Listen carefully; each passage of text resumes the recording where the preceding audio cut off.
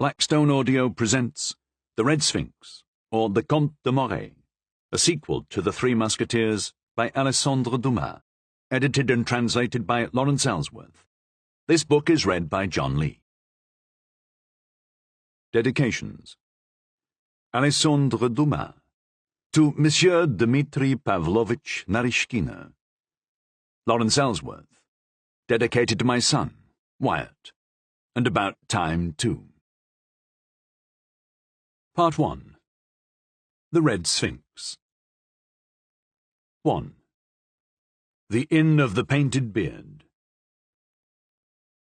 Toward the end of the year of our Lord 1628, the traveller who came, for business or pleasure, to spend a few days in the capital of what was poetically called the realm of the lilies, could depend on hospitality, with or without a letter of introduction, at the Inn of the Painted Beard. There, in the Rue de l'Homme Armé, in the house of Maître Soleil, he was sure to find good cheer, good food, and a good room. Though next door to a wretched cabaret on the corner that had, since sometime in the Middle Ages, given the lane its name, thanks to its sign depicting an armed man, there was no mistaking the Painted Beard. That inn, to which we now introduce our readers, was far more prominent and attracted travellers by a sign so majestic that, once seen, none would go farther. There, squeaking in the tiniest breeze on a rod tipped with a gilded crescent, was a tin-plate sign that depicted a Grand Turk, sporting a beard of the brightest hue, justifying the strange name of the Inn of the Painted Beard. Add to this the rebus adorning the front of the house, above the entrance, which meant, taking into account both sign and rebus, at the Painted Beard, Soleil hosts both you and your horse. The Painted Beard would vie, if it could, for seniority with the Armed Man Cabaret, but in the interest of honesty, we must admit the latter was there first. Barely 2 years earlier, the inn's former owner, Claude Cyprien Mélangeois, had sold his establishment to Master Blaise Guillaume Soleil for the sum of 1,000 pistoles, and the moment the contract was settled, this new owner had called in the painters and the decorators, despite the exterior rites of the nesting swallows and the interior rites of the secret spiders.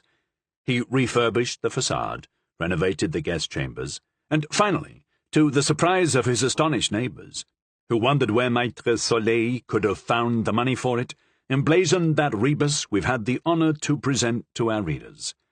Shaking their heads from right to left, the old women of Rue Sainte-Croix de la Bretonnerie and of Rue des Blancs-Manteaux had predicted, in accord with the sibylline qualities of their advanced age, that these embellishments would be unlucky for the inn, whose customs and appearance had been established for centuries.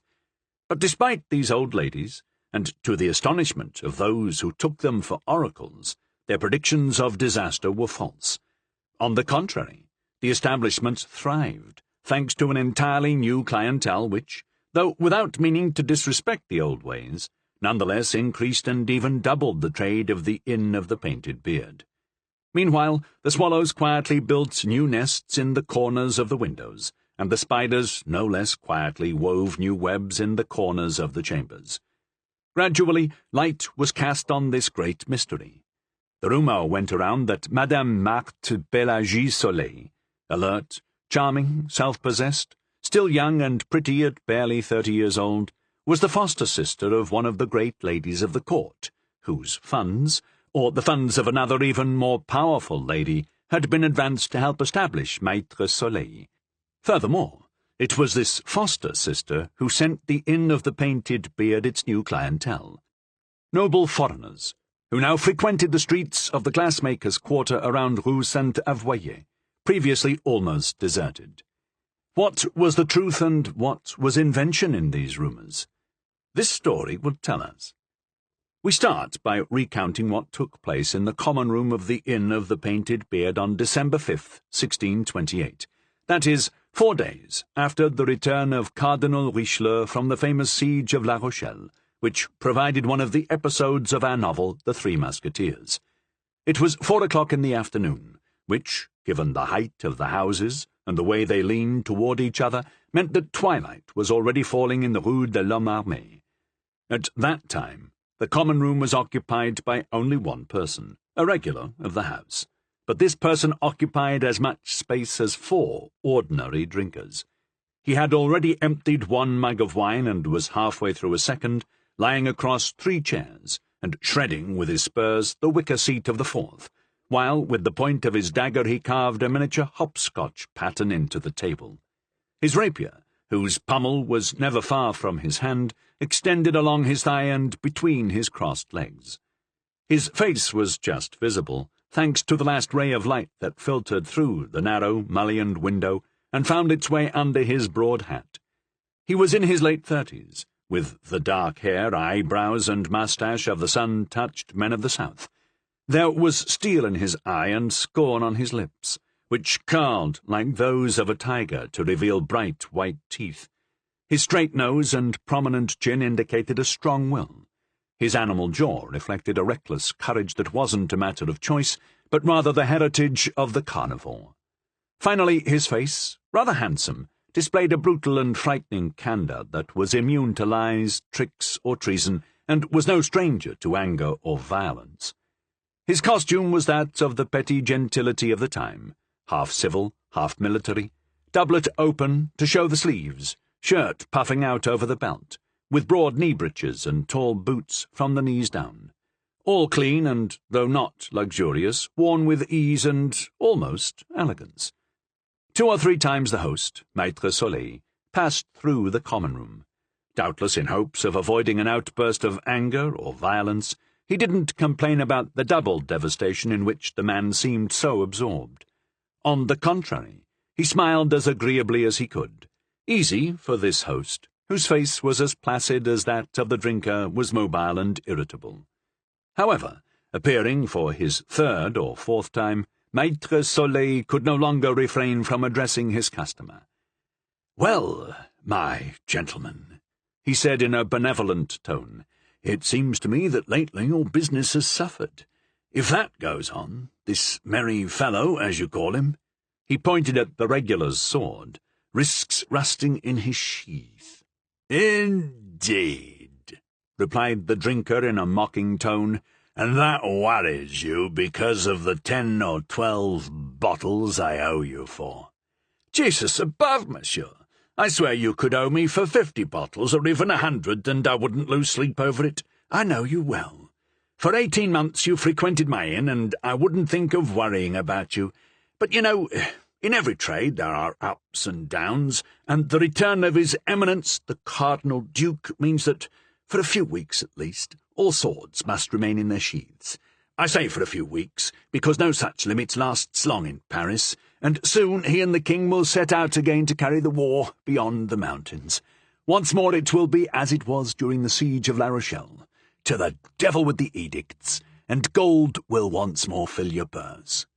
"Well, that's where you're wrong, Maître Soleil, because yesterday and today I plied my honourable trade as usual, though each time, as the day faded, Phoebe declined to bless me.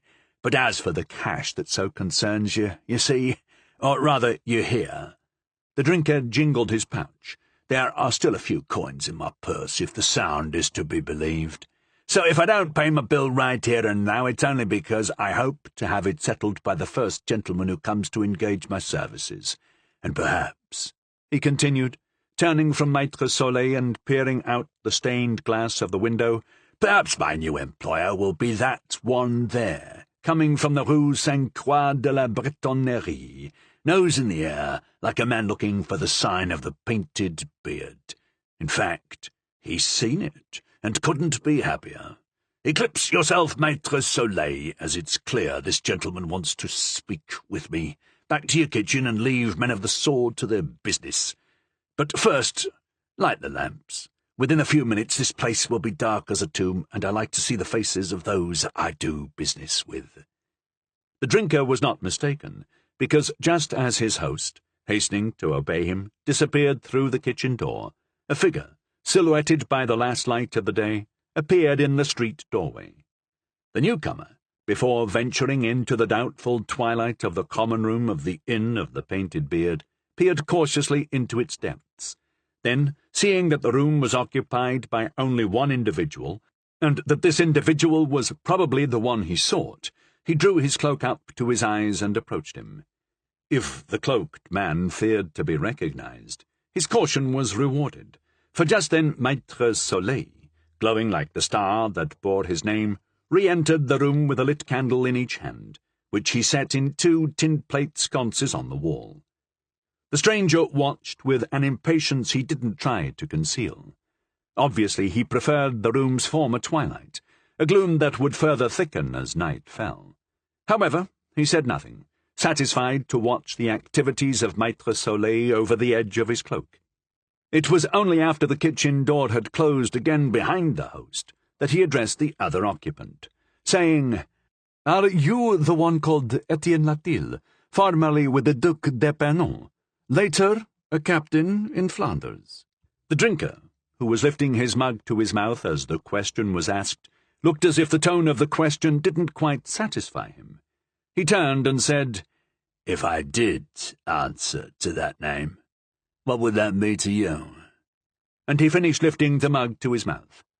The cloaked man gave the drinker as long as he liked to tend to his mug. When the empty mug was back on the table, the man said, somewhat sharply, "I have the honour to ask if you are the Chevalier Etienne Latil." "Ah, now that's better," the drinker said, nodding approval.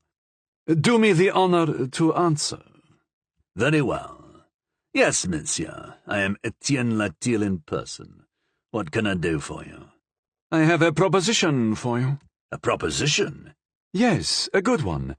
Excellent, even." "Pardon me. I acknowledge the names Etienne and Latil apply to me, but before we go further, permit my caution to echo yours. Whom do I have the honour to address?" "My name isn't important, unless my words suit your ears." "You're wrong, monsieur, if you think I'll sing to that song. I may be a younger son, but I am none the less noble, and whoever referred you to me must have mentioned that I work for neither peasants nor the common bourgeoisie. If you want me on behalf of some carpenter or some merchant neighbour of yours, count me out. I don't involve myself in such affairs." "Well, I don't wish to tell you my name, Monsieur Latil, but I have no problem with revealing my title. Here's the ring I use as a seal, and if you can recognize a blazon, this should acquaint you with my rank." And drawing a ring from his finger, he passed it to the bravo, who took it to the window to examine in the last light of the day. "Ah-ha," he said, "an onyx, engraved in the style of Florence. You are Italian, and a marquis, monsieur. The vine and 3 pearls indicate wealth.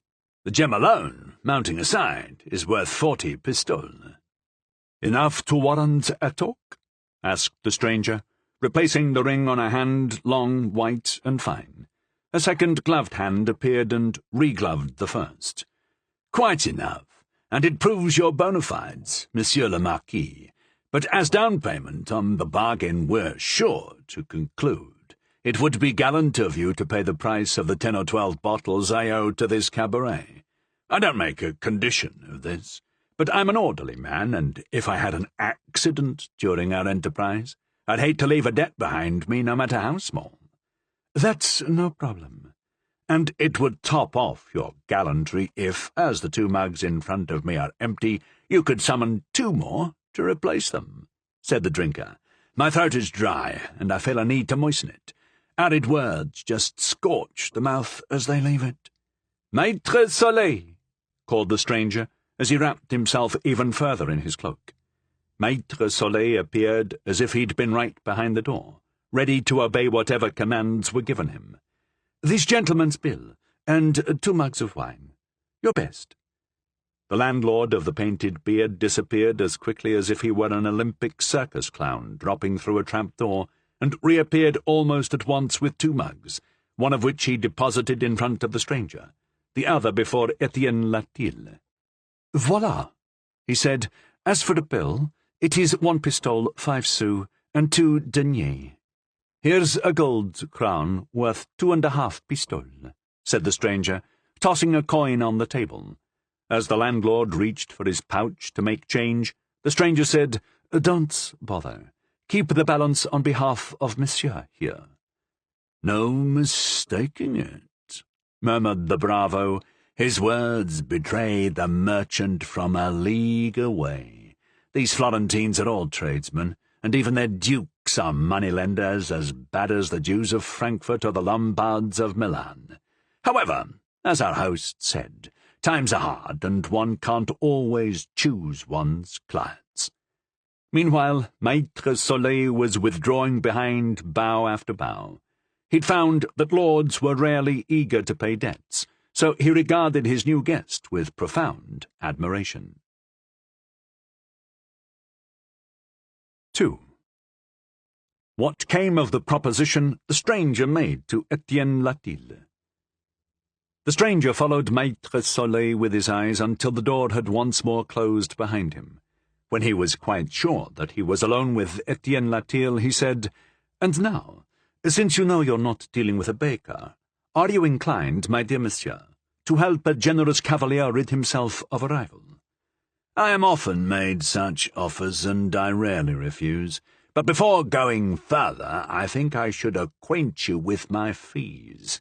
"I know them. 10 pistoles to act as second in an ordinary duel, 25 to act as direct challenger, under whatever pretext, if your employer doesn't fight, and 100 pistoles to pick a fight that results in an immediate meeting with the designated target, who is to be killed on the spot." "Killed on the spot," repeated the sellsword. "If he doesn't die, I return the money, regardless of wounds inflicted or received." "I know that. I also know that you are not only an expert swordsman, but a man of honor." Etienne Latil inclined his head slightly, as if accepting only what was due. Indeed, he was a man of honor, in his way. "Thus," continued the stranger, "I know I can count on you." "Slowly. Don't rush it. As an Italian, you must know the proverb, chi va piano va sano. What goes slowly goes well. Before proceeding, I need to know the nature of the business, the target in question, and which category of service you require. And the cash must be paid up front. I've been in this game too long to be taken advantage of." "Here are 100 pistoles." The stranger dropped the purse on the table. "You may count them if you wish to be sure." Despite the temptation, the sellsword didn't touch the purse. He barely glanced at it. "It seems you'll want the deluxe service," he said with a hint of sarcasm and a slight curl of the lip. "An immediate meeting." "To end in death," the stranger answered, unable to keep a slight tremor from his voice. "Then you need only state the name, rank, and habits of your rival. It's my practice to act honestly in these affairs, so I need to be thoroughly acquainted with the person I'm to face. As you may, or may not, know, everything depends on the manner in which one first crosses steel. You don't engage a rustic from the provinces the way you do a Parisian coxcomb, or a guardsman of the king or of Monsieur the Cardinal. If you don't tell me everything, or if I'm misinformed, and I end up engaging the target improperly, it might be your rival who kills me, and that would suit neither of us. Furthermore, the risks are not just in the meeting, particularly if one challenges a person of high rank. If the affair causes a big stink, the least I can expect is to spend several months in prison. Such places are dank and unhealthy. Good drink is costly there, and as a result you will incur additional expenses. All these considerations must be taken into account. But unless you'd prefer me as a second," the sellsword concluded with some disdain, "running the same risks I do, there's a price to be paid. Is there not?" "That cannot be. In this case, for me to challenge is impossible, though by my faith as a gentleman I regret it." This answer, made in a tone both firm and calm, displaying neither weakness nor bluster, made Latil begin to suspect that he'd been mistaken, that he was dealing with a man who really had no recourse but to employ someone else's sword, and that only serious considerations kept his own in its sheath. His opinion improved even more when the stranger nonchalantly added, "As to the question of an additional 20, 30, or even 50 pistoles, you can expect me to do what is right without argument." "Then let's get to it," said Etienne Latil. Who is your enemy, and how shall I come at him? But first of all, his name. His name matters little, replied the man in the cloak. This evening we'll go together to the Rue de la Cerisaille. I'll show you the door of the house he'll emerge from around 2 hours after midnight. You will wait there, and as no one but he will come out in the early hours of the morning, a mistake is impossible. Besides, I'll tell you how to recognize him. The sellsword shook his head and then, reluctantly, pushed the purse of gold across the table. Not good enough, he sighed. I said it once, and I repeat it now. I have to know who I'm dealing with. Truly, the stranger said impatiently, you have too many scruples, my dear Monsieur Latil. Your adversary isn't known to be in Paris. He hasn't been here in years, and is believed by everyone to still be in Italy. Besides, you'll have him on the ground before he ever gets a look at your face. And to be completely safe, you could wear a mask. You know, monsieur, said Latil, resting his elbows on the table and his head on his hands, your affair begins to sound like an assassination. The stranger was silent. Latil once more shook his head and slid the purse across the table. In that case, I'm not the man for you. That kind of work doesn't suit me. Was it while you served the Duc d'Epernon that you learned all these scruples, my pretty friend? Asked the stranger. No, replied Latil. It was because of my scruples that I left his service. Oh, I see. You couldn't abide working beside the infamous Simon. This Simon was one of the old Duke's notorious torturers. Simon, Latil said with scorn, was a man of the whip. I am a man of the sword. All right, said the stranger. I see that in this case the sum should be doubled. Perhaps 200 pistoles will assuage your scruples. You're missing the point. I don't work from ambush. You'll find people who do that sort of thing over towards Saint-Pierre-au-Boeuf, where the cutthroats congregate. You must recognize above all that I do my work in my fashion, not yours, and that how I manage it is solely my affair, so long as I remove your rival. That's what you want, isn't it? To have him removed from your path. As long as he's no longer in your way, you're satisfied. I can't have it done your way. Ventre bleu, I am disgusted. Perhaps the Latils of Compignac don't date back to the Crusades like the Rohans or the Montmorency family, but we're honest nobility, and though I may be the cadet of the family, I'm as noble as my elder brother. I can't do it your way, I tell you. Am I to just assassinate a man in such a fashion? I could never hold my head up in good company again. It's not assassination. Oh, the cardinal might not see it your way. As answer, the stranger drew 2 rolls of coins from his pouch, 100 pistoles in each, and placed them on the table next to the purse. But in doing so, his cloak fell open and Latil could see the stranger was a hunchback. 300 pistoles, said the gentleman hunchback. Does that calm your scruples and put an end to your objections?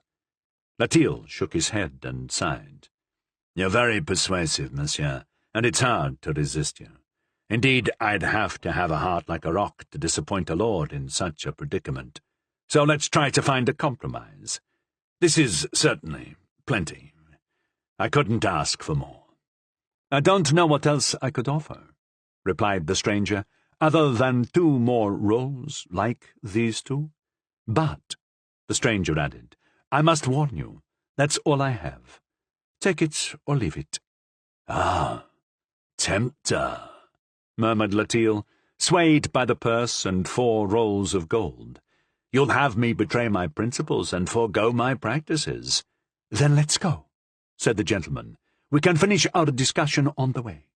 What can I do? You're so persuasive, no one could resist. So then, we go to the Rue de la Cerisaille, correct? Yes, tonight, if possible. You'll have to be clear. I can't afford a mistake. Just so. Moreover, now that you're being reasonable and at my side, bought and paid for? Almost. I haven't yet put the money in my pouch. What? More trouble?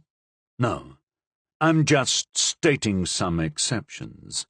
Exceptis excipiendis, as we said at the College of Libourne.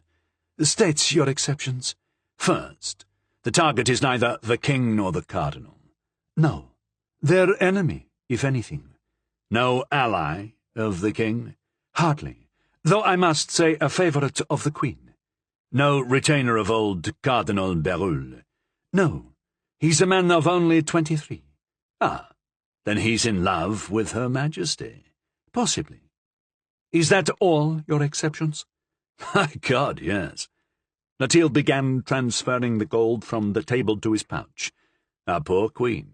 Nothing but bad luck for her since they killed her Duke of Buckingham. So then, interrupted the gentleman hunchback, doubtless hoping to put an end to Latil's vacillations and get him moving, you're the man to kill the Comte de Moray. Latil froze. The Comte de Moray. The Comte de Moray, repeated the stranger. He wasn't among your exceptions, I think. Antoine de Bourbon, Latil said, placing his hands on the table. Yes, Antoine de Bourbon. The son of our good King Henri. The bastard son, you should say. Royal bastards are often the true sons of kings, born as they are by love rather than duty. He shook his head. Take back your gold, monsieur. I won't raise my hand against a son of France. The child of Jacqueline de Bouillé is not of the royal house. He's still a son of Henri IV. Rising, Latil crossed his arms and fixed his eyes on the stranger. Do you know, monsieur, that I was there when his father was killed? You? On the running board of the carriage, as page to the Duc d'Epernon.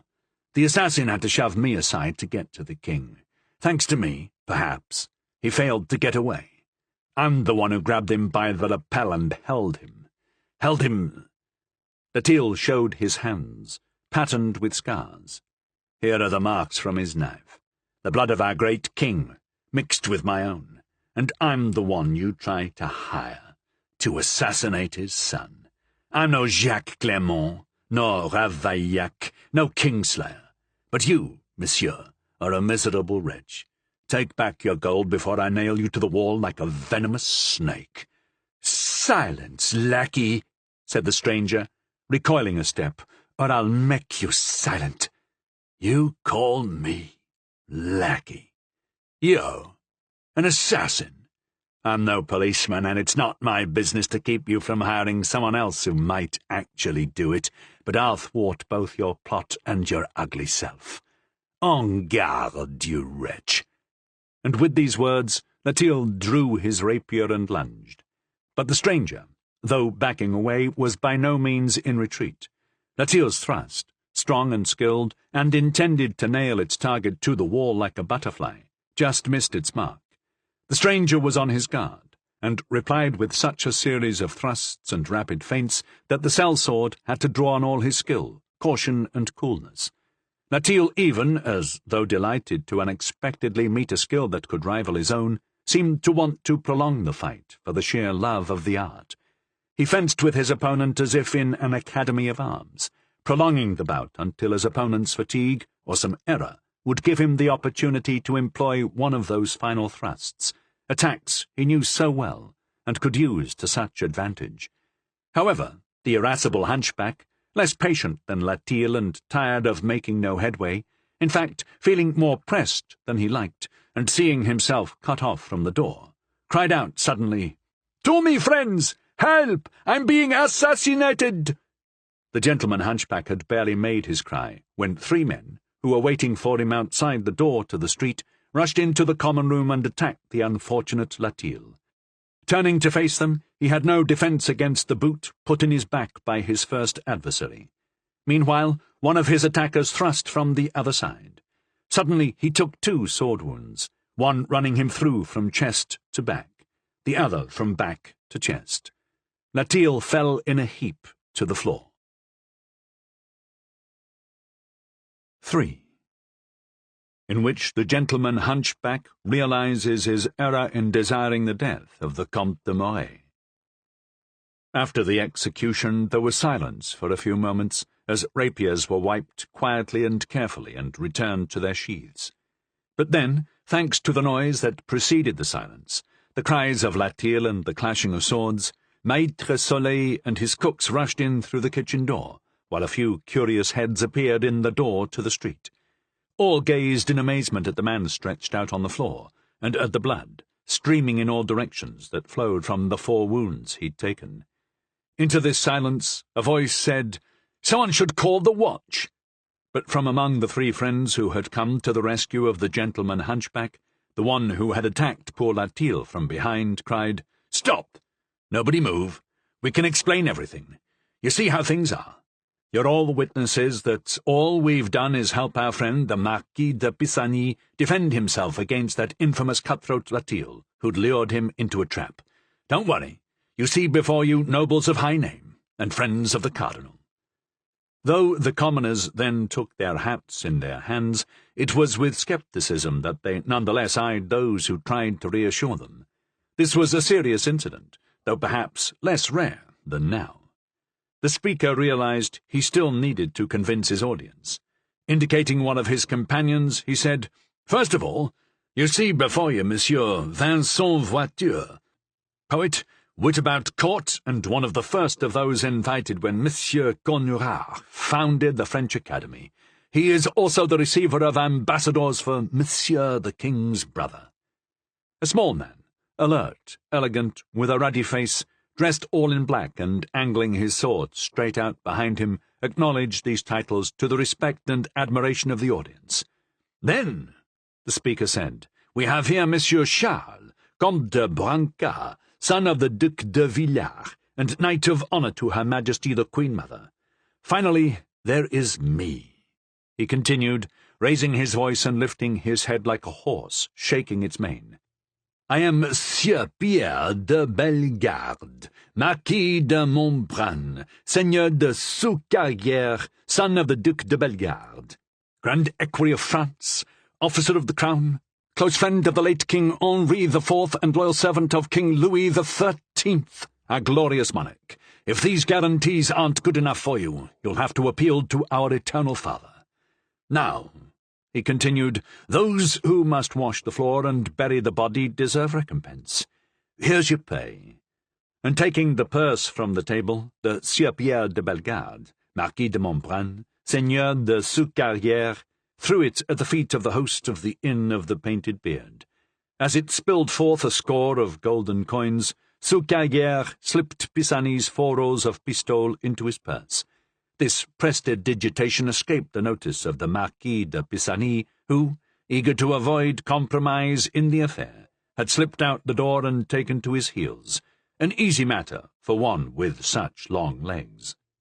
The innkeeper and his cooks were amazed at hearing such high names and pompous titles, and even more so by the sound of gold ringing on the floor. Heads bared, they bowed awkwardly, and 2 of their number hastened to take the candles from the wall to light the way of the fine gentleman who had condescended to murder a man in their house. Madame Soleil, a thrifty housewife, was quick to gather the scattered coins into her purse, and did so, we hasten to add, with no thought of keeping a few from her husband as they managed their affairs together. Whereupon Soucarrière, with a dignity of bearing to match the pomp of his speech, donned his cloak, straightened his moustache, cocked his hat over his left ear, stepped forth and departed with an air of majesty. The others departed more modestly, though still with enough haughtiness to impress the masses. While the 3 set out to catch up with the Marquis de Pisani, let's give our readers some essential details about these characters who've stepped onto our stage. As Soucarrière said, the main actor in our recent drama was the Marquis de Pisani, son of the Marquise de Rambouillet. To name the Marquise de Rambouillet is to name the woman who set the tone and customs of French high society in the 17th century for some 50 years. The Marquis de Pisani came into the world as beautiful and straight as the other 5 children of the Marquise, and doubtless, like them, would have been numbered among the white pillars of Rambouillet, as this lovely family was called, had not his nurse dislocated his spine. This accident made him the man we have seen, a person so cruelly deformed that he'd never been able to find back and breast armour that fitted his double hump, though he'd engaged the finest armourers of France and Italy. This deformity had gradually twisted him, a gentleman of breeding, courage, and wit, into one of the most abominable beings in creation, a kind of demon who sought to destroy everything that was young and handsome. Disappointment, particularly in affairs of the heart, could send him into fits of rage in which he could commit the most heinous crimes. It was most unbecoming to a gentleman of his name and rank. Our second actor was Vincent Voiture, son of a wine merchant and a great piquet player, who had given his name to the quart de voiture, that is, 70 points scored by 4 counters in a square. As Soucarrière said, Vincent Voiture, a famous man of letters in the 17th century, was not only receiver of ambassadors for His Royal Highness, the King's brother Gaston d'Orléans, but was also one of the premier wits of the era. He was small but well made, dressed elegantly, was always amiable but never naive, and was so addicted to gaming that if he played for no more than 5 minutes, he got so excited that he was obliged to change his shirt. He was a favourite of the princesses and ladies of the court, who all knew him, protégé of Queen Anne of Austria, confidant of Madame la Princesse, the wife of that Duc de Condé who belied his family of heroes by his cowardice and greed, friend of the Marquise de Rambouillet, the lovely Julie d'Anjou, and Madame de Saintot, who all regarded him as the Frenchman whose mind and spirit were most pleasing to women. Brave as well. If there was an affair at hand, his sword didn't long stay hanging at his side. He'd been involved in 3 celebrated duels, one in daytime, another under the moon, the third by torchlight. The Marquis de Pisani often relied on him in his wicked adventures. The third was, as Soucarrière proclaimed, the young Comte de Brancas, Knight of Honour to Queen Mother Marie de Medici. Except for La Fontaine, there was possibly no man in the 17th century more absent-minded than he. Once, while riding home at night, horse thieves stopped him by grabbing his horse's bridle. "Hey, you stable hands," he said, "let go of my horse." But he realized the true situation when a pistol was put to his throat.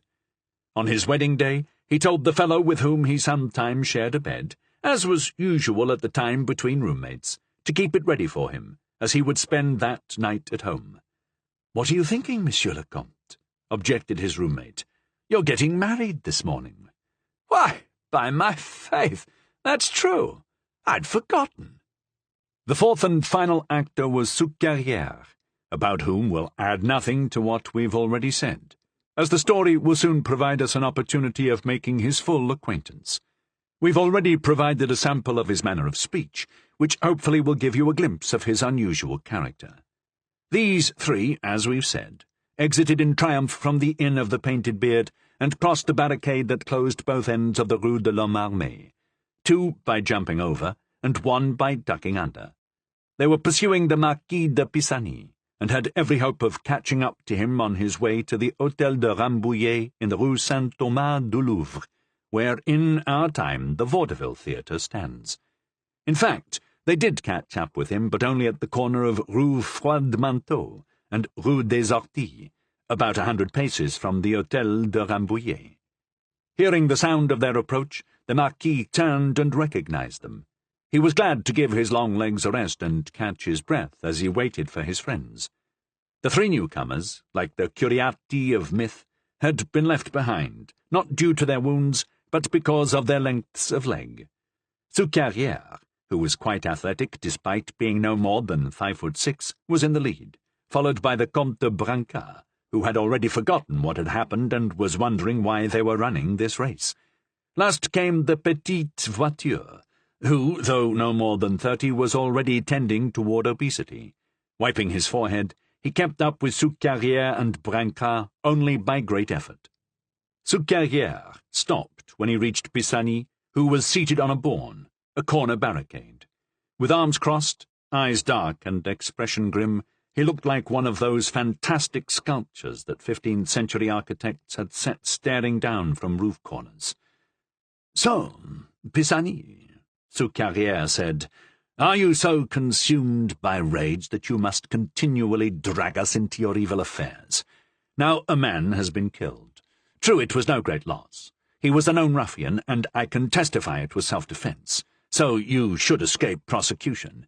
But if I hadn't shown up and thrust from one side just as you thrust from the other, you'd have been gigged like a frog. Oh, Pisani replied, and would that be such a tragedy? What do you mean, such a tragedy? Who says I'm not trying to get myself killed? Indeed, what a fine life I have. Mocked by men, misjudged by women. Wouldn't it be just as well if I were dead, or even better, had never been born? He ground his teeth and shook his fist in the air. All right, my dear Marquis, so you want to get yourself killed. But then why call out for us just as Etienne Latille's sword was about to grant your wish? Because before I die, I want my revenge. That devil! He wants revenge, and he has a friend in Sous-Carrière, but he takes his business to a petty cutthroat in the Rue de l'Homme Armé. I went to find a cutthroat because a cutthroat could do the work I needed done. If a Sous-Carrière could have done it, then I could have done it, and I wouldn't have needed anyone else. I would have called out my man and killed him myself. To see a detested rival lying at one's feet, writhing in the agonies of death, is too great a pleasure not to take it when one can. So why didn't you do it yourself? Don't ask me to tell you because I can't. What? Mon Dieu! A friend's secret is a sacred trust. So you want a man dead? Strike him down and kill him. Listen, wretch, Pisani cried, carried away by passion. Can one fight a duel with a prince of the blood? Can a prince of the blood stoop to fight a simple gentleman? No. When you want to be rid of such a one, he must be murdered. And then what? Said Sous-Carrière. After he was dead, I'd be executed. So, what is my life but horror? Oh, right. Sous-Carrière struck his forehead. And that would be my fate as well. It's possible, Pisani said, shrugging dejectedly. My poor Pisani. This man you're jealous of, could he be? Go on. Finish it. But no, it can't be. He hasn't been back from Italy more than a week. It doesn't take a week to go from the Hôtel de Montmorency to the Rue de la Cerisaie. So it must be. Sous-Carrière hesitated a moment, then burst out. It must be the Comte de Moret. The Marquis's only response was a terrible blasphemy. Ah, but who then are you in love with, my dear Pisani? Sous-Carrière asked. You know who lives there? Pisani scowled. Is that so laughable? Madame de Maugiron, the sister of Marion Delorme? The sister of Marion Delorme. Yes. Who lives in the same house as her other sister, Madame de la Montagne? Yes. 100 times yes. Well, my dear Marquis, if your reason for wanting to kill the poor Comte de Moret is that he's the lover of Madame de Maugiron, then thank God you didn't get your way, because a noble gentleman like you would have suffered eternal remorse for having committed a pointless crime. How so? Pisani asked, standing bolt upright. Because the Comte de Moret is not Madame de Maugiron's lover. Then whose lover is he?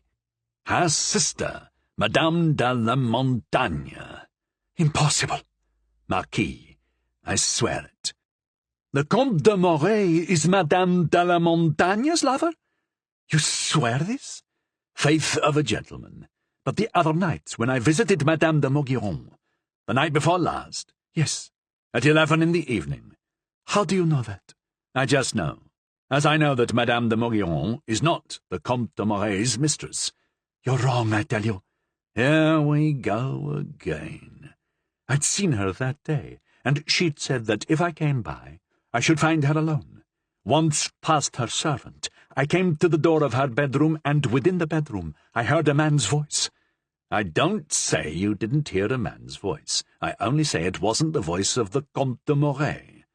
Oh, you're torturing me. You didn't actually see the Count, did you? Yes, I saw him. How so? Later I was hiding in the doorway of the Hôtel Les Diguières, across the street from Madame de Maugiron's house. And I saw him come out, as clearly as I see you.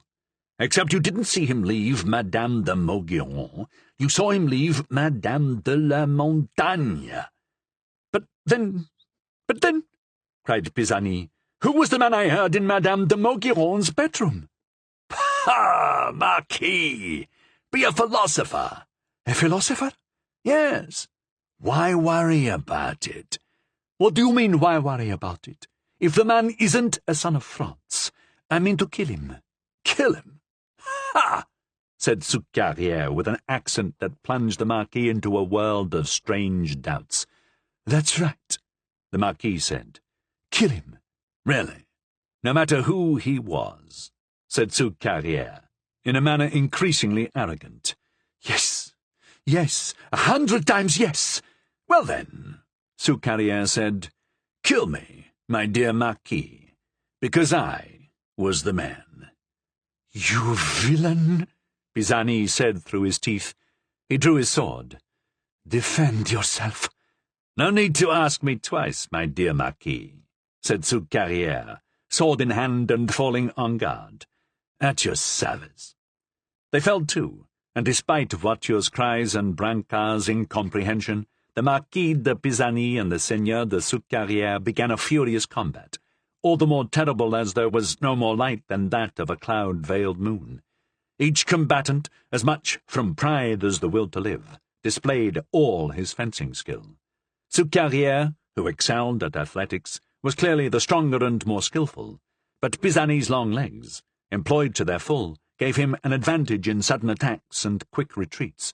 Finally, after about 20 seconds, the Marquis de Pisani uttered a groan that barely escaped his teeth, raised his arms and dropped his sword. He turned and leaned against the wall, sighed and collapsed. Soucarrière lowered his sword and said, You are witnesses that he challenged me first. Yes, alas, Brancard and Voiture responded. And you can attest that everything followed the rules of honour? We can attest to that. Very well.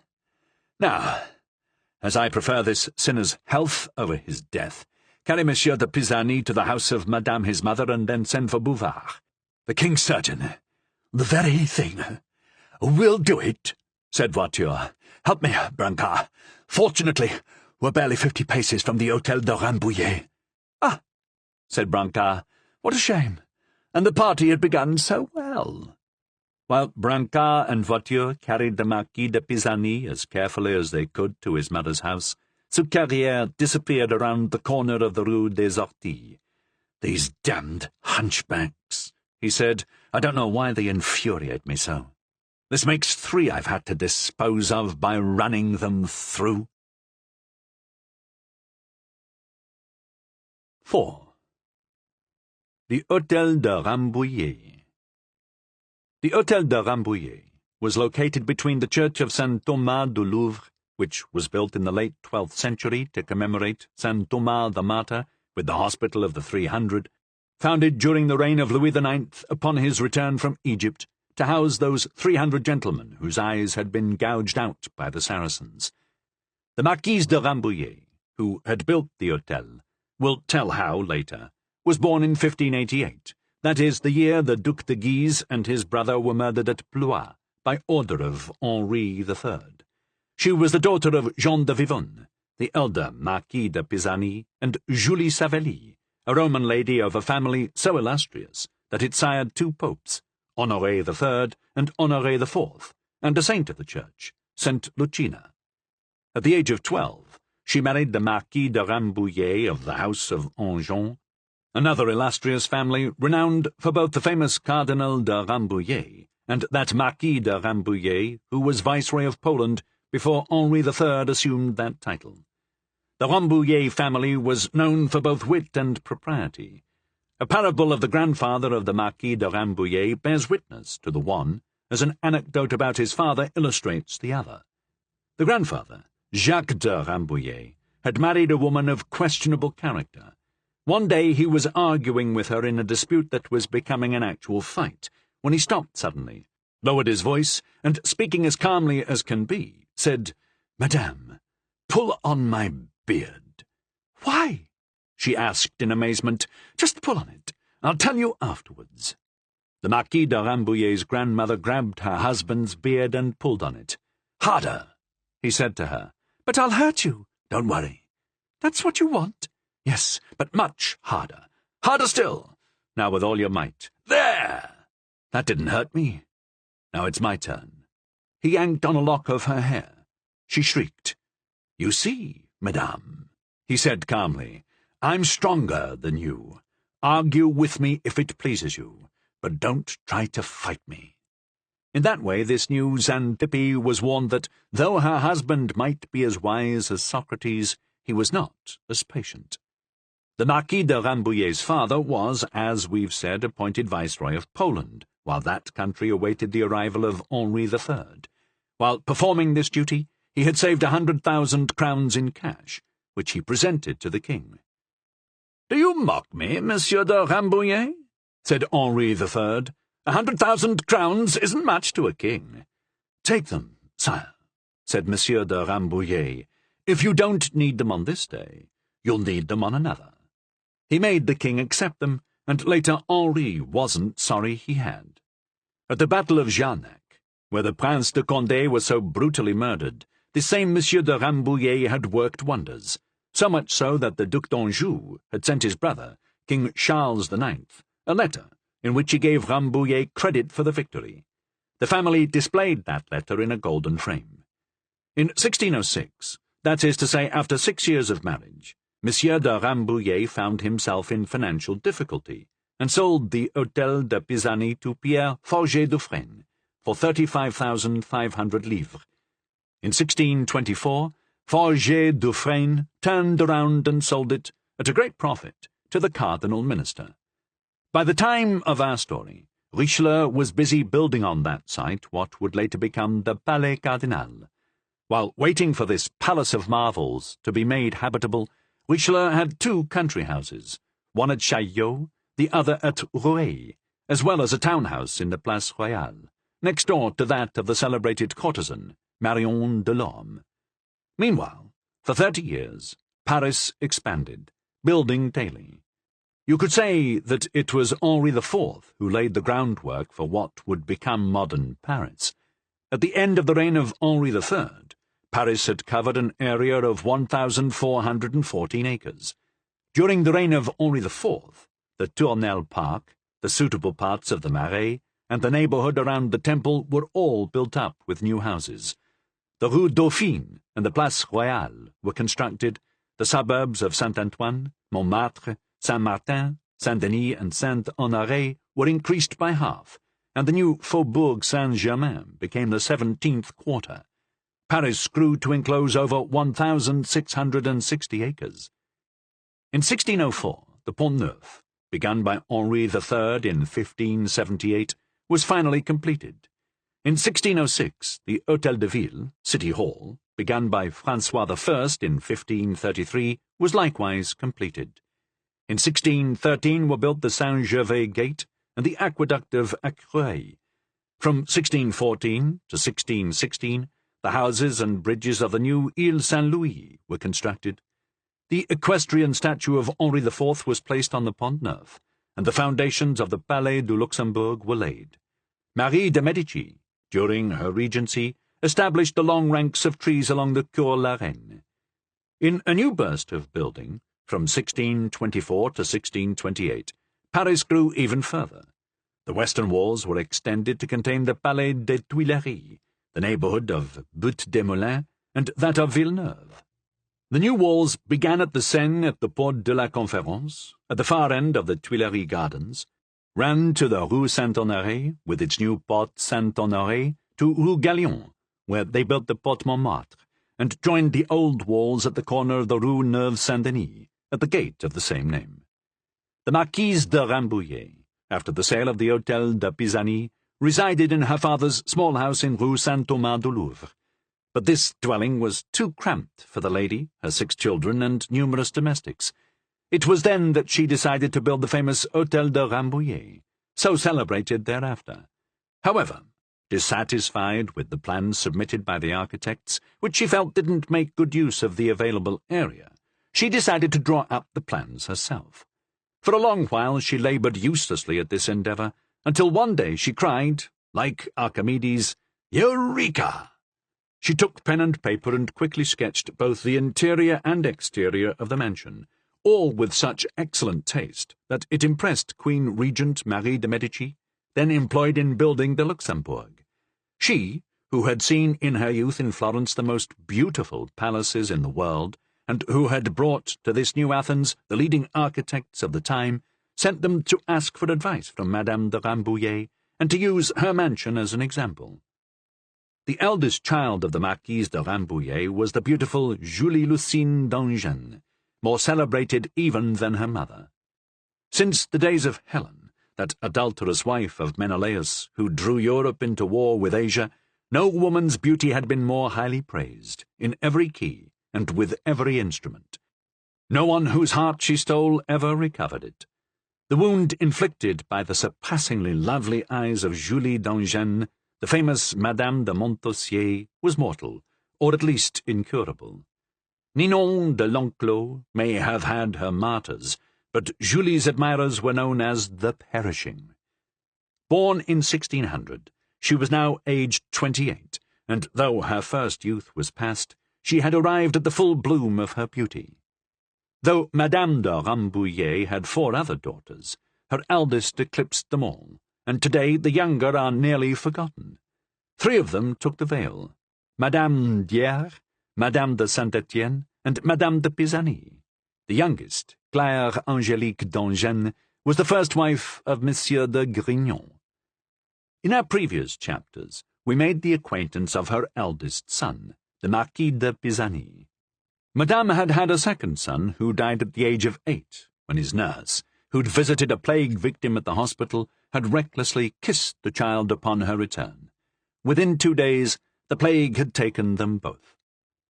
The early fame of the Hôtel de Rambouillet was due to the passion the beautiful Julie inspired in every man of breeding, and to the curious devotion of the family servants. The Marquis de Pisani's tutor was Chavaroche, who had been Voiture's opponent in one of those 3 duels we mentioned, fighting him by torchlight and giving him a flesh wound in the thigh. Chavaroche was, always had been, and always would be one of the lovely Julie's perishing admirers. When Julie, after being married for 12 years, finally decided at the age of 39 to fulfill her husband, Monsieur de Montausier's desire for a child, she had a very difficult labour. Because they knew he'd be willing to go, they sent Chavaroche to the Abbey of Saint-Germain for the girdle of Sainte Marguerite, a holy relic known to help with childbirth. Chavaroche went at once, but as it was 3 a.m, he found the monks in their beds and was obliged, despite his impatience, to wait nearly half an hour. "By my faith," he cried, "the nerve of these monks sleeping while Madame de Montausier is in labour." And after that, Chavaroche spoke naught but ill of the monks of the Abbey of Saint-Germain. 1 degree of domestic rank below Chavaroche, we find Louis de Neuf-Germain, with his long sword slapping his leg and his goatee almost brushing his chest, and who bore the title Poet at Large to Monsieur, the king's brother. He had an easy facility for doggerel. One day, Madame de Rambouillet had asked him to improvise something for Monsieur Davaux, brother of the president of Mem, the ambassador extraordinaire, who had signed the Peace of the North. Neuf-Germain rattled off an entire ode on Davaux's name, with rhymes on da and veau. Here is the first stanza. Jove one day in heaven had a job for Mercury, his bravo, to have the gods sing a cantata in praise and honour of great Davaux. Those who wish to read his other works will find them collected by Voiture. Neuf-Germain had a mistress in the Rue des Gravilliers, the last street in Paris where a gallant was likely to find a mistress. A certain rogue, who insisted he had a prior claim to the damsel, encountered Neuf-Germain, and they quarrelled in the street. The rogue grabbed Neuf-Germain by his goatee and yanked so hard it came off in his hand. Neuf-Germain, who always wore a sword and had given the Marquis de Pisani his first lessons in arms, drew and struck his attacker a blow that made him drop his handful of beard.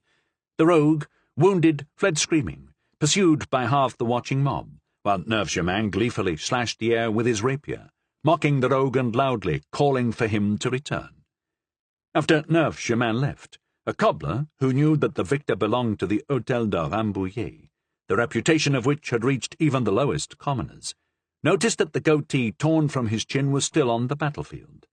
He picked it up to the last hair, folded it carefully in white paper, and proceeded to the Hôtel de Rambouillet. The household was at dinner when the Marquis de Rambouillet was told that a cobbler from the Rue des Gravilliers wished to speak with him. This was such unexpected news that Rambouillet was curious as to what this cobbler had to say. "Let him enter," he said. It was done. The cobbler came in, bowed humbly, and approached Rambouillet. "Monsieur le Marquis," he said, "I am pleased to present the beard of Monsieur de Neufchemin, which he had the misfortune to lose in front of my door." Without really knowing what that meant, Monsieur de Rambouillet took from his pouch one of those new crowns struck with the image of Louis XIII, called a Louis d'Argent, and gave it to the cobbler. The man retired completely satisfied, not for having received a crown, but for having had the honour of seeing at table, eating like mere mortals, Monsieur de Rambouillet and his family. Rambouillet and family were still looking uncomprehendingly at this handful of beard when Neuf Chemin came in with his stubbly chin, surprised that, despite his quick return to the mansion, his beard had arrived before him. One floor down, we meet Silésie, the equerry, or rather the quinola, as a sub-equerry was known at the time. Everyone at the Hôtel de Rambouillet had his quirks and caprices, but Silésie was a madman of a different stripe. Madame de Rambouillet called Neuf Chemin their indoor madman, and Silésie their outdoor madman, as he lived with his wife and children outside the main house, albeit only a few steps away. One morning, everyone who lived in the same house as Silésie came to complain to the Marquis, saying that since the weather had grown hot, it was impossible to sleep under the same roof as his equerry. Monsieur de Rambouillet called Silésie before him. "What were you doing last night?" he asked, "that all the neighbours complain about not being able to sleep for a moment?" "With respect, Monsieur le Marquis," replied Silésie, "I was killing my fleas." "And how can you make so much noise killing fleas?" "Because I killed them with a hammer." "A hammer? Explain that, Silésie." "Monsieur le Marquis is aware that no animal's life is harder to take than that of a flea." "That's true." "Well, to make sure mine doesn't escape, once I catch them, I carry them to the staircase and crush them with a large hammer." And Silésie continued to kill his fleas in this fashion until one night, when he was probably half asleep, he missed the first step and tumbled from the top of the stairs to the bottom. When they found him, he had a broken neck. After Silésie comes Maître Claude, the silversmith, a sort of comic buffoon. He was crazy about executions, and despite the cruelty of the spectacle, he never missed one.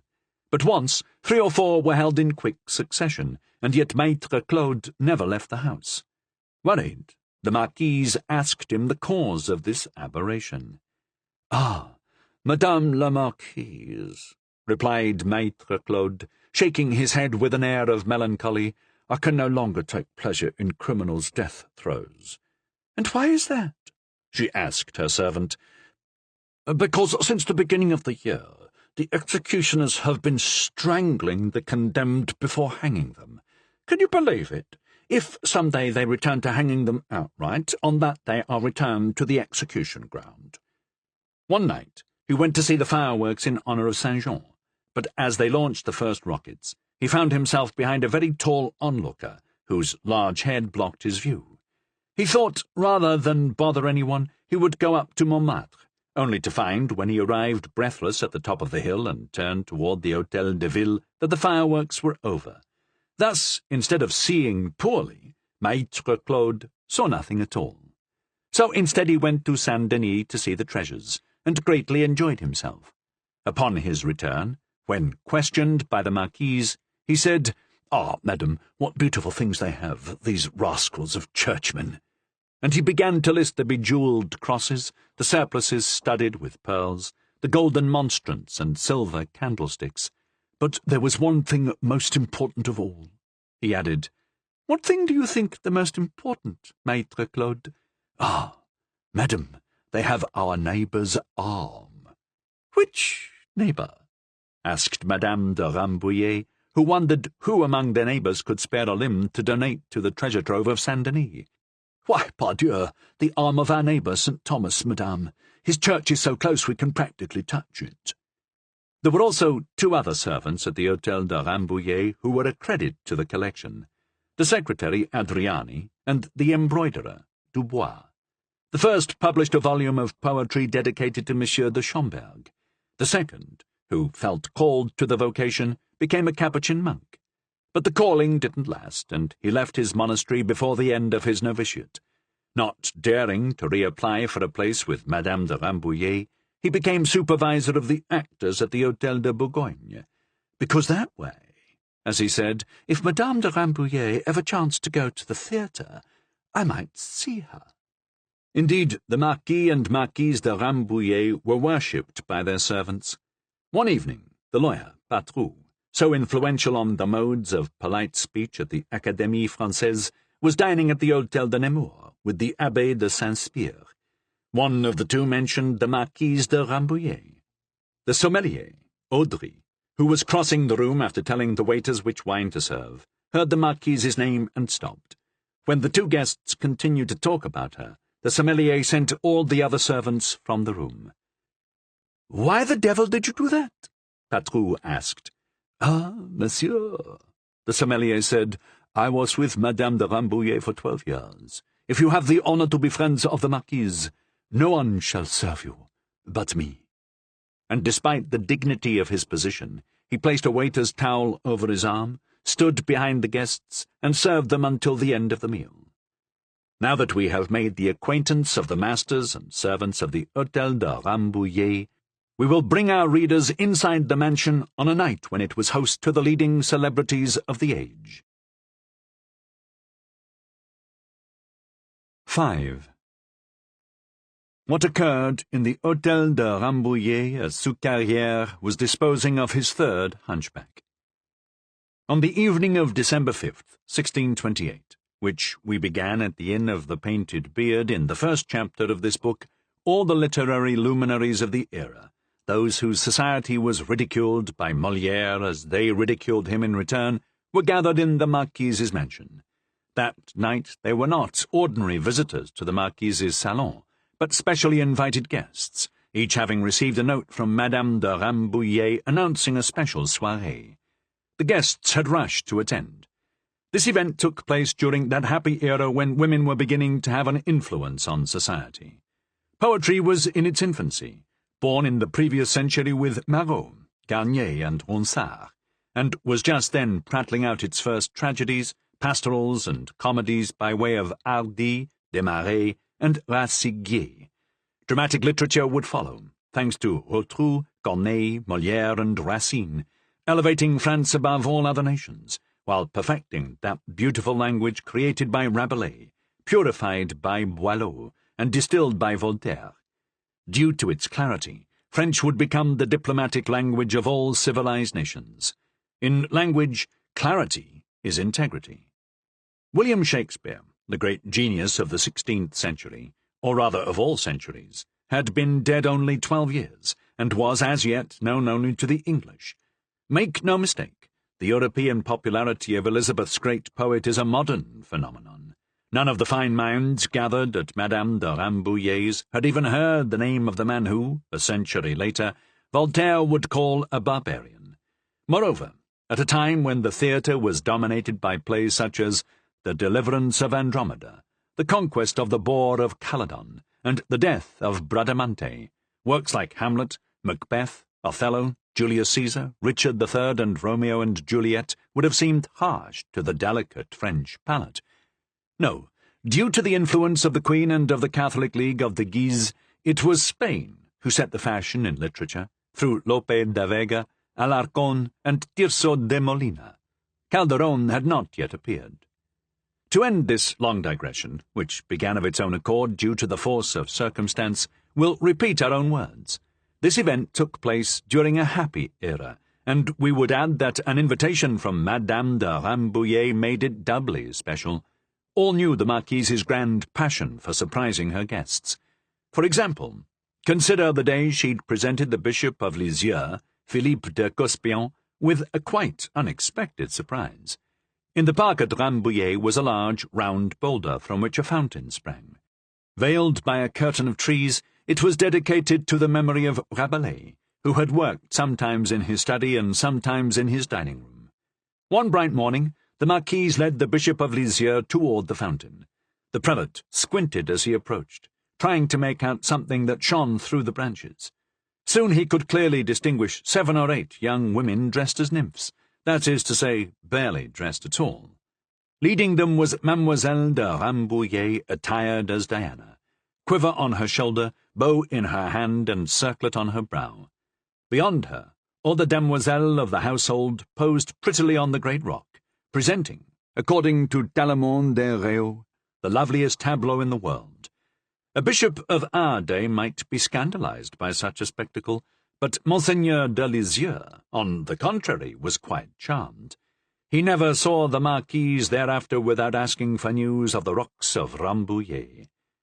In a similar circumstance, Actaeon was transformed into a stag and torn apart by dogs, but the Marquise held that this case was entirely different, as the good bishop was so ugly that, while the nymphs might make an impression on him, he was unlikely to impress the nymphs, other than to make them flee at his approach.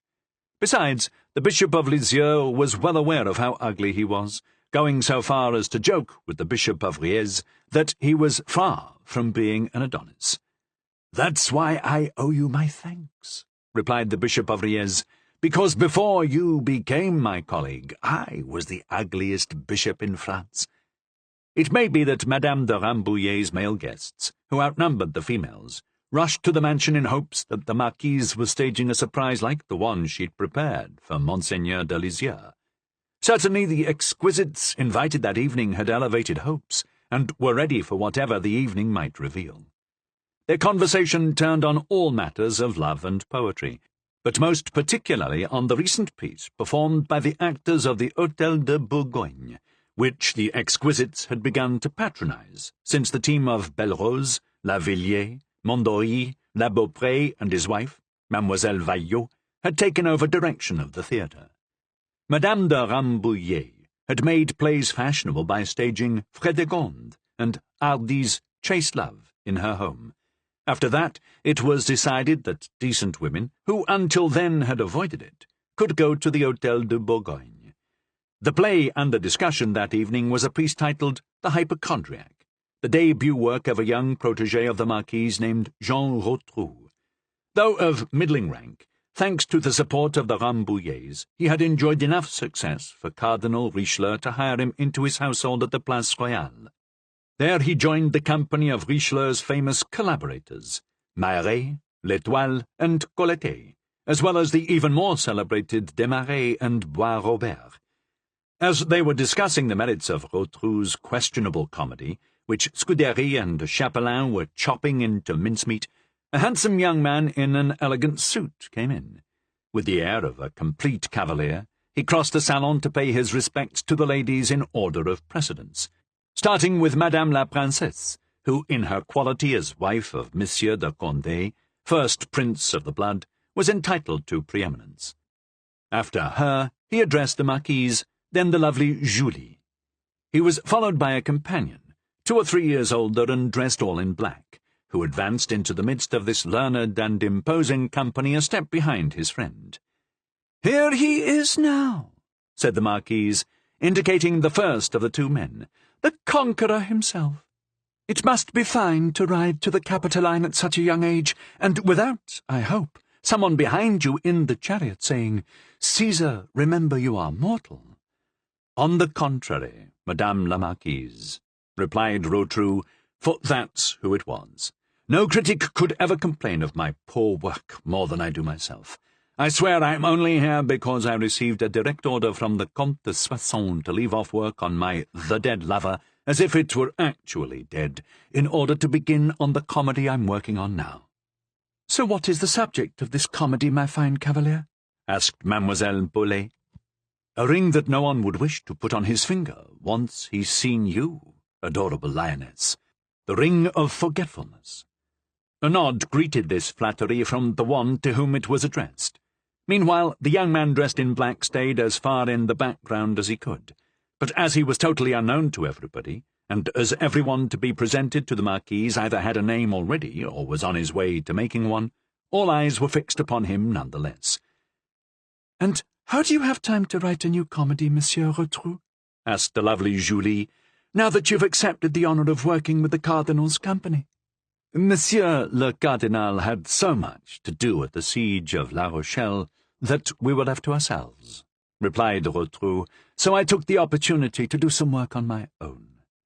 Meanwhile, the young man dressed in black continued to attract all the attention that was not devoted to Rotrou. "He's not a man of the sword," said Mademoiselle de Scudéry to her brother. "No, he has an air more like that of a law clerk," he replied. The young man in black overheard this exchange and acknowledged it with a good-natured smile. Rotrou heard it as well. "But yes," he said, "in fact he is a law clerk, and a law clerk, I assure you, who will one day outdo us all." Now it was the turn of the men in the company to smile, half in disbelief and half in disdain. But Rotrou's extravagant prediction only made the women all the more curious. Despite his youth, the man in black had an austere look to him. He had a broad brow already lined with the wrinkles of thought, beneath which were eyes flickering with flame. The rest of his face was more commonplace, with a large nose above thick lips, partly concealed by a burgeoning moustache. Rotrou decided it was time to satisfy the company's curiosity. "Madame la Marquise, allow me to introduce my dear compatriot, Pierre Corneille, son of the Advocate General of Rouen, and soon to be a son of genius." The name was completely unknown. "Corneille," repeated Scudéry, "the name of a bird of ill omen." "Yes, to his rivals," Rotrou said. "Abilice Cornex," Chapelain whispered to the Bishop of Grasse. "The raven cries from the oak." "Corneille," the Marquise repeated in her turn, but with more warmth. "Ah," Rotrou said to Madame de Rambouillet, "you're trying to remember on what title page or frontispiece you've read that name." "On none, madame, as yet. It appears only at the head of a comedy he brought with him yesterday from Rouen. Tomorrow I'll take him to the Hôtel de Bourgogne and present him to Mondory, and a month from now we'll be applauding him." The young man lifted his eyes to heaven, as if to say, "May God grant it be so." The female guests approached the two friends with more curiosity. Madame la Princesse was in the lead, seeing in every poet a potential rhapsodist on her beauty, which was beginning to fade. While the men, especially the poets, stayed firmly in their places, she eagerly took a seat in the group forming around Rotrou and his companion. "So, Monsieur Corneille," she said, "what is the title of this comedy of yours?" Corneille turned curiously toward the source of this haughty voice. As he did so, Rotrou whispered a word in his ear. "It's called Mélite," Corneille said, "unless your Highness would care to grace it with a better name." "Mélite," repeated the princess. "Mélite. No, we'll leave it as is. Mélite is charming, and if the story is as well—" "What's charming about it is that it's not a story," Rotrou said, "but rather a history." "A history? How so?" asked Mademoiselle Paulet. "Do you mean it's a true tale?" "Come now," Rotrou said to his companion, "tell the ladies the story, you rascal." Corneille blushed to the ears. No one could seem less of a rascal than he did. "The question is whether the story can be safely told at all," said Madame de Combalet, covering her face with her fan in case Corneille's story should be indelicate. "Instead of just telling the story," Corneille said timidly, "I'd rather recite some verses." "Bah!" said Rotrou. "You're embarrassed over nothing. I can recount the plot in 2 sentences. But there's no merit in that, since the story is true, and as my friend is the hero, he gets no credit for inventing it. Imagine, madame, that this libertine had a friend—" Rotrou, interrupted Corneille. "Ignoring the interruption, I continue," said Rotrou. "Imagine that this libertine had a friend who introduced him into a decent household in Rouen, in which the friend was engaged to the family's charming daughter. What do you think Monsieur Corneille did? He, the best man, no less, waited until the wedding was over and then, well, you understand, don't you? Monsieur Rotrou, said Madame de Combalet, drawing her Carmelite's veil over her eyes. And then what? Said Mademoiselle de Scudéry with a roguish air. Others may understand you, Monsieur Rotrou, but I certainly do not. I hope they do, beautiful Sappho, for so Mademoiselle de Scudéry was called in that company of exquisites. Ask Mademoiselle Paulet and Monseigneur the Bishop of Grasse, since they understood it, didn't they? Mademoiselle Paulet gave Rotrou a provocative little tap on the fingers with her fan and said, Go on, you villain. The sooner you finish, the better. Then I will follow Horace's maxim of ad eventum festina, and hasten on. Rotrou said, Well, Monsieur Corneille, in his capacity as a poet, followed the advice of the friend of Mæcenas. There's no point in putting things off. He found the lady alone, demolished her edifice of fidelity, and in the ruins of his friend's happiness built a temple to his own joy, a joy so powerful that a stream of poetry gushed from his heart, that same stream from which the 9 muses drink. The stream of Hippocrene gushing from the heart of a law-clerk, said Madame la Princesse. That's not to be believed. Unless proven otherwise, Madame la Princesse, and that proof my friend Corneille will give you. Then this, Mélite, is a very lucky lady, said Mademoiselle Paulet. If Monsieur Corneille's comedy is as successful as you predict, Monsieur Rotrou, she'll be immortalized. Yes, Mademoiselle de Scudéry said dryly, but I doubt that this immortality, even if it lasts as long as that of the Cumean Sibyl, will result in bringing her a husband. Oh, and do you find it such a great misfortune to remain unmarried? Said Mademoiselle de Paulet. As long as one is pretty, of course. But ask Madame de Combalet if being married is such divine joy. Madame de Combalet's only reply was to sigh, raise her eyes to heaven, and shake her head sadly. This is all very well, said Madame la Princesse, but Monsieur Corneille has offered to recite us some verses from his comedy. And he's quite ready to do so, said Rotrou. Asking for verses from a poet is like asking for water from a spring. Come now, friend Corneille. Corneille blushed, stammered a bit, put his hand to his forehead, and then, in a voice that seemed made more for tragedy than for comedy, recited the following verses. I admit, my friend, my disorder is so incurable that only one remedy offers me relief, and after the disdain Mélite has treated me with, it would be only just to quit her for another. But in spite of all her cruelty, she rules with such powerful sway o'er my heart that I dare to murmur only in her absence. In vain I make every effort to surmount this passion, and make 1,000 resolutions when she is not present. Then I, no sooner see her again, when a single glance rivets my fetters stronger, and throws such a pleasing and delightful veil over my reason, that I pursue my disorder, and fly from every remedy I proposed. But this flattering hope, this pleasing delusion, only rekindles up my flame, and confirms me the more her slave. These verses were greeted 2 or 3 times by approving murmurs, indicating that the muse of poetry did not reside only in Paris, but sometimes visited the provinces, and that not all the wits of France were to be found at the Hôtel de Rambouillet or the Place Royale. At the final verse, and confirms me the more her slave, general applause broke out. Madame de Rambouillet was the first to clap, which was the signal for the others to follow. Only a few of the men protested by their silence, among them the younger Montausier brother, who couldn't abide this sort of poetry. But the poet had only the approval, and, intoxicated by the applause from the assembled wits of Paris, bowed and said, Next comes the sonnet to Mélite. Should I go on?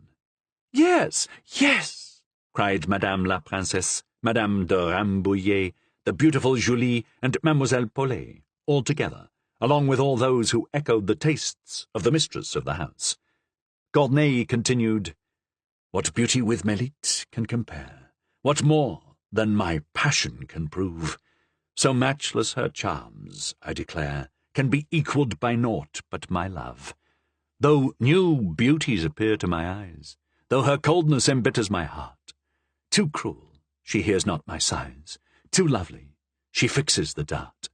But no wonder she's deaf to my flame, to the power of the god I submit, since love's whole power I must feel, but she, only beauty and wit. The sonnet exceeds all other forms of poetry in exciting admiration, though Boileau, who wouldn't be born for another 8 years, hadn't yet said, a faultless sonnet is still just a long poem. And this sonnet was hailed as faultless, particularly by the women, who applauded loud and long. Even Mademoiselle de Scudéry deigned to bring her hands together. Rotrou, his loyal heart overflowing, enjoyed his friend's triumph more than any. "In truth, Monsieur Rotrou, you were right," said Madame la Princesse. "Your friend is a young man who must be championed." "If you think so, Madame, do you suppose that, through Monsieur le Prince, you might find him a position?" asked Rotrou, lowering his voice so as to be heard by Madame de Condé alone. "Because he has no fortune, and, as you can see, it would be a shame if, for lack of a few coins, a career of genius should die unborn." "Ah, well, Monsieur le Prince, there's no use trying to talk to him about poetry. The other day he found me dining with Monsieur Chapelain. Later he asked, 'Who was that little black bird dining with you?' When I told him it was Monsieur Chapelain, he said, 'Ah, and who is this Monsieur Chapelain?' 'The creator of La Pucelle.' 'Oh, he's a sculptor, then. Hopeless. But I will speak to Madame de Combalet, who will speak to the Cardinal. Do you think he would agree to work on His Eminence's tragedies?' 'He would agree to anything that would enable him to stay in Paris. If he was capable of Melite as a law clerk, imagine what he could do in this world, where you are the Queen and the Marquise is Prime Minister.' 'It's a good play, this Melite. Whether or not it succeeds, we will see to it that something is arranged.' And she held out her lovely, near-royal hand to Rotrou, who took it in his own and looked at it, as if considering its beauty. "Well, what are you thinking?" asked Madame la Princesse. "I look on this hand, and wonder if it can really feed 2 poets. Alas, no, it's too small a thing." "Fortunately," Madame de Condé said, "God gave me 2 of them, one for you, and one for him you ask about." "Corneille, Corneille!" Rotrou called. "Come here. Madame la Princesse, in honour of the sonnet to Melite, permits you to kiss her hand." Corneille nearly fainted. To be applauded by Madame de Rambouillet and to kiss the hand of Madame la Princesse, all on the evening of his debut in Paris, never in his most ambitious dreams had he aspired to even one of these favours. But who, really, was honoured here? Was it Corneille and Rotrou, who kissed the hands of the wife of the first prince of the blood, or was it Madame de Condé, whose hands were kissed by the future authors of Wenceslas and the Cid? Posterity says that the one honoured was Madame la Princesse. Meanwhile, Maître Claude, white wand in hand like Polonius in Hamlet, came whispering to the Marquise de Rambouillet. She listened, gave him some quiet orders and directions, and then lifted her head to make an announcement. "Noble lords, and dear ladies, my precious and excellent friends, had I invited you to spend the evening with me just to hear the verses of Monsieur Corneille, you would have no reason to complain. But I've gathered you tonight for a purpose less ethereal and more material. I have often spoken of the superiority of the sorbets and ice creams of Italy to those of France. After long search, I've found a glacier of sorbet that comes straight from Naples, and at last I can have you taste it. Don't follow me because you love me. Follow me because you love sorbet. Monsieur Corneille, give me your arm." "And here's my arm, Monsieur Rotrou," said Madame la Princesse, who that evening was determined to follow the example of the Marquise in everything. Corneille, trembling and awkward, the man of genius just arrived from the provinces, held out his arm to the Marquise, while Rotrou, gallantly and like a complete cavalier, extended his to Madame de Condé. The Comte de Salles, the younger of the Montausier brothers, volunteered to escort the beautiful Julie, while the Marquis de Montausier led in Mademoiselle Paulet. Gambol escorted Mademoiselle de Scudery, and the others arranged themselves as seemed best. Madame de Combalet, the severity of her Carmelite habit mitigated by a corsage of violets and rosebuds, accepted no man's arm, but followed immediately behind Madame la Princesse. Beside her was Madame de Saint-Étienne, the Marquise's second daughter, who also aspired to a life of religion. However, there was a difference between her and Madame de Combalet, in that every day she took a step further into that life, while Madame de Combalet took another step out. Up to that point, there'd been no surprises for Madame de Rambouillet's guests, but then the Marquise, in her quality as guide, walked past the princess to a spot on the wall that wasn't known to have a door. There she tapped the wall with her fan. Instantly the wall opened as if by magic, and they stood on the threshold of a beautiful room decorated with furniture of blue velvet, trimmed with gold and silver. The wall hangings, like the furniture, were blue velvet with similar trim. In the middle of this room was a table laden with flowers, fruits, cakes, and ice cream, presided over by two little cherubs, who were none other than the younger sisters of Julie d'Angennes and Madame de Saint-Étienne. The company gave a unanimous cry of admiration. All had thought that beyond that wall was the neighbouring garden of the 300, but here was a chamber so marvellously furnished and wondrously painted that it seemed as if the architect must be a fairy, and the decorator a magician.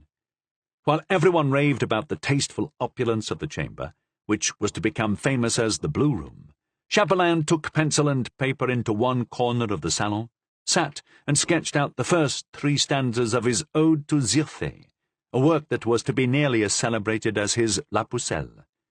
The guests had seen what Chapelain was up to, so there was a profound silence when he who was considered the first poet of his time stood up, extended a hand, placed one foot forward, and with eyes alight pronounced the following verses. Urgande once knew well the favour of Amadis and his noble band. By her charms she broke the laws of time, that heaven shall take all it gives. I had to show your eyes what she did by charm. Keep Artemisia with the art that Urgande had used to keep Amadis. By the power of his art I built this lodge to keep time and fate at bay, to outstrip the corruption of change. For what passes in this paradise passes not at all, where rushing time hides its terrible face. Old age trespasses not. This incomparable beauty that 100 evils could not bring to surrender, enchanted by this building, baffled by its defences, shining from her throne with a divine radiance, that then over mortals spreads out without cloud, eclipse, or end. Cries of enthusiasm and 3 rounds of applause greeted this improvisation, when suddenly, in the middle of the cheers, Voiture rushed into the room. Pale and covered in blood, he cried, A doctor! The Marquis de Pisani had a fight with Soucarrière, and is badly wounded. And right behind him the Marquis de Pisani, unconscious and pale as death, was carried into the salon in the arms of Brancard and Chavaroche. My son! My brother! The Marquis! The cries went up, and, forgetting the pleasures of the Blue Room, everyone rushed to the side of the wounded man. Even as the unconscious Marquis de Pisani was borne into the Hôtel de Rambouillet, back at the Inn of the Painted Beard, an unexpected event, one that would greatly complicate things, threw everything there into disarray. Lying atop the table where previously he had set his mugs of beer, believed dead and just awaiting his shroud, was Etienne Latil, who sighed, opened his eyes, and said, in a low but perfectly intelligible voice, these 2 words, I'm thirsty. 6. Marina and Jacquelino. A few minutes before Latil uttered the 2 words that so often signified the return of the wounded to life, and which, in any case, were entirely typical of our swordsman, a young man presented himself at the Inn of the Painted Beard and asked if room number 13 was occupied by a peasant woman from Pau, named Marina. He added that she would be easily recognized by her beautiful hair, her lovely dark eyes, and by her red bonnet, of the style worn in the rugged mountains of Coaraz, where Henri IV had, bareheaded and barefoot, so often climbed as a child. Madame Soleil took her time in replying, admiring her inquirer's youthful good looks while favouring him with her most charming smile. Finally she admitted, with a knowing look, that a young woman called Marina was in the room referred to, and had been waiting for half an hour or so. And Madame Soleil, with the sort of graceful gesture that women of 30 to 35 like to make before handsome lads of 20 to 22, with this graceful gesture, Madame Soleil indicated the stairs, at the top of which the young man would find room number 13. The young man was, as we've said, a handsome lad of 20 to 22, of medium height but a good figure, every move of which showed elegance and strength. He had the blue eyes of the northerner, sheltered by the dark eyebrows and hair of the south. His complexion, tanned by the sun, was slightly pale from fatigue. A thin moustache and a nascent goatee enhanced a pair of fine, smiling lips that, when opened, revealed the double row of white teeth that any lady of the court might envy. His costume, that of a Basque peasant, was both comfortable and elegant. It began at the top with a red, or rather ox-blood, beret, decorated with a black tassel and 2 drooping feathers that framed his face charmingly.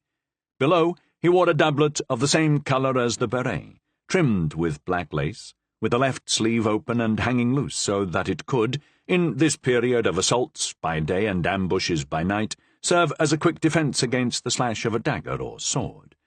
This doublet was buttoned from top to bottom, as was no longer the fashion in Paris, where one now wore the doublet partly unbuttoned to show off one's lace-trimmed shirt beneath.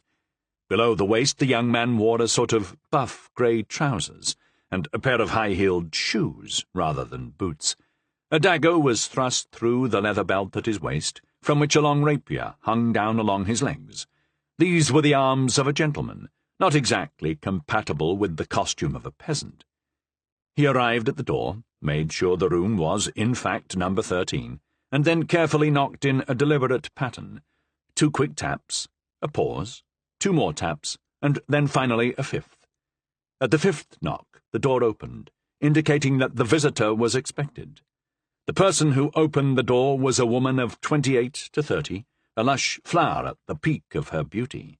Her eyes, which the young man had mentioned downstairs, sparkled like 2 black diamonds under the velvet shadow of her long eyelashes.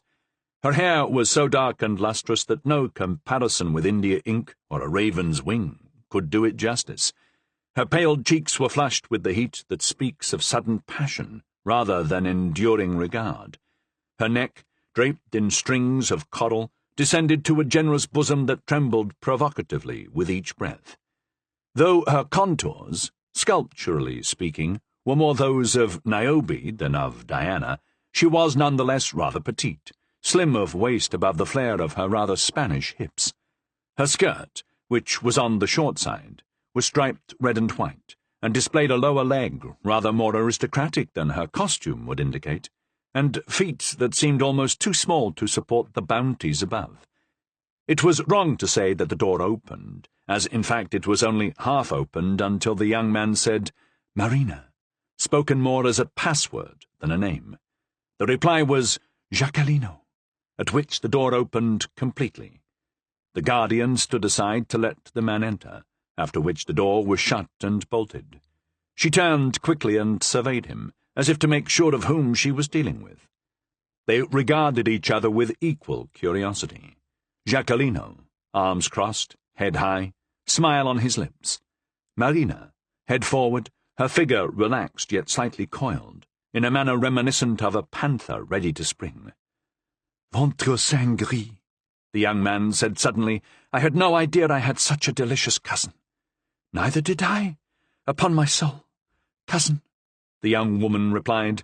"And by my faith," Jacquelino continued, "relatives like we are, who've never even met before, should certainly get acquainted with a kiss. That seems to me a very appropriate welcome between cousins," said Marina, offering her cheeks, which were coloured with a glow that an observer might take for the flush of desire rather than the blush of modesty. And they kissed. "Ah, by the merry soul of my father," said the young man, in a good-natured tone that seemed natural to him, It's the finest thing in the world, I think, to embrace a beautiful woman, especially as what follows may be a finer thing yet. And he spread his arms again to put the idea into action. "Gently, cousin," said the young woman, stopping him short. "Not that I don't think that's a fine idea. But time is short, and that's your fault. Why did you keep me waiting for half an hour?" "Pardieu! What a question! Because I thought I would be met by some fat German nanny or some dried-up Spanish duenna, not, God knows, a cousin as fair and succulent as the one I actually found waiting." "I accept that excuse, but right now I have to be able to report to the one who sent me that I saw you, and that you're ready to obey her orders in all respects, as befits a noble cavalier when addressed by a great princess." The young man dropped to one knee. "I await these orders humbly and eagerly." "Oh, you can't kneel to me, monseigneur," Marina cried, lifting him to his feet. "What are you thinking?" Then she added, with a sly smile, "What a shame you're so charming." "Come," said the young man, taking the hands of his supposed cousin between his own and seating her beside him. "Tell me whether my return is regarded with at least some satisfaction." "More than that," she said, "with joy." "And she's not unhappy to grant me this audience?" "More than happy." "And the message I carry will be greeted with sympathy?" "With enthusiasm." "And yet it's 8 days since I arrived, and I've been waiting 2 days since our first contact." "You're charming, my cousin, but charm can't mint days. How long has it been since we returned from La Rochelle?" 2.5 days. "That's true. And of those 2.5 days, how were the first 2 spent?" "On the holiday fêtes, as I know. I watched them." "From where?" "From the street, like a mere mortal." "What did you think of them?" "They were superb." "He has some imagination, doesn't he, our dear Cardinal? His Majesty Louis XIII, dressed as Jupiter?" "And as Jupiter Stator." "Stator or otherwise, who cares?" "Some care, my fair cousin. Such symbols matter." "How so?" "Do you know the significance of Jupiter Stator?" "Not in the least." "It means Jupiter comes, or rather, where he comes to." "And where does Jupiter come to?" "To the foot of the Alps, of course." "Ah, of course. So the lightning in his hand was meant to threaten both Austria and Spain." "Well, lightning made only of wood." "And with no thunder?" "None at all, especially as the lightning of war is made from money, and neither king nor cardinal are well off at the moment. So, dear cousin, Jupiter Stator, after threatening both east and west, must set his lightning down without launching it." "Oh, say that tonight to our 2 poor queens, and you will make both of them very happy." "I have better than that to tell them. I have a letter for their Majesties from the Duke of Savoy, who swears that the French army will never pass over the Alps." "Yes, well, assuming that this time he keeps his word, which isn't his way, as you may know." "But this time he has every incentive to keep it." "We chatter, cousin, a useless expense of time we can't afford to lose." "It's your own fault, cousin." The young man smiled warmly, showing his teeth.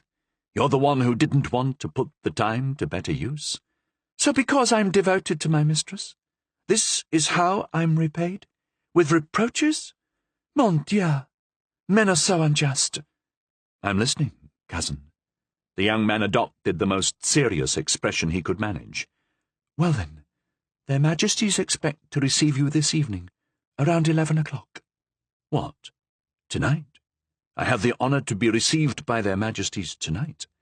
"This very evening." "I thought there was to be a ballet at court tonight." "There is, but the Queen, upon hearing of your arrival, immediately complained of fatigue and an unbearable headache. She said only sleep could give her relief. Bouvard was called, and recognized the symptoms as those of chronic migraine. For Bouvard may be the king's doctor, but he belongs to us, body and soul. He recommended rest and absolute repose, and thus the Queen awaits you." "But how shall I get into the Louvre? I don't imagine my name's been left at the gate." "Don't worry. Everything is taken care of. Tonight, dressed as a cavalier, take a stroll down Rue des Fossés Saint-Germain. A page in buff and blue, The livery of Madame la Princesse will be waiting for you at the corner of the Rue des Poulies. Give him the password, and he'll conduct you to the corridor that leads to the Queen's chambers, where he'll turn you over to her maid of honour. If possible, you'll be admitted immediately to Her Majesty's presence. If not, you'll wait in a nearby chamber until the time is right. And why can't you keep me company in the meantime, dear cousin? That would be infinitely more enjoyable. Because now that my duties are completed, I have business awaiting me elsewhere. You have the air of one who combines her business with pleasure. What would you have, cousin? We live only once.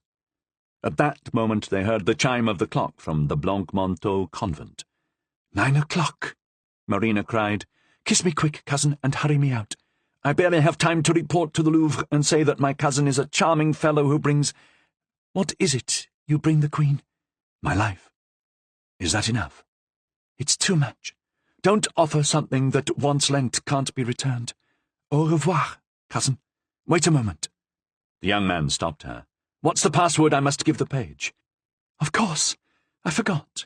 You say Casale, and he'll answer Mantua. And the young woman presented her face for a kiss, not on the cheek this time, but on the lips. He kissed her, twice. Then she rushed down the stairs like a woman who would stop for nothing. Jacqueline stood for a moment, smiling, then picked up his beret, which had fallen at the beginning of the conversation, and adjusted it carefully on his head, presumably to give the messenger from the Louvre enough time to get away and vanish. Then he slowly descended the stairs, singing a song of Ronsard's. It seems to me the day drags on, longer than a year goes on, sadly when I did my best to see the beauty of the lass who holds my heart at this pass, nothing I see, and nowhere I rest.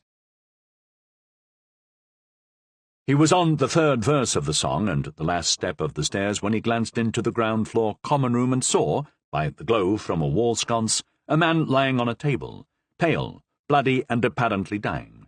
At his side stood a monk who appeared to be listening to a last confession.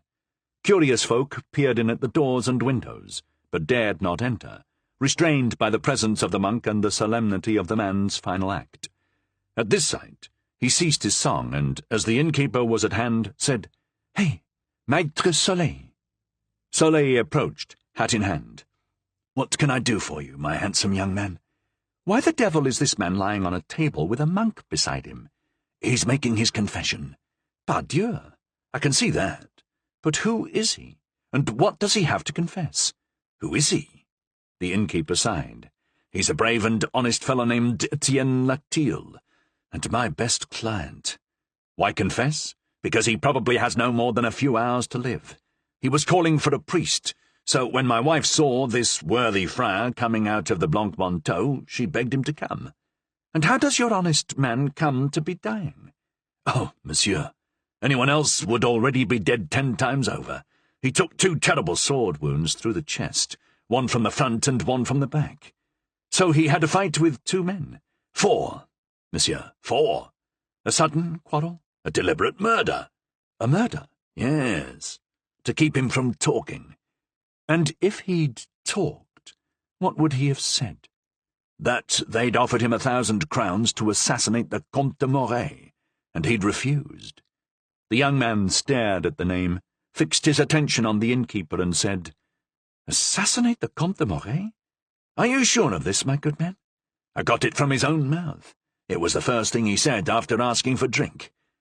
"The Comte de Moret," repeated the young man. "Antoine de Bourbon?" "Antoine de Bourbon, yes. The son of King Henri IV, and of Madame Jacqueline de Bouille, Comtesse de Moret." "It's strange," murmured the young man. "Strange or not, that's what he said." After a moment's silence, to the astonishment of Maître Soleil, the young man pushed his way through the crowd of cooks and maids blocking the door, despite cries of, "Hey, where do you think you're going?" He entered the room occupied by the Capuchin and Etienne Latil and, approaching the table, dropped the heavy purse next to the wounded man. "Etienne Latil," he said, "this is to pay for your treatment. If you recover, when you can be moved, have yourself brought to the Hôtel of the Duc de Montmorency, in Rue des Blancs-Manteaux. If you die, die in the knowledge that masses will be sung for your soul." At the approach of the young man, the wounded man had risen on one elbow, and, as if at the sight of a ghost, appeared struck dumb, eyes wide and mouth gaping. But when the young man turned and walked away, the wounded man murmured, "The Comte de Morey," and fell back on the table. As for the friar, at the first entrance of the false Giacolino into the room, he had stepped back and pulled his hood over his face, as if afraid of being recognized. 7. Stairs and Corridors. Upon leaving the Inn of the Painted Beard, the Comte de Morey, for it was indeed he, went down the Rue de l'Homme Armé, turned right on the Rue des Blancs-Manteaux, and knocked on the door of the Hôtel de Montmorency. This was the town mansion of the Duc de Montmorency, Henri, the second of the name, and it had 2 doors, one on the Rue des Blancs-Manteaux, and the other on the Rue Saint-Avoye. Clearly, the son of Henri IV was known to the household, for as soon as he was recognized, a young page of 15 grabbed a 4-branched candlestick, lit the tapers, and went on before him. The prince followed the page. The Comte de Morey's rooms were on the first floor. In the outer room, the page lit the candelabras, then said to the prince, "I'm at His Highness's command." "Has your master assigned you any duties this evening, Galore?" asked the Comte de Morey. "No, monseigneur. I'm free." "Will you go with me, then?" "With pleasure, monseigneur." "In that case, dress warmly and bring a good cloak. It's a cold night." "I'm ready," said the young page. His master frequently employed him as a street runner, so he was an old hand at such matters. "Will I be guarding your horse?" "Better. You'll be an honour guard at the Louvre. But not a word, Galore, even to your master." "Say no more, monseigneur," said the lad, smiling and placing a finger to his lips. He moved toward the door. "Wait," said the Comte de Morey. "I have further instructions." The page bowed.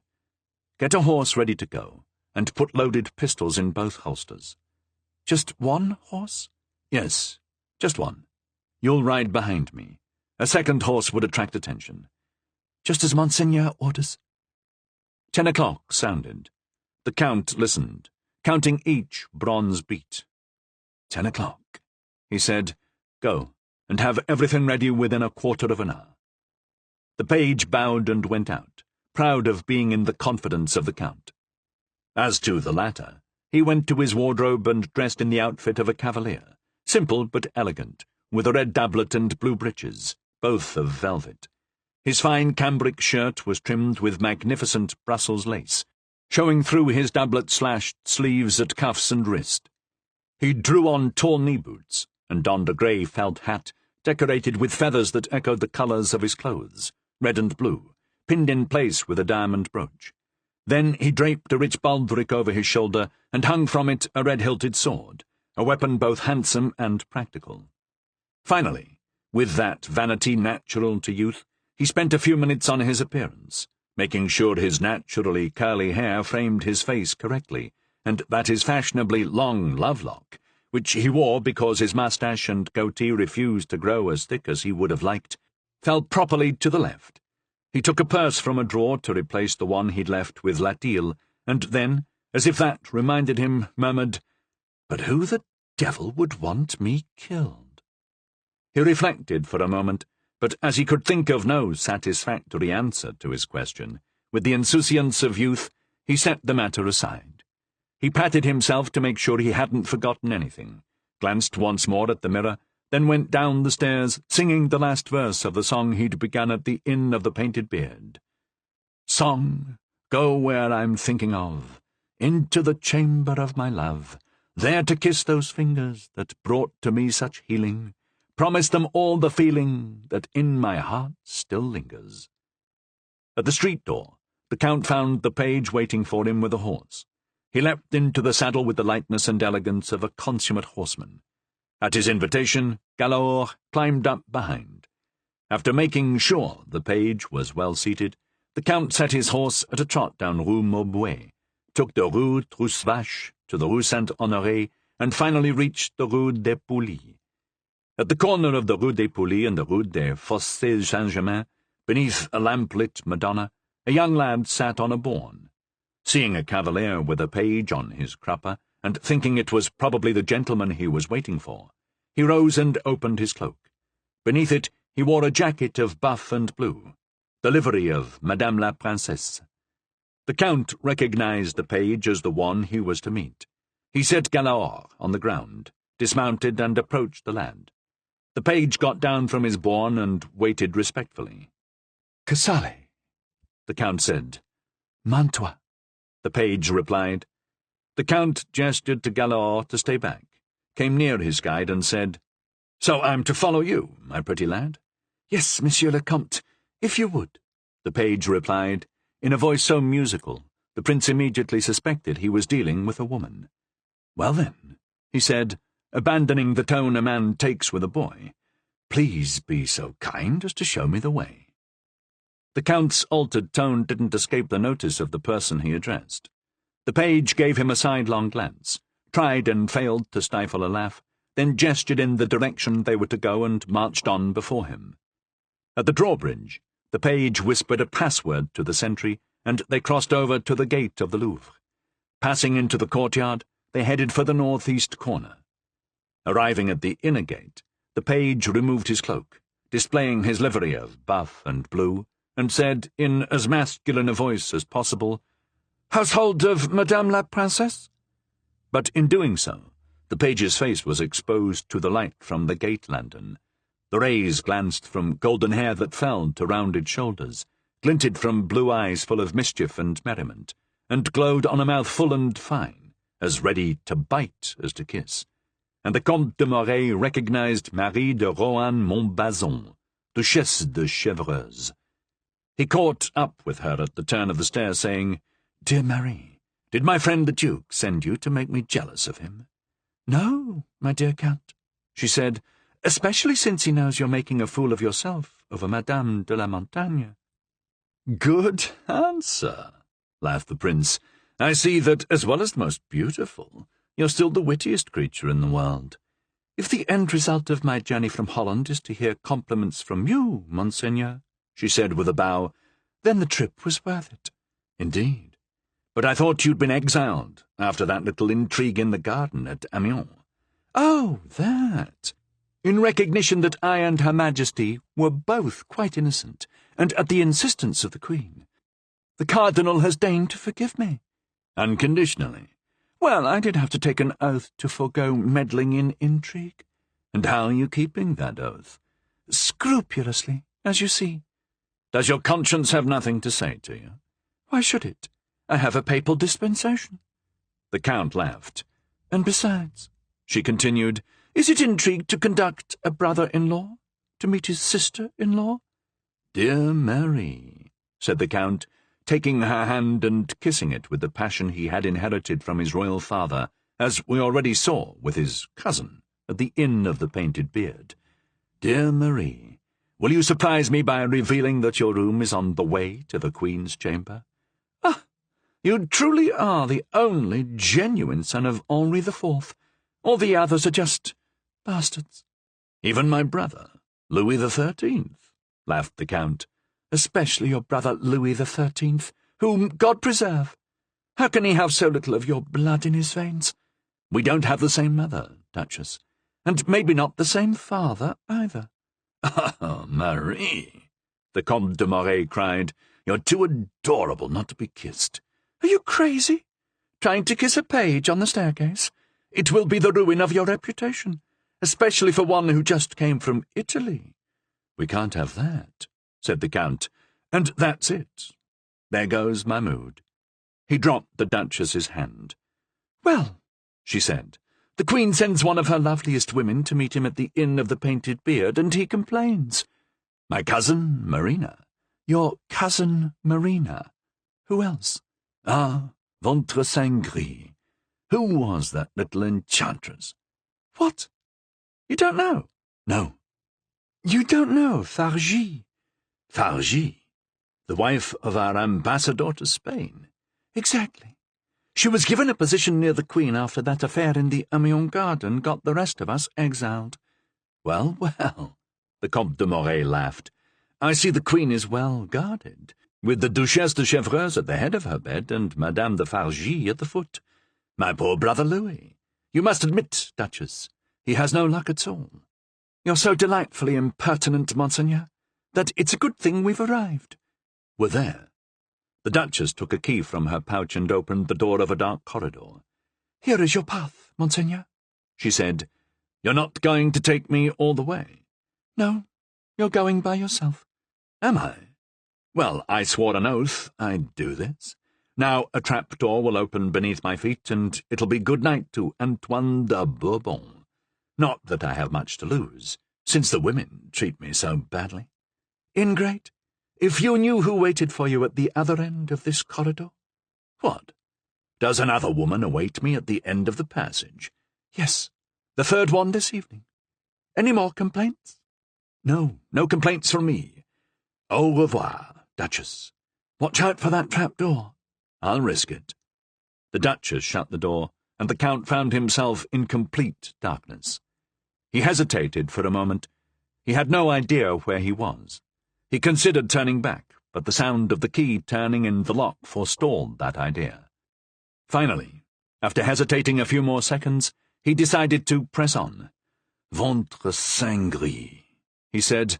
After all, the lovely Duchess says I'm the true son of Henri IV, and it's no lie. Arms extended in the dark, he advanced slowly toward the far end of the corridor. In complete darkness, even the bravest man will hesitate. He'd gone scarcely 20 paces when he heard the rustling of a dress and the intake of a breath. He stopped. The rustling and breathing stopped as well. He was trying to decide what to say to the source of this charming sound when a soft and trembling voice asked, "Is that you, Monseigneur?" The voice was no more than 2 steps away. "Yes," said the Count. He stepped forward and an outstretched hand found his own, but she instantly withdrew it, and he heard a faint cry, as melodious as a sylph's sigh, or the sound of a wind-brushed harp. The Count started at the sound. He felt a new and unknown sensation. It was delicious. "Where are you?" he murmured. "Here," the voice stammered. "I was told I would find a hand to guide me on my way. Are you refusing it?" The timid presence hesitated a moment, then said, "Here it is." The Count took the hand between his own and tried to bring it to his lips, but stopped as the voice cried, in alarm and appeal, "Monseigneur!" "Your pardon, mademoiselle," the Count said, as respectfully as if speaking to the Queen. He lowered her hand, already halfway to his lips, and both fell silent. He yet kept her hand in his, and she didn't try to remove it, standing as still as if she'd lost the power or the will to move.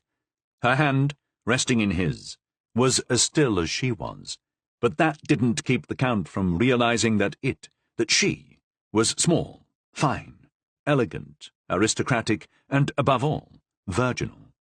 He stood, motionless and silent, holding her hand, entirely forgetting what had brought him there. "Are you coming, Monseigneur?" the sweet voice asked. "Where do you want me to go?" asked the Count, somewhat at random. "But the Queen is waiting for you." "The Queen? Oh, yes. I'd forgotten." He sighed. "Let's go." He resumed his walk in the dark, a Theseus in a labyrinth simpler but darker than that of Crete, guided not by Ariadne's thread, but by Ariadne herself. After a few steps, his Ariadne turned to the right. "We're here," she said. "Alas," murmured the Count, and in fact they had stopped before a large glass door that looked into the Queen's antechamber. Due to Her Majesty's indisposition, all the lights were out except for one lamp hanging from the ceiling. Through the glass, the lamp glinted like starlight. By this dim glow the Count tried to see his guide, but could distinguish no more than her outlines. The girl stopped. "Monseigneur," she said, "now that there's enough light to see by, please follow me." And she removed her hand from his, despite his slight effort to retain it. She opened the door and entered the Queen's antechamber. The Count followed her. Both tiptoed quietly across the chamber to the door on the opposite side, which opened into the Queen's bedchamber. Suddenly they were stopped by an approaching sound, the noise of people coming up the grand staircase that led to the Queen's suite. "Mon Dieu," murmured the girl. "it is the King, leaving the ballet to check on Her Majesty, to see if she's really sick." "They're coming this way," said the Prince. "Wait here," said the girl. "I'll go see." She sprang to the staircase door, glanced through it, and dashed back to the Count. "It's him!" she cried. "Quick, into this closet!" And opening a door hidden behind a tapestry, she pushed the Count through it and went in after him. Just in time. As the closet door closed, the staircase door opened, and, preceded by 2 pages carrying torches, and followed by his 2 favourites, Baradas and Saint-Simon, behind whom came his valet, Berangon, in walked King Louis XIII. Signalling his entourage to wait, he went on into the Queen's chamber. 8. His Majesty King Louis XIII. We hope our readers will forgive us, but we believe it is time to present King Louis XIII to them, and to devote a chapter to his strange personality. King Louis XIII was born Thursday, September 27th, 1601, and was thus 27 years and 3 months of age at the time of our story. A sad and drooping figure, with a dark complexion and a black moustache, he didn't exhibit a single trait that recalled Henri IV in either appearance or character. He was so cheerless, so prematurely old, that he didn't even seem French. Spanish rumour held that he was the son of Virginio Orsini, Duke of Bracciano, a cousin of Marie de Medici. Indeed, on her departure for France, Marie de Medici, already 27, had received some advice from her uncle, the former Cardinal Ferdinand, the same Ferdinand who had poisoned his brother Francis and his sister-in-law Bianca Capello in order to ascend the throne of Tuscany. Ferdinand's advice: "My dear niece, you go to marry a king who divorced his first wife because she was childless. You will be 1 month on this journey, with 3 handsome lads in your company: Virginio Orsino, who is already your paramour, Paolo Orsini, and finally Concino Concini. By the time you arrive in France, make sure you are in such a condition as to prevent repudiation." The Spanish asserted that Marie de Medici had followed her uncle's advice to the letter.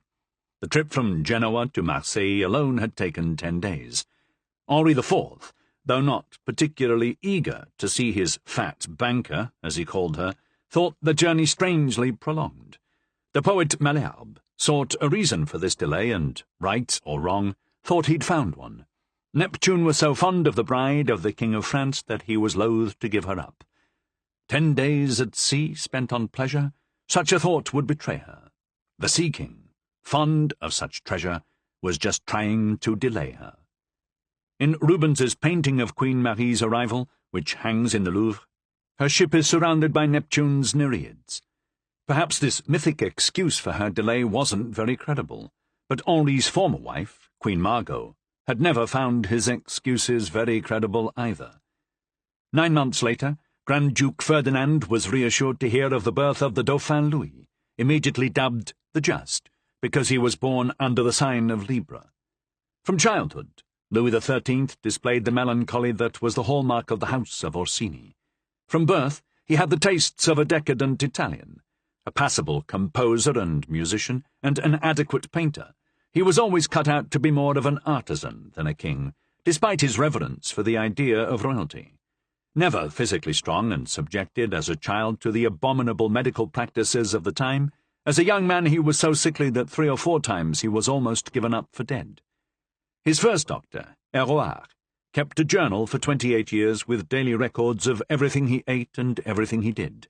Héroard reports that even as a child, Louis was hard of heart, even cruel, with little feeling for others. He was whipped twice by the royal hand of Henri IV, once because he'd conceived such hatred for a certain gentleman that he demanded to be given a pistol to kill him with, the second time because he'd used a mallet to crush a sparrow's head. Once, just once, he displayed the determination of one who deserved to be a king. On the day of his coronation, As he was given the sceptre of the kings of France, a weighty object of gold and silver encrusted with jewels, his hand began to tremble. Seeing this, Monsieur de Condé, who in his capacity as first prince of the blood was near the king, reached out to help support the sceptre. Louis frowned and turned away. "No," he said, "I intend to bear it alone." As a child, his chief amusements were colouring printed engravings, making houses of cards, and hunting small birds with his pet shrikes. In everything he did, said L'Étoile, he acted the child. His two favourite pursuits were always music and hunting. In Héroard's journal, largely overlooked by the historians, we find the curious activities that defined his days.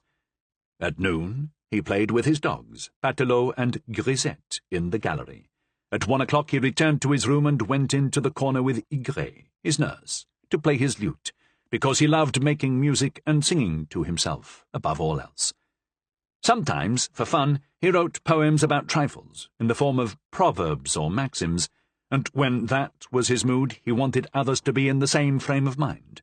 One day he told Dr. Héroard, "Turn this prose into verses. I want those who love me to love me long, while those who love me little should leave me, and soon." And the good doctor, a better courtier than poet, replied with the following couplet, "Let those who love me linger near, while those who don't should disappear." Like all those of melancholy disposition, Louis XIII was a habitual liar. He always smiled his warmest upon those he was about to ruin. It was on Monday, the 2nd of March in the year 1613, that he first used that favourite phrase of Francois I, "I swear by my honour as a gentleman." That same year, etiquette called for Louis to start being treated as an adult monarch, beginning with the practice of a nobleman presenting the young king his shirt every morning. The first to do this was Courteau, one of his earliest companions. The reader may remember that a later successor, Chalais, was accused of intending to poison the king while passing him his shirt. It was at around the same time that Luynes was first brought to the king by Concino Concini, who'd been elevated by the queen to the rank of Maréchal d'Ancre. Previously, the only servant Louis had had to keep his birds was a simple peasant from Saint-Germain named Pierrot. Luynes was named chief falconer, and thereafter Pierrot, who before had mostly obeyed only himself, was forced to recognize the authority of Luynes. The new chief falconer designated all the hawks, falcons, and shrikes as the king's cabinet of birds. Louis was delighted by this whimsy, and from then on kept Luynes near him from morning till night, even, according to Héroard, calling out for him while asleep. If Luynes wasn't always able to amuse him, at least he managed to distract him by encouraging the young king's taste for hunting, within the limits allowed such royal children. We've already seen Louis chasing birds around his apartment with his pet shrike. Luynes took him hunting rabbits with small greyhounds in the dry moats around the Louvre, and hawking at the Plain Grenelle. It was there on January 1st, 1617, all dates are important in the life of a king like Louis XIII, that he took his first heron, and on April 18th, at Vaugirard, he brought down his first partridge. This led eventually to the Louvre's Pont d'Aumont, where he hunted man for the first time, and slew Concino Concini. Let us consult the page of Héroard's journal for Monday, April the 24th, 1617, when Louis XIII first hunted man rather than sparrow, rabbit, heron, or partridge. Its account is curious, for the philosopher as well as the historian. Here it is, verbatim. Monday, April 24th, 1617. His Majesty awoke at 7:30. His pulse was full and steady, face slightly flushed, complexion good, piss yellow. Did his business, combed, dressed, prayed to God, breakfast at 8:30. Bread, jelly, a little clear wine, watered. Between 10 and 11 o'clock in the morning, the Maréchal d'Ancre was killed on the bridge of the Louvre. Dined at noon. A dozen asparagus tips in salad, 10 spoonfuls of chicken soup, a boiled capon served on asparagus, boiled veal, 2 roast pigeon wings, 2 slices of roast grouse with bread and jelly, 5 figs, 14 dried cherries, more bread, some full-bodied claret, all tempered with a teaspoon of fennel. Then there is a gap. Given the significance of the day's events, the young patient feels a need to escape his doctor for a while. He climbs up onto a pool table to address his courtiers. He receives members of Parliament. He makes pronouncements like a king. But at 6, his appetite returns and he falls back into the clutches of his doctor. 6:30, supper. A dozen asparagus tips in salad, bread, a boiled capon served on asparagus, mushrooms in butter on toast, 2 roast squab wings, bread and jelly, the juice of 2 oranges, 5 sweet figs, candied beans, dried cherries, a little more bread, some full-bodied claret, all tempered with a teaspoon of fennel. Played until 7:30. Did his business. Soft, yellow, copious. Played until 9:30. Drank tea, undressed, went to bed. Pulse steady, complexion good. Prayed to God. Asleep by 10. Slept until 7. Very reassuring, isn't it, this account of the royal child's day? You might be afraid that the murder of his mother's lover, the man who was most likely the father of his brother Gaston, who bore the title Constable of France, in short, the second man in the kingdom after himself, would cause him to lose his appetite for food and for fun. With blood on his hands for the first time, it might even make him hesitate to pray. But no. It's true, lunch was delayed an hour, but he couldn't very well eat lunch at the same time he was peering through the window of the Louvre to watch Vitry assassinate the Maréchal d'Ancre. He even found time to play, from 7 to 7:30, and again from 9 to 9:30, which was contrary to his habits, and in the 28 years that Dr. Héroard chronicled in his journal, occurred just this once. Moreover, he went to bed with a good complexion and a steady pulse. He prayed to God at 10 o'clock, then slept until 7 in the morning. 9 hours rest. Poor child.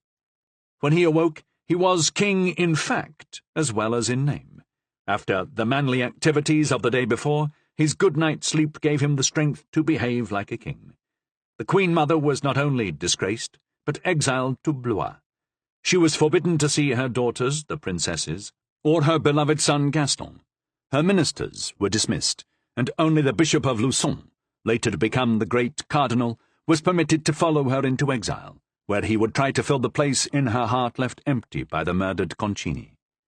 But if he was king, Louis XIII was not yet a man. Married for 2 years to the Infanta of Spain, Anne of Austria, he was her husband in name only. Monsieur Durand, the Minister of War Finance, wrote court ballets for Louis in which he appeared as a demon of fire, who sang tender verses to the Queen, gallantry that amounted to no more than, "Beautiful son, for you I would suffer your fires forever. Just look where you lead me, and know your power in making me what I am." But though he dressed in ballet clothing like one aflame, when he went to bed and removed his clothes, the flames went with them. As the simulated passions of the deliverance of Renaud had led nowhere, they tried again with the adventures of Tancred in the enchanted forest. In this ballet, the choreography of Monsieur de Poitiers depicted a boy king who was curious to know what happened between a husband and bride on their wedding night.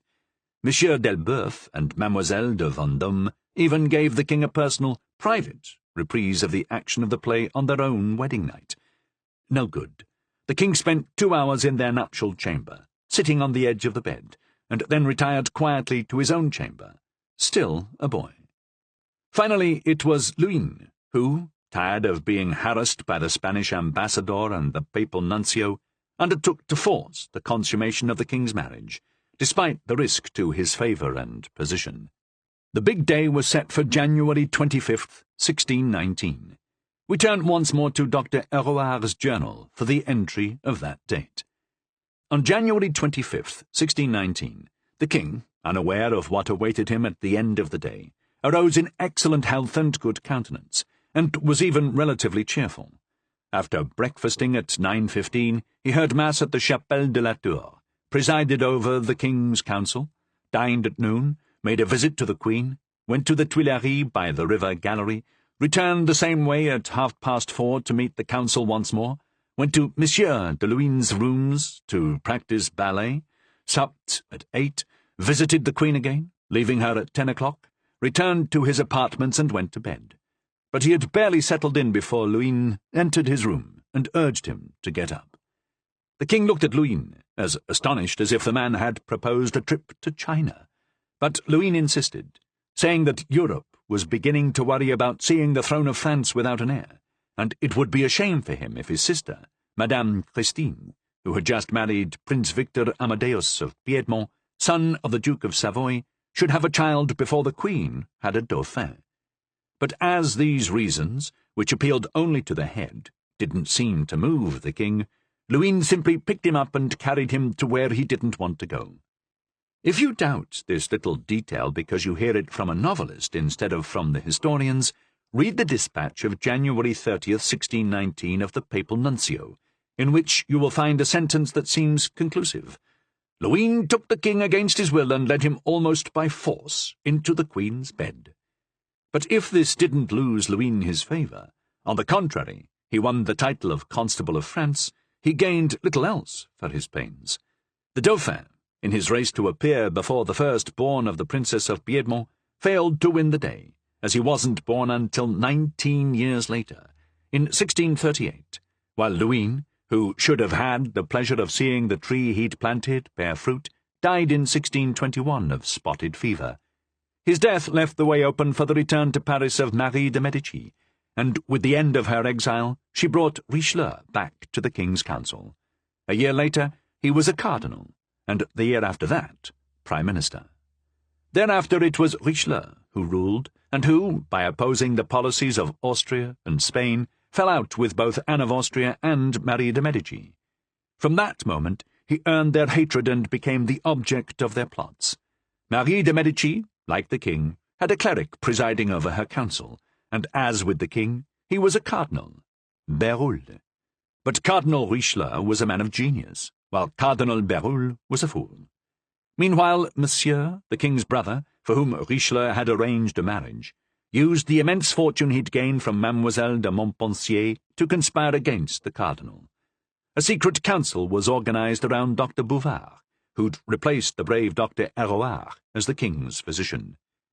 Monsieur would be successor to Louis XIII should Louis die without an heir, and through Bouvard he had his finger on the pulse of the patient, for Bouvard, a man devoted to the Spanish cause and who lived for the church, was the evil genius of the two queens.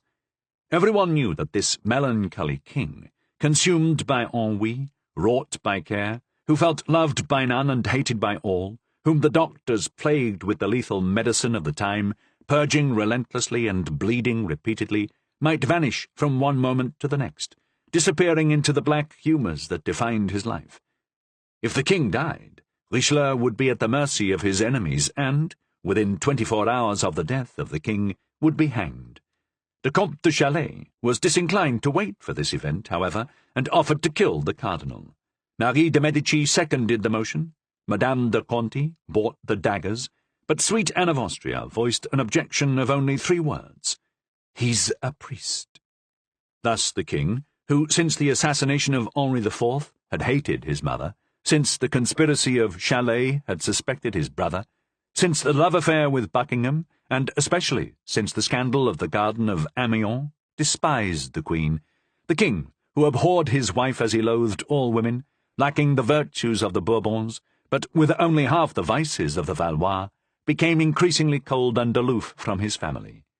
He knew that his projected war in Italy, or rather the cardinal's projected war, was anathema to Marie de Medici, Gaston d'Orléans, and particularly Anne of Austria, because it was really a war against Ferdinand II and Philip IV, and the Queen was half Austrian and half Spanish. So when, under the pretext of a violent headache, the Queen declined to attend the ballet being danced that evening in honour of the capture of La Rochelle, that is, in honour of the victory of her husband over her lover, Louis XIII suddenly suspected her of conspiring. Throughout the evening he'd had his eye not on the dancers, but on the Queen-Mother and Gaston d'Orléans, meanwhile sharing in a low voice with the cardinal, who stood beside him in his box, comments that had nothing to do with the choreography. When the ballet ended, instead of returning to his chambers, Louis had the idea of paying a surprise visit to the Queen, to see her situation for himself, and that's why we've seen him arrive so unexpectedly, preceded by 2 pages, accompanied by his 2 favourites, and followed by Berengon, appearing in the hall just as the Comte de Mornay and his guide disappeared into the closet.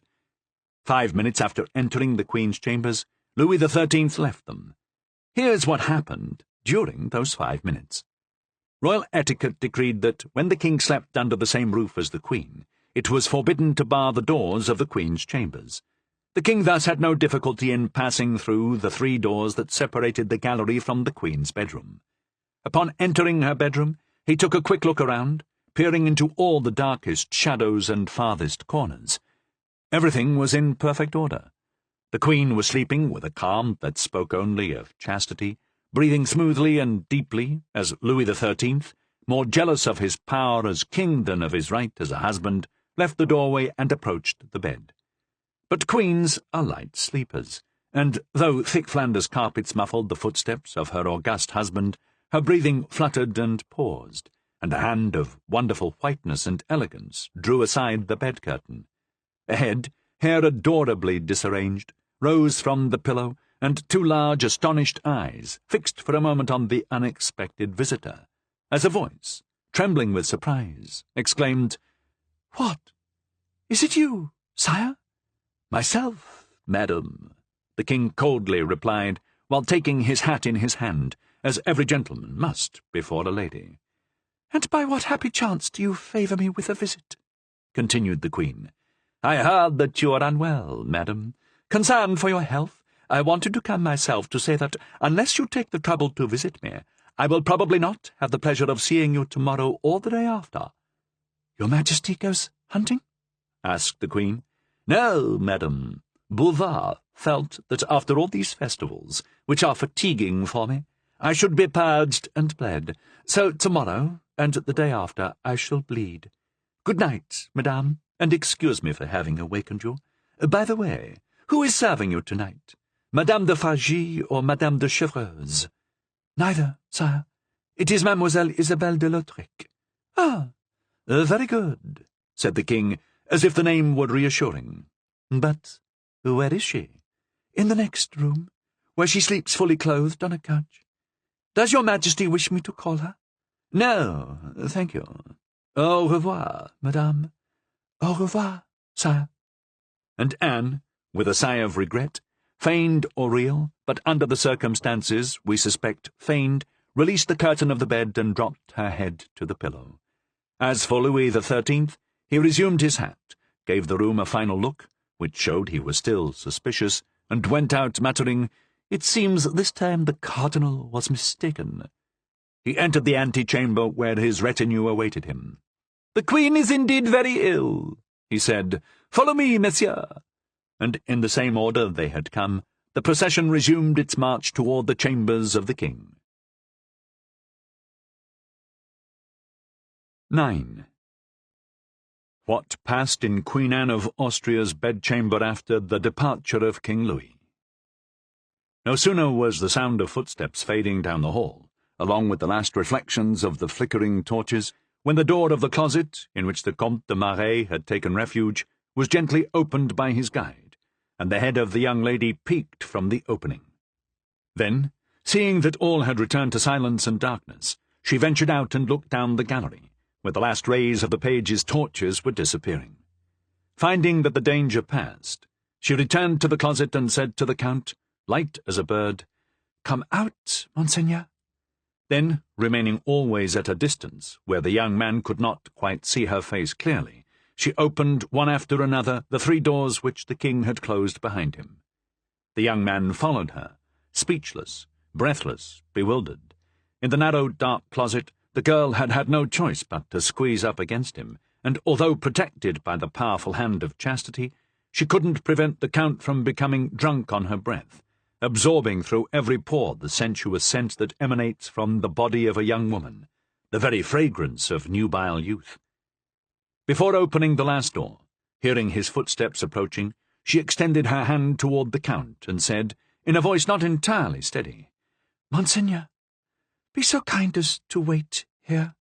When she wants to receive you, Her Majesty will call." And she went in to the Queen. This time, Anne of Austria was neither sleeping nor pretending to sleep. "Is that you, dear Isabel?" she asked, drawing aside the curtain more quickly and rising more eagerly than she had for the king. "Yes, madame, it's me," the young woman replied, standing so her head was in shadow and the queen couldn't see the flush that lit up her face. "You know the king just left?" "I saw him, madame. He doubtless suspects, perhaps, but he can't be sure. The count is here, in the next chamber. Light a taper and give me a hand mirror."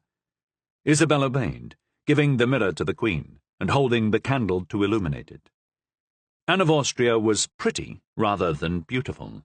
Her features were very small, the nose undistinguished, but her skin was clear and she had the glorious blonde hair of the Flemish dynasty she shared with Charles V and Philip II.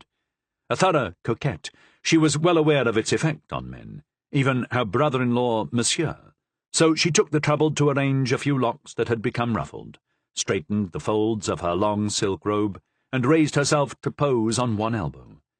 Returning the mirror to her maid of honour with a smile of thanks, she indicated that she was ready.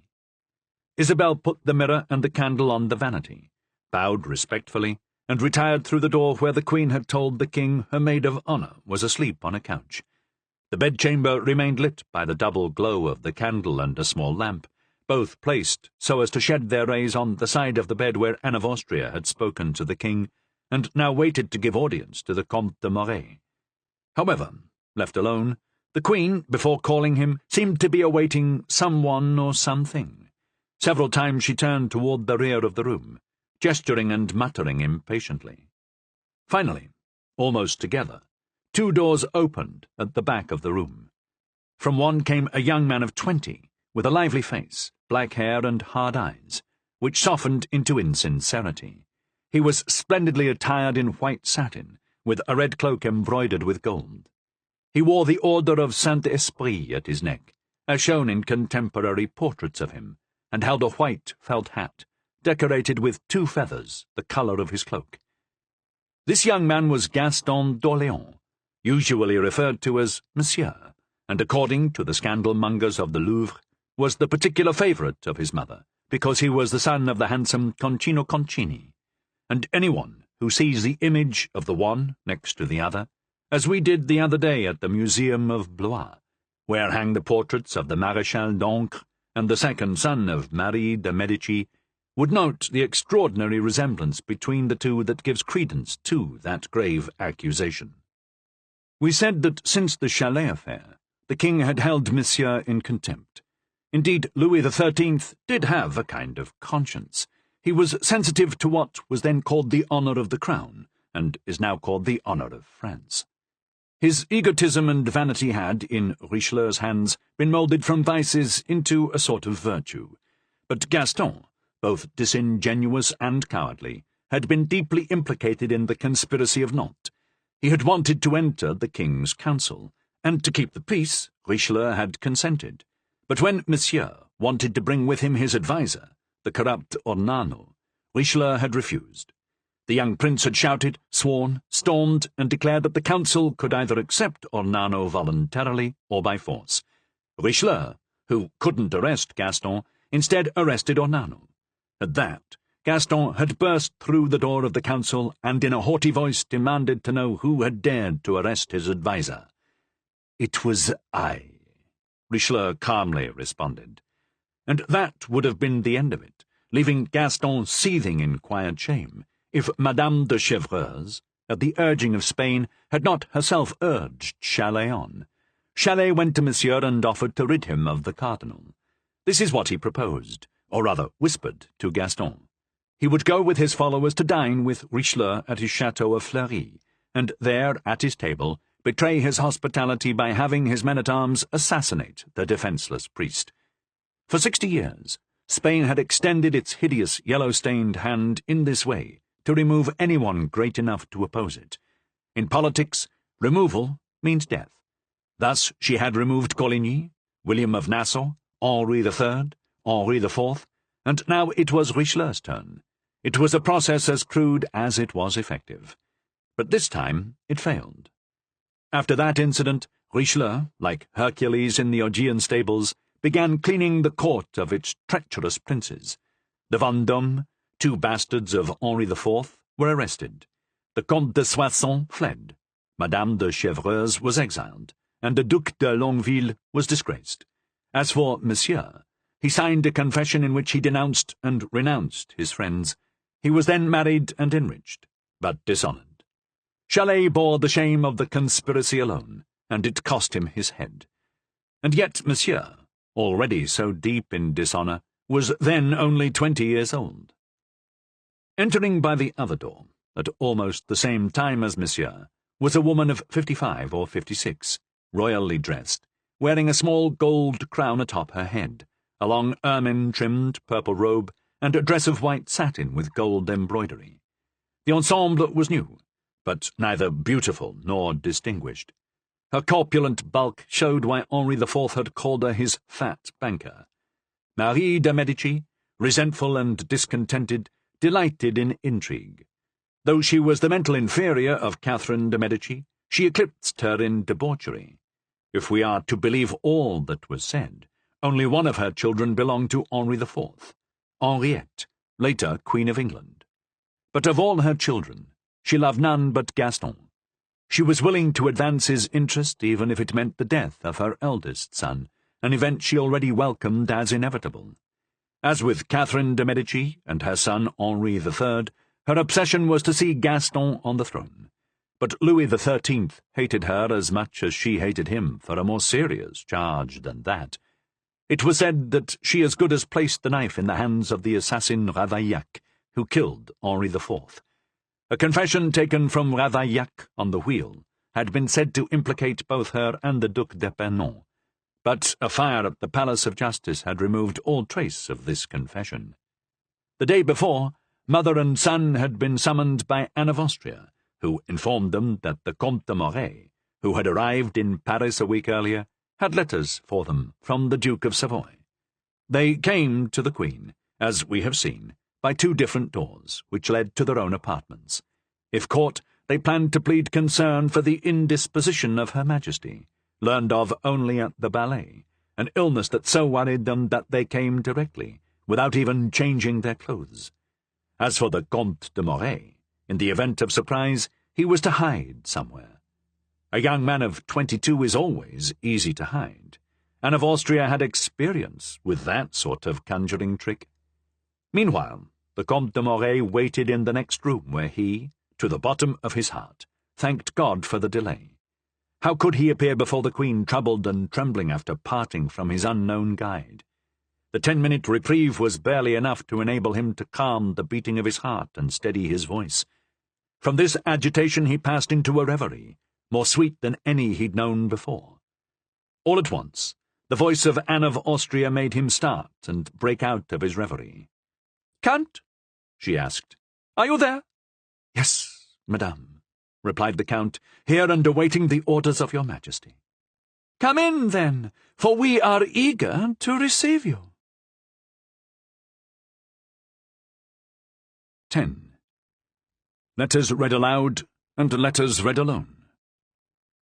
The Comte de Morey shook his young and graceful head, as if to dispel his dreams, and, pushing open the door before him, stood on the threshold of Anne of Austria's bedchamber. We must admit that his first glance, despite the high-ranking people present, was to look for his charming guide, who had left him without ever revealing her face. But though his eyes sought the most obscure corners of the room, eventually he had to give up and set his gaze and mind on the group within the light. This group, as we've said, consisted of the Queen-Mother, the reigning Queen, and the Duc d'Orléans. The Queen-Mother was standing beside the bed, Anne of Austria was upon it, and Gaston was sitting beside his sister-in-law. The Count bowed deeply, advanced toward the bed, and fell on one knee before Anne of Austria, who presented her hand to kiss. Then, stooping to the floor, the young prince touched his lips to the hem of Marie de Medici's robe, and finally, still on one knee, turned to Gaston to kiss his hand. But Monsieur lifted him up and said, "Come into my arms, my brother."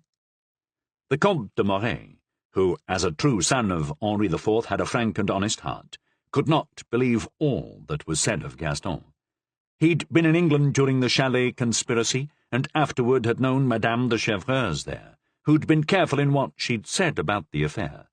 He'd been in Italy during the siege of La Rochelle, when Gaston had pretended illness to avoid going to the front, and having avoided the enticements of the court, he had taken no part in those intrigues which had furthered the jealousies of Marie de Medici against her husband's other children. He thus went joyfully into Gaston's embrace, honouring his brother with the warmth of his heart. Then, saluting the Queen, he said, "Your Majesty should know, given the joy I feel at admission to the royal presence on his behalf, that I am profoundly grateful to the Duke of Savoy." The Queen smiled. "Indeed," she said, "it is for us to be thankful for your kind help to two poor, disgraced princesses, one rebuffed from the love of her husband, the other from the affection of her son, beside a brother who's been refused his brother's embrace, because you bear, as you say, letters that must bring us consolation." The Comte de Moray took 3 sealed envelopes from his doublet. "This, madame," he said, handing a letter to the Queen, "is a letter addressed to you from Don Gonzales de Cordova, Governor of Milan, and representative in Italy of His Majesty Philip IV, your august brother. He begs you to use all the influence you have to keep Monsieur de Fargy as ambassador to Madrid." "My influence?" repeated the Queen. "I might have influence over a king who was a man, but who could have influence over a king who is a ghost, but a necromancer such as the Cardinal Duke?" The Count bowed, then turned to the Queen-Mother and presented her with a second letter. "As to this note, madame, all I know is that it's very important, and in the personal handwriting of the Duke of Savoy. Everything within it is secret, and it was to be given to your Majesty in person." The Queen took the letter eagerly, opened it, and, as she could not read it where she was, approached the candle and the lamp on the vanity.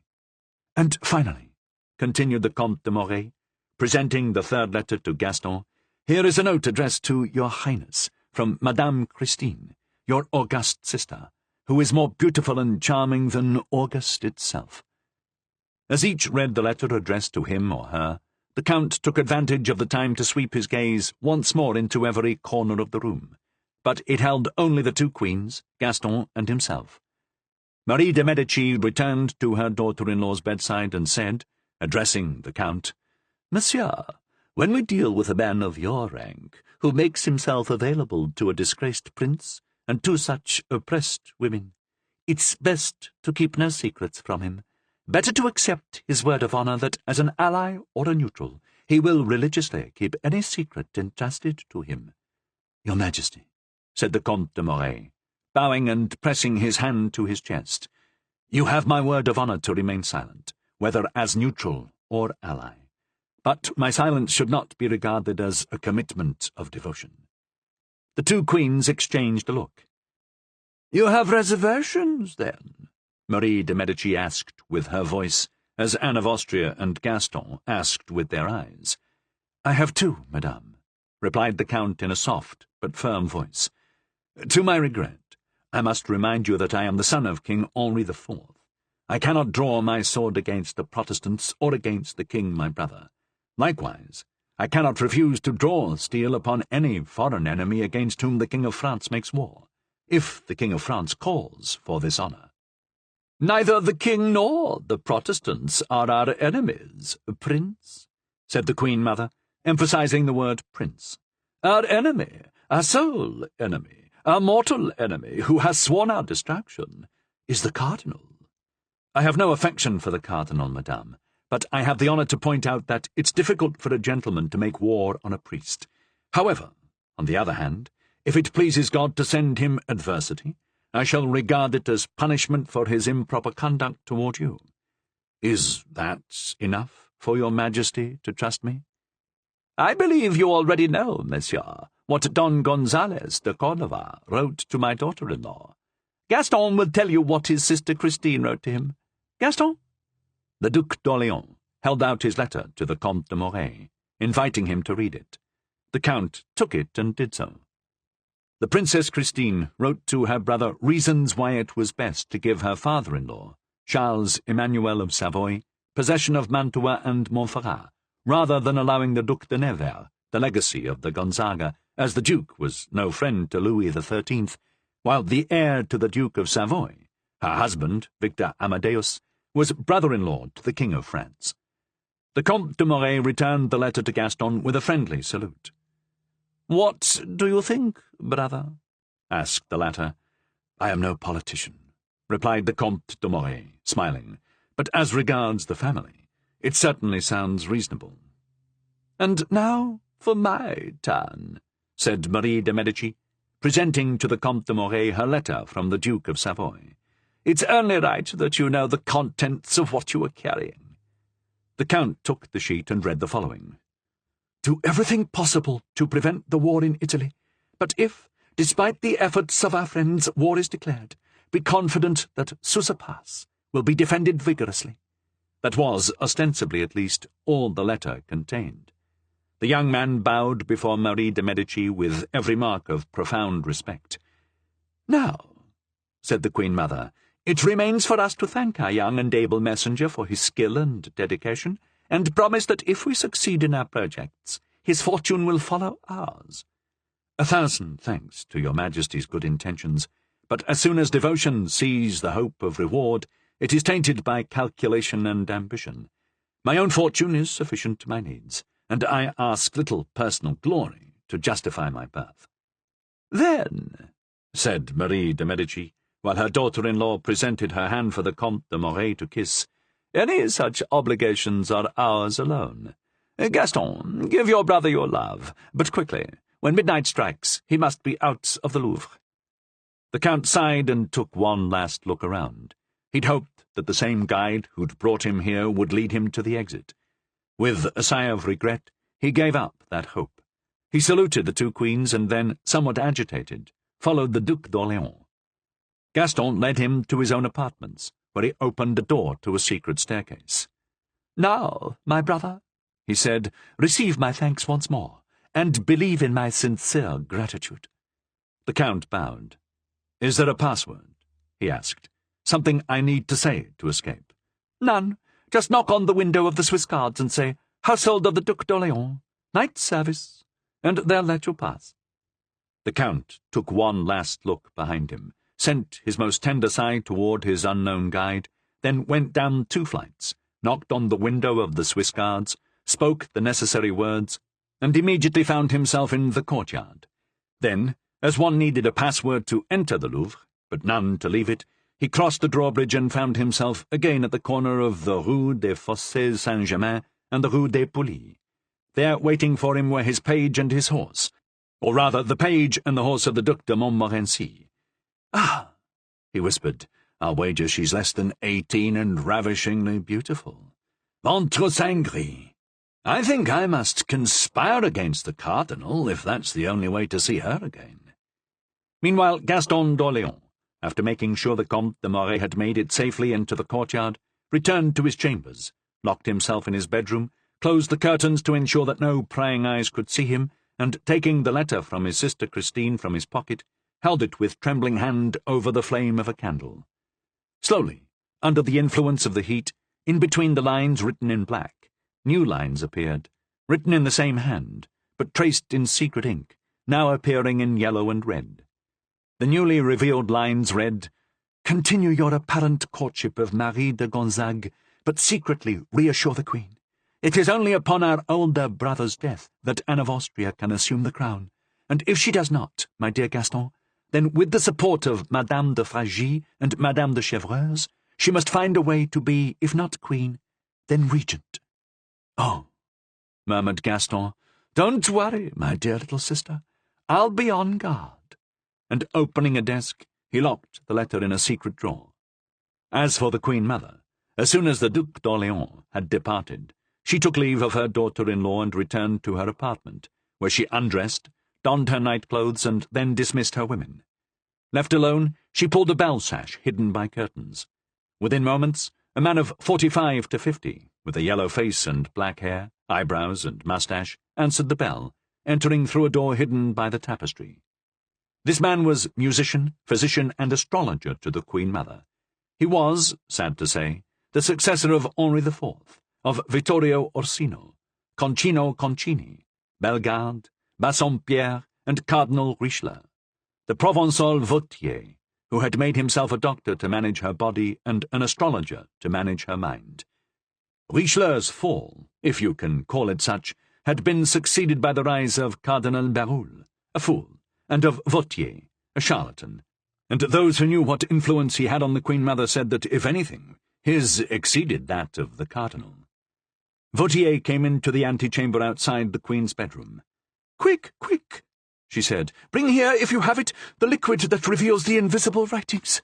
"Yes, madame," Vautier said, drawing a flask from his pouch. "Your Majesty's needs are never forgotten. Here it is. Did your Majesty finally receive the letter she was expecting?" "Right here," said the Queen Mother, taking the letter from her bosom. "Just a few insignificant lines from the Duke of Savoy, but it's obvious he has something more important to tell me, or he wouldn't send such a banal letter in care of one of my husband's bastards." She handed the letter to Vautier, who unfolded and read it. "Indeed," he said, "there must be more to it than that." The apparent writing, as previously shown, was 5 or 6 lines at the top of the page in the hand of Charles Emmanuel. But given the axiom that one must always read between the lines, it was clearly time to call on the chemical expertise of Vautier. One thing was certain: if some invisible message was hidden in the letter from the Duke of Savoy, it would be below the last line, on the remaining 3/4 of the page. Vautier dipped a brush in the liquid he'd prepared and carefully washed the bottom part of the letter. As the brush moistened the white surface, lines immediately began to form here and there, and after 5 minutes of such treatment, the following advice was distinctly visible. "Support your son Gaston's fervent courtship of Marie de Gonzague. If an Italian campaign is decided upon, despite your opposition, get Gaston command of the army as a pretext for separating him from La Gonzague. The Cardinal Duke, whose sole ambition is to be the foremost general of our age, will resign in protest. The King will accept the inevitable." Marie de Medici and her adviser shared a look. "Do you have any better advice to offer me?" asked the Queen Mother. "No, madame," he replied. "I have always found it wise to follow the advice of the Duke of Savoy." "Then let's follow it," Marie de Medici said with a sigh. "We can't be in a worse position than we are now. Have you consulted the heavens, Vautier?" "This evening I spent an hour atop Catherine de Medici's observatory." "And what say the stars?" "They promise your Majesty complete triumph over your enemies." "So be it," said Marie de Medici, and presented the astrologer a hand somewhat distorted by fat, but still attractive, which he kissed respectfully, and they withdrew into the bedchamber together and closed the door behind them. Alone in her room, Anne of Austria listened to the receding footsteps of Gaston d'Orléans and of her mother-in-law.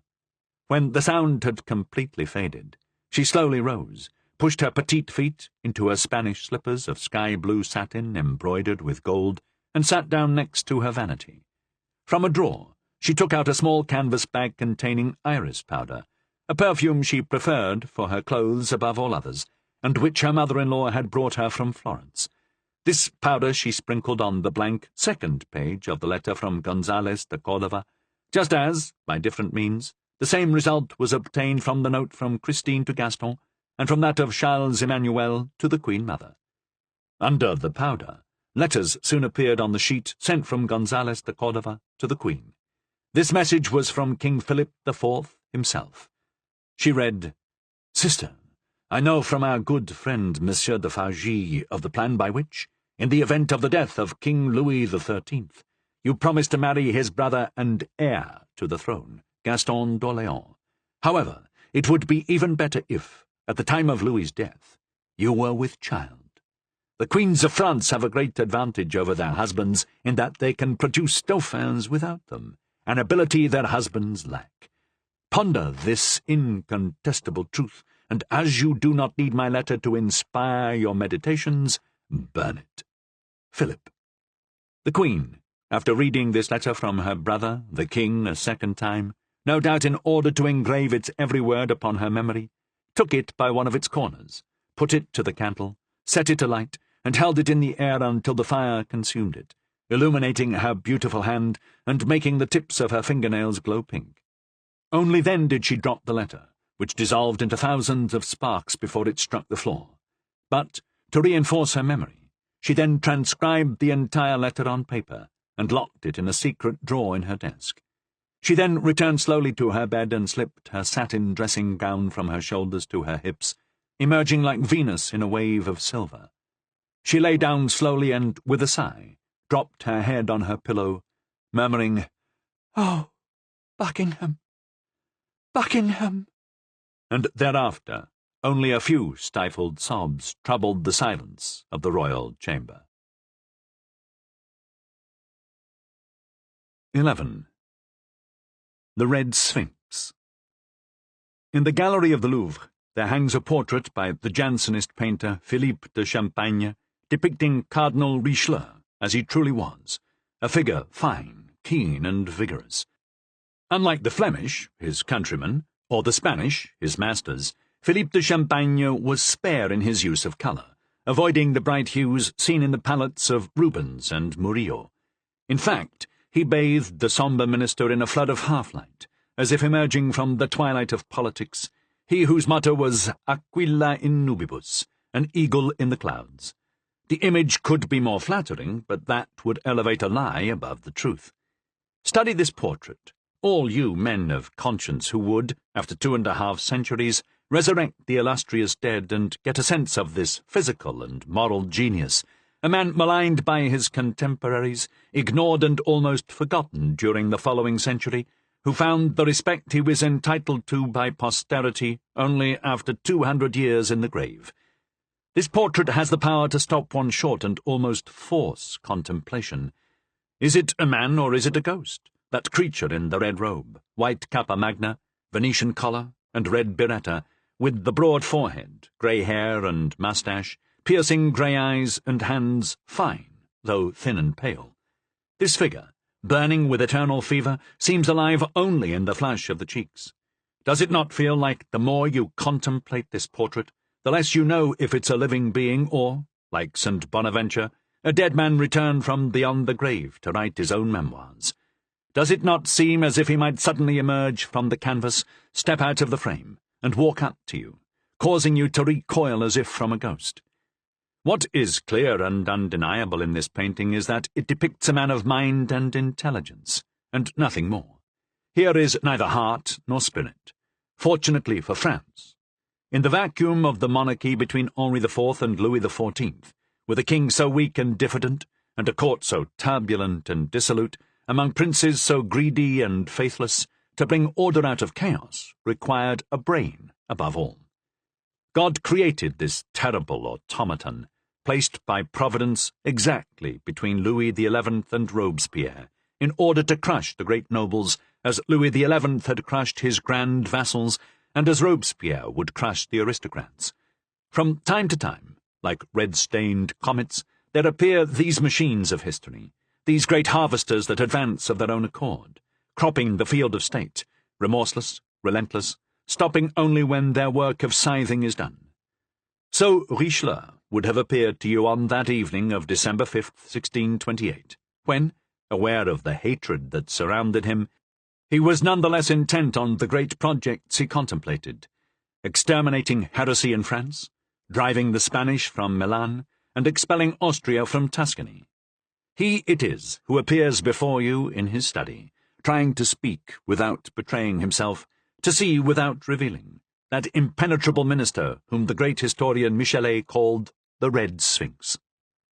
He had left the ballet when his intuition told him that the Queen's absence had a political cause behind it, which could only mean a threat to him. Something poisonous was brewing in the royal chambers, those few narrow rooms that caused him more toil and trouble than the whole rest of the wide world. He went home sad, tired, almost disgusted, murmuring, like Luther, "There are times when our Lord seems to tire of the game and just lays his cards on the table." He was well aware that what was threatened was not just his power, but his life. His hair shirt was made of the points of daggers. He felt that he was, in 1628, where Henri IV had been in 1606. Everyone wanted his death. Worst of all was that even Louis XIII hated him. The king was Richelieu's sole support, but at any moment the cardinal might take the fall for any royal failure. A man of genius, he might have borne this if he'd been healthy and vigorous, like his idiot rival Berulle. But the ongoing shortage of money, the continual need to invent new resources, the fact that at any given moment there were a dozen court plots against him kept him in constant anxiety.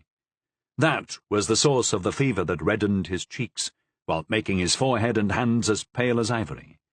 Add to this endless religious disputes, the rage they inspired in him, and the need to suppress all his bitterness and fury, and he was burning up from within, never more than inches from death. It was a wonder that he wasn't dead twice over. Fortunately, the king somehow sensed that if Richelieu were gone, his kingdom was lost. On the other hand, Richelieu knew that if the king died, he had less than 24 hours to live. Hated by Gaston, by Anne of Austria, by the Queen Mother, by Monsieur de Soissons from exile, by the 2 jailed Vendôme, hated by the whole nobility, hated moreover by all of Paris for having forbidden public duels, he knew the best he could hope for was to die the same day the king did, in the same hour, if possible. Only one person was faithful to him in this endless game of seesaw, when good and bad fortune followed each other so rapidly that the same day brought both storm and sun. This was his niece and adopted daughter, Madame de Combalet, whom we've seen at the Hôtel de Rambouillet in the Carmelite habit she'd worn since the death of her husband. The first thing the cardinal did upon entering his house in the Place Royale was to knock on a certain panel. 3 doors opened simultaneously. From one appeared Guillemot, his confidential valet. From another appeared Charpentier, his secretary. From the third came Rossignol, his decoder of dispatches. "Has my niece returned?" "This very moment, Monseigneur," replied the valet. "Tell her I need to spend tonight at work, and ask her if she wants to visit me here or would prefer that I go to her." The confidential valet closed his door and went to execute his orders. The cardinal turned to Charpentier. "Have you seen Father Joseph?" he asked. "He's been here twice tonight," said the secretary, "and says he must speak to Monseigneur this evening." "If he comes back a third time, bid him enter. Monsieur Cavois commands in the guard chamber." "Yes, Monseigneur." "Tell him not to leave. I may need his services tonight." The secretary retired. "And you, Rossignol," asked the cardinal, "did you solve the cipher in the letter I gave you? You know, the one taken from the papers of Senel, the royal physician, on his return from Lorraine." "Yes, Monseigneur," the codemaster replied in a pronounced southern accent. He was a small man of 45 to 50, whose habit of stooping made him almost hunchbacked. His most salient feature was a long nose that could have supported 3 or 4 pairs of glasses, though he made do with only one. "It couldn't have been simpler. The king is called Cephal, the queen Procris, your eminence the oracle, and Madame de Combalet Venus." "Good," said the cardinal. "Give me the key to the cipher. I'll read the dispatch myself." Rossignol bowed and began to withdraw. "By the way," added the cardinal, "remind me tomorrow to give you a bonus of 20 pistoles." "Monseigneur has no other orders for me?" "No. Return to your office and prepare the cipher key for me. Have it ready when I call for it." Rossignol backed away, bowing to the ground. As the door closed behind him, a bell quietly sounded from within the cardinal's desk. He opened a drawer and found the bell still trembling.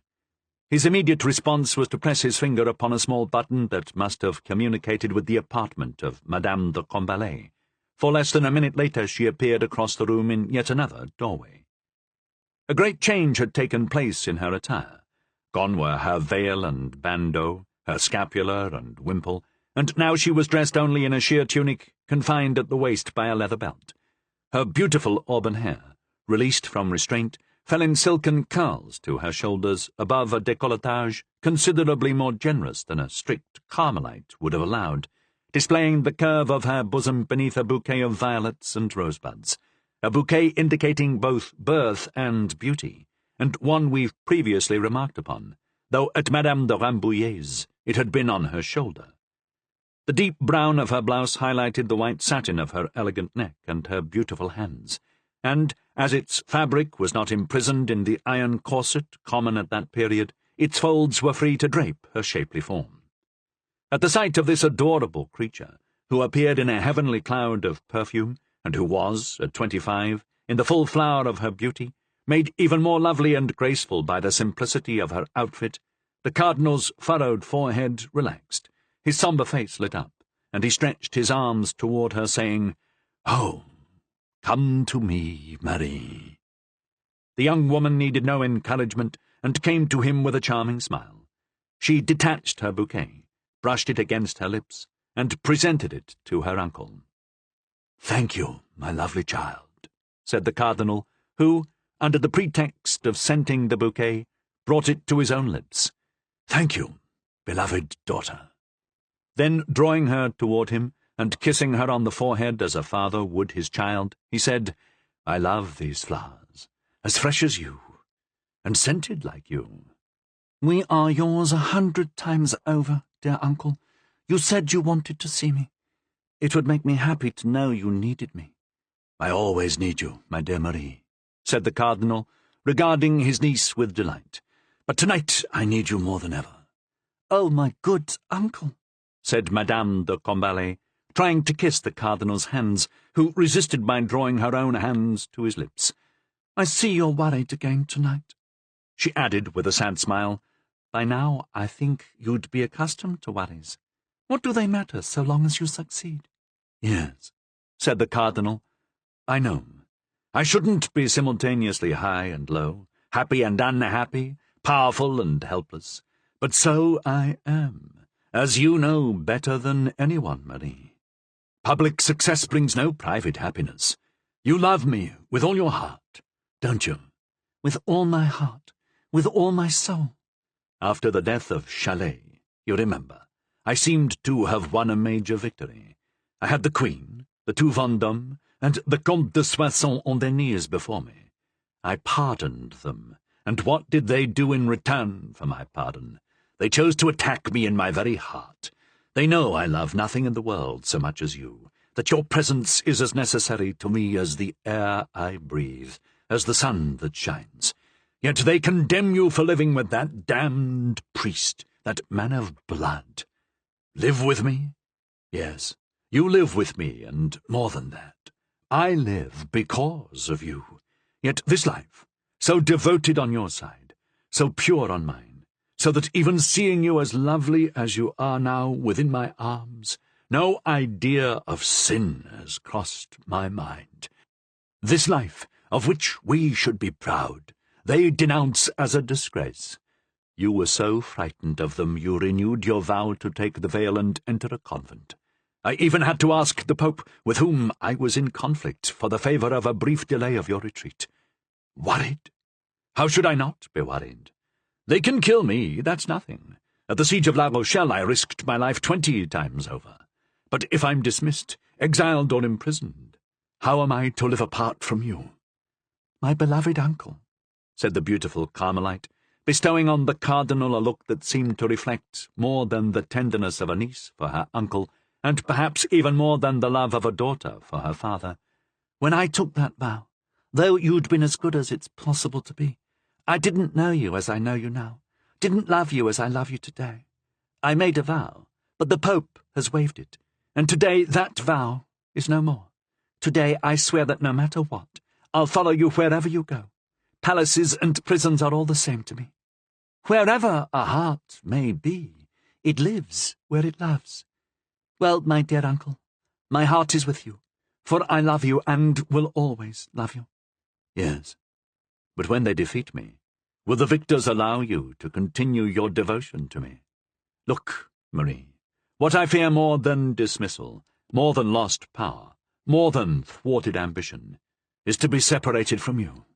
Oh, if I had to fight only Spain, Austria, and Savoy, that would be nothing. But to have to fight the very people who surround me, those whom I made rich, happy, and powerful, I dare not raise my foot to crush them, vipers and scorpions though they are. This is what wearies me to despair. My foreign enemies, Spinola, Wallenstein, Olivares. Who are they? I can deal with them. They're not my true enemies, my true rivals. My real rival is this Vautier. My real enemy is Berulle, or else some stranger awaiting me in a shadowy alcove, a man whose name I don't know, of whose existence I'm entirely unaware. Me, I write tragedies, yet I know of no play darker than the drama I enact. Thus, even while battling the English fleet, while tearing down the walls of La Rochelle by sheer force of genius, I say it, though I speak of myself, I had to reach beyond our current army to raise 12,000 more French troops so the Duc de Nevers, legitimate heir to Mantua and Montferrat, can win his inheritance.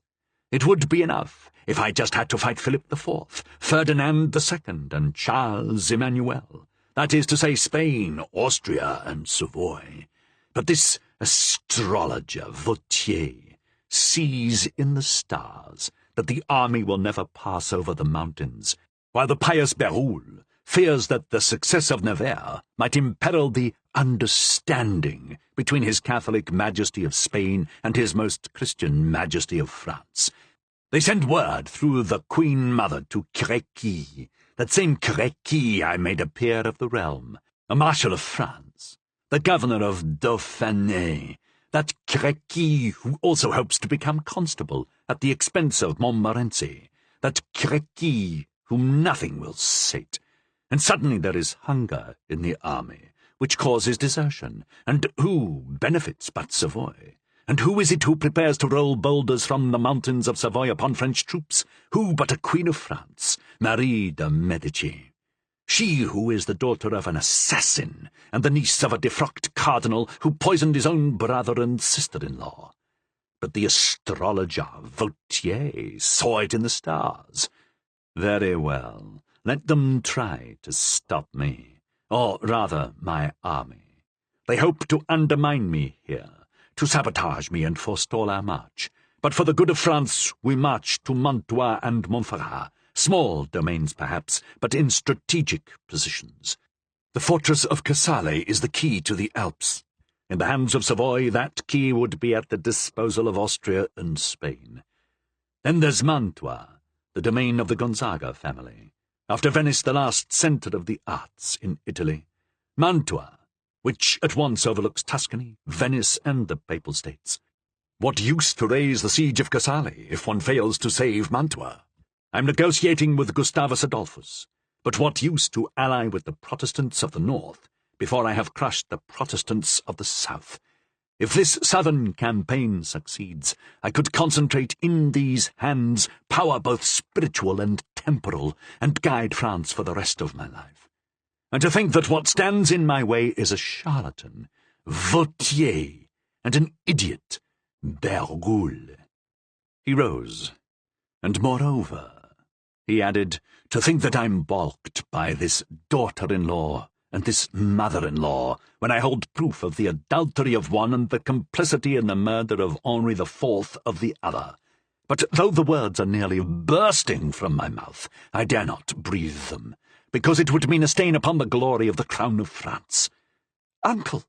cried Madame de Combalet in alarm. "Oh, I have my witnesses," the cardinal said. "For Queen Anne of Austria there's Madame de Baillet and Patroclus. For Marie de Medici there's the Escoman woman. I'll yet find her. Maybe in the dungeon of the Daughters of Repentance, and if she's dead, poor martyr, I'll none the less have words with her cadaver." He strode back and forth in agitation. "My dear uncle," said Madame de Combalet, placing herself in his path, "don't talk about this tonight. Leave it for tomorrow."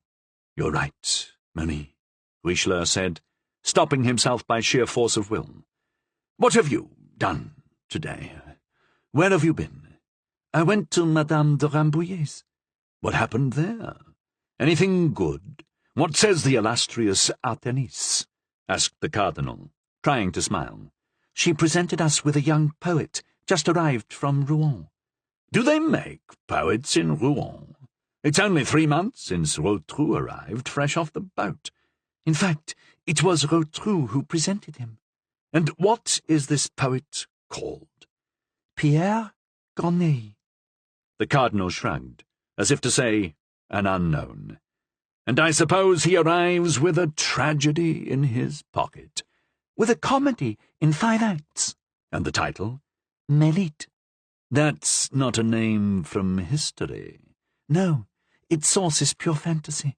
Rotrou says the work is destined to eclipse all poetry, past, present, and future. Sheer impertinence. Madame de Combalet delicately changed the subject. Then Madame de Rambouillet presented us with a real surprise. She'd secretly had constructed, beyond the wall facing the 300, and unknown to anyone but the masons and carpenters, an addition to her hôtel, a beautiful new chamber, all hung in blue velour, gold and silver. I've never seen anything decorated in such exquisite taste. Would you like something like it, Marie? Nothing could be easier. I'll include it in the palace I'm building. Thank you. But for me, please remember, all I need is an austere monastic cell. So long as it's near you. Is that all the news? Not quite all, though I'm not sure if I should tell you the rest. Why is that? Because the rest involves a sword. Duels! Always duels! Richelieu hissed. What must I do to rid France of this insane obsession with honour? This time it wasn't a duel, just a simple encounter. The Marquis de Pisani was brought to the Hôtel de Rambouillet disabled by a wound. A dangerous wound? No, because he has the luck to be a hunchback. The blade hit the top of his hump and, unable to penetrate, slid down his side. My God, the surgeon said. It slid along the side of his chest and went through his left arm. Do we know the cause of this fight? I think he mentioned the Comte de Moret. The Comte de Moret, Richelieu repeated, frowning. I think I've heard that name in these last 3 days. And he gave this pretty sword wound to the Marquis de Pisani? No, it was one of the Marquis's friends. His name? Madame de Combalet hesitated, knowing how much her uncle hated duelling. My dear uncle, she said, you know what I said. This wasn't a duel, or a summons of honour, or even a meeting. The opponents just had a disagreement at the door of the hotel. But who was this opponent? His name, Marie? A certain Succarrière. Succarrière, said Richelieu. I know that name. Perhaps, but I can assure you, my dear uncle, that he's not to blame. Who? Monsieur de Succarrière. The cardinal drew a notebook from his pocket and consulted it. He seemed to find what he sought. The Marquis de Pisani, continued Madame de Combalet, drew first and lunged like a madman, according to Voiture and Brancard, who were witnesses. Here he is, the very man, murmured the cardinal, and he knocked on a panel. Charpentier appeared. Call for Cavois, said the cardinal. Uncle, you're not planning to arrest this young man and bring him to trial, exclaimed Madame de Combalet, clasping her hands. On the contrary, the cardinal said, laughing, I just might make his fortune. Oh, don't mock, uncle. With you, Marie, I never mock. This Succarrière has, at this moment, his fortune in his hands. Even better, it's the fortune he needs. It's up to him, not to fumble it. Cavois came in. Cavois, said the cardinal to the captain of his guards, who was still half asleep. Go to the house at Rue Traversière and Rue Sainte-Anne, and seek out a certain cavalier who calls himself Pierre de Bellegarde, Marquis de Montbrun, Sieur de Succarrière. Yes, monseigneur. If you find him at home, tell him that despite the late hour, I would like the pleasure of a brief chat with him. And if he refuses to come? Oh, Cavois, I think you can handle a little problem like that. Willing or unwilling, I want to see him. Is that clear? Within the hour he will be at your Eminence's service, Cavois said, bowing. At the door, the captain of the guards met a new arrival. He deferred to the newcomer with such respect that he was obviously important. And, in fact, it was none other than that famous Capuchin, du Tremblay, known to all as Father Joseph, or His Grey Eminence. 12. His Grey Eminence. Father Joseph was so well known as the Cardinal's second soul that upon seeing him the minister's confidential servants withdrew at once, so that in Richelieu's chambers the Eminence Grise had the privilege of respectful space about him. Madame de Combalet, no less than the others, was subject to the unease inspired by this silent apparition. At the sight of Father Joseph, she presented her forehead to the Cardinal for a goodbye kiss. "Please, dear uncle," she said, "don't work too late." Then she retired, eager to escape through the door opposite the one through which the monk had entered, keeping half the room between herself and the new arrival as he approached the Cardinal.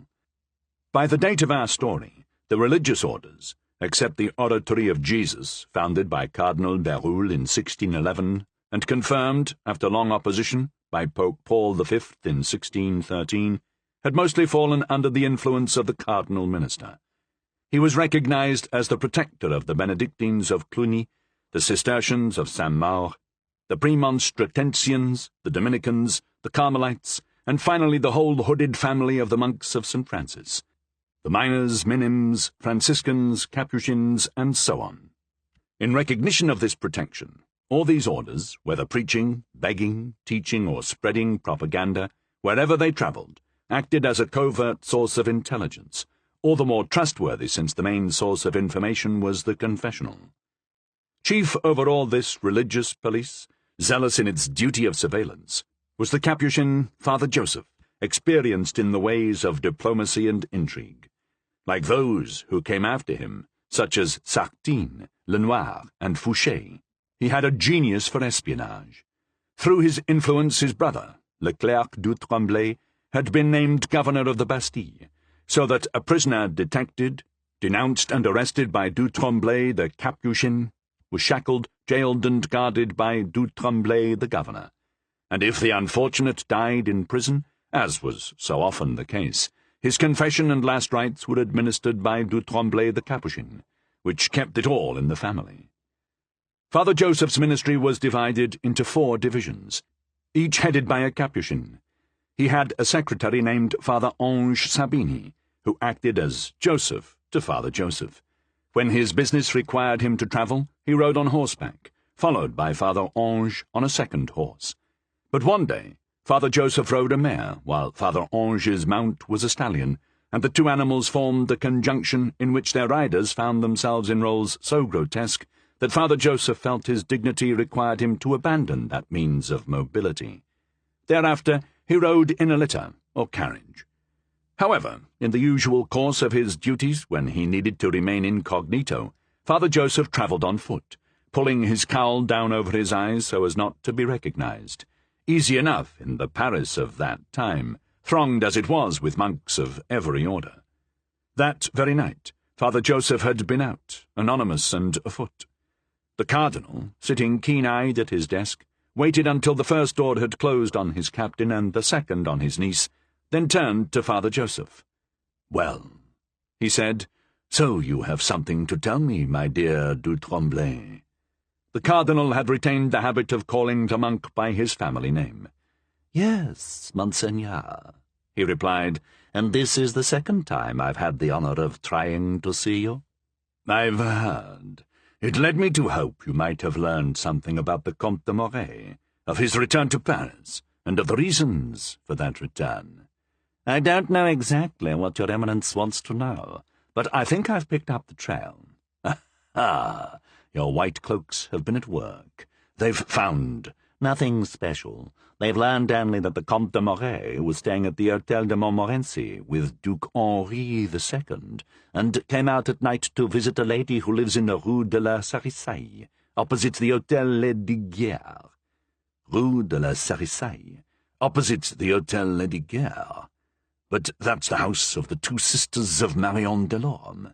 "Yes, Monseigneur, of Madame de la Montagne and Madame de Maugiron, but it's uncertain which of the 2 is his lover."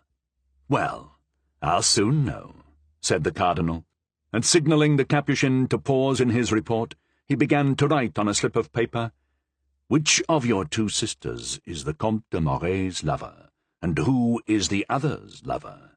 Is there an unhappy rival?" Then he turned to a panel above the desk, which opened when he pressed a button.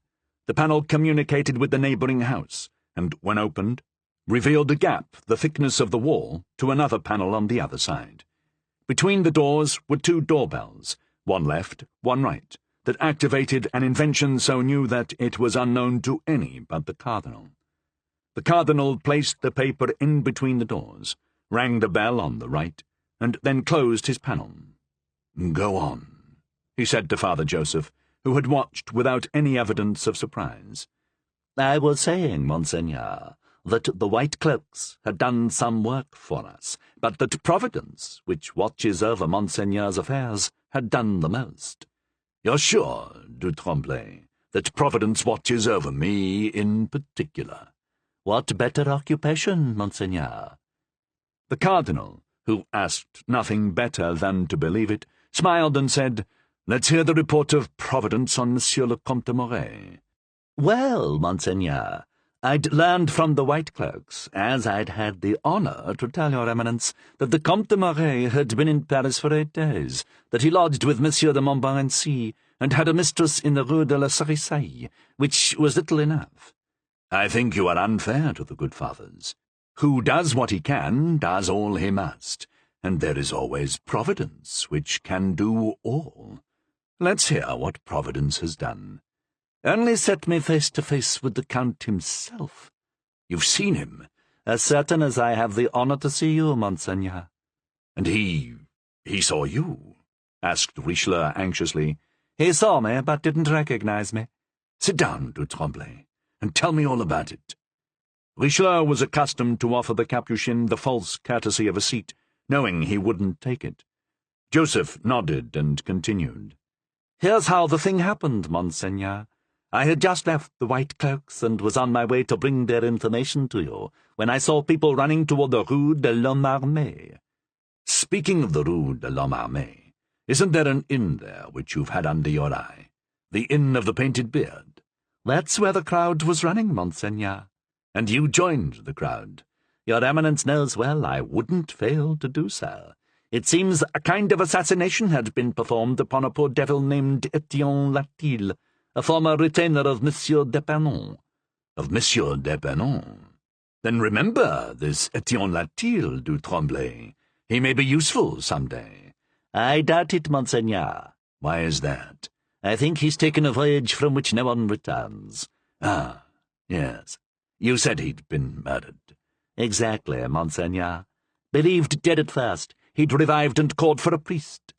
And there I was." "Providence indeed, du Tremblay.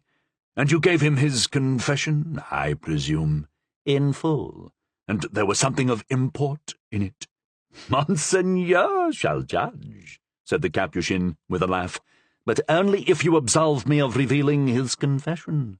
Very well, said Richelieu. "I absolve you." "Well, Monseigneur, Etienne Latil was assassinated for refusing to assassinate the Comte de Moret." "And who would have a motive for killing this young man, who, at least till now, has joined neither faction nor cabal?" "A rival in love." "You're sure?" "I believe so." "But you don't know who killed this man?" "No, Monseigneur, and neither did he. He knew only that it was a hunchback." "We have 2 hunchbacked swordsmen in Paris, the Marquis de Pisani and the Marquis de Fontrailles. It might be Pisani, who himself received a sword wound last night at 9 o'clock at the gate of the Hôtel de Rambouillet, at the hands of his friend, Soucarrière. But Fontrailles should be watched, none the less." "I'll have him watched, Monseigneur. But stay a moment. I've something even more extraordinary to tell your Eminence." Speak, du Tremblay. Your story is captivating." "Well, Monseigneur, here's what's even more extraordinary. While I was hearing Latil's confession, who should walk into the room but the Comte de Moret himself." "What? At the Inn of the Painted Beard?" "Yes, Monseigneur, at the Inn of the Painted Beard. The Comte de Moret himself came in, dressed as a Basque esquire, He stepped up to the wounded man and laid a purse of gold on the table next to him. "If you recover," he said, "take yourself to the hotel of the Duc de Montmorency. If you die, die in the faith of the Lord, certain that there will be prayers at Mass for the salvation of your soul." "The intention is good," Richelieu said, "but nonetheless, let's send my doctor, Chicot, to have a look at this poor devil. Are you sure the Comte de Moret didn't recognize you?" "Yes, Monseigneur." "Quite sure. What was he doing, disguised, at that inn?" "We may yet find out. Your Eminence, would you care to guess who I met at the corner of the Rue du Plâtre and the Rue de l'Homme Armé?" "Who?" "Disguised as a peasant of the Pyrenees." "Tell me instantly, du Tremblay. It's getting late, and I don't have time to spare." "Madame de Fargy." "Madame de Fargy!" the Cardinal exclaimed. "And she was coming from the inn?" "It seems probable." "She as a Catalan, he as a Basque. It was a meeting." "That's what I thought. But there's more than one kind of meeting, Monseigneur. The lady is a libertine, and the young man is the son of Henri IV. It was no love rendezvous, du Tremblay. The Count comes from Italy by way of Piedmont. He had, I'd wager my head, letters to the Queen, or even queens. He must take care," Richelieu said, glowering.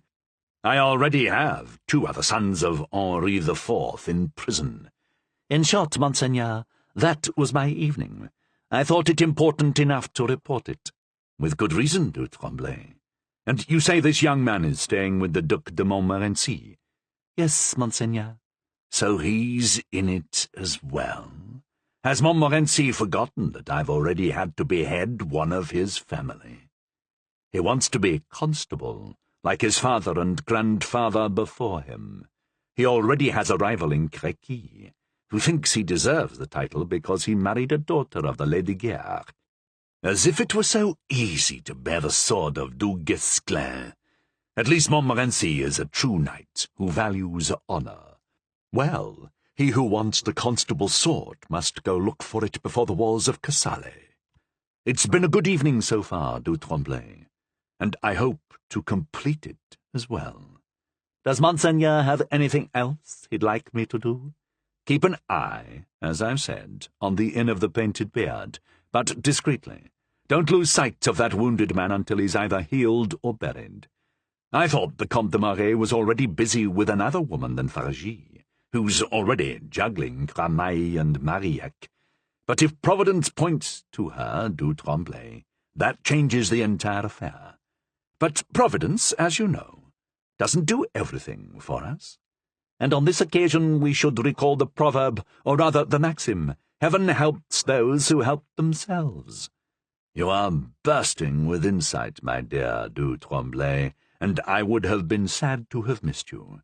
Let me just help the Pope by ridding him of the Spanish, whom he fears, and the Austrians, whom he hates, and will arrange so that the first red hat that arrives from Rome fits the measurements of your head.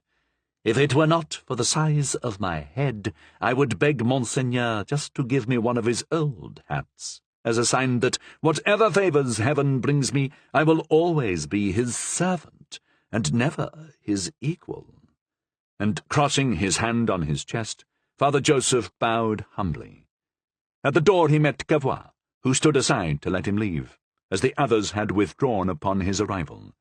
His grey eminence having left, Cavois said to the Cardinal, "He is here, Monseigneur." "Sous Carrière?" "Yes, Monseigneur." "He was at home, then?" "No, but his servant told me he'd be in a gambling den he frequents on Rue Viaudot, and in fact there he was." "Have him enter." Cavois stood immobile, eyes cast down. "Well?" asked the Cardinal. "Monseigneur, I wish to ask a favour." "Do so, Cavois. You know I esteem you, and will do what I can." "I only hope that once Monsieur Sous Carrière departs, I might be permitted to spend the rest of the night at home. Since our return to Paris, Monseigneur, it's been 8 days, or rather 8 nights, and I've yet to spend one in my own bed." "And you're tired from your duties?" "No, Monseigneur, But Madame Cavois is tired of sleeping alone. Madame Cavois is amorous, then? Yes, Monseigneur. But it's her husband she's amorous for. She would be a good example for the ladies of the court. Cavois, you may spend the night with your wife. Oh, thank you, Monseigneur. I authorize you to go and find her. Find Madame Cavois? Yes, and bring her here. Here, Monseigneur? To what end? I'd like to speak with her. Speak? To my wife? Cavois cried, astonished. I have a gift to bestow in recompense for these sleepless nights on my account. A gift? Cavois said, beyond astonished. Bring in Monsieur Soucarrière, Cavois, and while I talk with him, go fetch your wife. But, Monseigneur, said Cavois, she'll have gone to bed. Get her up. She won't want to come. Take 2 guards with you. Cavois laughed. Very well, I'll do it, Monseigneur, he said, but I warn you, Madame Cavois says what she thinks, and plenty of it. Good. Candour is all too rare at court, Cavois. So, Monseigneur's order is serious? I've never been more serious, Cavois. Then Monseigneur will be obeyed. Cavois, still sceptical, bowed and withdrew. The cardinal took advantage of his brief solitude to open the panel above his desk. In the same place where he had put his request, he found a reply, written with the brevity he required in dispatches. The Comte de Morey is the lover of Madame de la Montagne, the Seigneur de Soucarrière of Madame de Maugiron, the unhappy rival, the Marquis de Pisani. It's astounding, murmured the cardinal as he closed the panel, how everything tonight seems to tie together. It's almost enough to make one believe, like that fool du Tremblay, that there really is a providence. Just then his secretary, Charpentier, assuming the role of a footman or steward, opened the door and announced, Monsieur Pierre de Bellegarde, Comte de Montbrun, and Seigneur de Soucarrière. 13. In which Madame Cavois becomes partner to Monsieur Michel. As our readers know, the man announced with such a pompous display of titles was none other than our friend Soucarrière, whose portrait we sketched at the beginning of this volume. Soucarrière entered with such an air of nonchalance, giving His Eminence such a casual greeting, that it was tantamount to effrontery. The cardinal cast his gaze about, as if searching for someone who might have entered with Soucarrière. "Pardon, Monseigneur," Soucarrière said, putting one foot gallantly forward and posing with his hat in his right hand. "But is your Eminence looking for something? I'm looking for those other people who were announced along with you, Monsieur Michel." "Michel?" repeated Soucarrière, astonished. "Who bears that name?" "Who? I believe you do, my dear monsieur." "Oh, I mustn't let Monseigneur make such a grave error. I'm the acknowledged son of Monsieur Roger de Saint-Lary, Duc de Bellegarde, and Grand Equerry of France. My illustrious father still lives, and would be happy to so inform you. I am Seigneur de Soucarrière, thanks to an estate which I acquired. I was made a marquis by Madame la Duchesse Nicole de Lorraine upon my marriage with the noble Demoiselle Anne de Roger."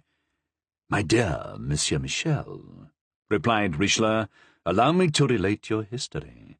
I know it better than you do, and will instruct you."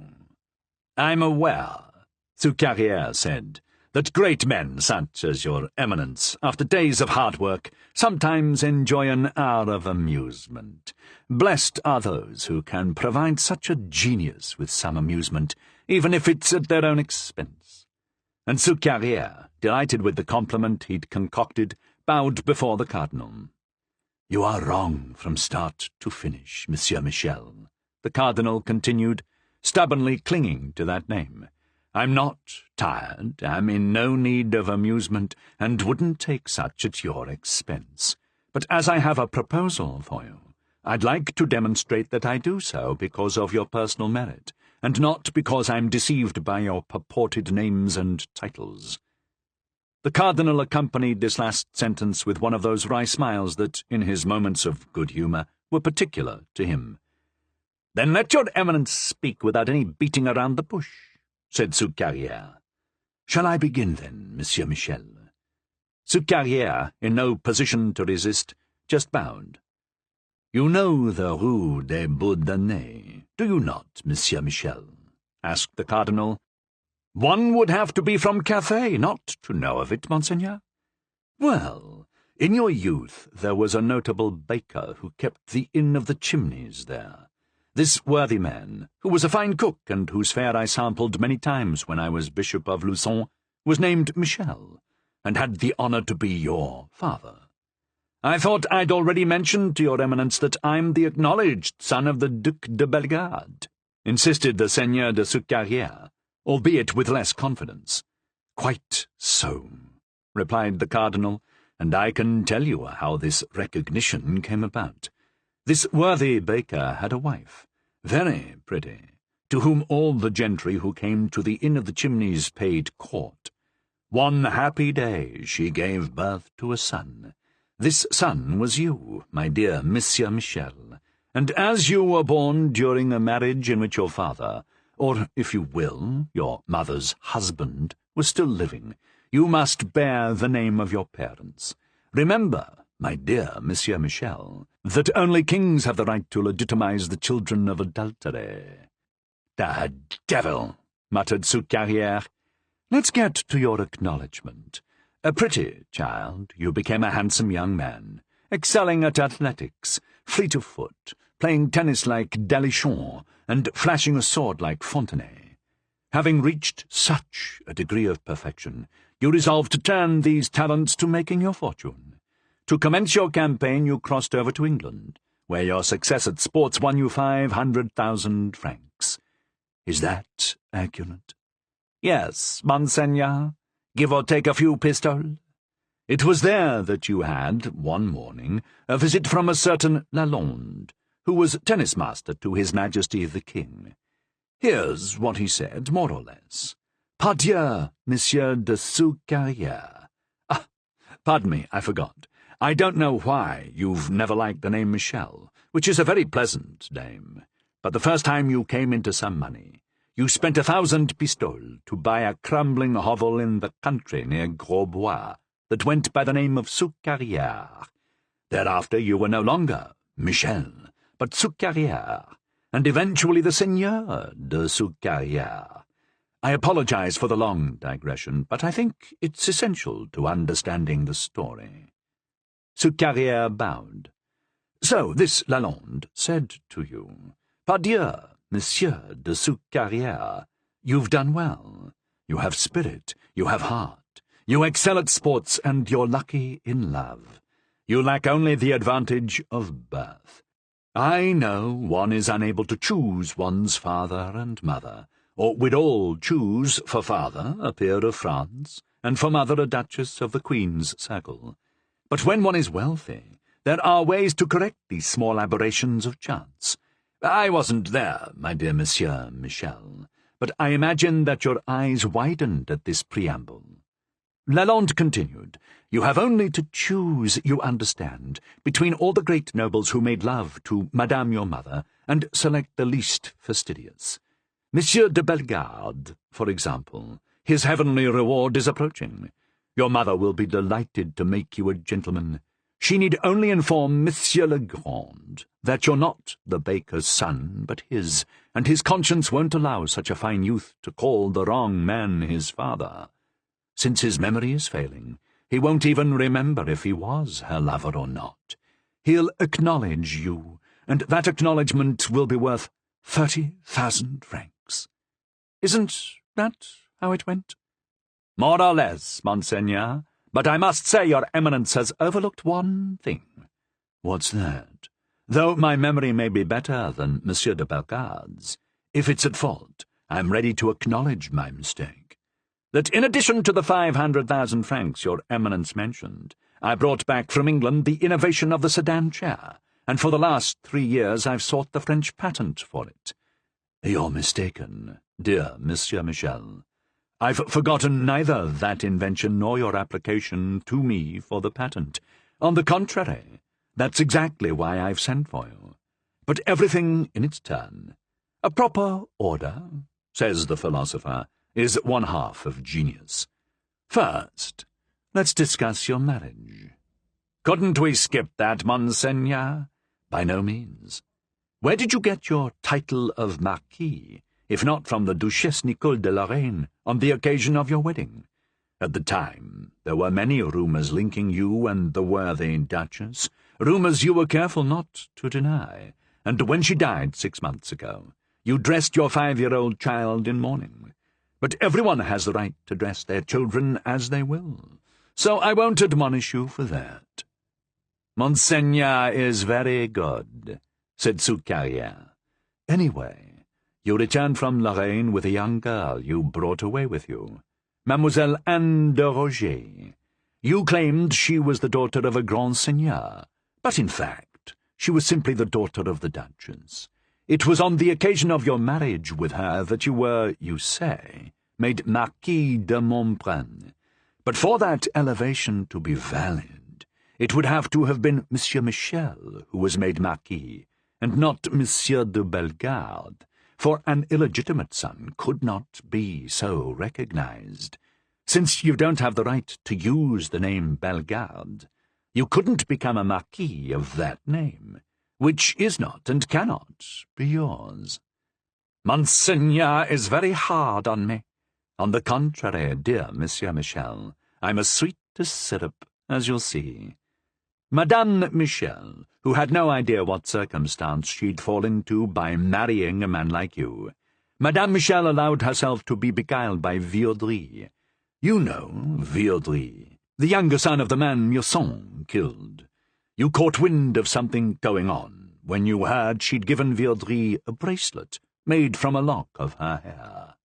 You threatened to throw her into the canal of Soucarrière, but you weren't quite sure of her betrayal, and as you're not a bad man at heart, you waited upon further proof. When you had that proof, a letter written entirely in her hand, which left no doubt as to your dishonour, you followed her into the garden, drew your dagger, and told her to pray to God. She could see that this wasn't like when you'd threatened to throw her into the canal, that this time you were serious. You stabbed twice, but fortunately only struck her hand, cutting off 2 of her fingers. Seeing her blood, you pitied her, spared her life, and sent her back to Lorraine. As for Viaudry, because you'd been lenient to your wife, you decided to show him no mercy. You found him at Mass at the Church of the Minims, near the Place Royale, and charged in, sword in hand, but he refused to commit sacrilege and kept his own blade in the scabbard. Not that he didn't want to fight you. He even said, I'd draw on you if I had a reputation to protect, but as I don't, there's no reason to fight here. And indeed, he then formally called you out, as if you really were the son of Monsieur de Bellegarde, and met you in the Place Royale, the same place where Bouteville fought Beuvron. You carried off the affair extremely well, accepting all your opponent's requirements, then giving him 6 wounds with the point of your sword, and any number of blows with the flat of your blade. But Bouteville, too, had carried off his affair extremely well, which didn't stop me from having him beheaded. I'd have shortened you as well, Monsieur Michel, if you'd really been Pierre de Bellegarde, Marquis de Montbrun, and Seigneur de Soucarrière, because, worse even than Bouteville, you'd drawn your sword in a church, which would have meant cutting off your hands as well as your head. Do you hear me, my dear Monsieur Michel? Pardieu! Yes, Monseigneur, I hear you, Soucarrière replied, and I must say that I've heard conversations much more welcome than this one. Then it's just as well you didn't meet your end that time. Although this evening you returned to your former ways with the poor Marquis de Pisani, he must have been mad with rage to get in a fight with a buffoon like you. I didn't pick a fight with him, Monseigneur. He's the one who attacked me. Well, At least this poor Marquis wasn't so unlucky as to pick his fight in the Rue de la Cerisaille, where he'd have had to face both you and the Comte de Moray. Monseigneur, what do you know? What I know is that if the point of your sword hadn't struck his hump and slid down, and that if his ribs didn't overlap each other like an iron breastplate, you'd have nailed him like a beetle to the wall. You really have a rotten temper, dear Monsieur Michel. I swear, Monseigneur, I wasn't looking for a fight. Voiture and Brancard will tell you so. I was just overheated from having followed him from the Rue de l'Homme Armé almost all the way to the Louvre. At this mention of the Rue de l'Homme Armé, Richelieu was suddenly all attention. He'd had a quarrel in a cabaret, Soucarrière continued, and was all worked up about it. Indeed he had, said Richelieu, following the line the unsuspecting Soucarrière had opened for him, in the Inn of the Painted Beard. Monseigneur! cried Soucarrière, astonished. Where he went, Richelieu continued, at the risk of overplaying his hand, but keen to know everything, to see if, by means of a certain Etienne Latil, he might be able to rid himself of his rival, the Comte de Moray. Fortunately, instead of finding a cutthroat, he found an honest swashbuckler who refused to dip his hands in royal blood. So you see, my dear Monsieur Michel, that between drawing your sword in a church, duelling with Viaudry, complicity in the murder of Etienne Latil, and having an encounter with the Marquis de Pisani, I could have you beheaded 4 times over, if only you had 2 quarters of nobility instead of being a full-blooded commoner. Alas, Monseigneur, said Soucarrière, badly shaken, but you heard me declare that I owe my life to your magnanimity. And your wits, my dear Monsieur Michel. Ah, if only Monseigneur would allow me to use my wits in the service of your eminence, Soucarrière cried, throwing himself at the cardinal's feet. I'd be the happiest of men. God forbid I should refuse, for I have need of men like you. Yes, Monseigneur, men of wit and, dare I say it, devotion, whom I will hang on the day their devotion ends. Soucarrière started. Oh, but that will be never, he said. How could I ever forget all I owe to your eminence? Consider, my dear Monsieur Michel, you hold your fortune in your hands, but I hold the end of the noose in mine. If only your eminence would deign to tell me how to employ these wits that he's been so good as to recognize. As to that, I listen with full attention. Well then, suppose I grant you the patent on this invention from England. The patent? On sedan chairs? Cried Soucarrière, who was beginning to see, taking shape before him, that fortune which the cardinal said he held in his hands, but which until now had been no more than a dream. Half of it, said the cardinal, only half. I reserve the other half for a boon I wish to grant. Monseigneur wishes to reward another's wits as well, ventured Soucarrière. No, something rarer than brains. Devotion. Monseigneur is the master. If I'm given half the patent, half is what I'll settle for. Indeed. So you'll have half the sedan chairs in Paris. 200, let's say. Yes, as you say, Monseigneur. 200. That makes 400 chair porters. Well, Monsieur Michel, let's suppose these 400 porters are intelligent, that they note where they take their customers and pay attention to what they say. Suppose, further, that the head of their company was also intelligent, and that he related to me, and to me alone, all that was seen and heard. Finally, suppose this man took in 12,000 francs a year, though it could easily be 24,000, and that, instead of being called merely Michel, he wished to be called Messire Billard de Bellegarde, Marquis de Montbrun, and Seigneur de Soucarrière. I'd say, my dear friend, take as many names as you like. The more the better. As for the names you've already appropriated, you may have to defend them against those you've claimed them from, but rest assured, I won't give you the slightest trouble about them. You're serious about this, Monseigneur? Quite serious, my dear Monsieur Michel. I'm granting you the patent for half the sedan chairs in circulation in Paris. Tomorrow your partner, who will already have signed for the other half, will bring you a letter for you to sign in your turn. Does that suit you? And what will this letter state about my obligations to you? Soucarrière asked hesitantly. Nothing at all, dear Monsieur Michel. That matter, you understand, is between you and me. Complete confidentiality is essential. Based, if my connection were known, all would be lost. It must not be revealed to Monsieur or the Queen. You must always speak of me as a tyrant who persecutes the Queen, and say you can't understand how King Louis XIII can live under a yoke as heavy as mine. But I could never say such things, cried Soucarrière. Well, if you try hard enough, you might find that you can. So, we're agreed. Your chairs will become all the rage, stifling the competition, and the entire court will refuse to travel anywhere except by chair, especially if yours have 2 seats and very thick curtains. Does Monseigneur have any specific instructions for me? Indeed. I particularly recommend the ladies to you. Madame la Princesse, first of all, then Mademoiselle Marie de Gonzague, Madame de Chevreuse, and Madame de Fargy.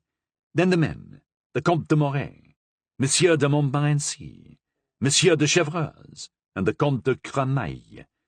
I leave out the Marquis de Pisani. Thanks to you, we don't have to worry about him for a few days. Monseigneur shall have nothing to worry about at all. And when should I start this operation? As soon as possible. You should begin within the week, unless you lack the funds to do so. No, Monseigneur. Indeed, this is the kind of affair I'll attend to personally. In that case, proceed. But if you need to, you can contact me directly. You yourself, Monseigneur? Yes. Haven't I an interest in the matter? But, pardon me, here's Cavois, who seems to have something to say.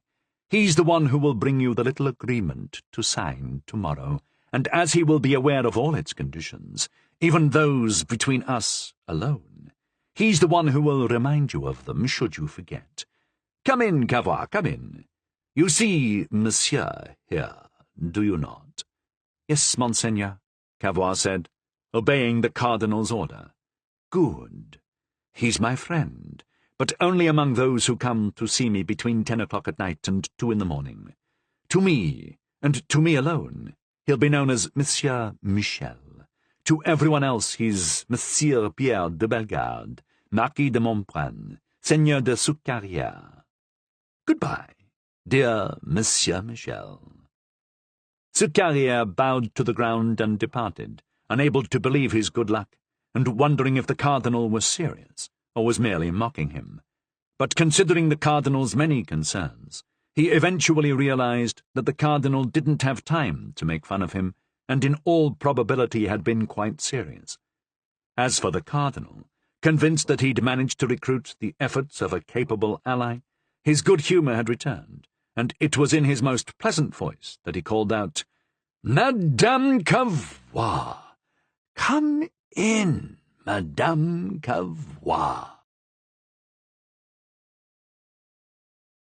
14. In which the Cardinal begins to see the chessboard clearly. The words were barely out of his mouth before the Cardinal saw a petite woman enter, aged 25 to 26, nimble, dainty, with her nose in the air and seemingly not at all intimidated by being in his presence. "You called, Monseigneur?" she said, speaking first, with a strong Languedoc accent. "Here I am." "Good. And yet Cavois said you might not want to come." "I? Not come when you do the honour to call for me? What should I fear? Your Eminence didn't ask me to come alone." "Madame Cavois," the captain of the guards growled in warning. "Madame Cavois, all you like. Monseigneur called me here for a reason, for this or for that. Does he want to talk to me? Let him talk to me. Does he want me to talk to him? Then I'll talk to him." "For this and for that, Madame Cavois," said the Cardinal, signalling his guard captain not to interfere with the conversation. No need to silence him, Monseigneur, said Madame Cavour. If I tell him to shut up, he'll shut up. Or maybe he wants us to think he's in charge here. Monseigneur, please excuse her. She doesn't know the court, and— Let Monseigneur ask my pardon. Look at you, yawning, Cavour. Why, it's Monseigneur who owes me an apology. What? Said the Cardinal, laughing. I'm the one who needs to be pardoned. Certainly. Is it Christian to keep people who love each other eternally separated, as you do? Ah, so you love him, then? Your husband? How could I not love him? You know how I first knew it, Monseigneur? No. But please tell me, Madame Cavour. It interests me enormously. Mireille, Mireille, said Cavour, trying to call his wife to order. Cavour, Cavour, laughed the Cardinal, imitating his guard captain. Well, I'm the daughter of a gentleman of quality from Languedoc, you know, while Cavour is the son of a Picardy squire. Cavour twitched. That doesn't mean I look down on you, Louis. My father's name was de Sarignon, and in Catalonia he was a brigadier, no less. I was a widow by name of Lacroix, very young, childless, and, I can say without bragging, very pretty. You still are, Madame Cavour, said the Cardinal. Well, I was pretty. I was 16 then, and I'm 26 now, with 8 children, Monseigneur. What? 8 children? You've had 8 children from your wife, you dog, yet you complain to me when I keep you from sleeping with her. Why, you complained, my dear Cavour, cried Mireille. Oh, you little love, let me kiss you. And despite the presence of the Cardinal, she threw her arms around her husband's neck and kissed him. Madame Cavour! Cried the guard captain, trembling, while the Cardinal, his good humour completely restored, choked with laughter. To go on, Monseigneur, said Madame Cavour, still carelessly embracing her husband. He was with Monsieur de Montmorency in those days, so it wasn't surprising that, though he's a Picard, he'd come to Languedoc. Once there, he sees me and falls in love with me, but he isn't very rich, and I'm well off, so the idiot won't declare himself. But he picks a quarrel with somebody, and the day before he's to fight, he goes to a notary and makes a will in my favour, leaving me what? Everything he has, no more and no less, to me, who didn't even know he loved me. So I go to the notary's house to visit his wife, who is a friend of mine, and she says, "Do you know what? If Monsieur Cavour dies, you inherit all he has." Monsieur Cavour? Who's that? You know, that handsome lad. And he was good-looking in those days, Monseigneur. He's declined a bit since then, but no matter. I don't love him any the less for it. Isn't that so, Cavour? Monseigneur, Cavour said beseechingly, you'll forgive her, won't you? What do you say, Madame Cavour? Said Richelieu. Shall we put this whiner out the door? Oh, no, Monseigneur. I see him little enough as it is.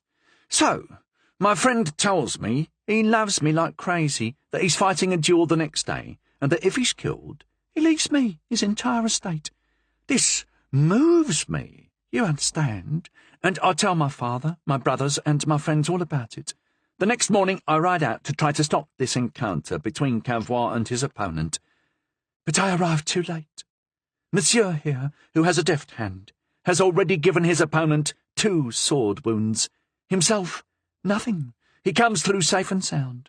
I throw my arms around his neck and say to him, "If you love me so, you must marry me. You shouldn't suppress such desires." And he married me. His desires weren't long suppressed, it seems, said the Cardinal. No, but now, Monseigneur, he's no happier than that other rascal. Since he's been in service to your Eminence, I have to manage all his affairs. On the rare occasions he comes home, he's sluggish and dull. I caress him, call him my little Cavour, my little husband, and make myself as pretty as I can to please him. He never hears any whining, any complaints or reproaches, but I swear, it's as if he's all used up. I can see by all this that Master Cavour is more important to you than the rest of the world.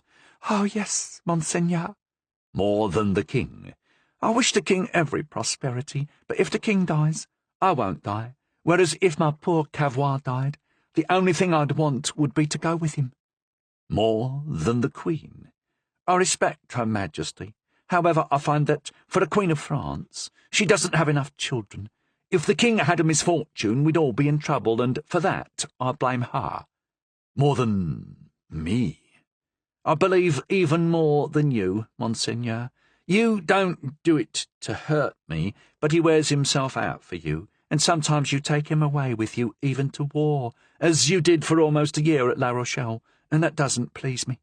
But, said Richelieu, if the king died, if the queen died, if I died, if everybody died, what would you two do on your own? Madame Cavois laughed and gave her husband a sidelong glance. Well, she said, we do. Yes. What would you do? We do what Adam and Eve did, Monseigneur, when they were alone together. The cardinal laughed with them. So, he said, you have 8 children in the house. Your pardon, Monseigneur, but there are only 6. It pleased the Lord to take 2 of them. Oh, you will make up your loss, I'm sure. I hope so. Isn't that so, Cavois?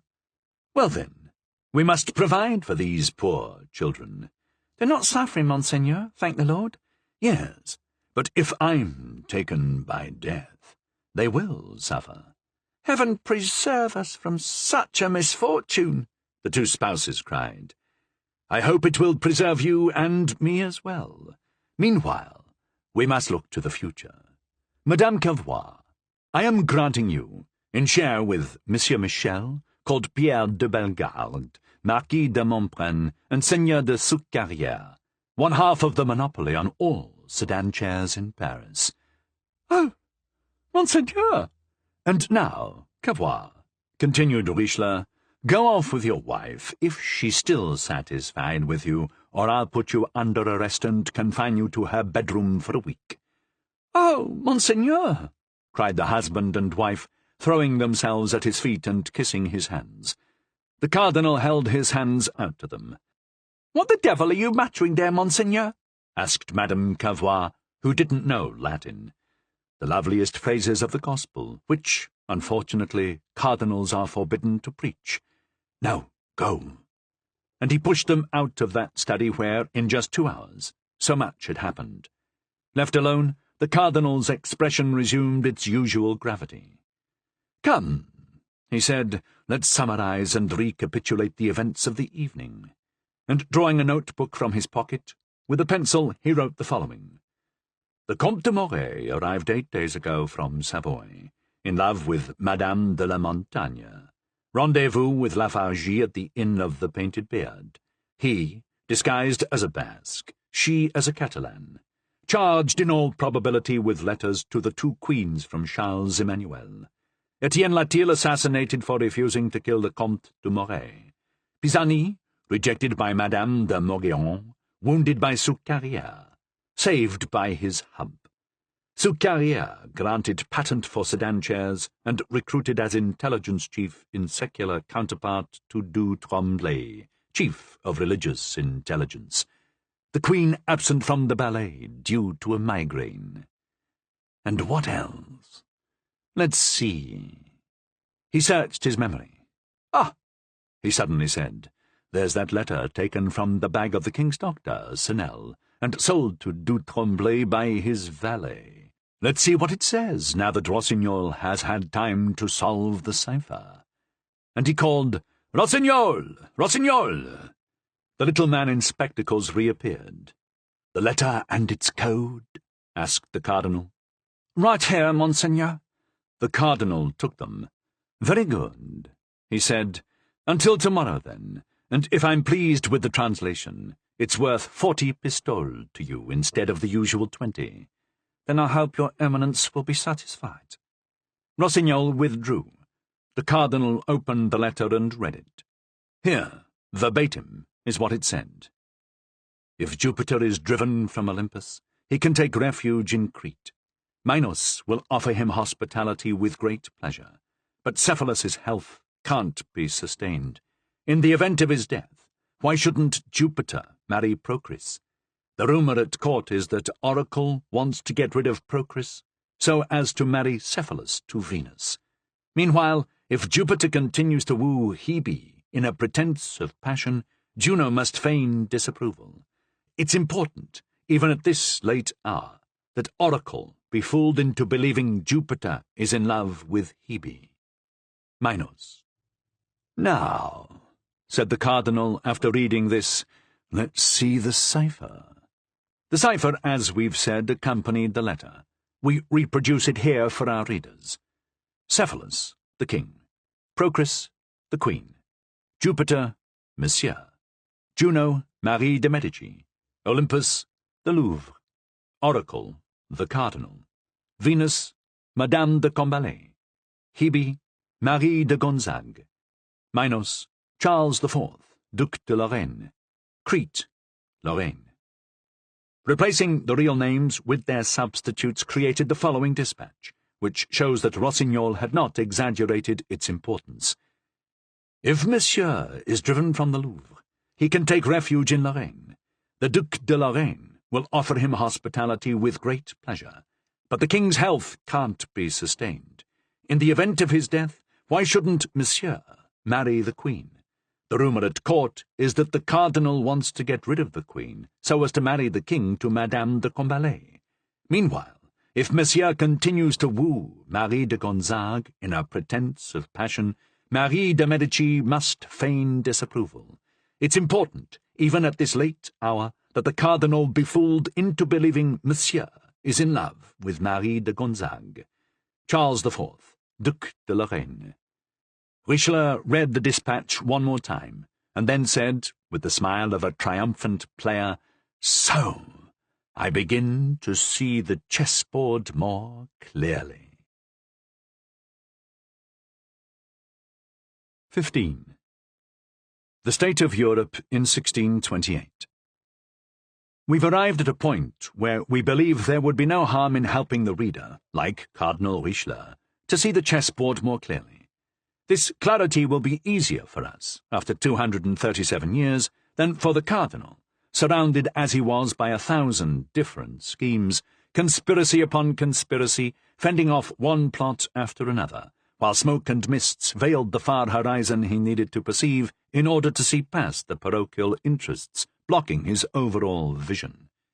If this was merely one of those books brought to show off next to a picture album or scrapbook, a book for the coffee table, so visitors could admire its engravings, or a book for a little light reading in the dressing-room after one has enjoyed some time in the boudoir, we'd pass over the details that some frivolous minds might find boring. But as we presume to hope that our books will become, if not during our lifetime, then after it, part of society's standard library, we ask our readers for permission to pass before them, at the beginning of this chapter, a review of the situation in Europe.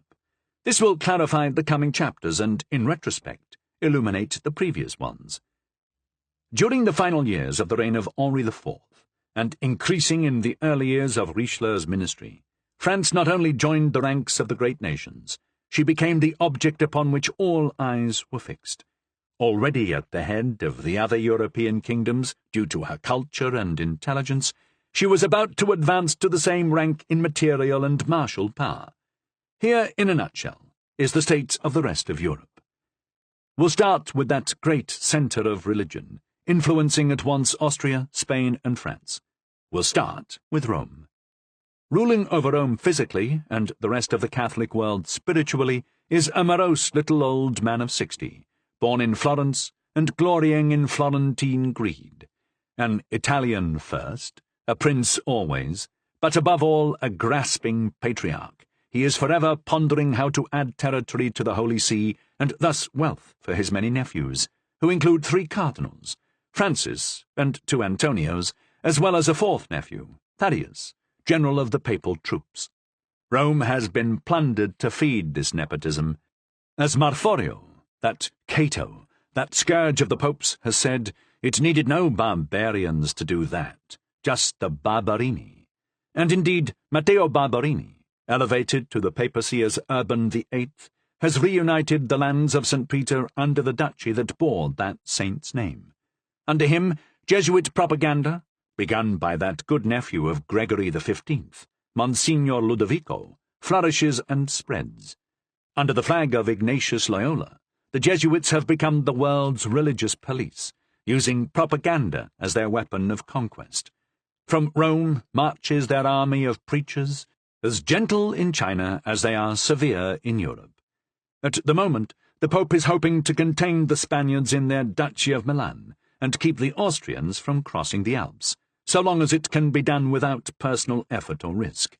He presses France to secure Mantua and lift the siege of Casale, but declines to commit one man or a single Roman baiocco to the effort. In his spare time he revises church hymns and composes anacreontic poetry. In 1624, Richelieu had taken his measure, seeing past its pope into the hollowness of Rome, whose dithering politics had already drained it of religious prestige, and who borrowed what little strength it had first from Austria and then from Spain. Spain. Since the death of Philip III, Spain has hidden its decline behind big words and grand airs. She has, for a king, Philip IV, brother of Anne of Austria, a lazy sort of monarch who reigns through his prime minister, Count Duke Olivares, as Louis XIII rules through the Cardinal de Richelieu.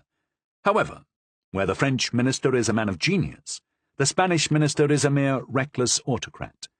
The Spanish West Indies, from which a river of gold rolled during the reigns of Charles V and Philip II, produces under Philip IV only 500,000 crowns a year. Meanwhile, Admiral Piet Hein of the United Provinces has captured galleons in the Gulf of Mexico loaded with ingots worth, it's estimated, over 12 million. In her last gasp, Spain is so weak that even the Duke of Savoy, the hunchback Charles Emmanuel, known derisively as the Prince of Marmots, has twice held in his hand the fate of that empire upon which Charles V boasted the sun never set. Spain has nothing left and can no longer even bankroll Ferdinand II, who complains she sends him no money. The holy bonfires of Philip II, the King of Flames, had burned the spirit from a people who once abounded with it, and Philip III, in driving out the Moors, had destroyed the fresh stock that could have revived that spirit. She had leagued herself with the bandits who burned Venice. Her greatest general, Spinola, is an Italian mercenary, and her most effective ambassador, Rubens, is a Flemish painter.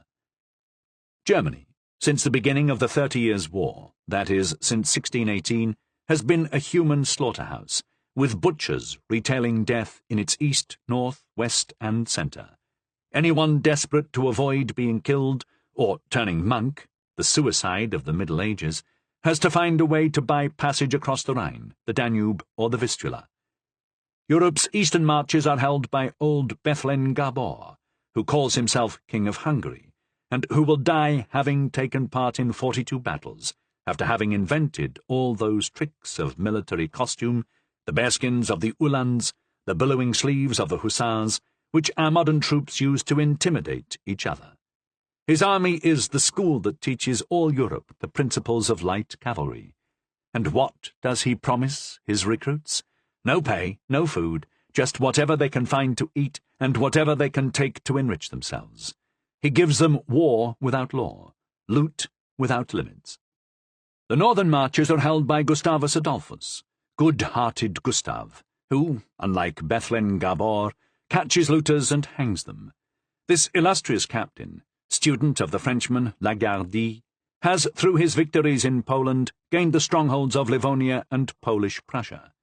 He is occupied at the moment in making an alliance with the German Protestants against Emperor Ferdinand II, the mortal enemy of the Protestants, who despise his Edict of Restitution, that document which will serve as a model for Louis XIV 50 years later, when repealing the Edict of Nantes. Gustavus Adolphus is the master of his epoch and, in the military arts, the creator of modern warfare. His grand spirit will have no part of the gloom of Coligny, the severity of William the Silent, or the bitter anger of Maurice of Nassau. Unflappable and serene, a smile plays on his lips even in the midst of battle.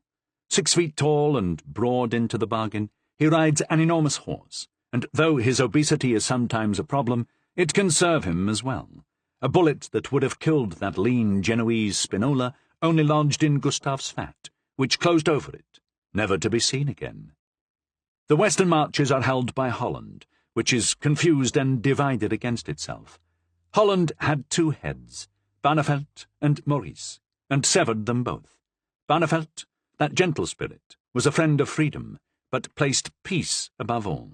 Leader of the provinces and supporter of decentralization, and therefore weakness, ambassador to Elizabeth, Henry IV, and James I, when travelling through Brille, Flushing, and Ramakan, was seized as a heretic and traitor and slain on the scaffold. It was Maurice of Nassau who'd killed Barneveldt, and though he'd saved Holland 10 times over, by this murder he lost his popular support. Prince Maurice wishes to be loved, but fears he is hated. One morning, crossing the Gorkum market, he greets the populace with a smile, believing the people will throw their hats in the air and cry happily, "Vive Nassau!" But the people are silent, and their hats stay on their heads. From that moment on, he suffers the death of unpopularity. The ever-vigilant sentinel, the captain without fear, becomes a sleepwalker caught in a trance, a dreamer who cannot wake. Maurice is succeeded by his younger brother, Frederick Henry, who handles his inheritance as if buying and selling in a market of men, investing in only a few, but those few well-chosen, well-clothed, well-fed, and regularly paid. A strategist, he occupies the key roads anchored by the remaining marshes, sighting his men scientifically, even if that means placing them in knee-deep water.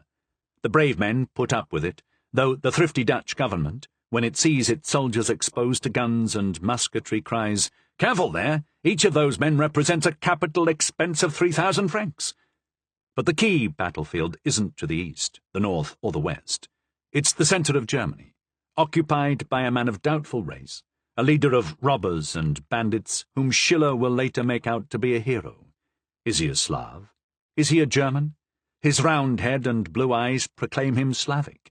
His red-blonde hair says he's a German. His olive complexion declares him Bohemian. In fact, this lean, grim captain, who signs himself Wallenstein, was born in the ruins, fires, and massacres of Prague.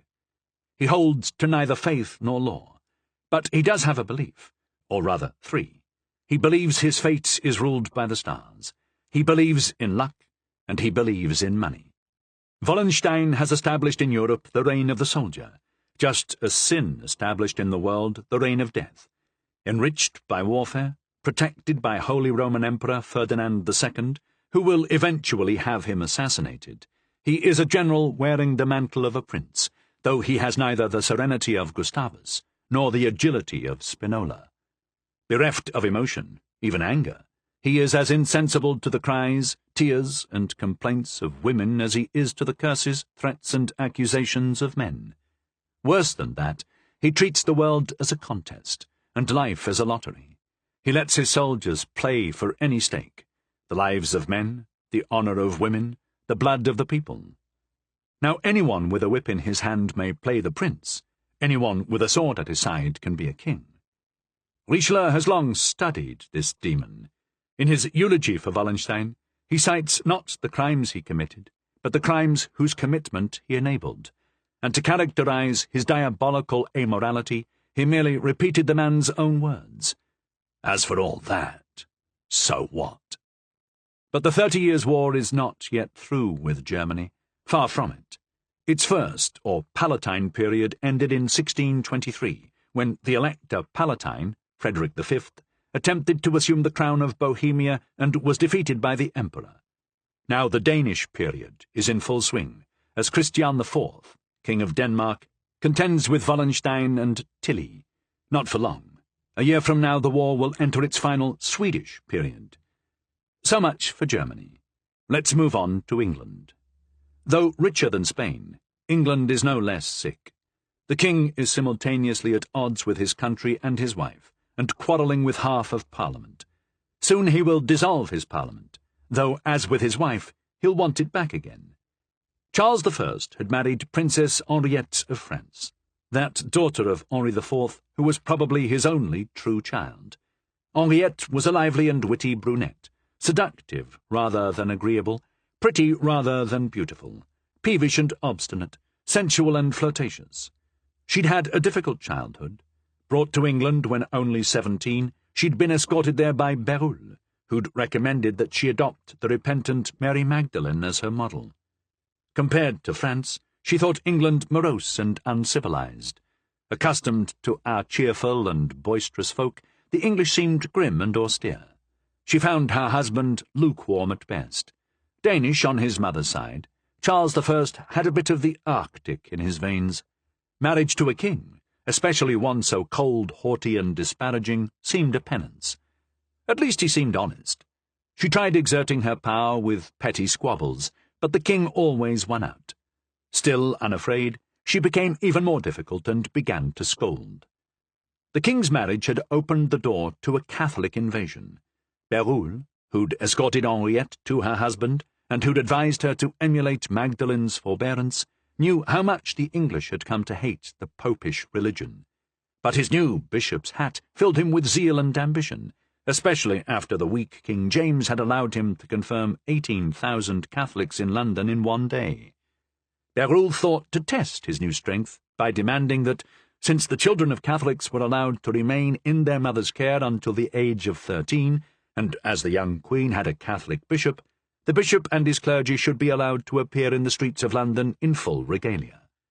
When the king granted this request, the Queen took it as a sign of weakness, and as a result, Charles I found in his bed, instead of a loving wife and grateful subject, a severe and scolding Catholic who wouldn't submit to the king in the desires of religion, or of the flesh. It didn't stop there. One beautiful May morning, the young Queen, accompanied by her bishop, her almoner, and all her women, crossed the length of London to the gallows at Tyburn, where, 20 years earlier, during the Gunpowder Conspiracy, Father Garnet and his Jesuits had been hanged. There, before the outraged eyes of London, she prayed for the souls of those notorious assassins who, with 36 barrels of powder, had planned to blow up the king, his ministers, and Parliament. The king was stunned by this public insult to the people and religion of the state. He flew into a violent rage at this commemoration of those who ought to have been forgotten. "Let them be driven away like wild beasts," he decreed, "these priests and women who would pray at the gallows of murderers." The Queen lamented. The Queen cried. Her priests cursed the unbelievers and threatened excommunication. Her women wailed like the daughters of Zion being led into slavery, though really they were only being sent back to France. As they were leaving, the Queen, wailing in her grief, ran to the window to call out her farewells. Charles I, entering her room at that moment, asked her to refrain from further scandalizing the morals of the English. The Queen only cried all the louder. Charles grabbed her around the waist to pull her away from the window, but the Queen clung to the bars. Charles dragged her away by force. The Queen swooned, lifting her bleeding hands toward the sky to call the vengeance of God down upon her husband. God answered on another day when, from another window, this one in Whitehall, King Charles stepped out and walked to the scaffold. This quarrel between wife and husband, which prefigured the quarrel between France and England, caused all the queens of Christendom to condemn Charles I as a British Bluebeard. Pope Urban VIII was outraged, and told the Spanish ambassador, "If your master doesn't draw his sword in defence of this persecuted princess, he's neither a Catholic nor a gentleman." Meanwhile, the young Queen of Spain, Henriette's sister, wrote to Cardinal Richelieu, appealing to his nobility to ask him to come to the aid of the oppressed Queen of England. The Queen Mother and the Infanta of Brussels both appealed to King Louis. Bérulle added his own voice. As you may readily believe, Louis XIII, ever petty and mean of spirit, regarded King Charles's expulsion of the French from his court as an insult to the French crown. Richelieu alone stood firm in opposition. From this act of resolve came the aid the English would send to the Protestants of La Rochelle, the assassination of Buckingham, the broken heart of Anne of Austria, and the Universal League of Queens and Princesses against Richelieu. Now back to Italy, where we will find, in the political situation of Montferrat and Piedmont, and the conflicting interests of the Duke of Mantua and the Duke of Savoy, the explanation of the letters borne by the Comte de Moray to the Queen Mother, and Gaston d'Orléans. Charles Emmanuel, the Duke of Savoy, all the more ambitious as his sovereignty was cramped, some years before had violently annexed the Marquisate of Saluzzo. When he couldn't get France under Henri IV to acknowledge the legitimacy of his conquest, he supported Biron's conspiracy with Spain against King Henri, which was not only treason against the king, but against the land and country of France, which Biron intended to dismember. The southern provinces were to go to Philip III of Spain. Savoy was to have Lyonnais, Provence, and Dauphiné, while Biron was to get Burgundy and Franche-Comté, with the hand of a Spanish infanta into the bargain. The conspiracy was discovered, and Biron was shortened by a head. Henri IV would have left Savoy alone if he hadn't been pushed into war by Austria. The need for money forced him into marriage with Marie de Medici. Thus funded, he marched on Savoy and defeated the Duke soundly, leaving him the Marquisate of Saluzzo, but taking all of Bressa, Bouguer, Val-Romée, the Gex district, both banks of the Rhône from Geneva to Saint-Genis, and finally Château Dauphin, at the head of the Goito Valley. Outside of Château Dauphin, Charles Emmanuel retained the rest of Piedmont. However, instead of being astride the Alps, he was now confined to their eastern slopes, though he remained master of the passes leading from France to Italy. It was on this occasion that our witty King Henri had referred to Charles Emmanuel as the Prince of Marmots, and the nickname had stuck. After that, the Prince of Marmots was an Italian prince, and looked to Italy for further expansion of his state. He made several unsuccessful attempts to do so, until an opportunity presented itself that he regarded as both opportune and predestined. Francis IV of the Gonzaga, Duke of Mantua and Montferrat, died, leaving the young Princess Marie de Gonzague as the only child from his marriage to Margaret of Savoy, daughter of Charles Emmanuel. The Duke of Savoy claimed the right of governorship of Montferrat in the name of his granddaughter Marie. He hoped to marry Marie to his eldest son, Victor Amadeus, and reunite Mantua and Montferrat with Piedmont. But Cardinal Ferdinand Gonzaga, brother of the late Duke, rushed up from Rome, seized the regency of Mantua, and confined his niece to Goito Castle to keep her from falling into the hands of her maternal uncle. Cardinal Ferdinand died in his turn, and Charles Emmanuel knew a moment of hope, but the third brother, Vincenzo Gonzaga, came and, uncontested, assumed the Mantuan regency. Charles Emmanuel had patience. Riddled with infirmity, the new duke couldn't last long. He fell ill, and the Duke of Savoy felt sure that this time Montferrat and Mantua would fall to him. But he didn't see the storm that was forming against him on the other side of the mountains.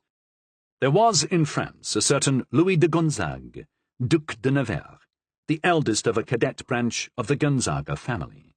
His son, Charles de Nevers, was the uncle of those last three sovereigns of Montferrat, so his grandson, the Duc de Rethel, was the cousin of Marie de Gonzague, the heir to Mantua and Montferrat. Now, the interest of Cardinal Richelieu, and the interest of Cardinal Richelieu was always that of France, was in having a zealous supporter of the fleur-de-lis amidst the powers of Lombardy, which were always ready to declare for Austria and Spain. The Marquis de Saint-Chamond, the French ambassador to Mantua, was sent his instructions, and he passed his master's wishes on to Vincenzo Gonzaga, and Vincenzo Gonzaga, when dying, named Charles, the Duc de Nevers, as his heir. The Duc de Rethel took possession on behalf of his father, with the title of Vicar General, and Princess Marie was sent to France, where she was placed under the care of Catherine de Gonzague, Dowager Duchesse de Longueville. She was the widow of Henri I d'Orléans Longueville, the daughter of Louis de Gonzague, and thus Marie's aunt.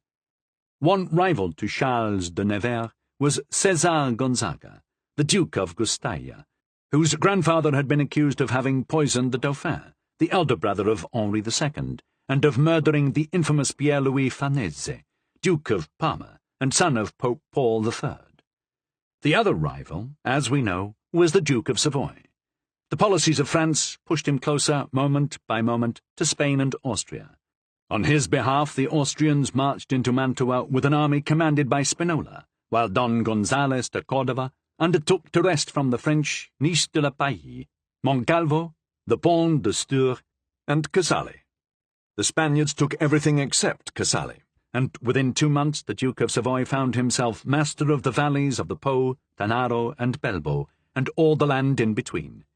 This all occurred while the French were occupied with the siege of La Rochelle. When it was able to do so, France sent a force to aid the Duc de Rethel, 16,000 men under the Marquis d'Ussel. However, due to lack of experience, poor judgment, neglect, and very likely the betrayal of Créqui, they were repulsed by Charles Emmanuel, much to the aggravation of the cardinal. But there remained, in the centre of Piedmont, a town that continued to hold out under the flag of France, Casale, defended by a brave and loyal commander named the Chevalier du Gouron. Despite Richelieu's many statements to the effect that France intended to support the rights of Charles de Nevers, the Duke of Savoy had high hopes that this would be a fight that Louis XIII would eventually give up, as he knew Nevers was hated by Queen Mother Marie de Medici. In his youth, Nevers had refused to marry her on the grounds that the Medici weren't noble enough to be allied with the Gonzaga, who had been princes when the Medici were still lowly gentry. Thus, the cardinal's support of Nevers was another cause of the resentment that surrounded him, and of which we heard him complain bitterly to his niece. The Queen Mother hated Cardinal Richelieu for many reasons. The first and most bitter is that he was once her lover, and was her lover no more. She had started out obeying him in all things, and eventually came to oppose him in all things. Where Richelieu wanted to enhance the greatness of France at the expense of Austria, she desired the expansion of Austria and the humiliation of France. And if he wanted to support Charles de Nevers as Duke of Mantua, she, driven by her old grudge, must oppose it. Queen Anne of Austria hated Cardinal Richelieu because he'd frustrated her love affair with the Duke of Buckingham, exposed the scandalous episode of the Gardens of Amiens, exiled her accomplice, Madame de Chevreuse, and bogged the English to the benefit of France. Worse, she harboured the ugly suspicion, never stated aloud, that the cardinal had somehow induced Felton to bury his knife in Buckingham's chest. And finally, she hated him because he monitored her closely to prevent the advance of any new lovers, and she knew that nothing she did, no matter how hidden, escaped his knowledge. The Duc d'Orléans hated Cardinal Richelieu because he knew the cardinal recognized his true nature, ambitious, cowardly, and vicious. Gaston eagerly anticipated his brother King Louis's death, and was even willing to hasten the event. He'd been denied entry to the king's council, his mentor Ornano had been imprisoned, and his friend and accomplice Chalais beheaded for conspiring to kill the king, while Monsieur's reward for the same crime had been to be dishonoured, though enriched. Furthermore, though he loved no one but himself, he hoped, upon his brother's death, to marry his queen, although she was 7 years his elder, most especially if she was pregnant. Finally, the king himself hated the cardinal because he felt that Richelieu embodied genius, patriotism, and a genuine love of France, while he reeked of selfishness, indifference, and mediocrity.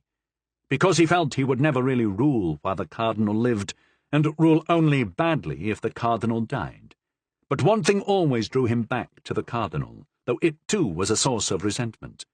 Was it a potion he'd drunk, some magic talisman he wore around his neck, an enchanted ring that had been placed on his finger? No.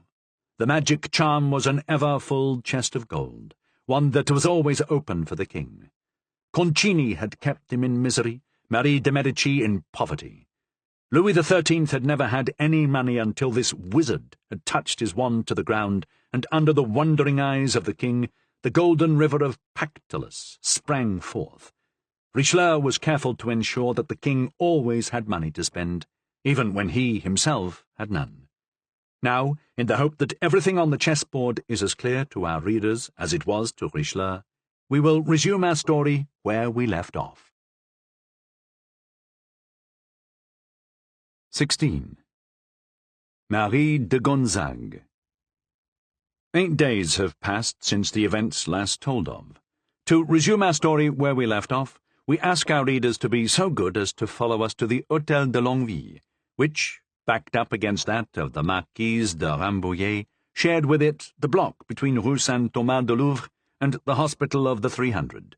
But the Hôtel de Longueville was entered from Rue Saint-Nicaise, opposite the Tuileries, while the Marquise's mansion, as we've said, faced Rue Saint-Thomas-de-Louvre. This mansion had belonged to Prince Henri de Condé, the same who'd mistaken Chapelain for a sculptor, and formerly had been occupied by himself and Madame la Princesse, his wife, whom we met at Madame de Rambouillet's soirée, He abandoned it in 1612, 2 years after his marriage to Mademoiselle de Montmorency, when he bought the great hôtel in Rue Neuve-Saint-Lambert, and caused the street to be rebaptized as the Rue de Condé, the name it bears to this day. At the time of our story, that is to say on December 13th, 1628, events are so critical at this point that it's wise to be specific about dates.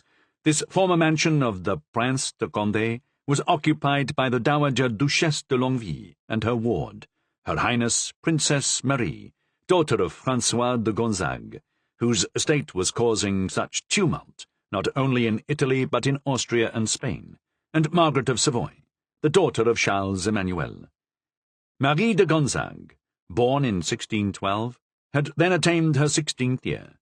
All historians of the time agree that she was ravishingly beautiful, and from contemporary chroniclers, whose statements are more trustworthy, we learn that her beauty was the pinnacle of those perfectly shaped, dark-complexioned women born in Mantua, who, like the women of Arles, blossoming in the mists of the surrounding marshes, are blessed with black hair, blue eyes, pearly teeth, eyebrows and eyelashes like velvet, and lips that didn't even need to speak to offer sweet promises. As fiancée of the Duc de Rethel, son of Charles de Nevers, who was heir to Duke Vincenzo, it goes without saying that her role would be important in the events to follow. Marie de Gonzague, whose beauty was sufficient, like the pole star, to draw the gaze of all the young cavaliers of the court, caught the attention as well of those men of any age whose interest or ambition was in politics. It was known that she was under the particular protection of Cardinal Richelieu, which was just one more reason for those who wanted to pay their respects to the Cardinal to pay assiduous court to Marie de Gonzague. It is evidently thanks to the sponsorship of the Cardinal, of which the presence of Madame de Combalet is proof, that we see, arriving at the doors of the Hôtel de Longueville about 7 in the evening, several of the new sedan chairs, the monopoly of which is shared between Soucarrière and Madame de Cavois, and which are suddenly the favoured transports of everyone of importance. The passengers are admitted into the front salon, which is hung with tapestries, below a ceiling painted with scenes representing the life of the bastard Dunois, founder of the House of Longueville. Candelabra flicker from mantels and sconces, and an immense chandelier is suspended in the centre of the room, beneath which stands Princess Marie. One of the first to arrive was Monsieur le Prince. As Monsieur le Prince had a certain part to play in our story, and a major role in the time both before and after it, a part both shady and sad, we ask permission to acquaint the reader with that dubious offspring of the royal house of Condé. While the first Condés were brave and jovial, this one was sombre and aloof. He'd been heard to say, "I may be a card, but I'm not as bad as my cousin Vendôme," as if that was some consolation, assuming he needed any.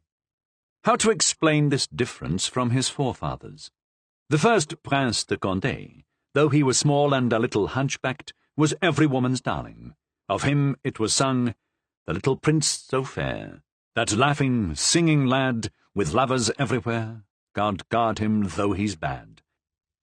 Upon his death, slain at Jarnac by Montesquieu, this charming little Prince de Condé left a son who, along with the young Henri of Navarre, became one of the leaders of the Protestant party.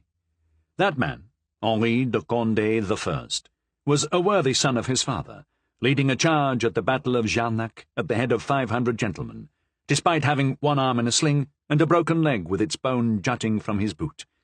When, on St. Bartholomew's Day, Charles IX demanded death or the Mass, it was Condé who replied death, while Henri of Navarre, more prudent, replied the Mass. He was the last great Condé of the early race of that name. However, he didn't die on the battlefield, gloriously covered with wounds and slain by another Montesquieu. He died from being poisoned by his wife. After an absence of 5 months, he returned to his Château des Andelys to find his wife, a daughter of the house of La Trémouille, pregnant, courtesy of a Gascon page. At the dinner celebrating his return, she served her husband a peach for dessert. 2 hours later, he was dead. The page fled to Spain that same evening. There was a public outcry, and the poisoner was arrested. Her son of adultery was born in prison, where his mother languished, no one daring to bring her to trial, as she was sure to be found guilty. After 8 years, King Henri IV, who didn't want to see the end of the Condés, that lovely branch of the Bourbon tree, ordered her released from jail without trial.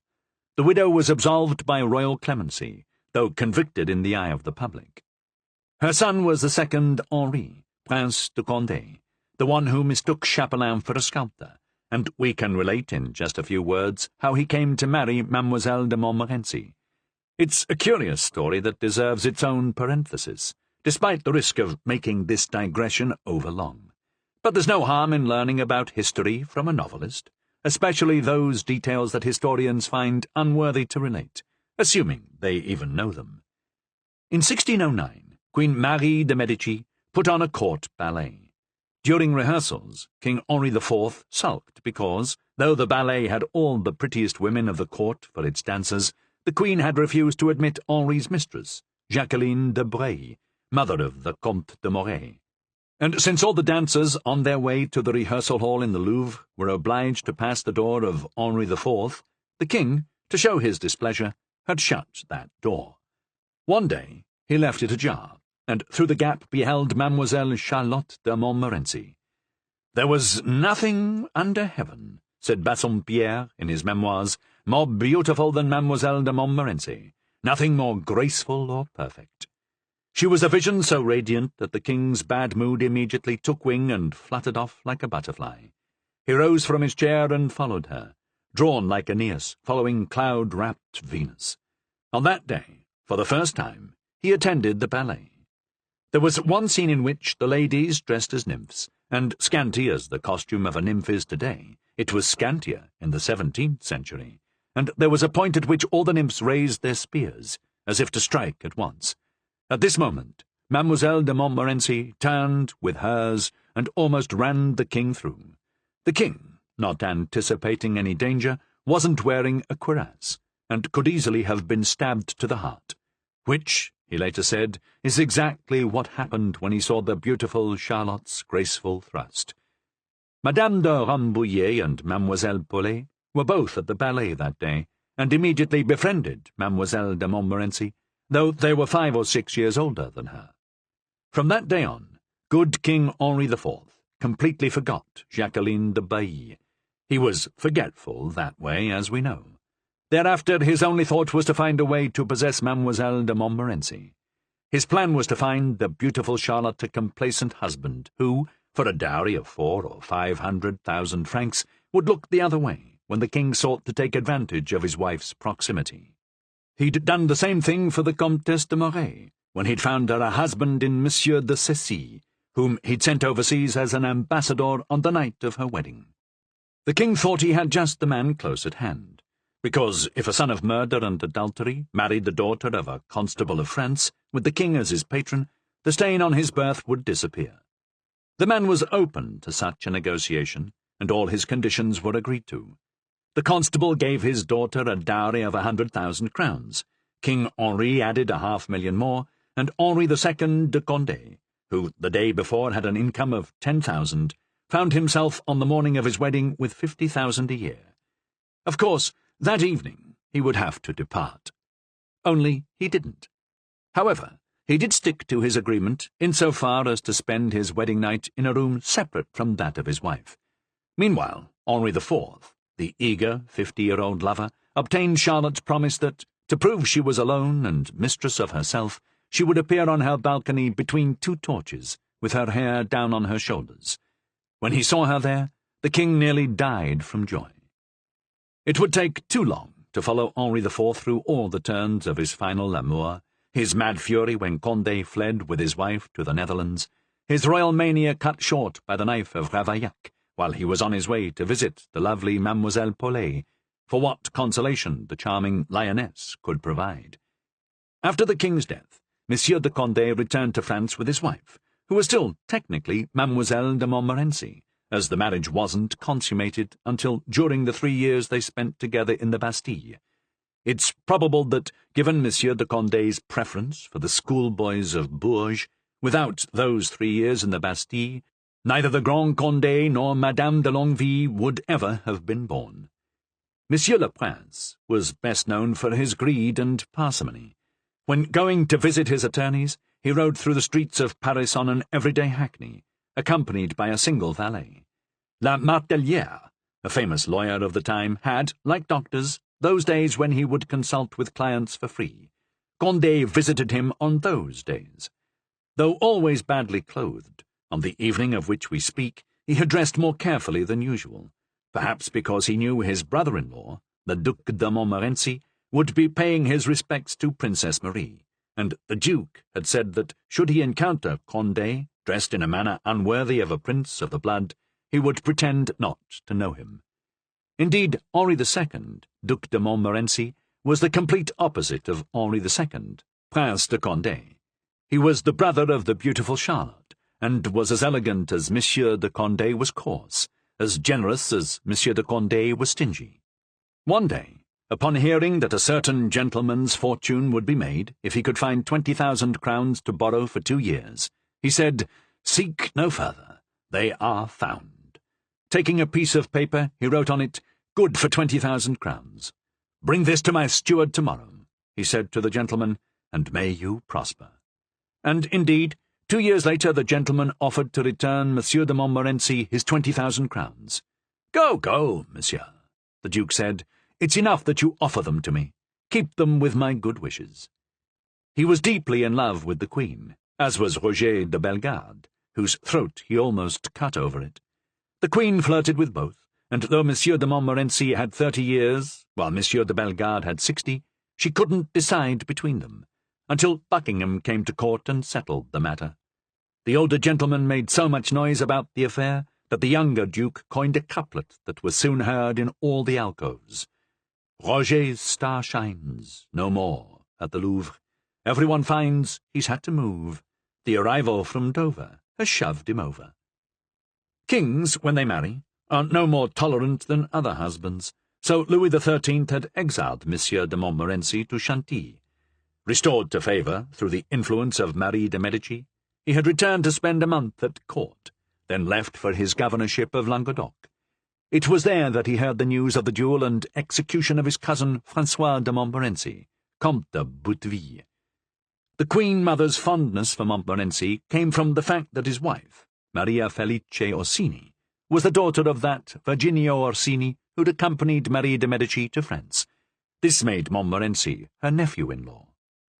Maria Orsini, who, according to the poet Théophile, was as white as heavenly snow, was Italian, which is to say, jealous. She tormented her husband who, as Tallemant des Rots tells us, couldn't keep from pursuing every woman with the least bit of coquetry to her. The Duke and his wife finally reached a compromise whereby he was allowed to act as gallant whenever he pleased, so long as he told her all about it. One of her friends told her she couldn't understand how she could give her husband such latitude, and then insist on hearing the details. "Well," she replied, "I always wait to ask till we're about to go to bed, and then I get everything I'm owed." And indeed, it's no surprise that women, especially in this lusty period, would succumb to passion for a handsome prince of 33 years of the first family of France, a millionaire, governor of a province, admiral of France at 17, duke and peer at 18, chevalier du Saint-Esprit at 25, who counted among his ancestors 4 constables and 6 marshals, and whose entourage was composed of 100 gentlemen and 30 pages. That evening, the Duc de Montmorency was more handsome than ever. Upon his arrival, all eyes turned his way, and there was general amazement when, after greeting Princess Marie, he respectfully kissed the hand of Madame de Combalet. Since the death of his cousin Bouteville, a wound felt more deeply in his pride as a Montmorency than in his affection for a relative, this was the first such advance he'd made to the cardinal. But no one was fooled by this demonstration. War with Savoy, Spain, and Austria was imminent, and like Monsieur de Créqui, the Duc de Montmorency was ambitious to bear the sword of the Constable of France, which had been borne with distinction at the king's knee by both his father and grandfather. He who best understood the Duke's ambition, as he'd had similar hopes which had been thoroughly crushed, was Charles de Lorraine, Duc de Guise, son of the Guise known as the Scarface, who had perpetrated the massacre of St. Bartholomew's Day. The younger Guise was born in 1571, the year before the massacre, and was known more for his love affairs than for his deeds of war, though he'd served valiantly at the siege of La Rochelle, where he'd continued to fight even after his ship was completely afire. He ought to have a fair claim to the constabulary, or at least a prominent position in the army. Indeed, even if he were a simple gentleman, like Bassompierre, Bellegarde, Cramail, or even Schomberg, he would have had the precedence. But against the Duc de Montmorency, he could never hope for anything better than a secondary position. Given his birth, Montmorency's victory over the Calvinists in destroying the fleet commanded by the Duc de Soubise, from whom he'd also retaken the islands of Oléron and Ré, placed him above all other captains of the time. There was another rivalry between them, the conquests of love. Although Monsieur de Guise had a broad, flat nose and was short in stature, he had inherited from his father some of the airs of royalty, which made him quite the ladies' man. The women found him guilty of only one great fault, his age, a thing which only Henri IV had briefly made fashionable and converted into an asset. But as we know from the date of his birth, the Duc de Guise was now approaching his 60th year, a condition he tried to regard as a new adventure. One night he was standing in for a counsellor, not, however, in his role on the council, but in his bed. The counsellor, who was travelling, wasn't expected to return before noon, but arrived unexpectedly at about 5 in the morning. He had the key to the house, and made his way to the door of his bedchamber, where his wife, fortunately, had thrown the lock. The counsellor knocked loudly and called her name. His wife, acting without haste, as that might give rise to suspicion, took a few moments to thrust Monsieur de Guise, naked, into the counsellor's wardrobe, picking up the lace collar he'd left on a chair, and shoving it into her pocket. Then, rubbing her eyes as if surprised from sleep, she opened the door to the counsellor, thinking he would go right to bed, giving her lover a chance to escape. Upon entering, the counsellor drew the curtains to let in the daylight, and the first thing he saw was the rest of the Duke's clothes. "So," he asked, frowning, "what clothes are these, my love?" "Clothes I have on approval from a second-hand merchant, and which I can get for almost nothing if they suit you. But lie down and rest. You must be tired." "No," the counsellor said, "I have an early appointment at the palace, and must go there directly." Then, taking off his travel-stained garments, he put on those of the Duke, which were resplendent. "By my faith," he said, "these fit like they were made for me. Pay your second-hand merchant, my dear, and if he has any more like this, tell him to bring them. I'm off to the palace." And indeed, taking only the time needed to get some papers from his desk, he threw his cloak over his clothes and left for the palace. Behind him, his wife closed the bedroom door and opened the closet. "Dear me, Monseigneur," she said, "you must be frozen." "Faith, no," replied the Duke. "While your husband was donning my clothes, I dressed in his. Don't you think I make a good attorney?" And with these words, he clapped the lawyer's cap on his head and stepped out, dressed in the complete outfit of a counsellor. The counsellor's wife laughed, finding it all very amusing. But for the Duc de Guise, the best part of the joke was yet to come.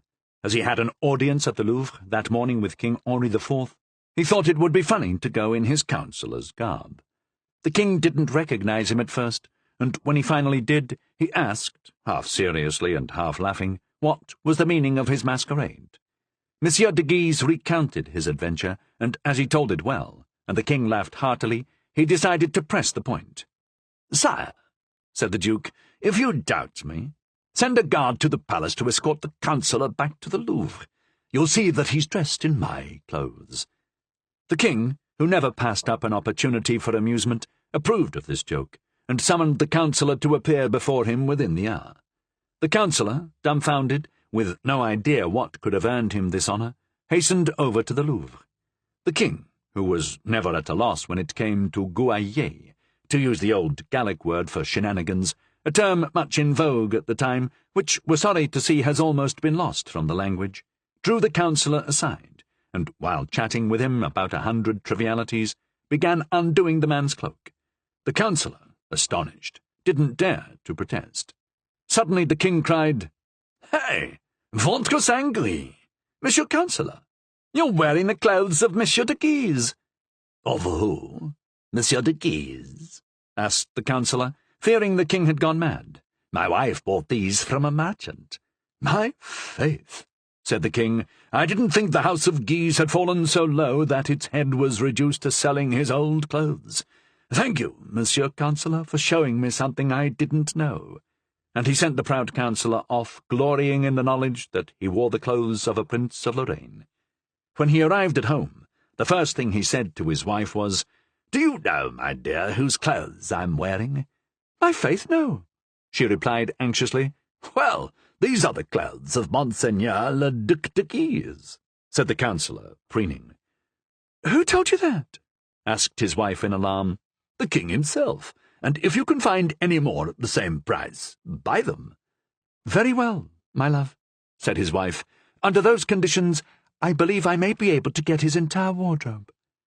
Monsieur de Guise was absent-minded, and his wool-gathering had once led him into an amorous adventure. One evening he lingered over cards at Monsieur de Créquy's until it was too late to send for his carriage. The Hôtel de Guise was quite far, so Monsieur de Créquy offered to lend the prince his own horse. Monsieur de Guise mounted the horse, but his mind was astray, so instead of guiding the horse he just gave it its head. At this time of night the horse was used to taking Monsieur de Créquy to visit his mistress, so it bore Monsieur de Guise there and stopped at her door.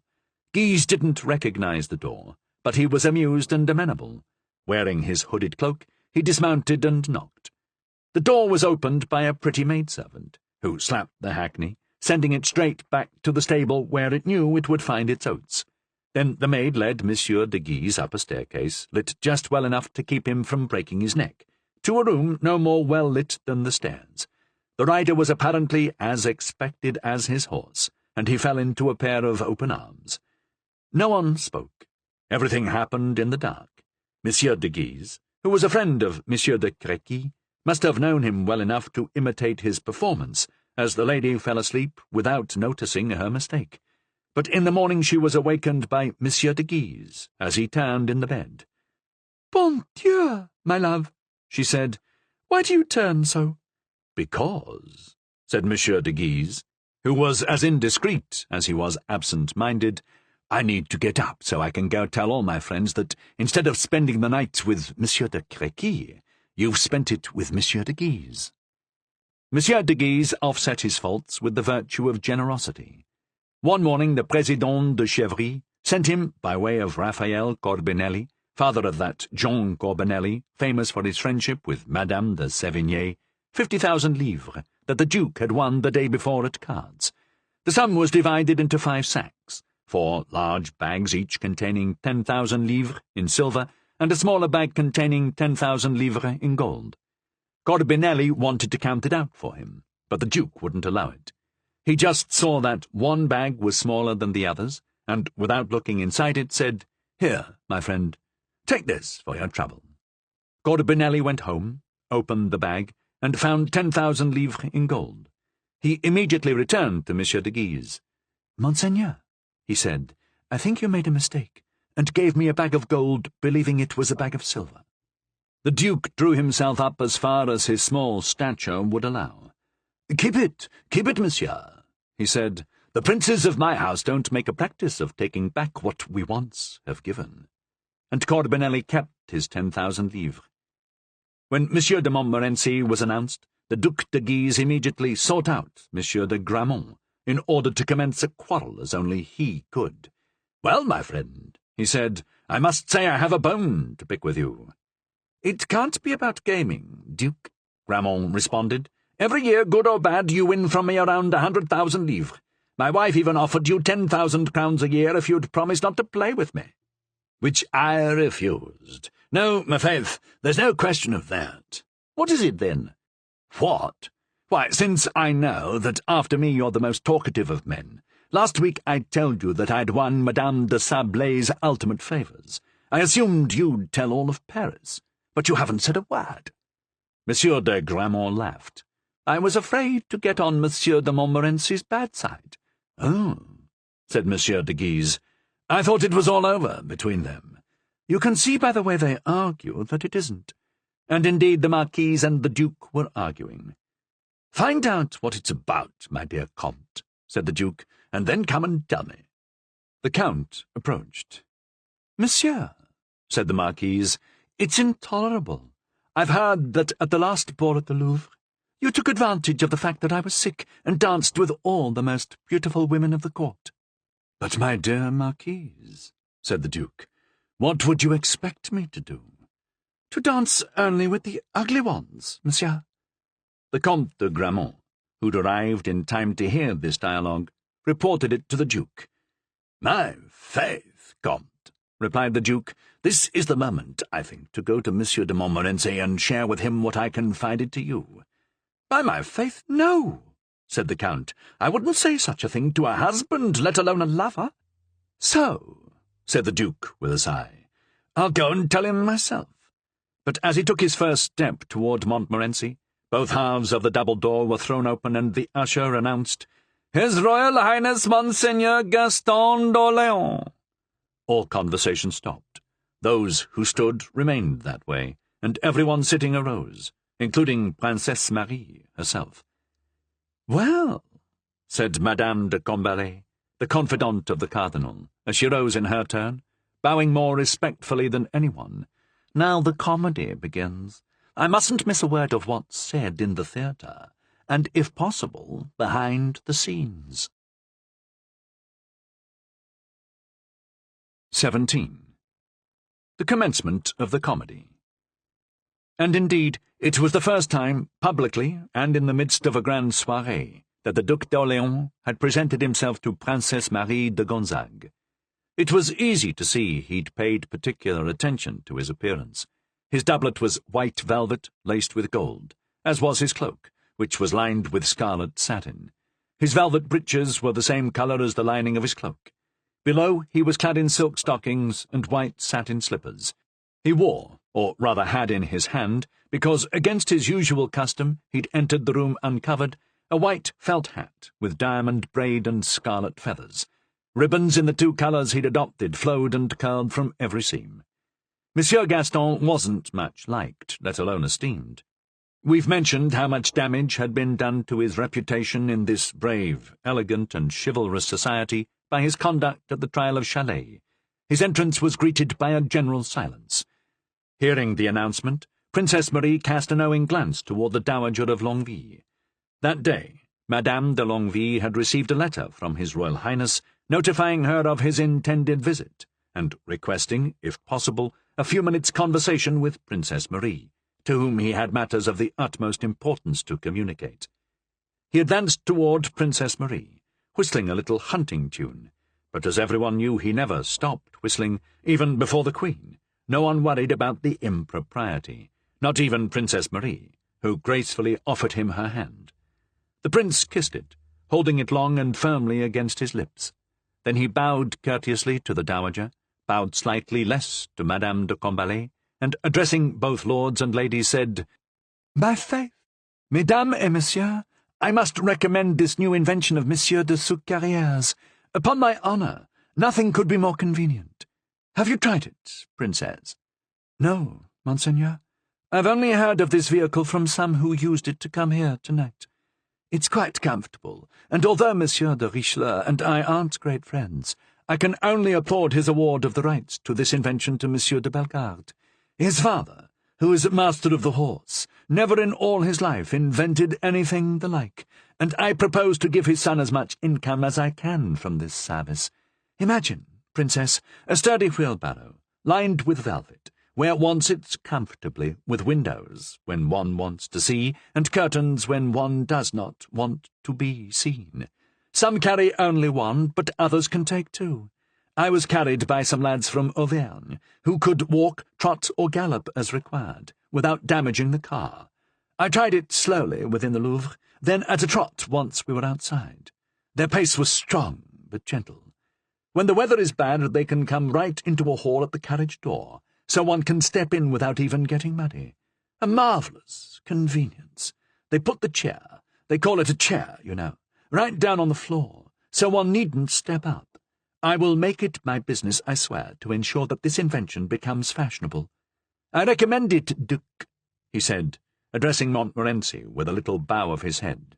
"I've used it today," said the Duke, bowing, "and I am entirely of the opinion of your Highness." Gaston d'Orléans next turned to the Duc de Guise. "Greetings, cousin. What news from the war?" "It's you we must ask about that, Monseigneur. The closer one is to the sun, the more its light reveals." "Yes, when it doesn't blind us. As for me, I find politics quite overdazzling. If this continues, I may need to ask Princess Marie to lend me a room so I can ask for news from her neighbours, the 300 knights. If your Highness wishes to hear some news, I can give it to him. I've been told that tonight, after she completes her duties to the Queen, Mademoiselle Isabelle de Lautrec will bring us a letter she received from the Baron de Lautrec, her father, who, as you know, is in Mantua with the Duc de Rethel." "But," asked Monseigneur Gaston, "is this news that can be made public?" "The Baron believes so, Monseigneur, and said as much in his letter." "In exchange," Gaston said, "I'll give you some hallway gossip, which is the only kind of news that interests me since I've given up politics." "Tell us, Monseigneur, tell us," said the ladies, laughing. Madame de Combalet, as was her habit, covered her face with her fan. "I'll wager," said the Duc de Guise, "you're going to talk about my scoundrel of a son." "Just so. You know that he now insists on being presented his shirt, like a prince of the blood? 8 or 10 people have been foolish enough to do him this honour, but a few days ago he designated the Abbé de Retz, who pretended to be nervous and dropped it into the fire where it scorched. After that, the Abbé picked up his hat, bowed, and left." "Well done, by my faith, well done," said the Duc de Guise, "and I'll compliment him on it next time I see him." "If one dared to speak," said Madame de Combalet, "one might say your son's done even worse than that." "Oh, tell us, madame," said Monsieur de Guise.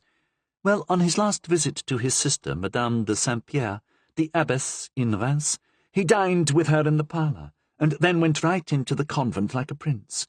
There he was, 16 years old, and chasing after the nuns. He caught the most beautiful and willy-nilly began to kiss her." "My brother!" cried Madame de Saint-Pierre. "My brother, don't joke like this. These are the brides of Christ." "Good," replied the villain. "God is powerful enough to keep me from embracing his brides, if that was his will."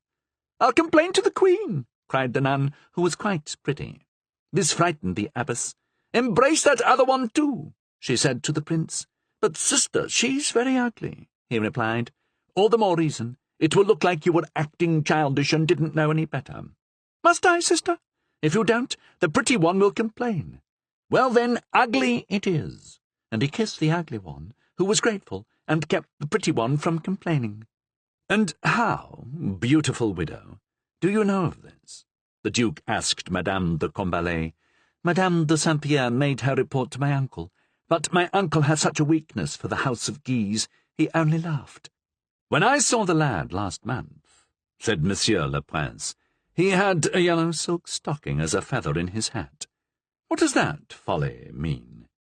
"It means," said Monsieur d'Orléans, "that he was in love with La Villiers of the Hôtel de Bourgogne, and she was playing a role in which she wore yellow stockings. He sent Tristan l'Hermite to pay her a compliment on her legs. She pulled off one of her stockings and gave it to Tristan, saying, 'If Monsieur de Joinville wears this as a plume on his hat for 3 days, he can then come and ask me for whatever he wants.'" "Well?" asked Madame de Sablé.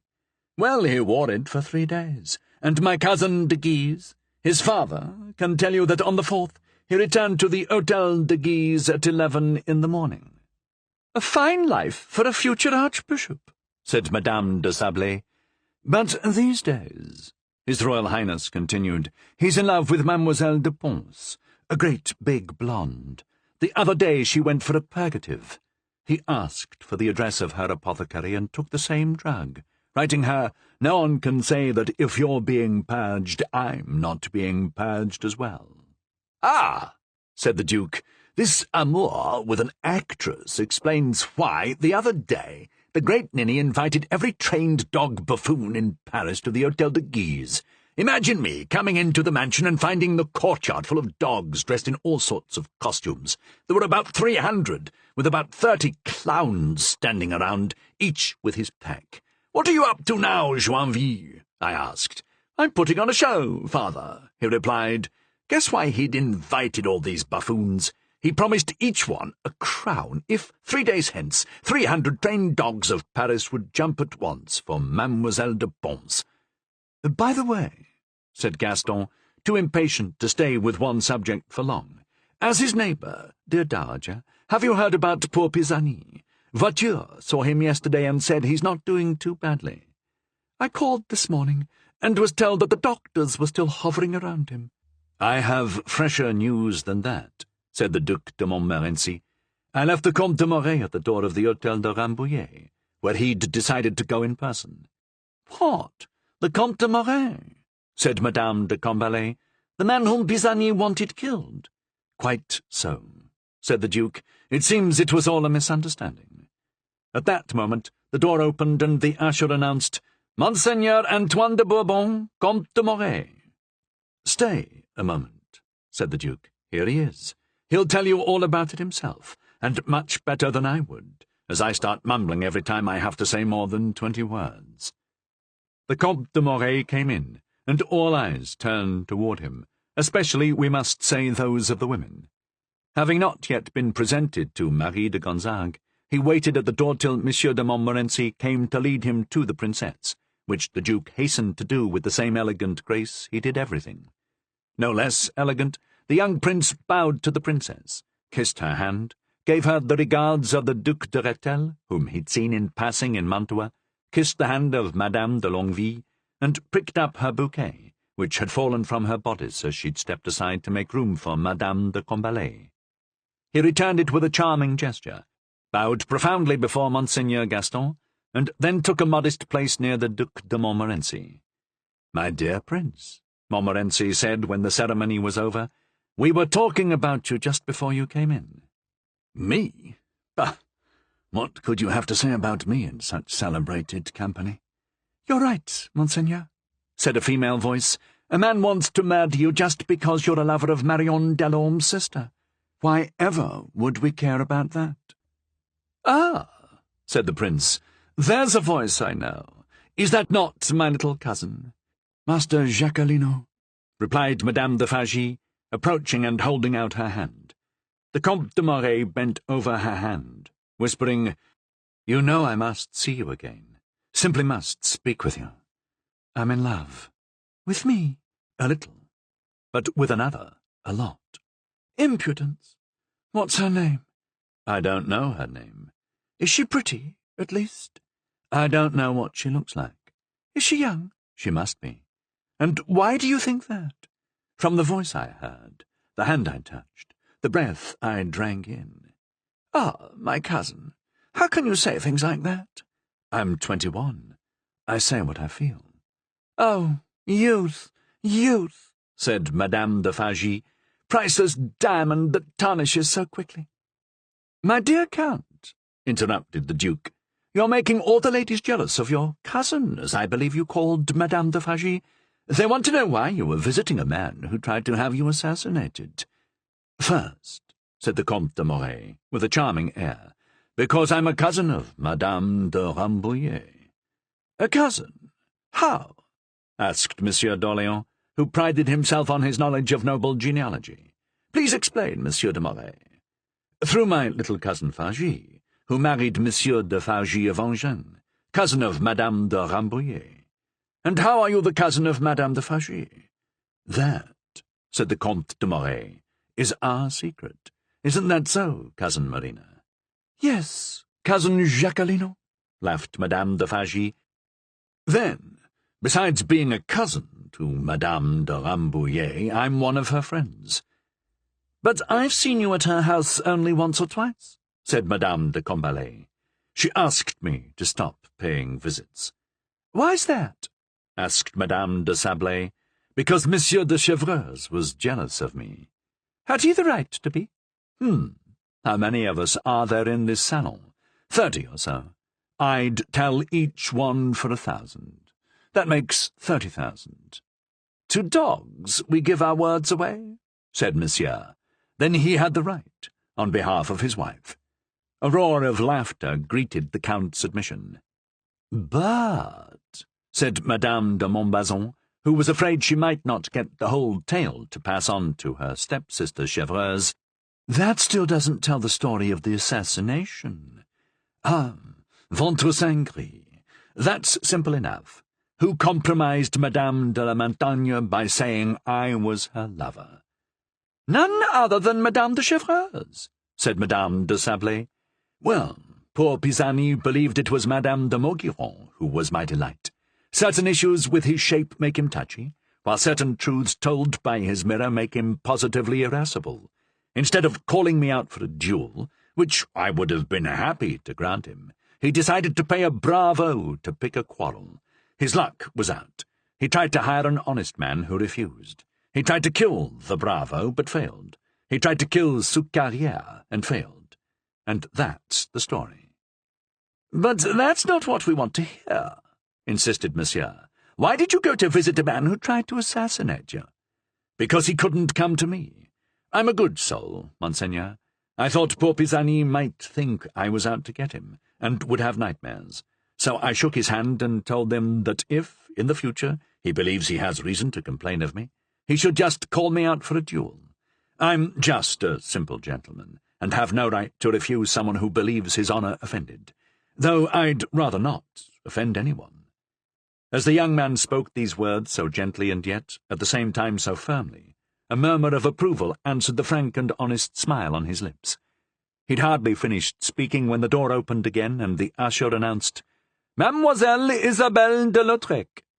As she entered, they could see behind her the footman, wearing the livery of her chateau, who'd accompanied her. At the sight of the young woman, the Comte de Moray felt a strange feeling of attraction and took a step toward her. She walked, blushing and graceful, to Princess Marie, and bowed respectfully before her. Madame, she said, I come from Her Majesty, bearing you a letter from my father, with good news for you, and I beg leave, with respect, to place this letter at your feet. At the first words spoken by Mademoiselle de Lautrec, the Comte de Moray's heart leapt.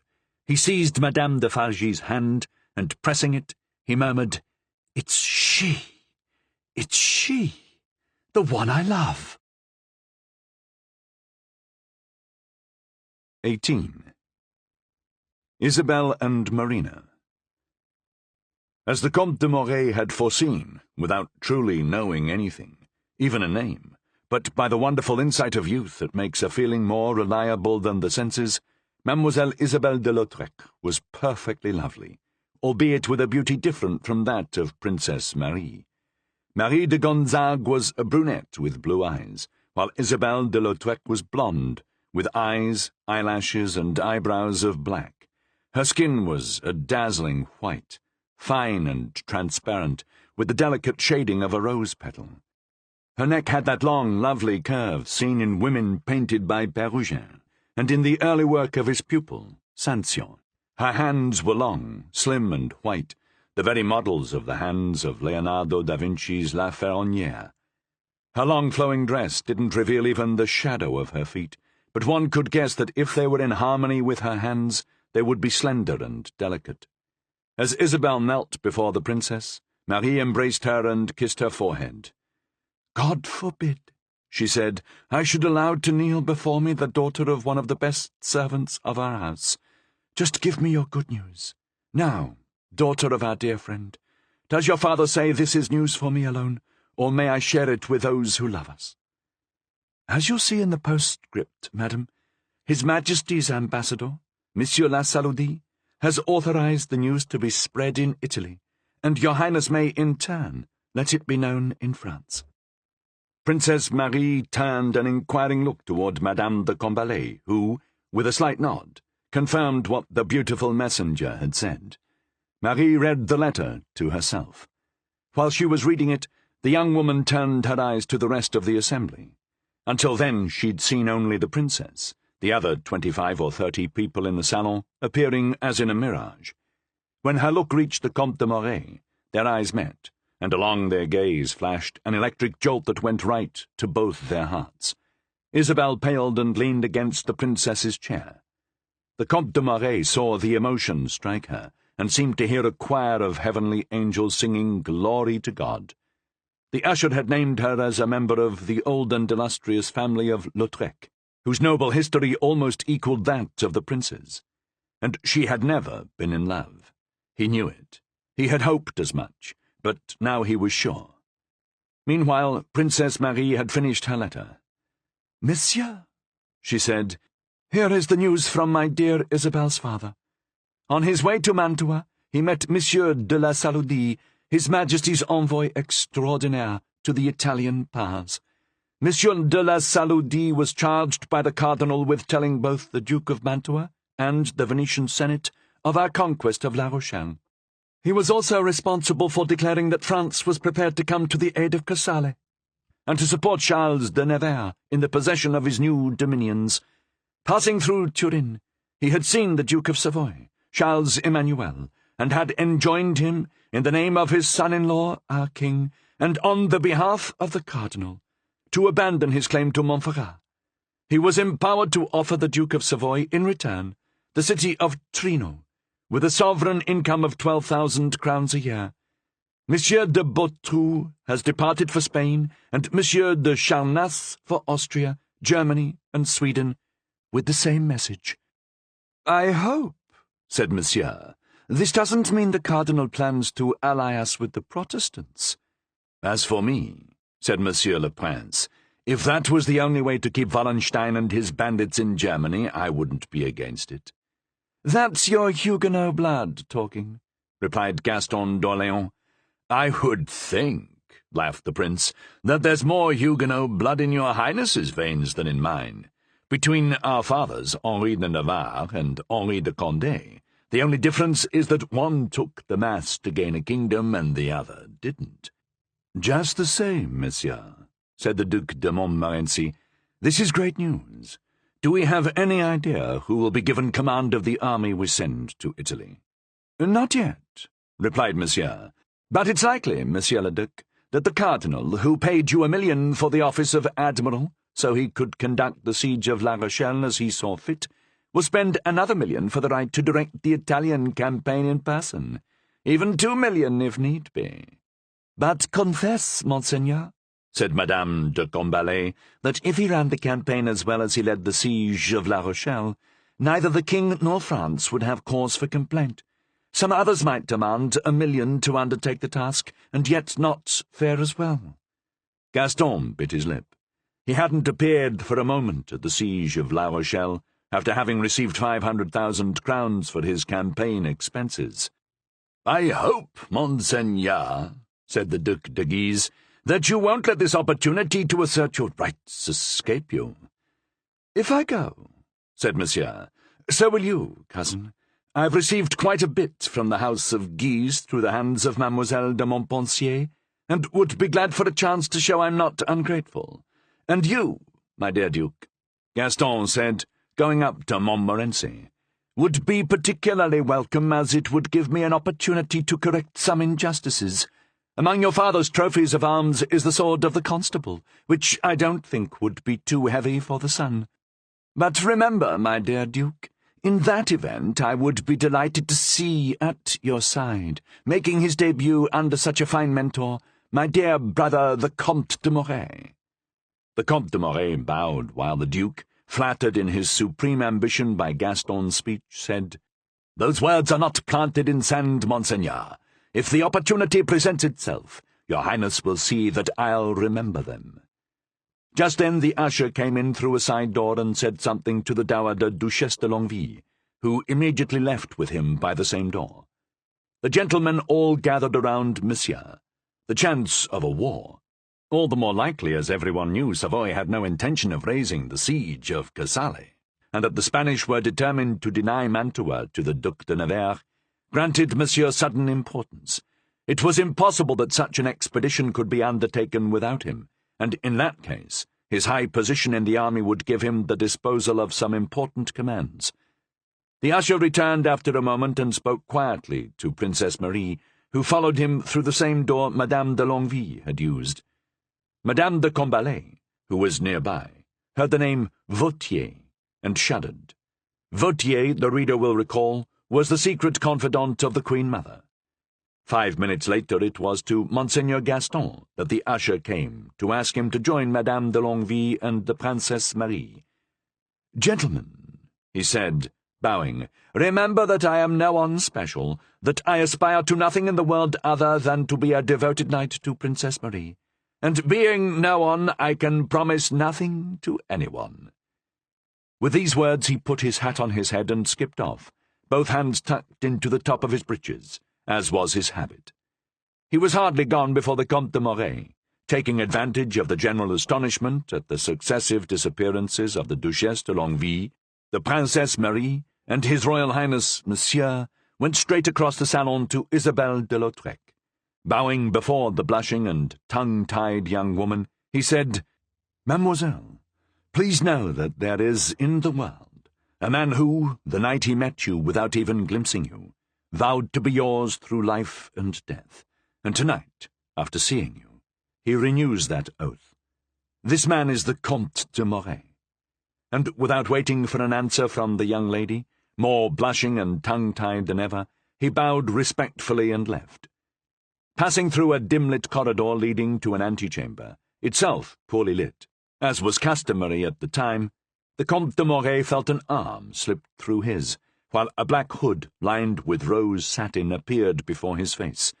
He felt a breath like flame from beneath the hood, and a voice in tones of mild reproof said, "And thus is poor Marina sacrificed." He recognized the voice, and even more he recognized the hot breath of Madame de Fargy, which had once before touched his face at the Inn of the Painted Beard. "The Comte de Morey flees, it's true," he said, leaning toward that breath, so avid it seemed to come from the Venus Astarte herself. But what?" demanded his interrogator, lifting herself at his side on tiptoe, so that, despite the gloom, the young man could see her eyes glowing within the hood like two black diamonds, above teeth like a string of pearls. "But," continued the Comte de Morey, "Jacquelino is still here, and if that will satisfy her—" "Then Marina will be content," said the lady magician. She leaned forward. The young man immediately felt on his lips the sweet taste and the acrid bite of antiquity, which had a word for such a thing and a name for such a feeling, and that word and name was Eros. Then, dazed by the voluptuous thrill that coursed through his veins and into his heart, Antoine de Bourbon, eyes closed, head thrown back, leaning against the wall with an anguished sigh, heard the lovely Marina, light as the bird of Venus, release his arm, step into a sedan chair and say, "To the Louvre." "My faith," said the Comte de Morey, detaching himself from the wall with an effort. "Vive la France pour les amours. There's no shortage of them. I returned only a fortnight ago, and am already involved with 3, though I really love only one of them. But, ventre saint gris, I'm not the son of Henri IV for nothing, and if I could have 6 amours instead of 3, well, bring on 3 more, fair faces." Drunk, dazed and stumbling, he reached the porch, called his porters, climbed into his chair, and, dreaming of his 3 amours, was carried to the Hôtel de Montmorency. 19. In which Monseigneur Gaston, like King Charles IX, puts on his little comedy. Having seen the Dowager of Longueville, Princess Marie, and Monseigneur Gaston called by the same usher and leave by the same door, the other guests thought maybe something extraordinary had happened. On the other hand, since 11 o'clock was striking as Monsieur withdrew, it might simply have been an indication that it was time to retire. So after a few minutes the guests began to leave. Madame de Combalet began to depart with the rest, but the usher, who seemed to be waiting for her in the dim passage we already mentioned, drew her aside and whispered, "Madame the Dowager would be obliged if you would wait to leave until you've seen her." And he opened the door to a little drawing-room where she could wait. Madame de Combalet hadn't been wrong when she thought she'd heard the name Vautier. He had indeed been sent to Madame de Longueville to convey the Queen Mother's disapproval, as he had on the 2 or 3 previous visits Gaston d'Orléans had made to Marie de Gonzague. Upon his arrival, Madame de Longueville had called her niece to hear the message from the Queen-Mother.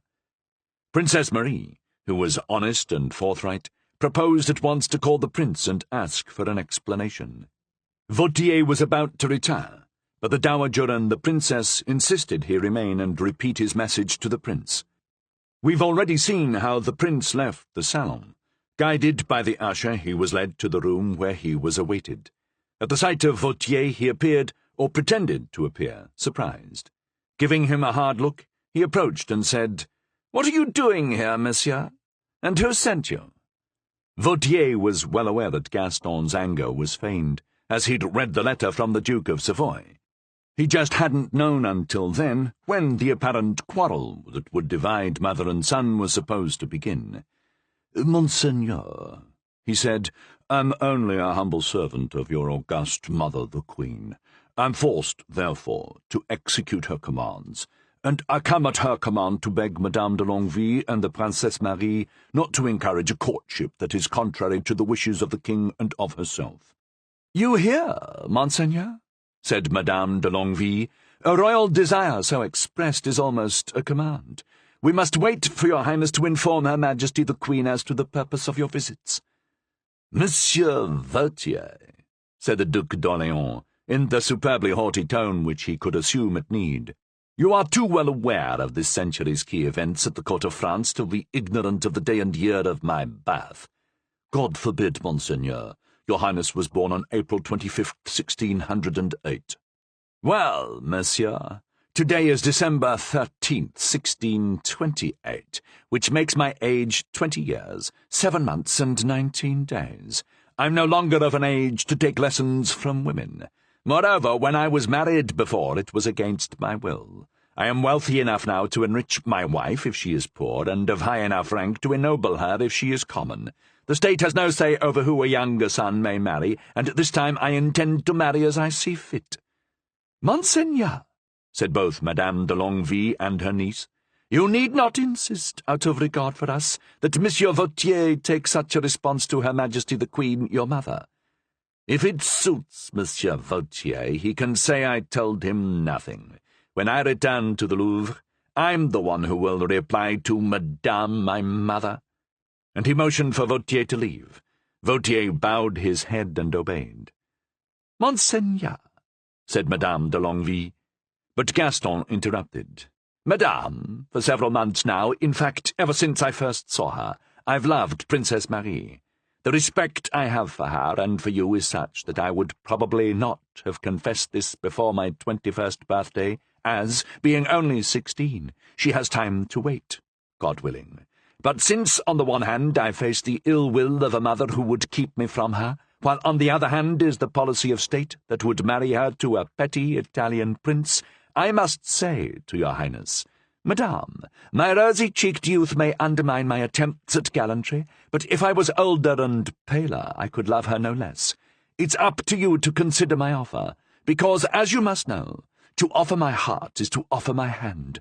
So choose, then, between the Duc de Rethel and me, between Mantua and Paris, between a petty Italian prince and the brother of the King of France." "Oh, Monseigneur," said Madame de Longueville, "if you were as free to act as a simple gentleman, if you weren't accountable to the Queen, the Cardinal, the King—" "The King, madame. I am accountable to the King, it's true, but it's my business to obtain his permission for this marriage, and I'm determined to do so. As to the Cardinal and the Queen, well, soon they may well be accountable to me." "How so, Monseigneur?" asked the two ladies. "My God, do I have to tell you?" said Gaston, all candour and sincerity. "My brother, Louis XIII, has been married for 13 years and had no children, and considering his health, he never will, and considering his health further, you know that some day he will leave me the throne of France." "So," said Madame de Longueville, "you think the early death of the King, your brother, is inevitable?" The Princess Marie said nothing, but her heart's ambition was in her eyes, and she hung on Monsieur's every word. "Dr. Bouvard," considers him as good as dead, madame, and is amazed he still lives. And on this point the auguries agree with the doctor." "The auguries?" asked Madame de Longueville. Marie redoubled her attention. "My mother consulted Fabrone, Italy's premier astrologer, and he said Louis would bid the world adieu before the sun traversed the sign of Cancer in the year 1630. Fabrone gives him 18 months to live, and I and my retainers heard the same prophecy from a certain Dr. Duval. Unfortunately, Duval has come to a bad end, for the cardinal, who'd heard he'd cast the king's horoscope, had him arrested and secretly condemned to the galleys, invoking the old Roman laws that forbid fortune-telling on the lives of princes. Well, madame, my mother is aware of all this. Like the Queen and myself, my mother sadly awaits the death of her eldest son. That's why she wants to preserve me, as she did my brother, for a royal wife who'll bring me a crown. But that won't happen. By God, I swear it. I love you, Marie, and unless you absolutely can't stand me, I'll make you my wife." "But," asked the Dowager, "do you have any idea what Cardinal Richelieu might think about this marriage?" "Don't worry. We have an answer for the Cardinal." "What's that?" "This, madame," said the Duc d'Orléans, "is where you can help us out." "In what way?" "The Comte de Soissons is tired of exile, isn't he? He's in despair, but can't think how to persuade Monsieur de Richelieu to allow his return. What if he married the Cardinal's niece?" "Madame de Combalet!" Both ladies stared at him. "The Cardinal," said Gaston, "wants to join his family to the royal house, no matter what it takes." The ladies' eyes opened even wider. "Is Monseigneur serious?" asked Madame de Longueville. "I couldn't be more serious." "And my daughter, who has such influence over her brother-in-law Soissons, that's what you want me to tell her?" "That's it, madame." Then turning to Princess Marie, "But this effort is all in vain, madame, if your heart isn't in it." "Your Highness knows that I'm engaged to the Duc de Rethel," Marie said. "I can't personally break such a bond, nor speak against it. But the day that bond is broken and I'm free to speak for myself, I believe your Highness will have nothing to complain about my answer." The princess curtsied and began to withdraw, but Gaston grabbed her hand and kissed it passionately. "Ah, madame," he said, "you've made me the happiest of men. We'll succeed in the end, and my happiness is assured." Then, as Princess Marie left by one door, Gaston rushed out the other, with the haste of a man who needs fresh air to cool his passion. Madame de Longueville, who remembered that she'd asked Madame de Combalet to wait, opened a third door, and almost gasped in astonishment, for the usher had imprudently left the Cardinal's niece in the next room to the one where the interview with Gaston had taken place. "Madame," the Dowager said, "insofar as Monseigneur le Cardinal is our friend and protector, and we wish to conceal nothing, I arranged for you to overhear that discussion about the Queen Mother's disapproval of the visits paid us by His Royal Highness, Monsieur."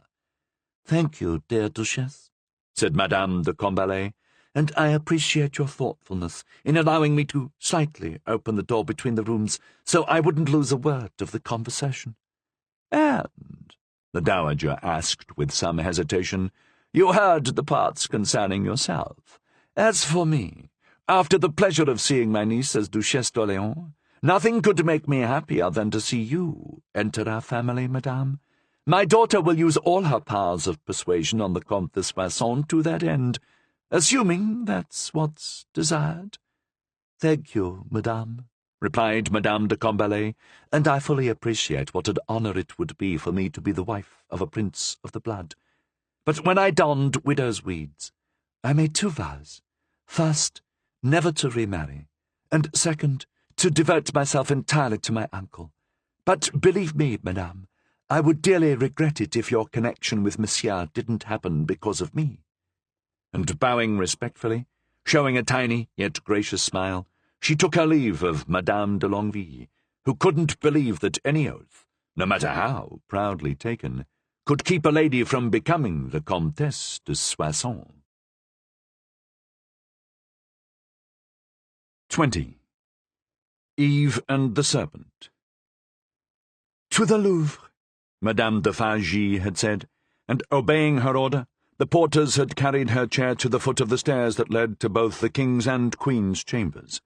The door opened to admit her, though it was after 10 o'clock at night, when that grand staircase was officially closed.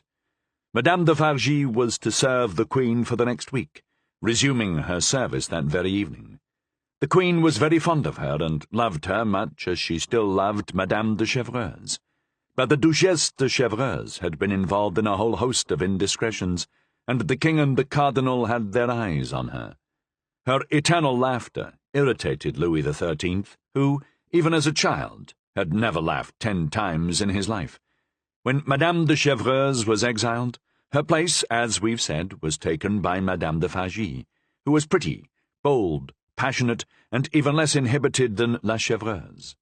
Her good luck in being placed so near the Queen was due partly to the prominence of her husband, Monsieur de Fargy d'Enghien, cousin to Madame de Rambouillet, and ambassador to Madrid, and even more so to the 3 years she'd spent at the Carmelite convent of the Rue Saint-Jacques, where she'd become acquainted with Madame de Combalet, who'd recommended her to the Cardinal.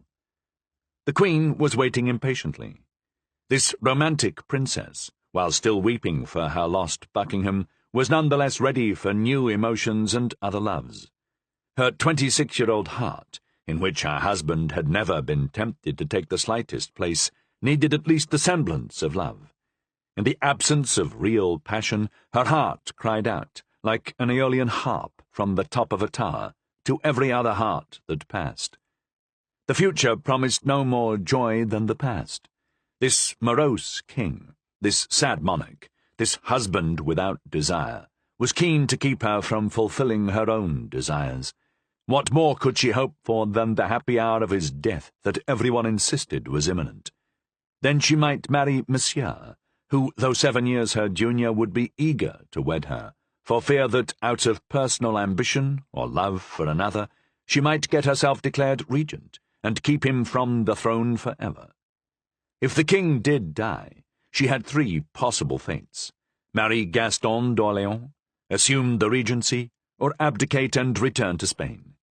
So she waited, sad and dreaming, in a small room next to her bedchamber where only her most trusted ladies were admitted, her eyes staring past the book she held, a new tragicomedy by Guillaume de Castro, called The Youth of the Cid, given her by Señor Mirabel, the Spanish ambassador. When she heard scratching at the door, she knew from the sound that it was Madame de Fargy. Tossing aside the book that, a few years later, was to have such a great influence on her life, she called out a sharp and happy, "Enter!" Encouraged by her call, Madame de Fargy didn't just enter. She actually burst into the room and fell at Anne of Austria's feet, seizing both her beautiful hands and kissing them with a passion that drew a smile from the Queen. "Do you know," Anne said, "I sometimes imagine, my beautiful Fargy, that you're secretly a lover disguised as a woman, and one day, when you're completely assured of my friendship, you'll suddenly reveal yourself. And if that was so, my beautiful Majesty," she said, teeth shining and lips parted, her burning eyes fixed on Anne of Austria, "would you be so desperate as to accept me?" "Desperate? Yes, because then I'd have to ring the bell and show you to the door, to my great regret, because other than Chevreuse, you're the only one who can distract me. My God! Virtue like that is perverse and against nature, since it must result in the separation of loving hearts. Indulgent souls, like mine, are more in the spirit of a loving God, not like those prudish hypocrites who take even the tiniest compliment the wrong way. Do you know that I haven't seen you for a week, Fargy? That's all. Good God, my sweet Queen, it seems more like a century. And what have you been doing for the last century? Not much good for myself, dear Majesty. I fell in love with an idea. With an idea? Yes. My God! You say such crazy things. We should clap our hand to your mouth at the first word. Your Majesty should try it, and see how her hand would be received. and put her own hand to her lips, laughing into the palm that Madame Fargy, still kneeling before her, had kissed so passionately. She dropped it suddenly. "Don't kiss me so, my sweet. You'll give me a fever. So who is it you love?" "A dream." "A dream? "How's that?" "Yes, it must be a dream, in this age of such men as Vendôme, as Condé, as Gramont, as Courteveau and Baradat, to find a young man of 22 who's so handsome, noble, and amorous." "So that's your dream?" "Yes, but only a dream, for he loves another." "Truly, Fargy, you're mad, and I don't understand a word you say. And I believe, your Majesty, that you must truly be religious." "And you're not? Didn't you learn anything from the Carmelites?" "I did, if only from Madame de Combalet." "So you say you're in love with a dream?" "Yes, and my dream is of someone you know." "Me? When I think that I may be damned for this sin, and it will be all for your Majesty that I've lost my soul. Oh, my poor Fargy, don't carry on so. Didn't your Majesty find him charming?" "Who?" "Our messenger, the Comte de Moret." "Indeed. He seemed a worthy gentleman, who gave the impression of being a true knight." "Ah, my dear Queen, if another son of Henri IV, I know, were at all like him, I believe the throne of France wouldn't lack an heir as it does now." "As to an heir," the Queen said thoughtfully, "I must show you the letter the Count brought me. It was from my brother, Philip IV, and I confess I don't quite understand some of his advice. I'm sure I can explain it. You know there are few such things I don't understand." "Sybil," said the Queen, who had no doubt her friend was right. She smiled and began to rise. "Can I save your Majesty some trouble?" Madame de Fargy asked. "No, I'm the only one who knows how to open the secret drawer." Anne went to a small vanity, pulled open a drawer, removed a tray, and took from its false bottom a copy of the letter brought by the Count. The letter, ostensibly from Don Gonzales de Cordova, bore instructions, we recall, that it should be read by the Queen alone. With this letter in her hand, she returned to her seat. "Sit here, near me," she said, patting the divan. "What? On the same seat as you?" "Yes, we need to speak privately." Madame de Fargy glanced over the paper the Queen was holding. "So," she said, "I'll listen while you interpret. What do these first 3 or 4 lines say?" "Nothing. They just advise me to keep your husband in Spain as long as possible." "Nothing? Your Majesty calls that nothing? I think it's quite important. Indeed, Monsieur de Fargy must stay in Spain as long as possible. 10 years, 20 years even. This is good advice indeed. If the rest is as good as the first, then your Majesty is advised by King Solomon himself. More. Can you never be serious, even in the gravest matters?" The Queen shrugged, but smiled. "Now, here's the advice from my brother Philip IV. And that's the part your Majesty doesn't quite understand?"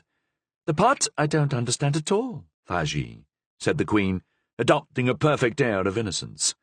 "Let's hear it."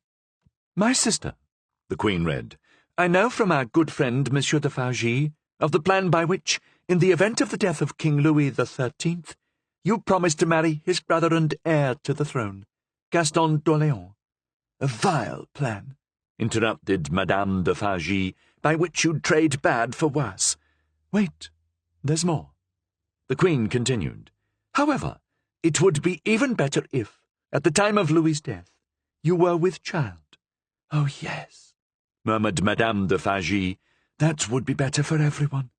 "The Queens of France," Anne of Austria continued, seemingly trying to find the meaning in the words, "have a great advantage over their husbands in that they can produce dauphins on their own, an ability that husbands lack.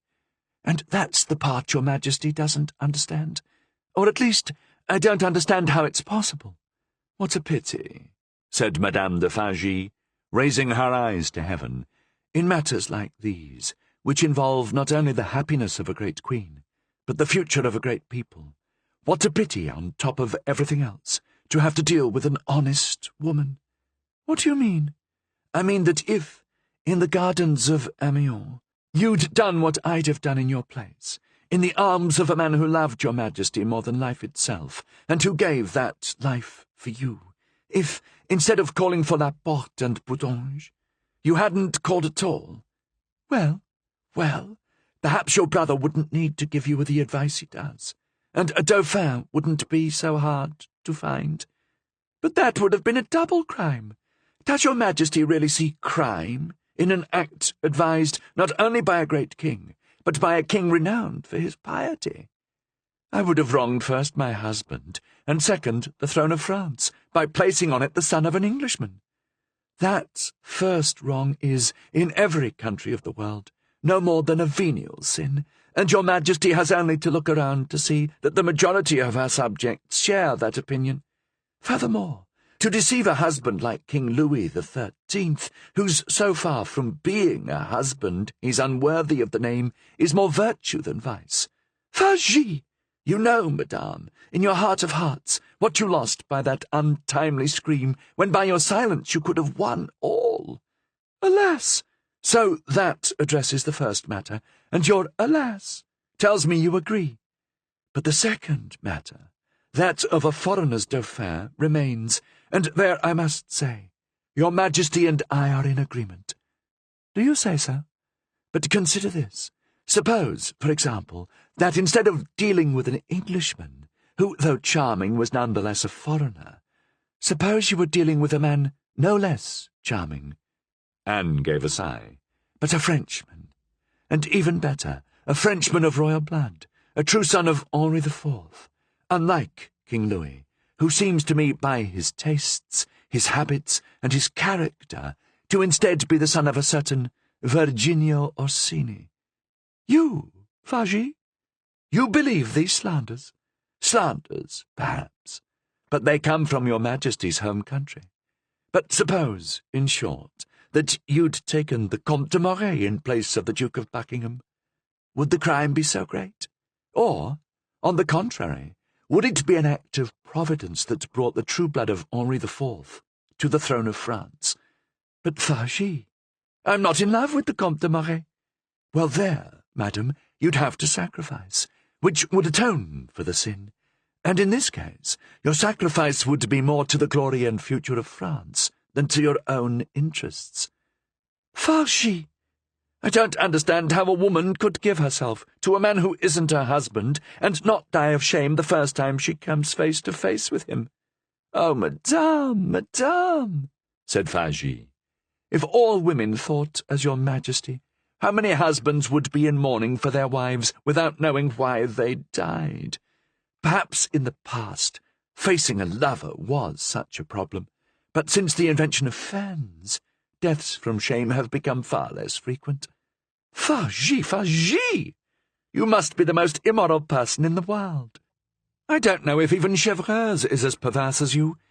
And this is the dream lover you speak of? No, not mine. He loves your protégée, Isabelle de Lautrec, who brought him to me the other night. But where did he see her? He didn't see her. This love came over him while playing blind man's buff with her in the dark. The poor boy. This isn't going to go his way. I believe there's an agreement between her father and a certain Vicomte de Ponty. Anyway, Fagis, we'll talk more of this later. I want to thank you for the service you've rendered me, and which the Count could still render you. Fagis, madame. Anne spoke calmly, as if they hadn't been discussing great affairs. Fagis, my dear, just help me to bed. My God, what foolish dreams I'll have after listening to your stories. And the Queen, getting up, walked into her bedchamber, more casual and languid than usual, leaning on the shoulder of her confidant Fagis. The Queen had many faults, but no one could say she didn't love her friends. 21. In which the Cardinal uses, on his own behalf, the invention for which he'd granted Soucarrière the patent. Since he'd been warned by the letter found on Dr. Senel and deciphered by Rossignol, the Cardinal wasn't surprised by the scene between Monsieur, the Dowager of Longueville, the Princesse Marie, and Vautier, as described to him by Madame de Combalet. It accorded perfectly with the plan agreed between his enemies and Marie de Medici. Marie de Medici was, indeed, his most implacable enemy. We've gone into the reasons for her hatred elsewhere, and she was also the enemy he feared most, because of her influence over her son and through her control of Cardinal Berulle, who sat on the king's council. So it was the fatal influence of the Queen Mother that Richelieu had to remove, an influence that had grown since her return from exile. Louis XIII needed to be purged of his mother far more than he needed to be purged of the black humours feared by Dr. Bouvard. There was one sure way to do this, but the means was terrible. Richelieu had always shrunk from it in the past, but it seemed that the time had come for heroic measures. It was time to prove to Louis XIII that his mother had been an accomplice in the death of Henri IV. For Louis XIII respected his father, King Henri, so much that it almost amounted to worship. When Louis had punished Concini by having him assassinated and then hung from the bridge of the Louvre, it was more for being an accomplice in the king's murder than for being his mother's lover and for plundering the French treasury. So the cardinal was sure of one thing. The moment Louis XIII was convinced of his mother's complicity in Henri's assassination, that moment would be the beginning of her final exile. When his office clock sounded 11:30, Richelieu took 2 documents from his desk, both already signed and sealed, and called his valet, Guillemot. He removed his red robe and lace-edged fur cloak, donned a simple capuchin robe, like Father Joseph's, and sent for a sedan chair.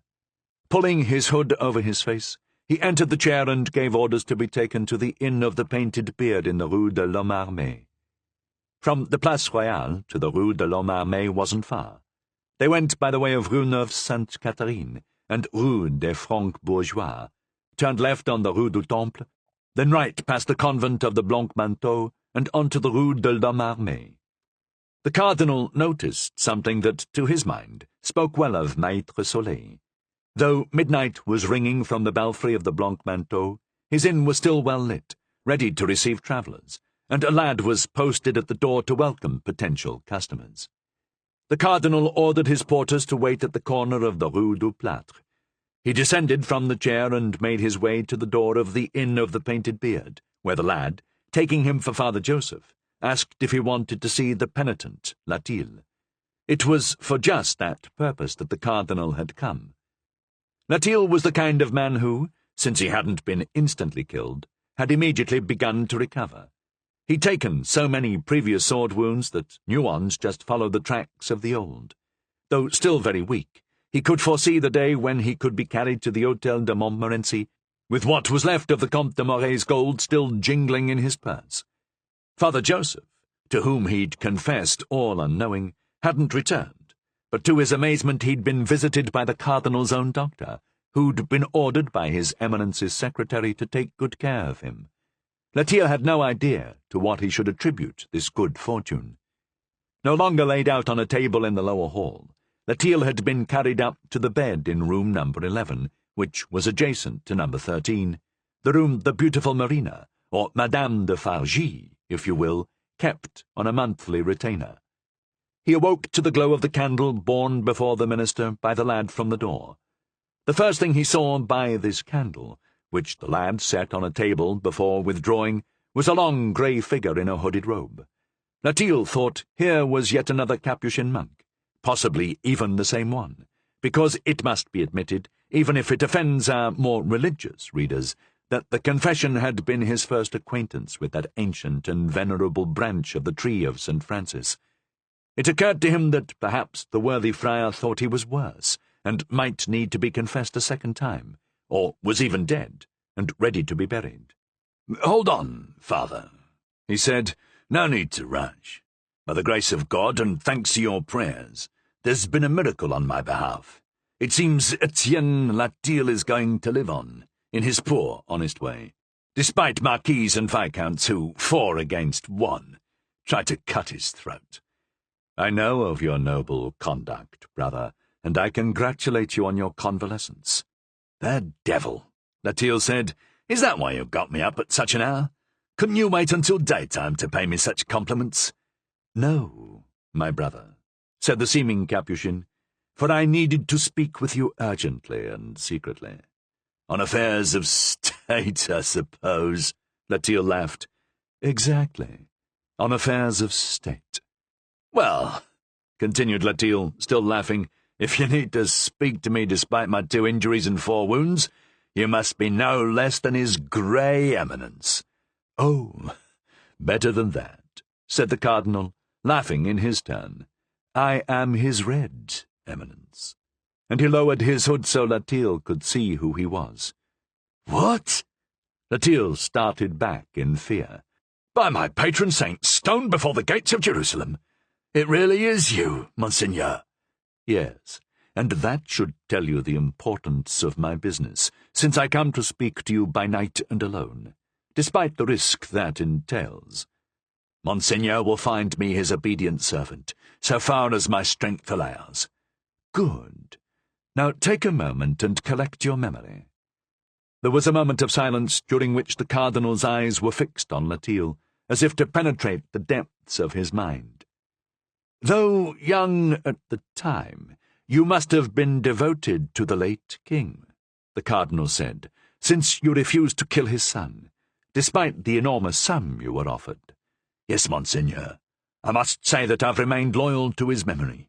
That was one of the reasons why I left the service of Monsieur d'Epernon." "I'm told you were on the running board of the king's carriage when he was assassinated. Can you tell me what you remember about the murderer at the time and afterward, and how did the Duc d'Epernon take this catastrophe?" "I was at the Louvre beforehand, waiting with the Duc d'Epernon. The king came down at 4 o'clock. "And did you notice," asked the Cardinal, "whether he was happy or sad?" "Very sad, Monseigneur. But is this really the time for me to tell, well, everything?" "Everything," said the Cardinal, "if you have the strength." "The king's sadness wasn't just the mood. It was due to all the prophecies. You must know about those, Monseigneur." "I wasn't in Paris at the time. I didn't arrive until 5 years later. So speak to me as if I don't know anything." "All right, then. I'll tell you everything, Monseigneur, because I feel like your presence gives me strength, and because the cause in which you ask must please the Lord God, who may have permitted the death of my master the king, but that doesn't mean his death must go unpunished." "Take courage, my friend," said the Cardinal, "for what you do is righteous." The wounded man continued, making a visible effort to recall his memories, despite his loss of blood. "In 1607, several books of astrology appeared at the Frankfurt Fair that said the King of France would die in his 59th year, that is to say, 1610. That same year, a mysterious series of letters stating that the king would be assassinated was found on his altar by a prior of Montargis, and one day the Queen Mother came to see my Duke at his hotel. They locked themselves inside his study, but, being a curious page, I sneaked into a closet from which I could listen. I heard the Queen say that a doctor of theology named Olivet had predicted in a book dedicated to Philip III that the king would die in 1610. Furthermore, the king would die in a carriage, and the king knew of this prediction. "Did you ever hear tell of a man named Lagarde?" asked the Cardinal. "Yes, Monseigneur," said Latil, "and that reminds me of a detail I'd forgotten, one that greatly disturbed Monsieur d'Epernon. This Lagarde, upon returning from the wars against the Turks, settled in Naples, where he lived with a man named Hébert, who'd been secretary to the conspirator Biron. As the latter had been executed only 2 years before, his accomplices were still in exile.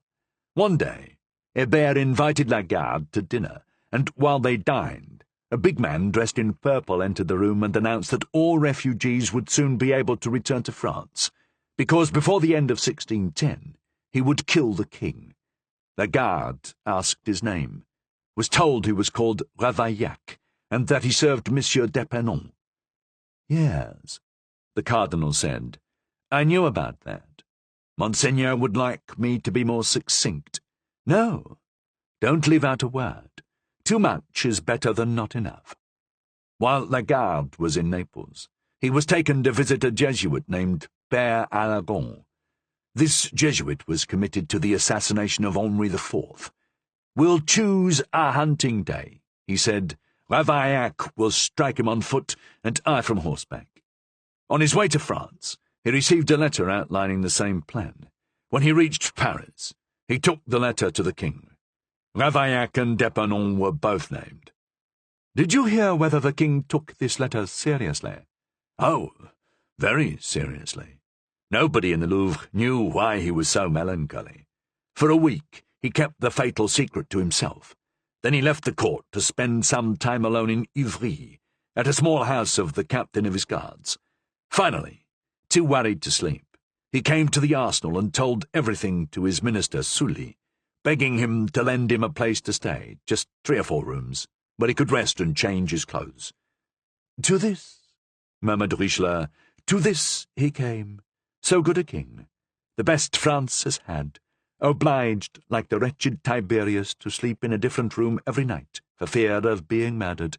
And yet I complain of my problems. Finally, as the king passed by the cemetery of the Innocents one day, a sullen man wearing a green coat cried out, "In the name of our Lord and the Blessed Virgin, sire, I must speak. Is it true that you plan to make war on the Pope?" The king wanted to stop and talk with this man, but we wouldn't let him. It was these things that made him as sad as a man marching to his death when, on that unfortunate Friday of May 14th, I saw him come down the stairs of the Louvre and get into his carriage. It was then that Monsieur d'Epernon called me and told me to get on the running board.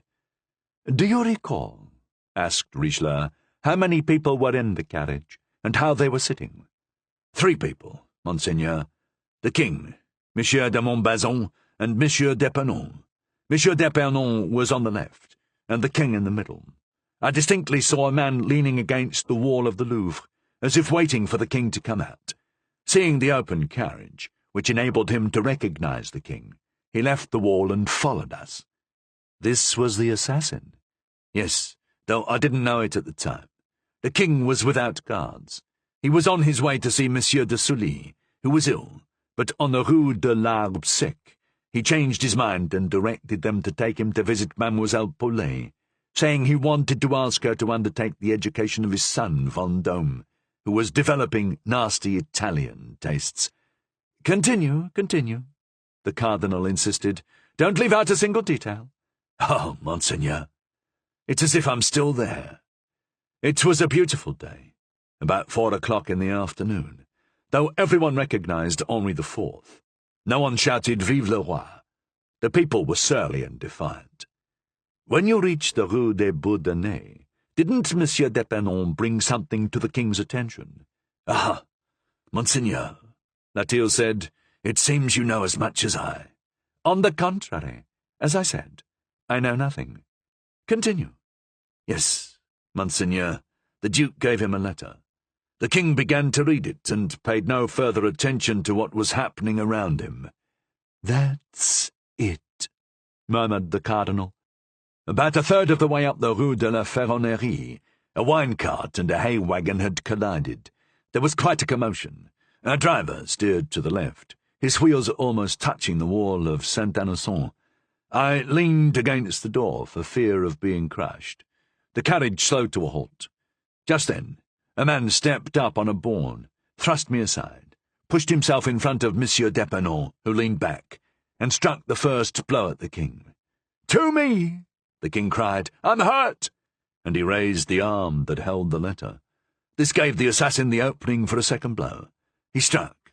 This time the king could utter nothing but a sigh. He was slain.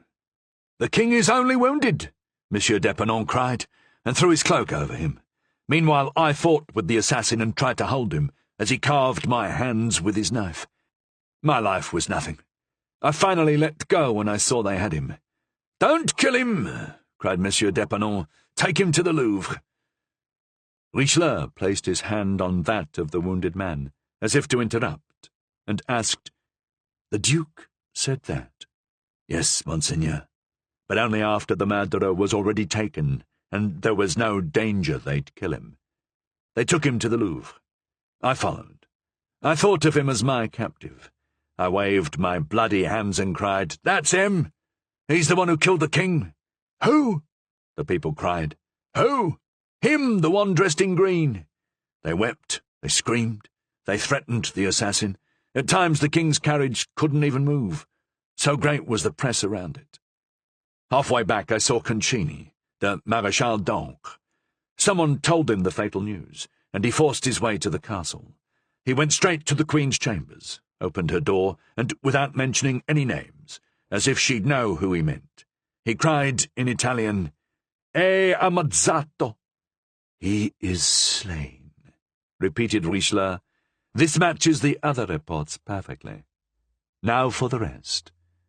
They took the assassin to the Hôtel de Retz, next to the Louvre. They put guards at the door but left it open, so anyone could come in. It seemed to me that this man was my captive, so I stationed myself at his door. Among his visitors was Father Coton, the king's confessor. "Coton himself? Are you sure?" "He came, yes, Monseigneur."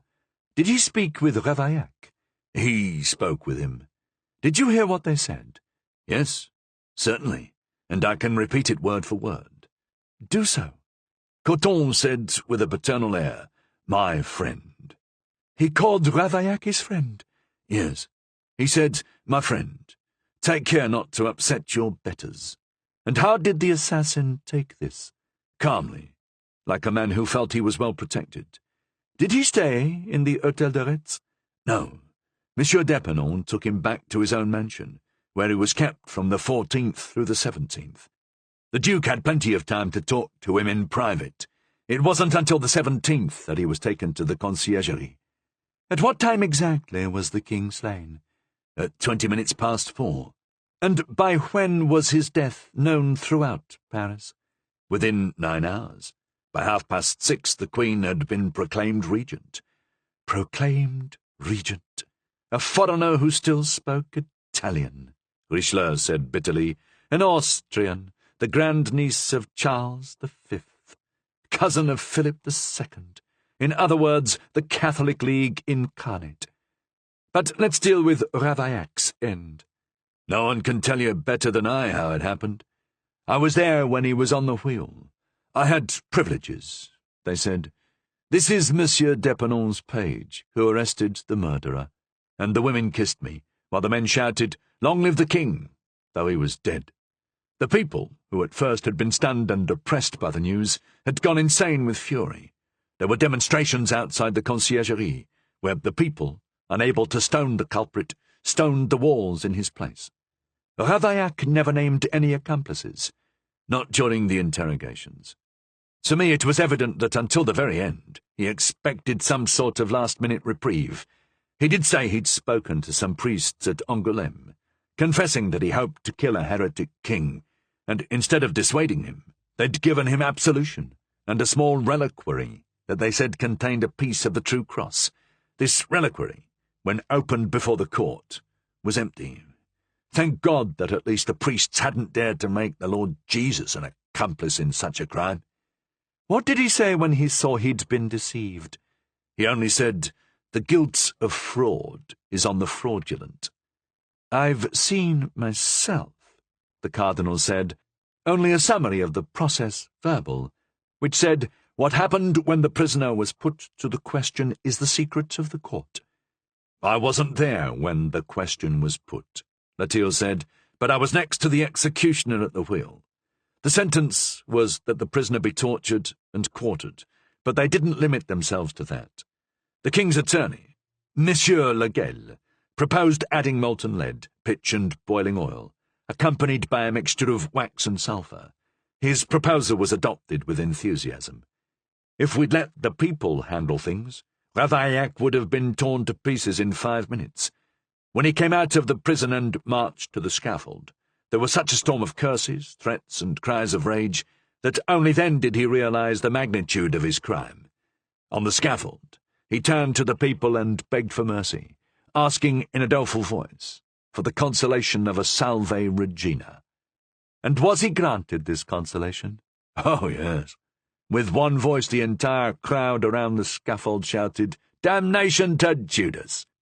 "Continue," Richelieu said. You were on the scaffold, near the executioner, you say? Yes, I was granted that favour, Latil said, for having arrested, or at least helped to arrest the murderer.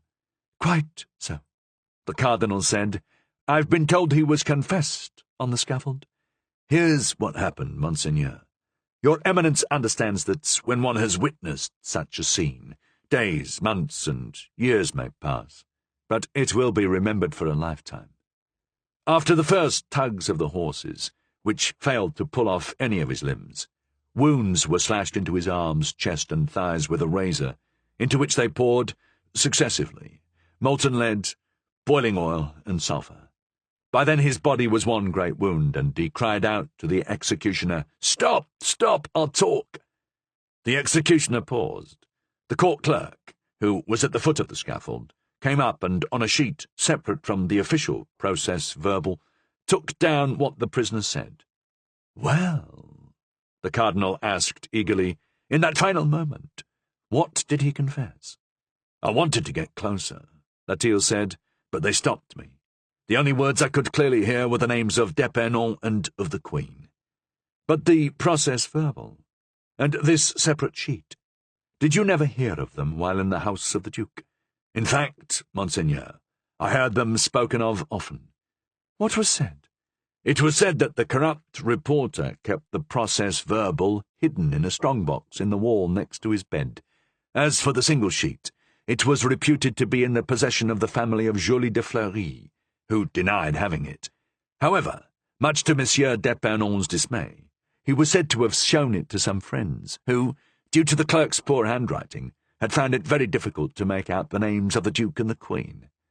So, after this sheet was written, when the dictation was complete, the execution resumed. The horses provided by the provost were bags of bones, too weak to pull the prisoner apart. So a gentleman offered to lend his own horse to the procedure, and at the first pull it tore off a thigh. As the prisoner was still alive, the executioner moved to finish him, but the lackeys of all the lords attending the execution jumped the fence, climbed the scaffold, and cut his body to pieces with their swords. Then the people rushed in and tore it into smaller pieces, and carried off bits of the regicide to burn at the crossroads. On returning to the Louvre, I saw the Swiss guard roasting a leg right under the Queen's windows. So there. And that's all you know? Yes, Monseigneur, except I've often heard tell how the treasury Sully had gone to such trouble to amass was divided up among the great nobles. Indeed. The Prince de Condé alone walked off with 4 million, but that's not what concerns me. Let's return to the business at hand. Tell me, amid all this, did you ever hear anything about a certain Marquise d'Escoumont? Yes, I believe I did, Latil said, a small woman with a bent back, whose maiden name had been Jacqueline Levoyer, and her name wasn't Escoumont. It was Coettement. She was the Duke's mistress, and though she was called a marquise, she wasn't really, as her husband's name was just Isaac de Varenne, period. Ravaillac had spent 6 months at her house. She was accused of being his accomplice in the king's assassination. She told everyone who'd listened that she barely knew Ravaillac, and that it was the Queen Mother who was behind the plot. What happened to this woman? The cardinal asked. She was arrested several days before the king's murder. Yes, and she remained in prison until 1619, when she was abducted and taken to some other prison. I don't know which. Do you know? Monseigneur will recall that in 1613, Parliament called a halt to the investigation due to the sensitivity of the case. They considered the accusations a threat to the realm. After Concini was killed and Luynes was in the ascendant, the case could have been reopened, but Luynes preferred reconciliation with the Queen Mother to risking an open break that would expose her to Louis XIII's wrath. Luynes, therefore, pushed Parliament into declaring that accusations against the Queen were libellous. Marie de Medici and d'Epernon were cleared, and Madame Coettement was condemned in their place. Indeed. That's when she disappeared. But to what prison was she taken? That's what I asked, and I assume you know the answer, since you evaded the point. You're right, Monseigneur. I can tell you where she is, or at least where she was. for since it's been 9 years, only God knows if she's alive or dead." "God must grant that she lives," the cardinal exclaimed, with a fervour that showed that his faith was driven by his need. He added, "I've observed that the more the body suffers, the more the soul takes command." "Well, Monseigneur," said Latil, "she was confined in a place where the bones can't rest until the flesh is gone." "And you know where this place is?" the cardinal asked eagerly. "It was built on purpose to hold her, Monseigneur, in an angle of the courtyard in the convent of repentant daughters. She was put in a mausoleum whose door was walled shut. She was given food and drink through a window with iron bars." "You saw this yourself?" demanded the cardinal. "I saw it myself, Monseigneur. When we left, children were throwing stones, as if at a wild beast, while she cried, 'They lie! I wasn't the assassin. It was the ones who put me here.'" The cardinal rose. "There's not a moment to lose," he said. "This is the woman I need." Then, to Latil, "Heal and recover, my friend, and once recovered, have no fears for the future." "Best, with a promise like that, I certainly won't, Monseigneur. To be sure, it's time." "Time for what?" Richelieu asked. "Time we've finished. I feel weak and, well, am I dying?" With a gasp, his head fell back on the pillow. The cardinal looked around until he found a small bottle that seemed to contain a cordial. He poured a few drops of the liquor onto a teaspoon and made the man swallow it. Latil opened his eyes and gasped again, but in relief. The cardinal then put his fingers to his lips to enjoin the man to silence, pulled up the hood of his cloak, and went out. 22. The In Pace. It was about 1:30 in the morning or so, but the advanced hour was just one more reason for the cardinal to continue his investigations. If he presented himself at the door of the infamous convent in the daytime, wherein were collected the most immoral women from the worst places in Paris, he feared he might be recognized, and there might be speculation as to the reason for his visit. He knew the curtain that Concini, the Queen Mother, and d'Epernon had tried to draw across the terrible tragedy of the assassination of Henri IV. He knew, as we saw in the previous chapter, that all the written evidence had disappeared. He feared that the last living evidence might disappear as well. The attack on Latil demonstrated that he was following a thread that, at any moment, the hand of death could break. Here was this woman whose house, it was said, Ravaillac had shared for 6 months, and who, having learned a state secret, was now dead or dying in an in pace, for so they called those tombs devised by monks, those expert tormentors, to impose physical and mental suffering to the limit of what's possible for strength to endure. The Rue des Postes, the site of the convent of repentant daughters, later replaced by the Madelonettes, was far from the Rue de l'Homme Armé, or rather the Rue du Plâtre, where the false friar's sedan chair awaited him. But the cardinal forestalled any objections from his porters by placing a silver crown in each one's hand. They took a moment to discuss which route would be shortest, then decided to take the Rue des Billettes to the Rue de la Coutellerie, cross the Pont Notre-Dame, and take Rue Saint-Jacques and the Rue de l'Estrapade to the Rue des Postes, where they'd find, on the corner of the Rue de Chevalier, the convent of repentant daughters. When the sedan chair stopped at the gate, 2 o'clock was sounding from the nearby church of Saint-Jacques-du-Haut-Pas. The cardinal stuck his head out the door and ordered one of the porters to ring the gate bell loudly. The larger of the two obeyed. After a few minutes, during which the cardinal, impatient, had had the bell rung twice more, a small barred window opened in the gate, and the head of the sister on duty appeared to ask what they wanted. "Ask her to tell the Mother Superior it's a Capuchin monk sent by Father Joseph to speak to her about an important matter," the cardinal said to one of the porters. The man repeated the sentence word for word. "Which Father Joseph?" the sister asked. "It seems to me there's only one who matters," said a commanding voice from within the chair. "The one who's the cardinal's secretary."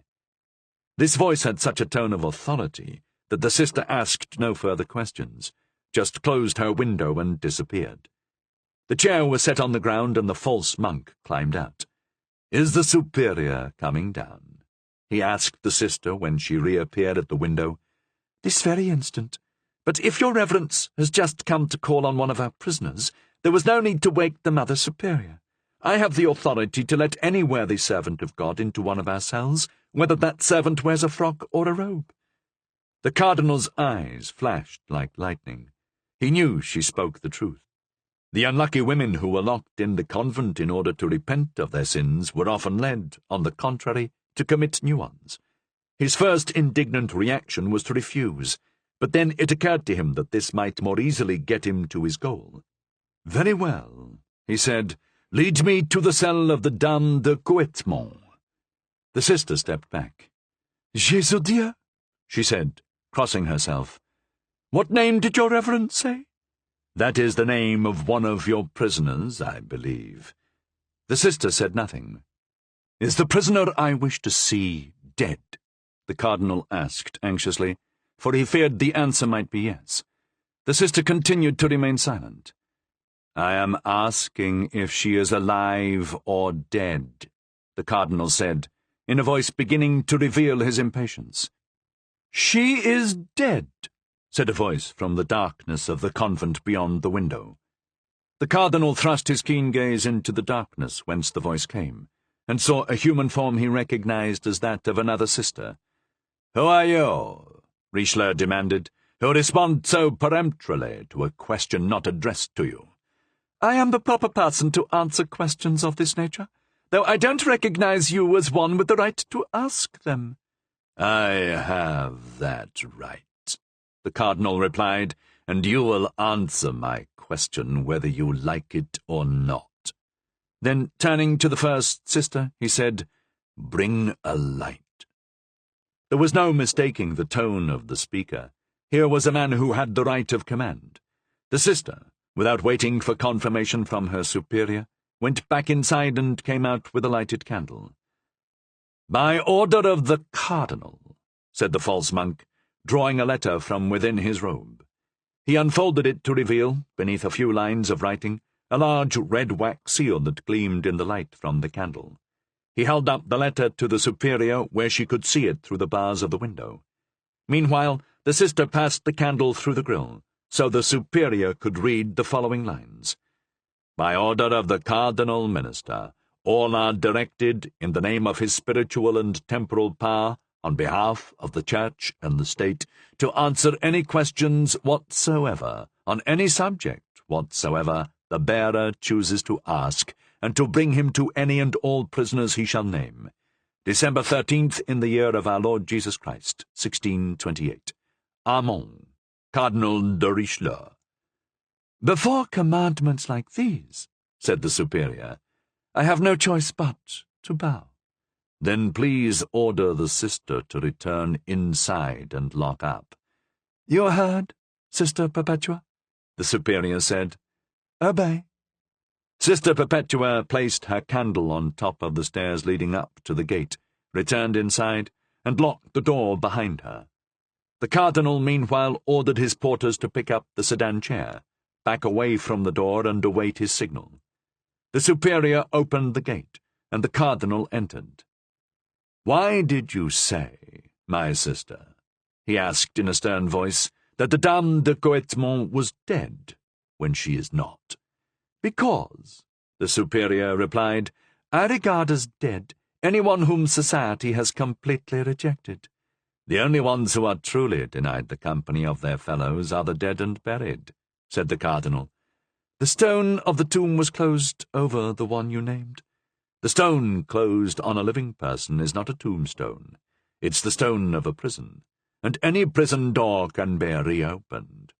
"Even," said the nun, looking the pretend monk in the face, "when a parliamentary decree has ordered that door shut for all time and eternity?" "There is no judgment higher than justice, and I am the one the Lord has given the power to judge the judges." "There's only one man in France who has that power." "The king?" asked the monk. "No, one who, though below him in rank, is above him in genius. Cardinal Richelieu." Are you the Cardinal in person? If you are, I'll obey. But my orders are so precise that I must refuse anyone else. Take the light and lead me to the Dame de Coetmont's prison, which is in the left corner of the courtyard. I am the Cardinal. And he removed his hood and uncovered his head, with a result much like that of the revelation of Medusa of antiquity. The superior remained motionless for a moment, paralyzed not by resistance but by surprise. Then, with that passive obedience that generally followed a command from Richelieu, she bowed, took the candle and his arm. Leading the way, she said, "Follow me, Monseigneur." Richelieu followed. They crossed the forecourt. The night was calm, but cold and dark, the stars shining in a black sky, with the sharp glints that foretokened the arrival of the winter frost. The candle flame rose vertically into the air, bent by no breath of wind. It cast a circle of light around the monk and the nun who moved with them, lighting objects as they approached and leaving them in shadow when they passed. Finally, they began to glimpse a small round building like an Arab hut. In the centre of it, about the height of a man's chest, a small black square took shape. It was the window, and as they approached, they could see that it was closed by a grid of iron bars, so tight one could barely pass a fist between them. "She's here?" the Cardinal asked. "She's here," the superior replied. As they got closer, it seemed to the Cardinal that two pale hands grasping the bars suddenly let go, and a dim figure within disappeared back into the dark interior of the tomb. The Cardinal approached first, and, despite the stench issuing from the tomb, put his face to the bars to try to see inside. But the night was so black, he could see nothing but two greenish lights, shining in the darkness, like the eyes of a wild beast. He stepped back, took the candle from the superior, and passed it through the bars and into the mausoleum. But the air inside was so noxious, so thick, that inside the tomb the flame grew pale, dwindled and almost went out. The Cardinal drew the candle back out, and the flame returned to life. Then, in order to clear the air and light up the interior, he took his signed order, which he no longer needed once it had been acknowledged, set it afire, and threw it into the tomb. Despite the thickness of the atmosphere within, the letter gave off enough light for the Cardinal to see, crouched against the wall opposite the window, a figure, elbows on knees, chin on fists, and naked but for a scrap of damp cloth that covered her from waist to knees. This figure, pale, hideous, and shivering, watched the monk from hollow eyes with the night inside them, their gaze fixed, almost insane. A groan came from her with every exhalation, painful as the breath of the dying. She had been in constant pain for so long that this groaning had become a part of her. The Cardinal, though not particularly sensitive to others' pain, or even his own, shivered from head to toe at this sight. He turned a menacing gaze on the superior, who said, "That was the order." "Whose order?" demanded the Cardinal. "The order of judgment." "And what did this order of judgment say?" "That Jacqueline Levoyer, called the Marquise de Coetmont, is to be enclosed in a structure of stone, sealed behind her, so no one can enter, and she shall be fed only bread and water." The Cardinal passed his hand across his brow. Then, approaching the barred window, within which the night had returned, he said, "Is that you?" He turned his face toward where he'd seen the pale figure. "Are you Jacqueline Levoyer, Dame de Coetmont?" "Bread, hate, clothing," gasped the prisoner. "I asked you," repeated the Cardinal, "if you are Jacqueline Levoyer, Dame de Coetmont." "I'm hungry. I'm cold," replied the voice, ending in a sob. "First answer my question," the Cardinal insisted. "If I say I'm the one you named, you'll just let me starve. For 2 days they've ignored me, despite my cries." The Cardinal glared again at the superior, who murmured, "The order, the order." "The order was, she's to live on bread and water, not to be starved." "Why is she so stubborn as to go on living?" said the superior. The cardinal very nearly said something close to blasphemy. Instead, he crossed himself, saying, "If you tell me that this order gives you the right to let her die, I swear to God you'll take her place in that tomb." Then, turning back to the wretch who was the object of their discussion, the cardinal said, "If you admit you're really the Dame de Coetmont, and if you answer my questions honestly and faithfully, within an hour you'll have clothing, heat, and bread." "Clothing? Heat? Bread?" cried the prisoner. "Do you swear it?" "On the 5 wounds of our Lord." "Who are you?" "I am a priest." "In that case, I don't believe you. It's priests and nuns who've tortured me for 9 years. Let me die. I won't talk." "But I was a gentleman before taking orders," said the cardinal, "and I swear on my honour as a gentleman." "And what do you think would happen to you if you betrayed these promises?" said the prisoner. "Then I would be dishonoured in this world and damned in the next." "All right, then. Yes," she cried. "Yes. No matter what happens, I'll tell everything." "And if I'm pleased with what you tell me, then in addition to bread, clothing, and heat, you'll have freedom." "Freedom?" the prisoner cried, rushing to the window and pressing her pale face against the bars. "Yes. I'm Jacqueline Le Foyer, Dame de Coetmont. Yes. I'll tell everything, everything, everything." Then, in a fit of crazy happiness, she yelled, "Freedom!" Her laugh was mad, sinister, and she shook the bars with a strength that should have been impossible to a body so lean and feeble. "Freedom! Oh, you must be our Lord Jesus Christ himself if you can say to the dead, 'Get up and walk from your graves.'" "My sister," said the cardinal, turning toward the superior, "I will forget everything if, within 5 minutes, you have tools brought that will enable an opening to be made in this tomb, large enough for this woman to get out." "Follow me," the superior said. The cardinal turned to follow. "Don't leave me! Don't leave me!" the prisoner said. "If she takes you with her, you'll never return. I'll never see you again. The heavenly light that came into my tomb will go out, and I'll be buried once more." The cardinal gave her his hand. "Rest easy, poor creature," he said. "With God's help, your martyrdom is almost over." But, seizing his hand between 2 fleshless claws that gripped like a vice, she cried, "A hand! I hold a hand! The first human hand that's been extended to me for 10 years. The others were nothing but tiger's paws. Be blessed, oh, be blessed, human hand!" And she covered his hand with kisses. The cardinal didn't have the courage to remove it. He called out to his porter, saying, "Follow this woman," indicating the superior. "She'll give you the tools necessary to rip open this tomb. There are 5 pistoles in it for each of you." The 2 men followed the superior, who, light in her hand, led them to a sort of shed where they kept the garden tools. In much less than 5 minutes they reappeared, the larger of the 2 with a pickaxe on his shoulder, the other with a crowbar. They sounded the wall with the tools, and where it seemed to be thinnest, they began to work.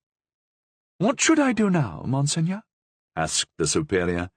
"Go heat up your room," the cardinal ordered, "and prepare some food." The superior withdrew.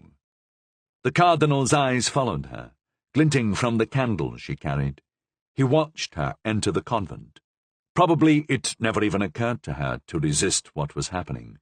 She knew too well what her situation was, and though the power of the cardinal was far from the height it would reach later, she knew she was at his mercy, as his ecclesiastical power at this time was even greater than his temporal power. He was within his rights, having temporal authority over a prison and religious authority over a convent.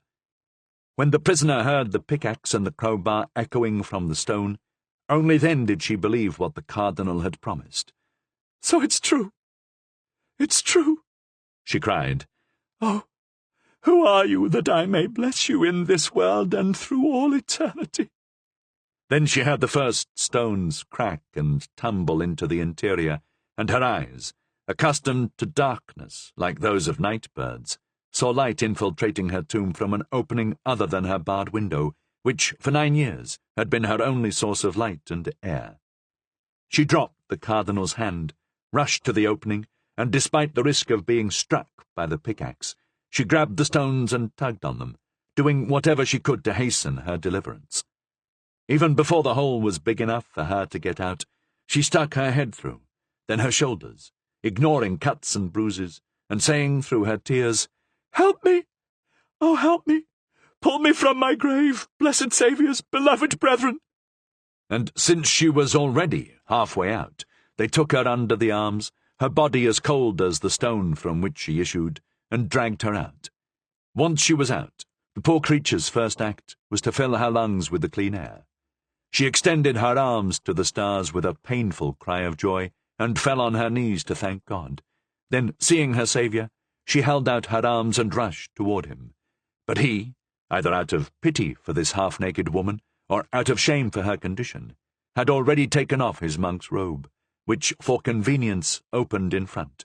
He cast it over her shoulders, leaving him in the clothes he wore beneath, a cavalier's outfit in black velvet with purple ribbons.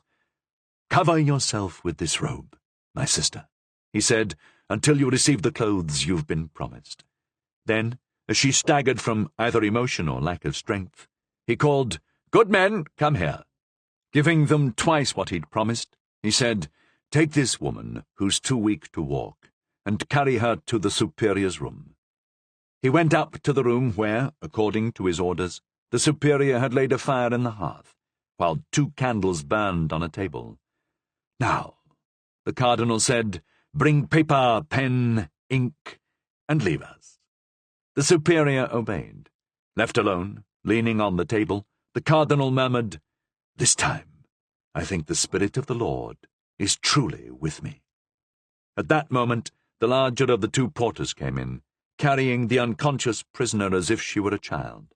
He placed her where the cardinal indicated, still wrapped in the monk's robe, near but not too close to the fire. Then, bowing as if aware he was in the presence of great rank, he went out. 23. Her story.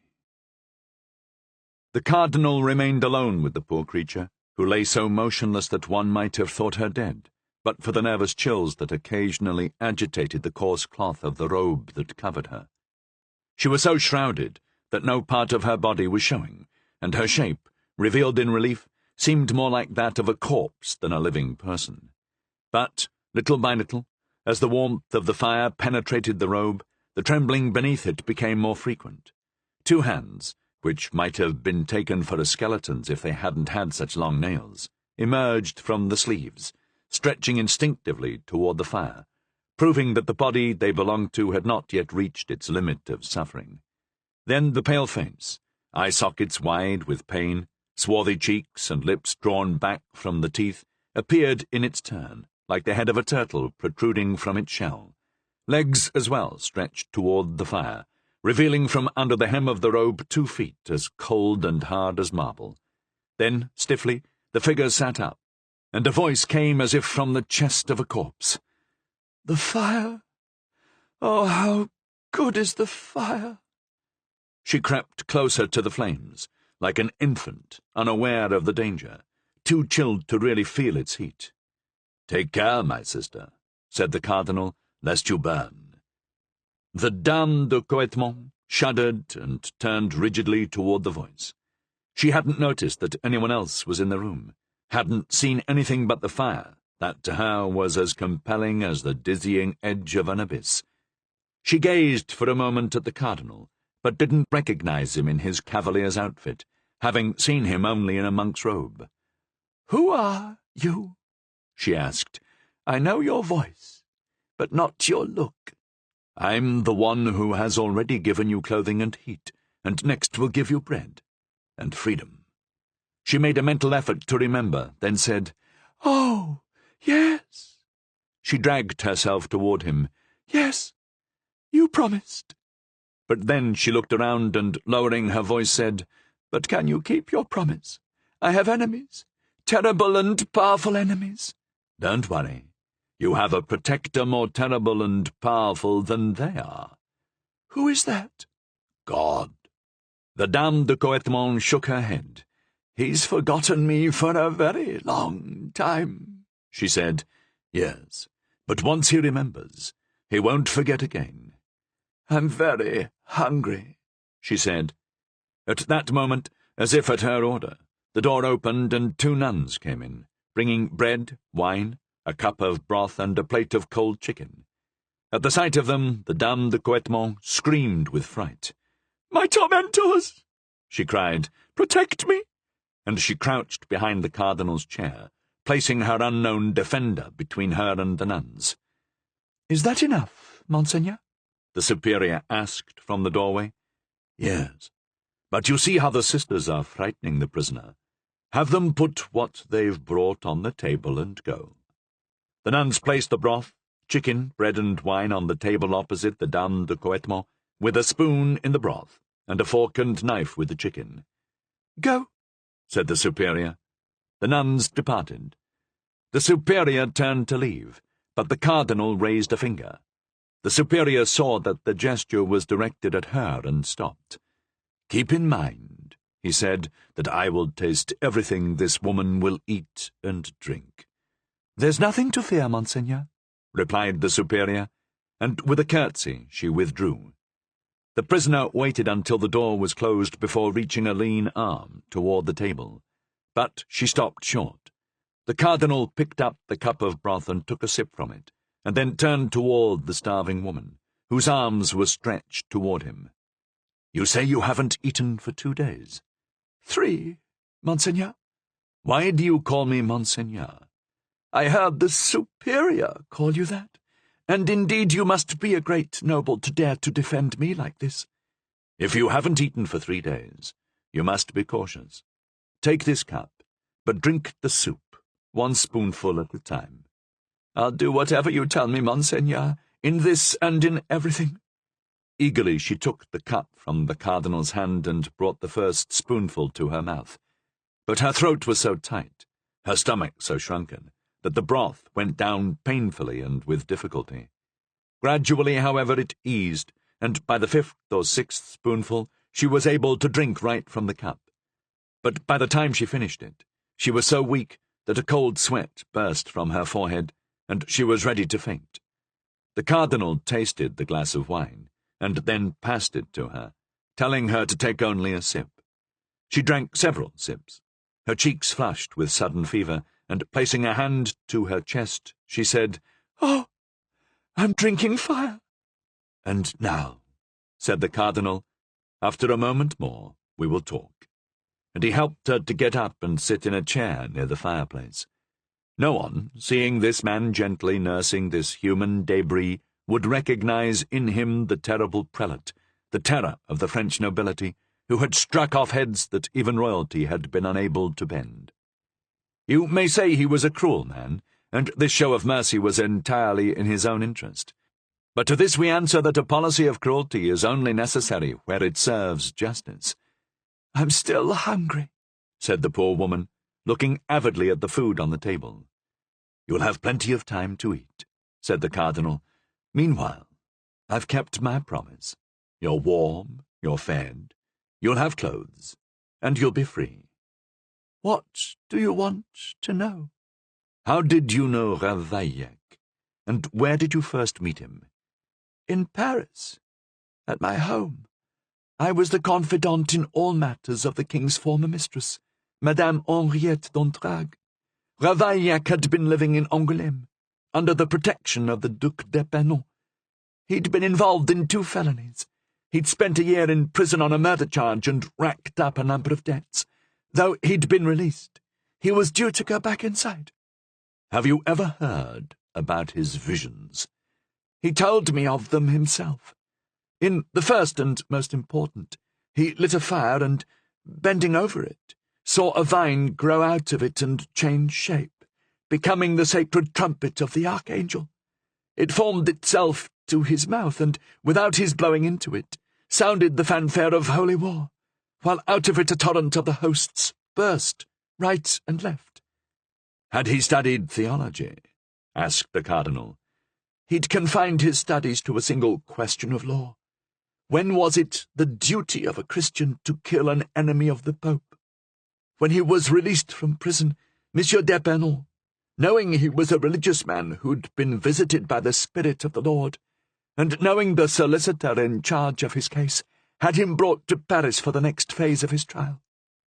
As he had to pass through Orléans, Monsieur d'Epernon arranged for Monsieur d'Entragues and his daughter, Henriette, to give him a letter of passage, allowing him to travel to Paris and lodge in my home. What was the first impression he made upon you? The cardinal asked. At first I was scared of him. He was a tall man, powerfully muscled, with brown skin and a dark visage. When I saw him, I thought I beheld Judas.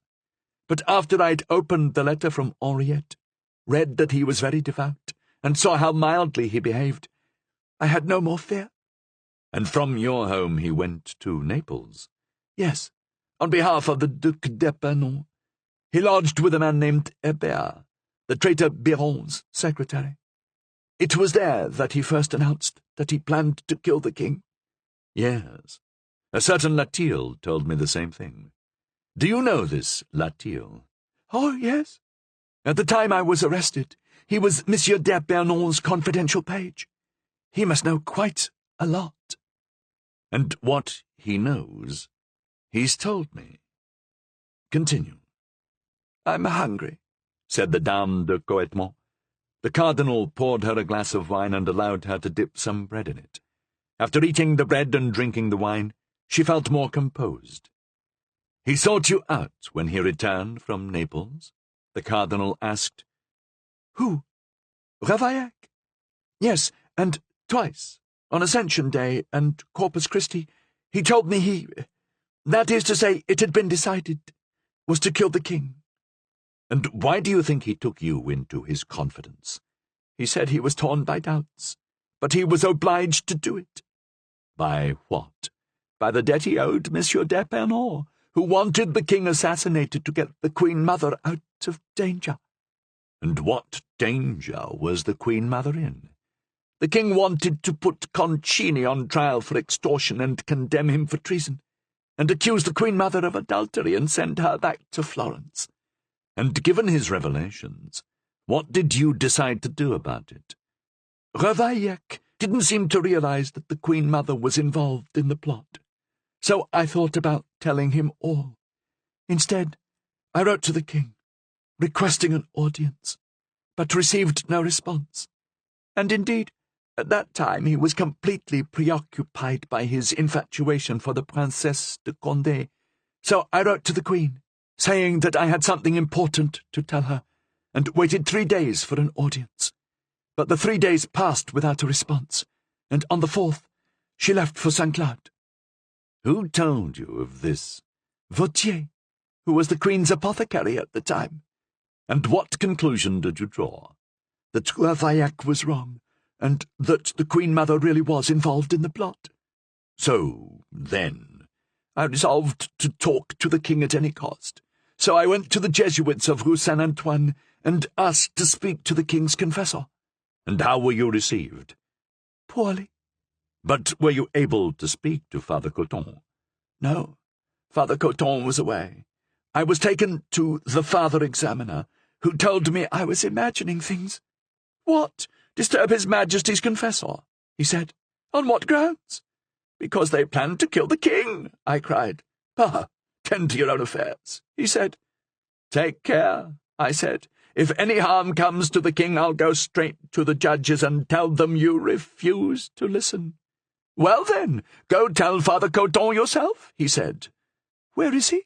At Fontainebleau. But there's no point in your going there, so I'll go myself. However, I didn't trust the Father Examiner, so the next day I hired a carriage to take me to Fontainebleau. I was preparing to leave when I was arrested. What was the name of this Jesuit examiner? Father Philippe. Then, from prison, I wrote 2 more letters to the king, and I'm sure one of them got through. And the other one? The other letter I sent by way of Monsieur de Sully. Who carried it? Mademoiselle de Gournay. I know her. An old lady who writes books. Exactly. She took it to Monsieur de Sully at the Arsenal, but as the letter mentioned the names of d'Epernon and Concini, and repeated the warning I gave about the Queen, Monsieur de Sully didn't dare show it to the King. However, he said if there was a real threat, he could send to have me and Mademoiselle de Gournay brought to the Louvre. But as the King had received so many such warnings, he just shrugged and dismissed our letter as unreliable. What was the date of this letter? That must have been May 10th or 11th. Do you think Mademoiselle de Gournay might have kept it? It's possible, but I wouldn't know. I was in prison. One night. It was October 28th, 1619. As I know, because that was when I could still keep track of time, I was taken from my first prison. A bailiff came into my cell, ordered me to stand, and read me a parliamentary decree that condemned me to spend the rest of my life bricked up in a tomb, with only a barred window for light and air, and only bread and water for nourishment. I thought it was bad enough to have been imprisoned for trying to save the King, but this new sentence almost destroyed me. On hearing it read, I fell unconscious to the floor. I was only 27 years old. How many more years would I have to endure such a sentence? While I was unconscious, they carried me out and put me in a carriage. The breeze blowing across my face from the window brought me around. I sat between two officers, each of whom held a chain gripping one of my wrists. I was dressed in a black frock, the remnants of which I still wear. I knew I was being taken to the convent of repentant daughters, but I had no idea where that was located. The carriage went through a gate that opened before it, clattered through a passage into a courtyard, and stopped at the tomb you took me from. They forced me into it through a hole in the wall, and one of the officers came in behind me. I was half dead. I made no resistance. I leaned against the window. One of my wrist chains was tied around my neck, and the other was linked to it and passed through the window to the second officer. The first officer went out, and two other men I'd glimpsed in the darkness began to work. They were two masons, and they began walling up the opening. Only then did I really come to myself. I uttered a terrible cry and tried to rush toward them. I was stopped by the neck chain. For a moment I thought I'd strangle myself, and pulled with all my strength. The links of the chain bit into my neck, but as the chain had no noose, it didn't tighten, and I just kept pulling forward. My breath gasped. My vision turned red. The officer yanked back on the chain. I fought toward the opening, but by the time I reached it, the masons had already gotten it 3/4 closed. I thrust my hands through the gap, trying to pull down the stones while the mortar was still wet. One of the masons covered my hands with mortar, and the other pinned them under a heavy rock. I was caught as if in a trap. I cried. I yelled. I foresaw what would happen, since no one would be able to enter my cell. If I was mortared into the wall away from the window, I'd die of hunger, hanging from my hands. I prayed for release. One of the masons, without saying a word, thrust a crowbar under the stone and lifted it. With a violent effort I tore my half-crushed hands from the wall and collapsed back beneath the window, exhausted by the double effort to try to strangle myself and to stop the masons from walling me in. Meanwhile they finished their dark and fatal labour. When I came to, I was entombed. The sentence of Parliament had been carried out. For 8 days I was raving mad. The first 4 I rolled around the floor of my tomb, howling desperately, and for those 4 days I ate nothing. I wanted to starve, and thought I'd have the strength to do it. It was the thirst that broke me. On the 5th day, my throat was on fire. I drank a few drops of water, and that was my commitment to continuing to live. Then for a while I thought it was all some kind of error, a mistaken sentence that would soon be overturned. Such a thing had to be impossible in the reign of King Henri's son, under the regency of King Henri's wife. I'd just wanted to save Henri IV. It couldn't be that they'd want to punish me more than they'd punished his murderer, a man whose ordeal had lasted only an hour, while God knows how many hours, how many days, how many years my own ordeal would last. But eventually this hope, too, dwindled and died. Once I'd resolved to live, I asked for straw to make a bed, but the superior said I'd been sentenced to bread and water, and if Parliament had wanted me to have straw, they'd have put it in the sentence. So I was refused what we grant to our lowest animals, a mere bundle of straw. I'd hoped that when the harsh winter nights came, I'd die of cold. I'd heard that freezing to death was a gentle way to go. At times during that first winter, chilled to the bone by the freezing temperatures, I drifted into sleep, or rather unconsciousness. But every time I awoke, cold, stiff, almost paralyzed, but alive. I lived till the rebirth of spring. I saw the flowers reappear. I saw the trees grow green. Gentle breezes penetrated to me, and I felt my cheeks dampen with tears.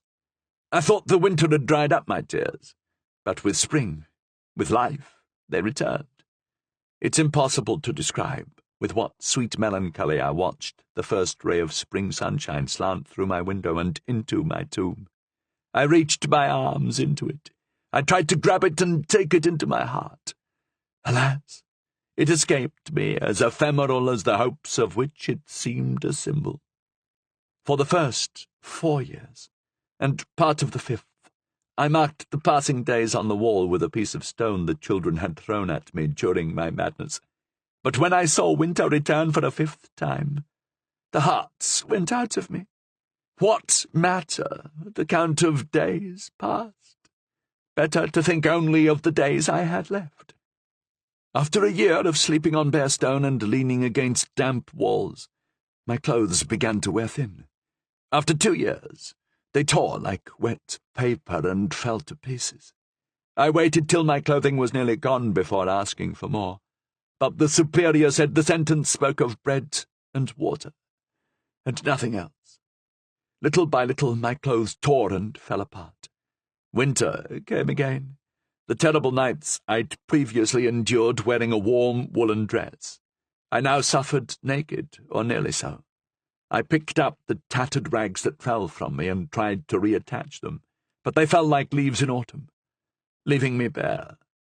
Sometimes priests came to peer at me through my window. When I first saw them, those men of God, those angels of humanity, I begged for mercy.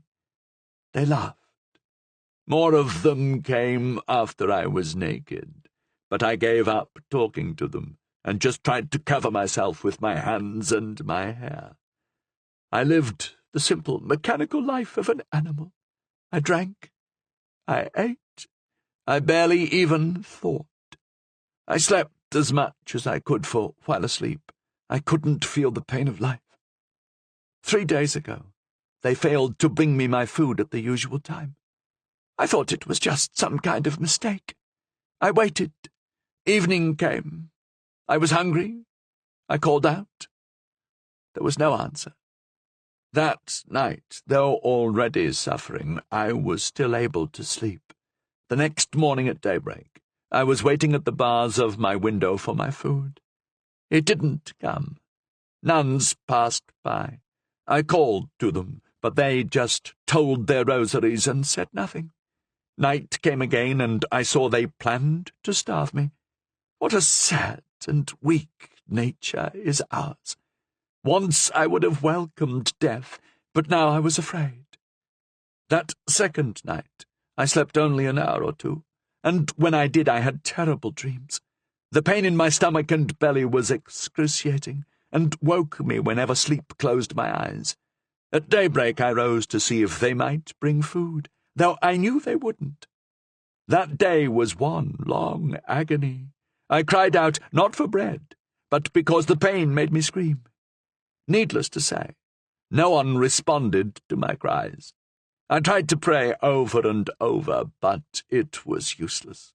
I couldn't find the name of God, that name that comes so easily to me now. Again the day grew dim. The shadows entered my tomb. Darkness fell, and it was night. I was in such pain. I thought this night was my last. I could cry no more. I hadn't the strength. I surrendered. Wrapped in agony, I counted each hour of the night, unable to escape a single moment of my pain. Each tolling of the bell seemed to strike in my skull and explode into millions of sparks. Finally, midnight having struck, I heard the sound of the outer gate open and close. It was an unusual noise at that hour, so I dragged myself to my window and peered out, hanging on to the bars with both hands, and clinging to the sill with my teeth. I saw a light come in the gate, enter the parlour, then come down into the courtyard and approach. For a moment I dared to hope, but when I saw the man with the superior was a monk, it was all over. I let go of the bars, pried my teeth from the sill. They seemed stuck there, as if welded to the stone, and then fell back to where you saw me. It was high time. 24 hours later you would have found nothing but a corpse. As if she'd been waiting for the Dame de Coettemont's story to end, and indeed perhaps she was. Upon these last words the superior appeared in the doorway. "Monseigneur's orders?" she asked. "First, a question, and as I've stated, you must reply truthfully." "I hear you, Monseigneur," the superior replied with a bow. "Who was it who came to you, astonished to find this poor creature still alive, though naked, fed on bread and water, and buried in a tomb?" "Is it Monseigneur who orders me to talk?" said the superior. "In my dual authority, both spiritual and temporal, I demand to know the name of this woman's executioner, you others being no more than her torturers." "It was Monsieur Vautier, astrologer and doctor to the Queen Mother." "He's the one I sent my letters to," said the Dame de Coettemont, "though at the time he was only her apothecary." "Very well," the cardinal said. "The orders of those who've demanded this woman's execution shall be fulfilled." He waved a hand toward the Dame de Coettemont. "For everyone in the world but you and me, this woman has died. That's why you had her tomb opened tonight, to bring out her corpse, and in her grave you will bury a stone, or a log, or an actual corpse you get from a hospital. That's entirely up to you." "As you command, Monseigneur." 3 of your nuns are in on the secret, the one who opened the gate, and the 2 sisters who brought the food. You will explain to them what happens to those who speak when they should remain silent. After all, and he pointed angrily at the Dame de Coettemont, they've seen an example with their own eyes. "And is that everything, Monseigneur?" "Everything. When you go down, have the goodness to tell the taller of my porters that I need, within the quarter of an hour, another sedan chair like the first, only one that can be locked, and has curtains over the windows." "I will relay Monseigneur's orders." On the side of his face away from the superior, the cardinal showed the jovial smile we saw the night he gave Sous Carrière and Madame Cavois the patent for sedan chairs. It's an expression we'll see again, and more than once, as our story unfolds. "Now," the cardinal said to the Dame de Coettemont, "I think you're well enough to eat a chicken wing or 2, and even drink half a glass of wine, to the health of our good superior." 3 days later, the chronicler L'Etoile wrote the following in his journal, based on information received from the Convent of Repentant Daughters. On the night of December 13th to 14th, in the little stone cell built in the courtyard of the Convent of Repentant Daughters, where she'd been confined for 9 years, since Parliament sentenced her to bread and water, died the Demoiselle Jacqueline Levoyer, known as the Dame de Coettemont, wife of Isaac de Varennes, suspected of complicity with Ravaillac in the assassination of good King Henri IV. She was buried the same night in the convent cemetery. 24. Maximilien de Bethune, Baron de Rosny, Duc de Sully. The entire time the Dame de Coetmont was telling her story, the cardinal had listened with the utmost attention to her long and sorrowful tale. But though every word the poor victim spoke was a moral proof of the complicity of Concini, d'Epernon, and the Queen Mother in the assassination of Henri IV, no physical evidence, nothing visible, tangible, and irrefutable, had come out of it. But what was clear as day, more clear than crystal, was not only the innocence of the Dame de Coetmont, but her dedication to preventing the terrible regicide of May 14th, a dedication that was paid for by 9 years imprisoned in the Conciergerie and 9 years in a tomb at the repentant daughters. And since the process verbal from Ravaillac's trial was burned and lost, it remained essential for the cardinal to obtain at all costs that sheet of Ravaillac's final revelations written when he was on the wheel. This, then, was the difficulty, one might even say the impossibility, that the cardinal faced. It seemed that after all his efforts, he was back where he'd started. But Richelieu had known from the first that the difficulties he faced were almost insurmountable. We believe we've said this sheet had been in the hands of Parliament's court reporter, Monsieur Joly de Fleury. Unfortunately, Monsieur Joly de Fleury had died 2 years before, and it was only after his return from Chalais' trial in Nantes that the cardinal had thought to begin collecting evidence against the Queen Mother, for it wasn't until Chalais' trial that he'd fully appreciated the extent of Marie de Medici's hatred for him.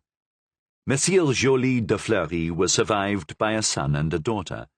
The cardinal had summoned both of them to his office at his house in the Place Royale to interrogate them about the fate of this sheet, so important to him, and indeed to history. But Joly de Fleury's children said the sheet was no longer in their hands. The cardinal had been told that 11 years before, in March 1617, a young man of 15 or 16, dressed all in black and with a large hat pulled down over his eyes, had called on Monsieur Joly de Fleury, accompanied by another man 10 or 12 years his senior. The reporter of Parliament had received them in his office, where he'd spoken to them for nearly an hour. He'd then conducted them, with every mark of respect, out to the street, where a carriage, a rarity at the time, awaited the pair. At dinner that evening, the worthy solicitor had told his son and daughter, "My children, if anyone ever comes to you after my death to claim the sheet containing Ravaillac's last confession on the wheel, say that it's no longer in your possession, or, better yet, that it never existed." So the cardinal had been told, 5 or 6 months before the start of our story, when he'd interviewed the son and daughter of Monsieur Joly de Fleury. They'd tried at first to deny even the existence of the sheet, but when pressed by the cardinal, they'd consulted with each other for a moment, then decided to tell him everything. However, they were entirely ignorant of the identity of the 2 mysterious visitors, who, it appeared, had come to demand that important piece of evidence from their father. It was only 6 months later that the seriousness of the threats against him had forced the cardinal to reopen his investigation.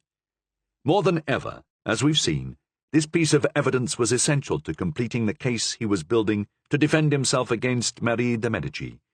But more than ever, he despaired of finding it. However, as Father Joseph had said, Providence had already carried the cardinal this far, and surely he could hope it wouldn't stop halfway to his goal. Meanwhile, as supporting evidence, he would go after the letter Madame de Coetmont had written to the king, sending it to Sully by way of Mademoiselle de Gournay, a letter which Sully might have kept. If so, it should be easy to obtain. The old minister, or rather the old friend of Henri IV, was still alive, dividing his time between his chateau in Villebon and his winter house on the Rue Saint-Antoine, between the Rue Royale and the Rue de l'Égout Sainte-Catherine. It was said that, faithful to his lifelong habits, he was always in his office by 5 in the morning. The cardinal drew an exquisite watch from his pocket. It was 4 o'clock. At 5:30 exactly, after stopping at his house in the Place Royale to get a hat, and to leave word for his crony, Père Mulot de la Follonne, that he'd see him for lunch, and to his jester, Bois Robert, that he needed to speak to him before noon, the cardinal knocked on the door of the Hôtel Sully, which was opened by a Swiss guard dressed in the uniform worn during the reign of Henri IV, the monarch people were already beginning to call le Grand Roi. Let's take advantage of Richelieu's visit to Sully, a minister too often lost in the shadow of the minister who followed him, to present to our readers one of the most interesting personalities of the late 16th and early 17th centuries, a man whose character is often misunderstood, especially by historians, who have been content to judge him by the face he presented to the public, without bothering to walk around and observe his other sides. Maximilien de Bethune, Duc de Sully, who was, at the time of our story, 68 years old, had singular pretensions regarding his birth. Instead of simply accepting that his father and grandfather were descended from the Comte de Bethune in Flanders, he had concocted a family tree, showing that he was descended from a Scotsman named Bethune, which would make him a cousin of the Archbishop of Glasgow. He also tried to show he was related to the great House of Guise, through the House of Coucy, which was connected to the Emperor of Austria and the King of Spain. Sully, who was called Monsieur de Rosny, because his birthplace was the village of Rosny, near Mantes, was only moderately well born, despite his purported connections with the Archbishop of Glasgow and the houses of Austria and Spain. When Gabrielle d'Estrées, the king's mistress, took offence at some rude remarks by Monsieur de Sancy, the Surintendant des Finances, she'd had Henri IV replace him with Sully, believing him her devoted servant. Henri IV was oblivious to pettiness and ingratitude in his mistresses. It was one of the great faults of this great king, and due to the selfish wheedling of Gabrielle, he'd forgotten that Monsieur de Sancy, in order to buy the loyalty of the Swiss, had personally pawned the great diamond that still bears his name, and was part of the crown jewels. In carrying out these sacrifices for France, the poor Surintendant des Finances had so impoverished himself that, in order to provide funds for his successor, Henri IV was obliged to resort to an expedient called a stop defence, which was basically a delaying tactic deployed against his creditors. In fact, when confronted by the king's creditors, the irreverent Sancy sometimes had himself arrested as a common debtor. When conveyed to the door of the prison, he would show the warders the order for his arrest, and then, bowing to the officers, release himself and go on his way. Sully was his successor, but the first time the upright Sully was called upon to prove his loyalty to his patron, it was in a matter that would have required him to be disloyal to his religion. When Henri IV, hoping to convert his children to legitimate heirs, spoke seriously of marrying Gabrielle, he found in Sully one of the fiercest opponents to the union. King Henri's idea of marrying Gabrielle was more than just a lover's fancy. He wanted to give France a French queen, something it had never had. Henri IV, politically astute and aware of his own weaknesses, didn't pretend that the woman he married would have no influence on the destiny of the state. In the 2 hours per day that he devoted to the business of rule, he settled even the most difficult questions with the decisiveness of a military commander. But everyone knew that this forceful captain, who wanted to be regarded as an absolute ruler, had at home a wife or mistress who was also, in her bedroom, a ruler quite as absolute. With a king like that, who he married mattered a great deal. It wouldn't matter that the Spanish had been beaten at Arques and Ivry if a queen, Spanish by birth or temperament, ruled the king's bed, and from that bed stretched her hand over the realm. When Henri IV decided to remarry, he was virtually the only sovereign in Europe who'd borne a sword in battle. He was a conqueror on horseback, wearing the white plume of Ivry, the only man of his kind on the continent. But that sword, that French sword, was no threat if it was stolen from his bedside by a queen with foreign loyalties. This is what a great politician, a man of genius like Richelieu, would have understood, but which Sully did not.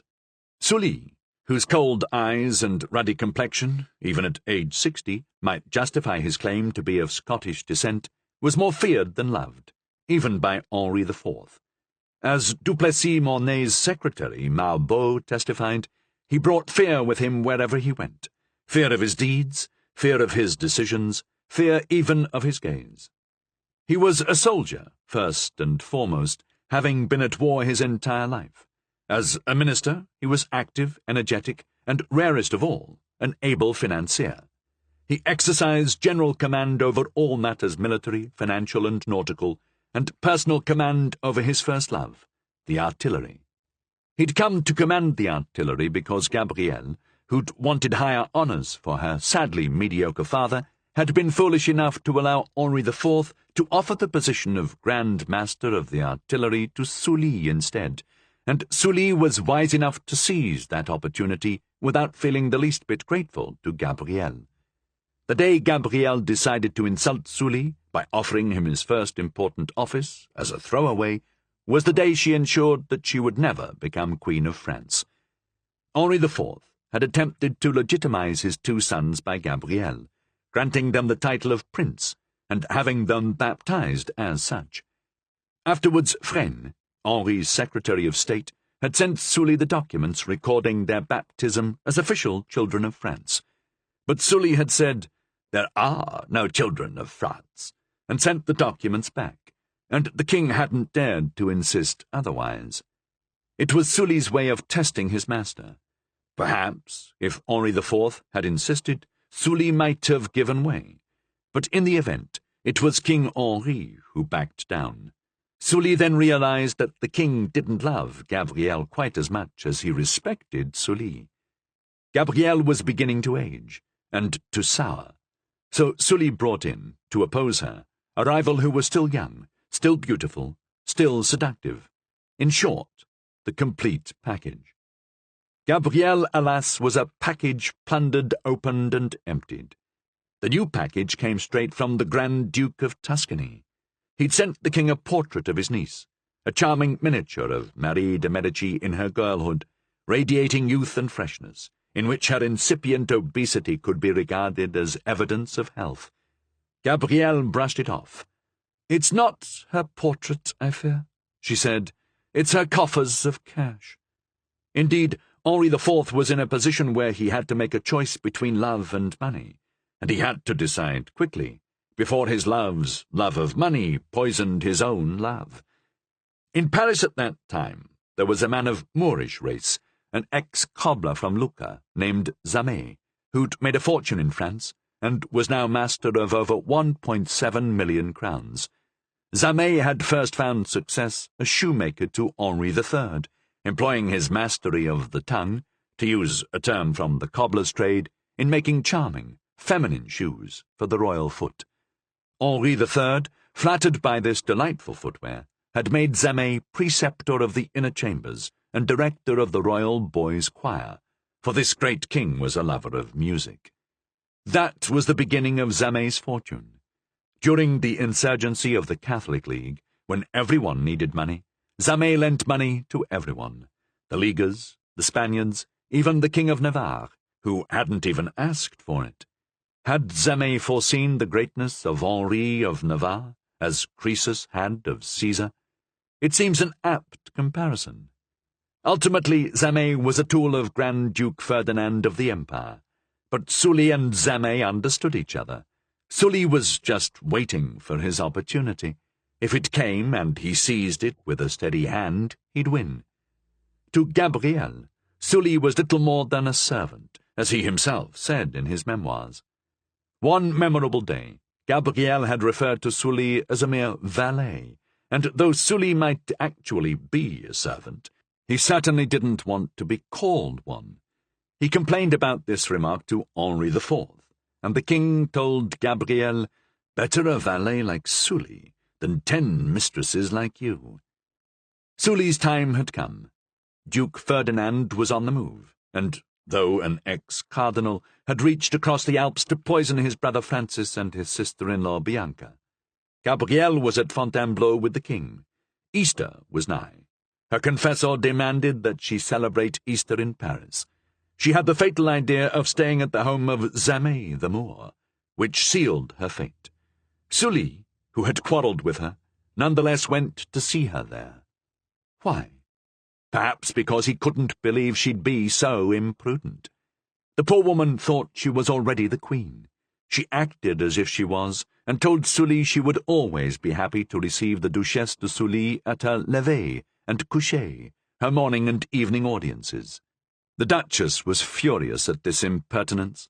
To appease her, Sully said, "Things are not as she believes, and soon you'll see a game well played, so long as the ball keeps moving." Obviously, he knew everything. What, you say?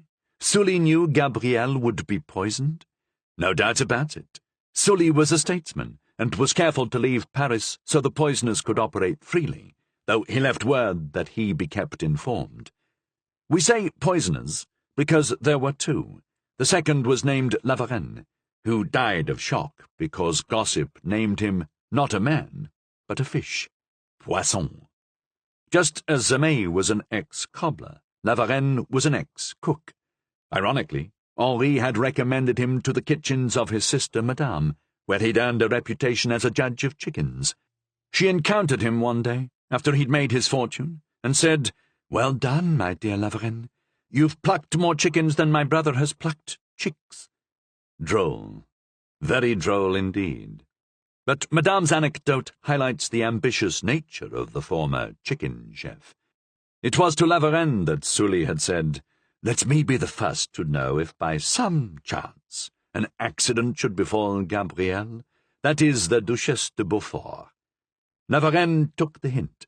Thus Sully was one of the first informed. Lavarenne wrote him that Gabrielle had suddenly fallen ill, with a strange malady that had so disfigured her features that he feared that if King Henri IV came back to Paris, viewing her would repulse him, so he dared to beg him to stay in Fontainebleau, especially since she was dead. And he added to Sully, "And here I am, holding this poor, dead woman in my arms, hardly able to believe that she won't be alive in another hour or so." Yes, the two were so certain of the quality of their poison that, while Gabrielle was still alive, one of them wrote to tell the other that she was dying, and the king that she was dead. Very droll indeed.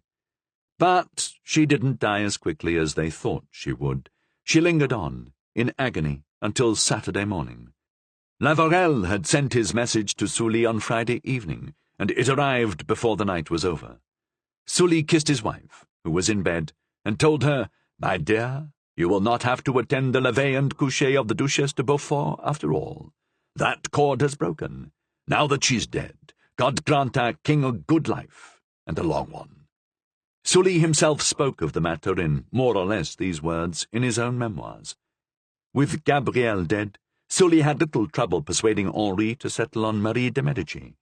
But before Sully could proceed with that marriage, he had one more cord to break, that of Henriette d'Entragues. Of all our kings of France, it was Henri IV who was most susceptible to amour.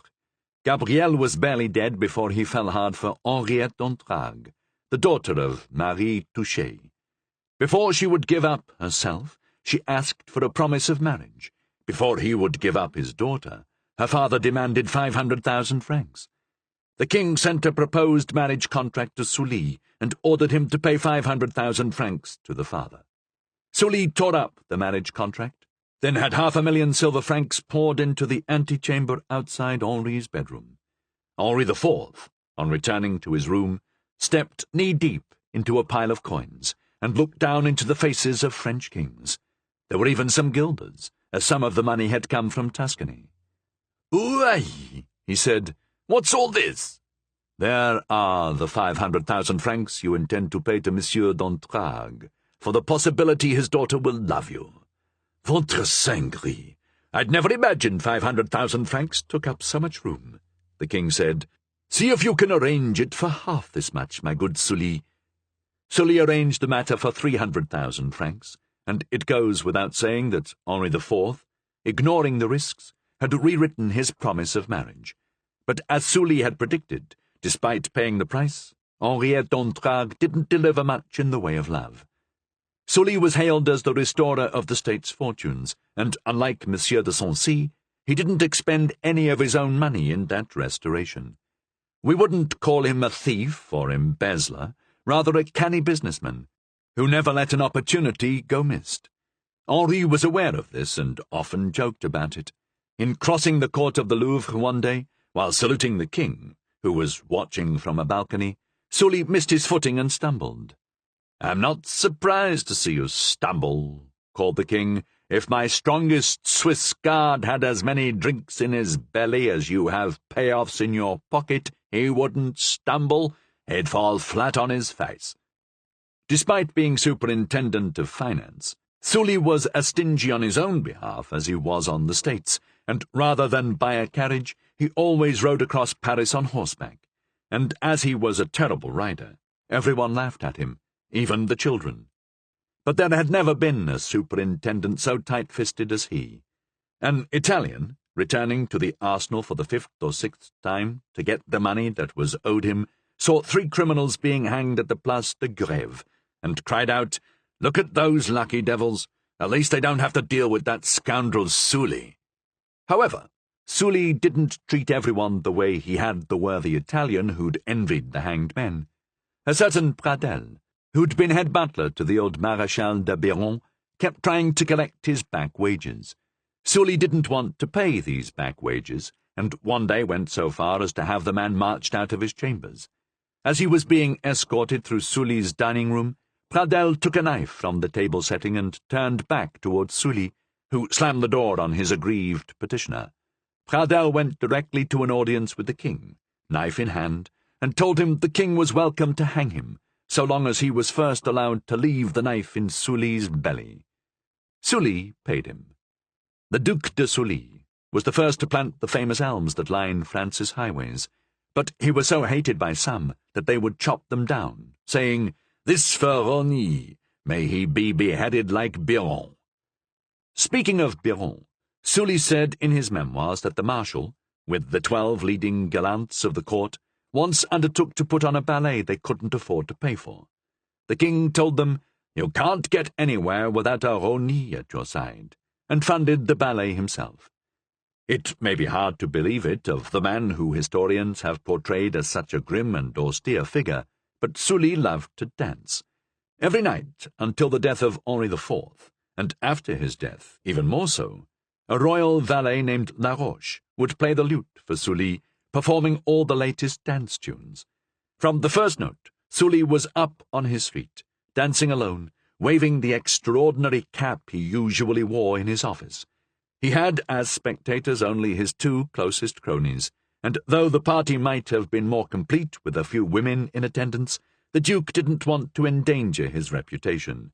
Or so says Tallemant d'Hérault, who is rather hard on Sully. We are entitled to be sceptical of this. The 2 spectators, who may or may not have contented themselves with merely watching, were his friends the Président de Chevry and the Seigneur de Chevigny. Since he was unwilling to dance with loose women, one assumes he could have asked the Duchesse de Sully, but he doesn't seem to have been bothered by his lack of a female partner. When handing out his monthly paychecks, he used to say to his people, "Some for the market, some for your wife, and some for your lovers. Don't mix them." One day, tired of meeting people on the stairs who were on their way to see his wife rather than him, he asked to have a separate staircase built that led to the chambers of the Duchess. When it was completed, he said, "Madame, I have had a staircase made expressly for you. Please have your callers use these stairs, because if I meet one of them on my own, I'll hurl him down to the bottom." The day he was appointed Grand Master of the Artillery, he took as his seal an eagle holding a bolt of lightning, with the motto, "Quo Jussa Jovis," I fly at Jupiter's orders. The seal of Cardinal Richelieu, whom we left ascending Sully's staircase at 5:30 in the morning, was, we recall, an eagle in the clouds. Aquila in nubibus. "Whom shall I announce?" a servant inquired of the morning visitor. "Announce," he replied, smiling in advance at the effect the news would produce. "Announce Monsieur le Cardinal de Richelieu." 25. The 2 Eagles. In truth, Sully had never heard an announcement quite so unexpected. When it struck his ear, he turned to see who had come to disturb the beginning of his day. He'd been occupied in writing those voluminous memoirs he left to us, but rose from his chair at the valet's announcement. Sully was dressed in the fashion of 1610, 18 or 20 years before, in black velvet with slashed breeches and a purple satin doublet, below a starched neck ruff, short hair, and a long beard, curled up out of the way and held in place in the manner of Coligny with a long toothpick. On top he wore an old-fashioned house-robe, while around his neck hung the gold chains bearing the diamond-studded symbols of his orders and offices, as if he were about to attend the King's Council of Henri IV. Dressed this way, except for the house-robe, he would often step out of his mansion, if the weather was good, at around 1 o'clock in the afternoon. Followed by his 4 Swiss guards, he would walk from his hotel to the Place Royale, where he would march slowly around the square under the arcades. Everyone stopped to watch as he walked by, slow and grave, like a ghost of the previous century. The 2 ministers, who stood in each other's presence for the first time, resembled the eagle each had taken as his symbol. Aquila in nubibus, the eagle in the clouds, who ruled all he surveyed while hidden in the heights, was an apt representation of the minister who was all things to Louis XIII, his king, while on the other side, quo jussa jovis, the eagle casting lightning at the behest of Henri IV, described Sully as that king's strong but obedient right arm. Readers who already know these historical facts may complain that these are unnecessary details that just get in the way of the picturesque and the novel. Such readers are welcome to pass over these details, but we include them for those unfamiliar with history, or for those who, attracted by the ambitious title of this historical romance, hope to learn something from it. Richelieu, who was relatively young compared to Sully, the cardinal was only 42, while Sully was 68, approached the old friend of Henri IV with the respect due to both age and reputation. Sully gestured toward a chair, and Richelieu sat in it. The proud old man, familiar with the etiquette of courts, appreciated this. "Monsieur le Duc," said the cardinal, smiling, "does my visit surprise you?" "I admit," Sully replied, with his typical bluntness, "that it is unexpected. But why, Monsieur le Duc?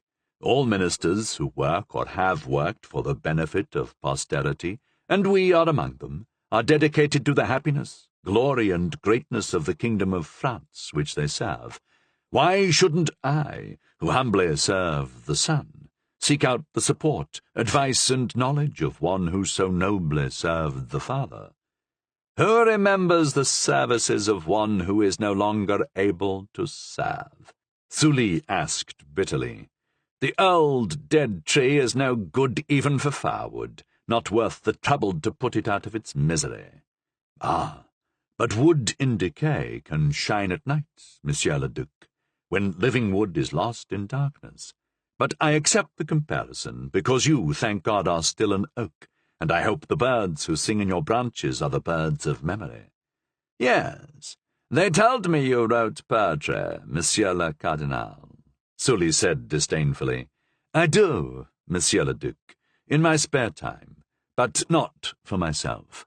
I study poetry not to be a poet, but so I can judge poems fairly and reward poets as they deserve." "In my time," said Sully, "gentlemen did not bother with such things." "Your time, sir," replied Richelieu, "was a glorious time, when they fought battles such as Coutras, Arques, Ivry, and Fontaine-Française.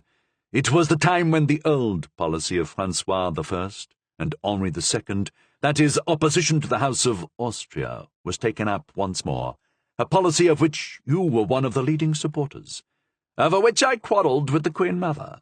That policy established French influence in Italy," the cardinal continued, without seeming to notice the interruption, though he took careful note of it. "It brought us Savoy, Bresse, Bouguer, and Valromey. It supported the Dutch revolt against Spain and encouraged the Lutherans in Germany against the Catholics. You were the instigator of the latter effort, which aimed to create a sort of Christian republic, in which all disputes would be resolved in a congress, a body where all sects would meet on an equal footing, and the estates confiscated by Emperor Matthias might be restored to their rightful heirs. Yes, and it was amidst these glorious efforts that the assassin struck down the king." Richelieu noted this second interruption as he had the first, intending to return to both matters. But for now he continued, "In such glorious days, one has little time for literature, for it wasn't under Caesar that Horace and Virgil were born, or rather it wasn't Julius who was their Caesar, but Augustus. I admire your generals and your ministers, Monsieur de Sully, but do not disdain my poets. The generals and ministers make empires great, but it's the poets who kindle the civilization's lights. The future and the past are both dark as night, and only the poets brighten them. Ask now who were Augustus's generals and ministers, and the only one anyone can name is Agrippa. Ask who were the protégés of Augustus's friend Maecenas, and we remember Virgil, Horace, Varius, Tibullus. Even those exiled by Augustus included the immortal Ovid. I can't be an Agrippa, or even a Sully, so let me be Maecenas." Sully looked with astonishment at this man who had 20 times the authority Sully had known, but had come to remind him of his days of power and glory while sitting at the feet of their former master. He drew his toothpick from his beard and slid it between his teeth, which were as sound as those of a much younger man, and said, "Very well, you may have your poets, though I'm not sure their works are quite the marvels you say." "Monsieur de Sully," said Richelieu, "when was it you planted the elms that today shade our roads?" "Monsieur le Cardinal," said Sully, "that would have been from 1598 through 1604, so 24 years ago." "Are they as beautiful and strong today as the day you planted them?" "They were well planted and well grown, my elms. I know there were people who mistook your intentions and chopped some down, blind to the provident hand of the great man who was sowing shade for the aid of weary travellers. But the ones that survived, they've grown tall, spread their branches, flourished their leaves. In fact, they have," Sully said proudly, "and when I see them so strong, so healthy, so green, I'm almost consoled for the ones that were struck down. That's how it is, Monsieur de Sully, with me and my poets. The critics may tear one down, but they exalt another, and those who remain grow ever stronger and more fruitful. Today I planted an elm named Rotrou. Tomorrow I will likely plant an oak called Corneille. I water them and wait. I can't say which ones would have flourished under your reign. Desmarais, Bois Robert, Marais, Voiture, Chapelain, Gombol, Barreau, Raiciguier, Lamorelle, Grandchamp. I couldn't say. It's not my fault if some grow into briars rather than a forest." Yes, said Sully, "the greatest labourers, and they say you do know how to work, Monsieur le Cardinal, need such distractions in their spare time. It's no worse, I suppose, than gardening. May God bless my garden, Monsieur de Sully, and make it one for the ages. But I don't imagine," said Sully, "that you got up at 5 in the morning to come pay me compliments and tell me all about your poets." "First of all, I didn't get up at 5 in the morning," said the Cardinal, smiling, "as I haven't yet been to bed. Perhaps in your time you got to sleep late, Monsieur de Sully, although you did work late. In my time we don't sleep at all. No, I didn't come to pay you compliments and tell you about my poets. But the opportunity arose, and I was careful not to let it escape. In fact, monsieur, I came to speak with you about 2 things you first brought up yourself."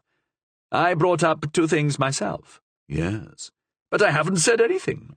"Begging your pardon, but when I mentioned your efforts against Austria and Spain, you said, 'over which I quarrelled with the Queen Mother.' That's true, for isn't she Austrian by her mother Jeanne, and Spanish by her uncle Charles V? "Exactly. But it was because of you, Monsieur de Sully, that she became Queen of France, and I was wrong to advise that course to my august master, King Henri IV. Since then, many times I have repented it.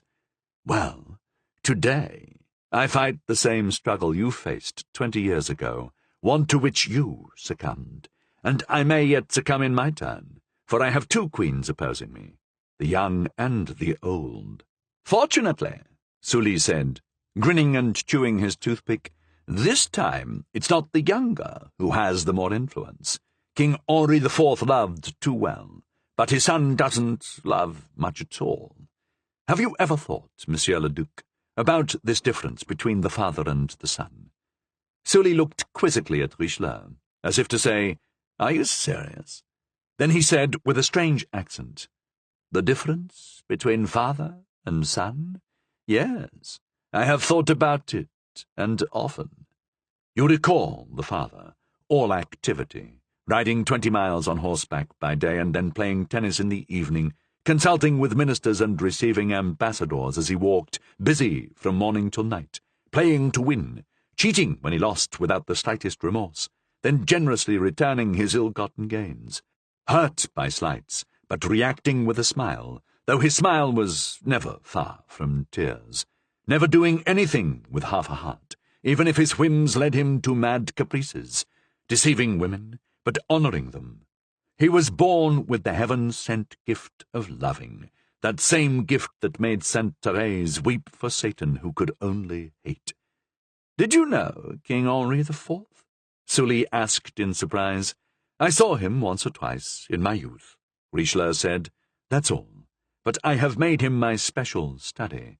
In contrast to him, behold his son, slow as an old man, dour as the dying, standing rather than walking, gazing out a window, looking without seeing. He moves like an automaton, games without caring if he wins, though hating to lose, sleeping long, crying little, loving nothing, and, worst of all, no one.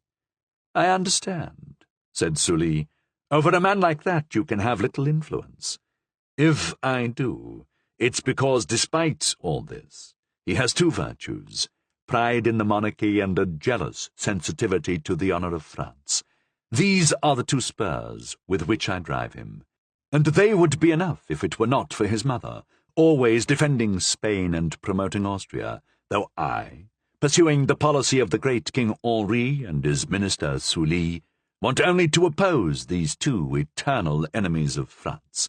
So I come to you, my master, whom I study and admire, especially in financial matters, to ask for your aid against that evil genius who was your enemy then and is mine today. And how can I help you? Sully asked. You, who are more powerful than the king. You said it was amid your glorious campaign that the assassin struck down the king. Did I say assassin or assassins? You said assassin. Sully paused. So, Richelieu continued, drawing his chair closer to Sully's, recall, if you can, all your memories of that fateful May the 14th, and tell me what warnings you had in advance. We had many warnings, but unfortunately we paid little attention to them. When men trust in Providence, they let their wits sleep. However, as I see it, King Henri committed two key indiscretions. What were those? He promised Pope Paul V he would restore the Jesuits to favour, but when the Pope pressed him to comply, he refused, saying, If I had 2 lives, I would gladly give one to satisfy your holiness, but as I have only one, I must preserve it for your service, and for the sake of my subjects.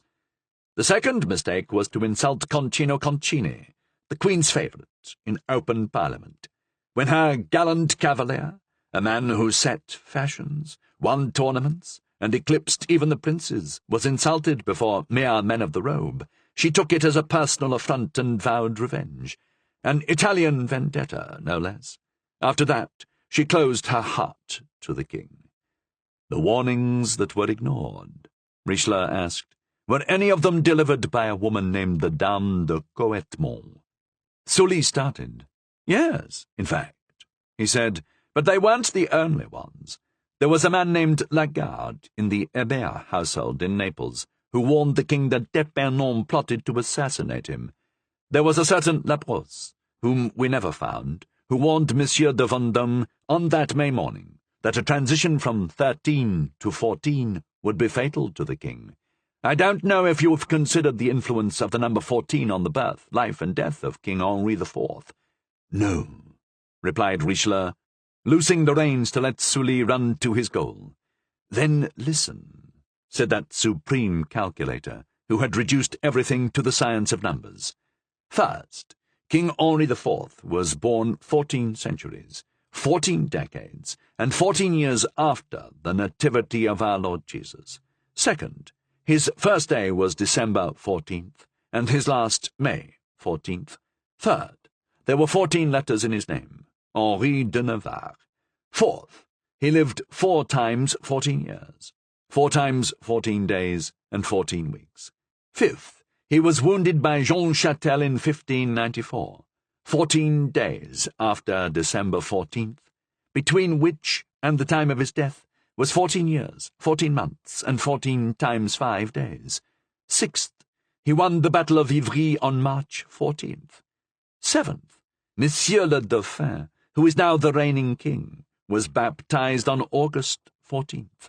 Eighth, the king was killed on May 14th, 14 centuries and 14 lustrums since the Incarnation. Ninth, Ravaillac was executed 14 days after the king's death. 10th, and finally, 115 times 14 is 1610, the year in which he died. Yes, said Richelieu, that is both curious and strange, but everyone has a magic number. This Dame de Coetmont, he continued, did she not also address you directly, Monsieur le Duc? Sully looked down. Even the best and most devoted have their blind spots. I did mention her to the king, but the king just shrugged and said, What would you have, Rony? He continued to use my birth name, though he'd made me Duc de Sully. What would you have, Rony? It's all in God's hands. This warning came in the form of a letter, did it not, Monsieur le Duc? Yes. To whom was this letter addressed? To me, to be passed on to the king. Who did it come from? From the Dame de Coetmont. Did another copy come from another woman? From Mademoiselle de Gournay? Then I must ask you, Monsieur le Duc, and I do so in the name and honour of France. Sully nodded, indicating that he was ready to answer. This letter, why did you not pass it on to the king? Because it openly accused Queen Marie de Medici, Épernon, and Concini. This letter, Monsieur le Duc, did you keep it? No, I gave it up. May I ask to whom? To the one who brought it, to Mademoiselle de Gournay. Do you have any reluctance, Monsieur le Duc, to write me the following note? Mademoiselle de Gournay is authorized to deliver to Monsieur le Cardinal de Richelieu the letter sent on May 11th, 1610, from the Dame de Coetmont to the Duc de Sully. No, if Mademoiselle de Gournay refuses you, but she won't, as she is poor and in need, so it's unlikely you'll need my authorization. But if I do, send me a messenger and he'll return with the note. Now, one final matter, Monsieur de Sully, and you will have earned my heartfelt gratitude. Sully bowed. In the house of Joly de Fleury, at the corner of Rue Saint-Honoré and Rue des Bons-Enfants, behind a brick in the wall, was hidden the procès-verbal of Ravaillac to Parliament. No, that document had been kept in the Palais de Justice, where it was destroyed in a fire. What Joly de Fleury had was the statement Ravaillac dictated at the scaffold, in between the tongs and the molten lead. That statement is no longer in the Fleury family's hands. It was, in fact, given up by Monsieur de Fleury before he died. You know that for certain? Asked Richelieu. Yes. You know it, he cried, unable to suppress a gesture of joy. So then, you can tell me where it is. This sheet, it would be my saving grace. It is nothing less than the glory, the grandeur, and the honour of France. It is everything. In the name of heaven, tell me I may have it. Impossible. Impossible. Why? I have sworn a vow. The cardinal rose. If the Duc de Sully has sworn a vow, then I must honour the oath of the Duc de Sully. But in truth, he said, this may be fatal for France. and without attempting to appeal to Sully by so much as a single word, he bowed deeply, receiving from the old minister in return a polite but moderate salute, and withdrew, beginning to doubt in that providence that Father Joseph had promised would help him. 26. The Cardinal in his dressing gown. At about 7 in the morning, the Cardinal returned to his house in the Place Royale and discharged his chair porters, who found themselves well paid, and were therefore satisfied with their night. He slept for 2 hours, and then went down to his study, in his dressing gown and slippers, at about 9:30. This office, where he worked 12 to 14 hours a day, was the centre of Richelieu's world. He broke for lunch with his confessor, along with his cronies, clowns, and hangers-on. Then back to his study, where he would nap on his couch, which was as large as a bed, when politics kept him too long at his desk. He usually had dinner with his niece. No one was allowed in his study, which was full of state secrets, unless Richelieu was there, the exception being Charpentier, his secretary, whom he trusted as he did himself. Once inside, Charpentier would unlock all the connecting doors, except for the one which led to Marion Delorme's house, of which only Richelieu had the key. Cavois had been indiscreet enough to say that sometimes, instead of going up to sleep in his bedchamber, the Cardinal would rest in his clothes on the couch in his office, and once, during the night, Cavois had heard the Cardinal conversing with someone else, a voice he'd recognized as a woman's. Word quickly got around, and the gossips all said that the woman had to be Marion Delorme, who was barely 18, and was then in the flower of her youthful beauty. She was said to pass through the wall like a fairy, or like a sylph through a keyhole, and to talk with the Cardinal about matters that had nothing to do with politics.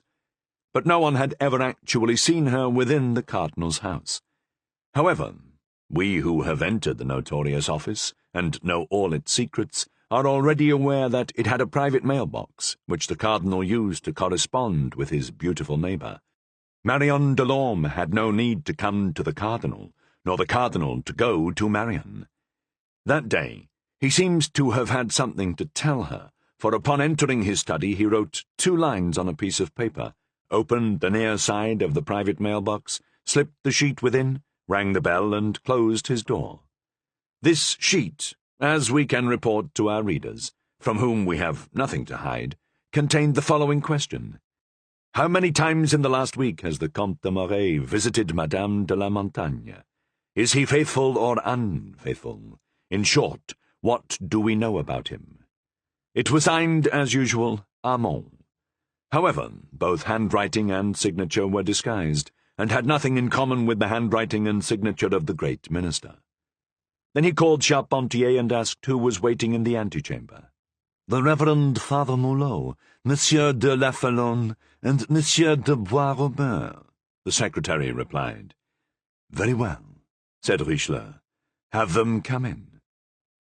We've said that the Cardinal usually had lunch with his confessor, his cronies, clowns, and hangers-on, and perhaps our readers were surprised to find His Eminence's confessor in such company. But Father Mulot wasn't one of these stuffy clerics who burdened his penitents with litanies of Paternosters and Ave Marias. No, Father Mulot was, above all else, the Cardinal's friend. 11 years earlier, after the assassination of the Maréchal d'Ancre, Concino Concini, when the Queen Mother was exiled to Blois, and the young Richelieu, who was then Bishop of Luçon, to Avignon, Father Mulot had done something extraordinary. Either out of friendship for Richelieu, or from confidence in his genius to come, Mulot had sold everything he owned, raising 3,000 or 4,000 crowns, then brought all this money and placed it in the hands of the Cardinal-to-be. Thereafter he became one of Richelieu's closest and most outspoken advisers. And he was a good courtier, though on the subject of bad wine he was quite insufferable. One day, while dining at the house of Monsieur d'Alincourt, the governor of Lyons, he was outraged by the wine that was put before him. He called over the servant who'd brought it, grabbed him by the ear and said, "My friend, only a scoundrel would serve such wine to his master." Maybe he doesn't know any better, but I do. So take away this swill and bring us some decent wine." As an enthusiast of the vine, the worthy chaplain had earned a nose like that of Bardolph, the jolly companion of England's Henry V, so red it could almost serve as a lantern. One day, when he was still Bishop of Luçon, Richelieu was trying on some beaver hats, and asked Father Mulot what he thought. "Do you think this one suits me?" he asked. "It would match your robes better, your grandeur," Boisrobert had interrupted, "if it was the same colour as your confessor's nose." The stalwart Mulot had never forgiven Boisrobert this little jest. The second guest waiting on the cardinal was a gentleman of Touraine named La Falloune. He was a sort of watchdog the king had given the cardinal to make sure no one bothered him unnecessarily or disturbed him with trivial matters. This La Falloune was as great an eater as Mulot was a drinker, and to watch the one drink, the other eat, was one of the cardinal's daily amusements. Indeed, La Falloune thought of nothing but the table. When others said it was a good day for a walk, a nice day for a hunt, or good weather for a swim, he always replied that it was a good day to eat. The cardinal had other guardians, but with La Falloune around he never needed a taster. The third guest, or rather the third person waiting on the cardinal, was François Le Mettel de Boisrobert, one of his literary collaborators as well as his jester. Though no one could say why, Boisrobert was always irritable. He had come from Rouen, where he'd been a lawyer, but had left that city after having been accused by a woman of fathering her 2 children. Upon arriving in Paris, he first attached himself to Cardinal Duperron, but then decided he'd rather enter the service of Cardinal Richelieu. But, as we said, he was an irritable man, whose tongue was sharp when he wasn't accorded the respect he thought he deserved. "Eh, monsieur," he said one day to the cardinal, "you let dogs eat the crumbs from your table. Am I worse than a dog?" This humility disarmed the cardinal, who took Boisrobert into his friendship, and soon found he couldn't do without him. When the cardinal was in a good mood, he called him Le Bois, for short, repeating a joke made by Monsieur de Chateauneuf about the wood that comes from Normandy. Boisrobert was the cardinal's morning paper. Thanks to him, the cardinal knew everything that was happening in the republic of letters he was nurturing. Boisrobert, who had a great heart beneath his prickly exterior, guided the cardinal's hand in his efforts as a patron of the arts, sometimes even forcing that hand to open when it was clenched due to hostility or jealousy. Boisrobert, in his way, helped Richelieu rise above hostility and convinced him that the powerful should put themselves beyond jealousy. One understands how, given the eternal tension of politics, the continual threat of conspiracy, and his endless struggle against the enemies who surrounded him, the cardinal needed from time to time to escape into levity. It was almost, for him, a matter of mental health, for the bow that is strung too tight can break. It was especially after nights like the one he'd just endured that the cardinal sought the company of these 3, who afforded him a few moments of rest from his duties, his cares, and his labours. Moreover, besides the tales he anticipated from the witty and energetic Boisrobert, he hoped to be able to learn from him where he could find what remained of the former Demoiselle de Gournay. As soon as his letter to Marion Delorme was deposited in their private mailbox, as we've said, he ordered Charpentier to admit his 3 guests. Charpentier opened the door. Boisrobert and La Falloune deferred to each other, each desiring the other to enter first. But Mulot, who seemed to be in a bad mood, pushed both aside and entered before them. He had a letter in his hand. "Oh," said the cardinal, "what have you there, my dear abbot?" "What have I here?" Mulot cried, stamping his foot. "What I have here makes me furious." "And why is that?" "Those who wrote this will never write me another." "Who?" "The ones who write to me on your behalf." "Bon Dieu! What have they put in this letter?" "What's in the letter is not the problem. In fact, for a letter from some of your people, it's quite polite for a change." "What's the problem, then?" the way it's addressed. You know perfectly well I'm your confessor, not your almoner, since if I ever consent to be someone's almoner, it'll be for someone more important than you. I am a canon of Saint-Chapelle." So how was this addressed? They wrote, "To Monsieur Mulot, almoner to his eminence." The dolts. "Well," said the cardinal, laughing, as he'd expected some such response, "what if it was me who addressed the letter? If it was you, then I am astonished, though it wouldn't be, God knows, the first nonsense you've ever perpetrated. It's good to know just what sort of thing irritates you." "This doesn't irritate me. It infuriates me." "All the better." "Why all the better?"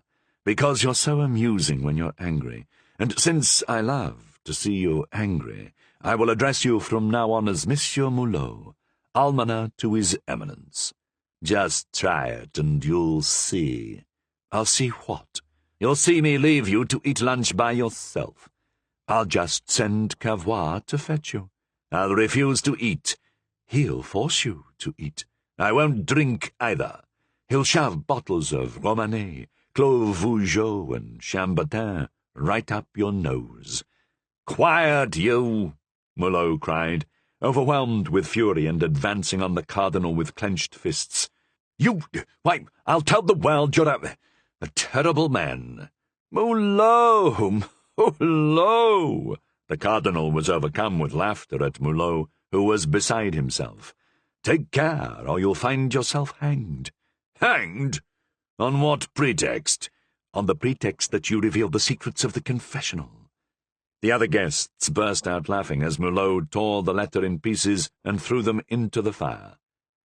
During this incident, the servants had brought in a table already set. "Ah, let's find out what's for lunch," said La Follone, "and see if there's anything that will tempt a gentleman who's already had an excellent breakfast." Raising the covers of the dishes one after another, he said, White capons royal, a sausage of plovers and larks, 2 roasted woodcocks, mushroom stuffed with Provençal crayfish à la Bordeaux. One could have lunch with that in a pinch." "Pardieu," Mulot said. "As to food, there will always be plenty of that. Everyone knows the cardinal indulges in all the mortal sins, especially gluttony, but let's see what he has to offer us in the way of wine. A boozy red, a Bordeaux Grand Cru. Excellent for those who suffer from stomachache, like all the wines of Bordeaux. Long live the wines of Burgundy! A Pommard, a Moulin au Vent. Could be better, I suppose, but it will do." "So, Abbot, for lunch we have champagne, Bordeaux and Burgundy, and that isn't enough for you." "I'm not saying it isn't enough," Mulot said in a conciliatory tone. "I'm just saying the choices could be better." "Are you lunching with us, Lebois?" asked the cardinal. "Your Eminence will excuse me. You asked me to come by this morning, but said nothing of lunch. So I've already eaten with Racan, whom I met sitting with his heels up on the corner of Rue Vieille du Temple and Rue Saint-Antoine." "The devil you say! Come to the table. Mulot, take a seat. La Follone, be quiet and listen, as Monsieur Lebois is going to regale us with some pretty tale." The tale," La Follone said. "I'm not the one to interrupt you." "I raise this glass of Pommard to your tale, Master Lebois," said Mulot, still a trifle cross. "I hope this one is better than usual." "I'm not here to amuse you," said Bois-Robert. "I speak only the truth." "The truth," said the cardinal, "is that it's just like you to be sitting with your heels up on a street corner at 8:30 in the morning." "Monseigneur shall judge for yourself. Your Eminence knows that Malherbe lives not 100 paces from here, in the Rue des Tournelles." "I'm aware of that," said the cardinal, who ate very little because of his bad stomach, and thus could talk while eating. "Well, it seems that last night he was carousing with Yvonne and Racan at his place, and all 3 ended up sleeping dead drunk in Malherbe's bedchamber. Racan is the first to awaken. He had business at an early hour. He gets up and puts on Yvonne's trunk hose for trousers without noticing the mistake, puts on Yvonne's shoes into the bargain, washes his face and leaves. 5 minutes later, Yvonne wakes up and can't find his shoes. "Mon Dieu," he says to Malherbe, "I'll bet that absent-minded Racan took them." So Yvonne puts on Malherbe's breeches, despite the poet's protests from his bed, and races off after Racan, whom he can see going down the street in clothes far too large for him. Yvonne catches up to Racan and demands the return of his clothes. "My faith, you're right," Racan tells him, and without further ado, "As I've had the honour to tell your eminence," he sits down on the corner of Rue Saint-Antoine and Rue Vieille-du-Temple, in the view of all the passers-by of Paris, takes off his pants and shoes and trades them with Yvonne. I arrived right about then, and offered to buy Racan some lunch. At first he refused, saying he'd risen early because he had a matter of utmost importance to attend to. But when he tried to remember what it was, it slipped his mind entirely. It wasn't until we were almost finished with lunch that he slapped his forehead and said, "Oh, now I remember what I had to do." "And what was that?" asked the cardinal, who, as usual, took the greatest pleasure in Bois-Robert's stories. He'd planned to go inquire about the health of Madame la Marquise de Rambouillet, who, since the misfortune that occurred to the Marquis de Pisani, had come down with a fever. "Indeed," the cardinal said. "I heard from my niece that she was quite ill. As you probably already know, Lebois. Please check on her if you pass her house." "No need, Monseigneur. No need." "Why?" "Because she has recovered." "Recovered? Who treated her?" "Voiture." "Pah! Since when is he a doctor?" "Never, Monseigneur. But your eminence knows that you don't need a doctor to cure a fever." "How's that?" "All you need are 2 bears." "What? 2 bears?" "Quite so.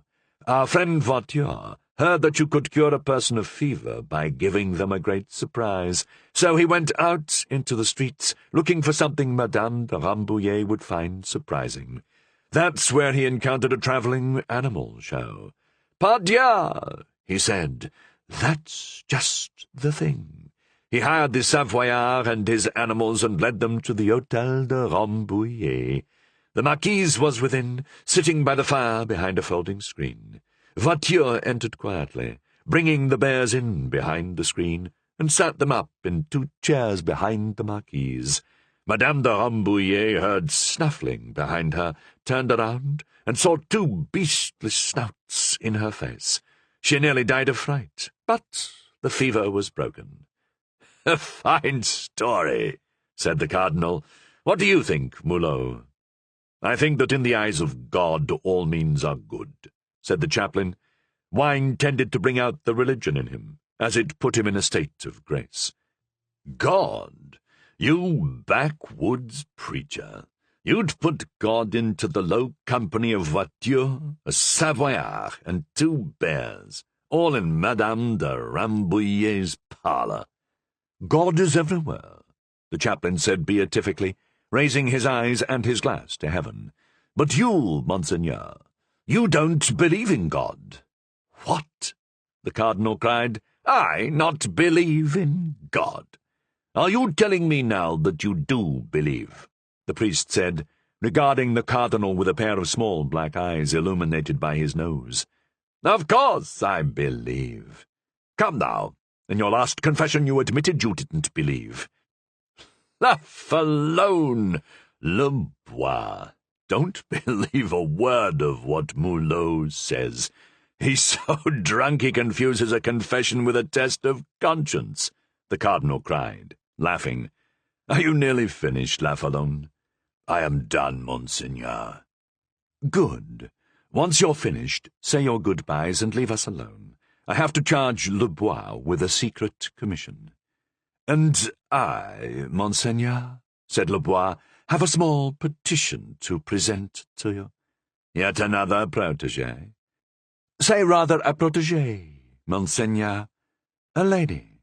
Le Bois, You go too far, my friend. Oh, Monseigneur, she's 70 years old.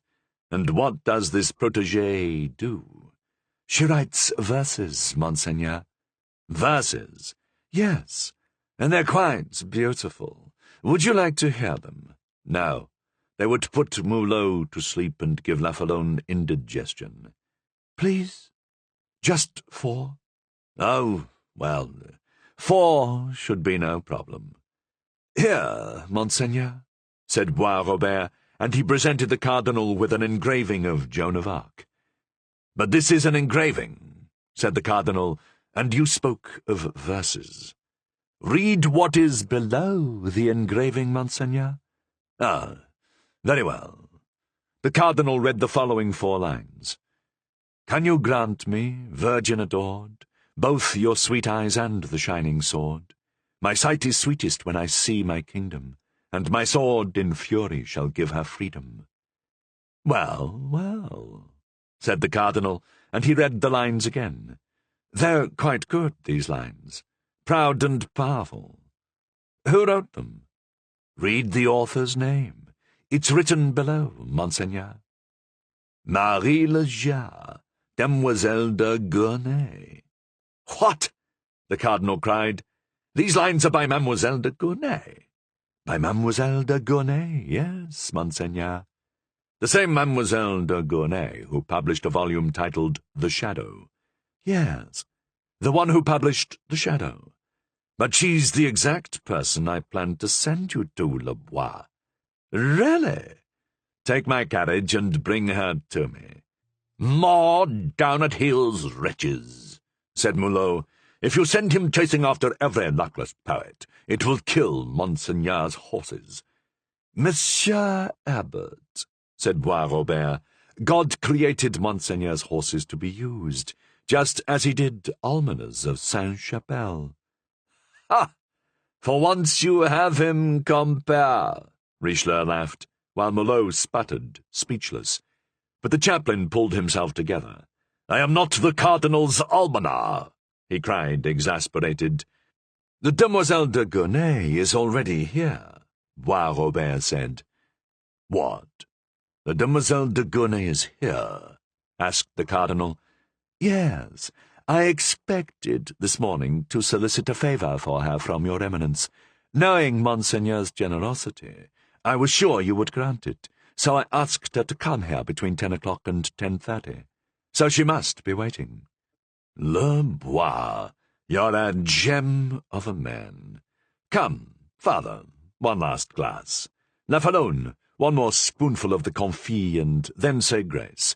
I must give an audience to Mademoiselle de Gournay, who is a noble lady and the adopted daughter of Montaigne. Lafalone beatifically crossed his hands on his belly and raised his eyes devoutly to heaven. Lord God, he said, please grant us the grace to digest this good lunch, upon which we have dined so well. This was what the cardinal called Lafalone's grace.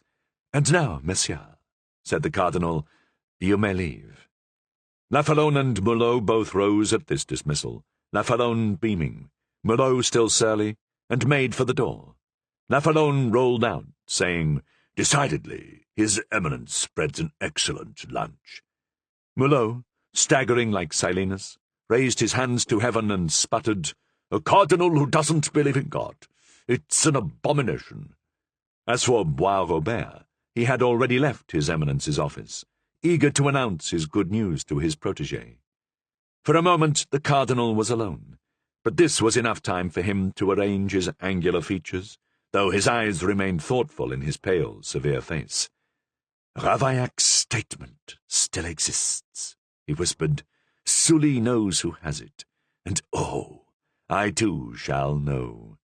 And as Bois-Robert returned, leading the Demoiselle de Gournay by the hand, a smile, an unusual sight on his sombre countenance, appeared momentarily on his lips.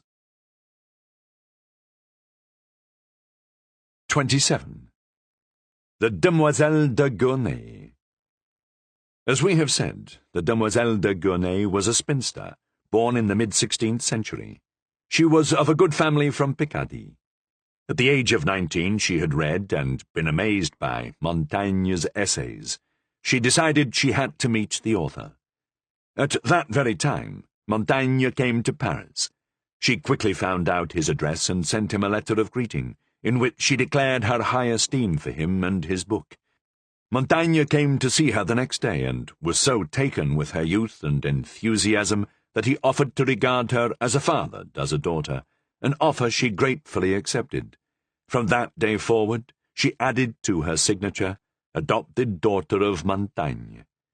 She wrote fairly good verse, as we have seen, but she had fallen into a state of misery and starvation by the time Boisrobert, who was known as the angel of afflicted muses, learned of her distress, and decided to present her to Cardinal Richelieu.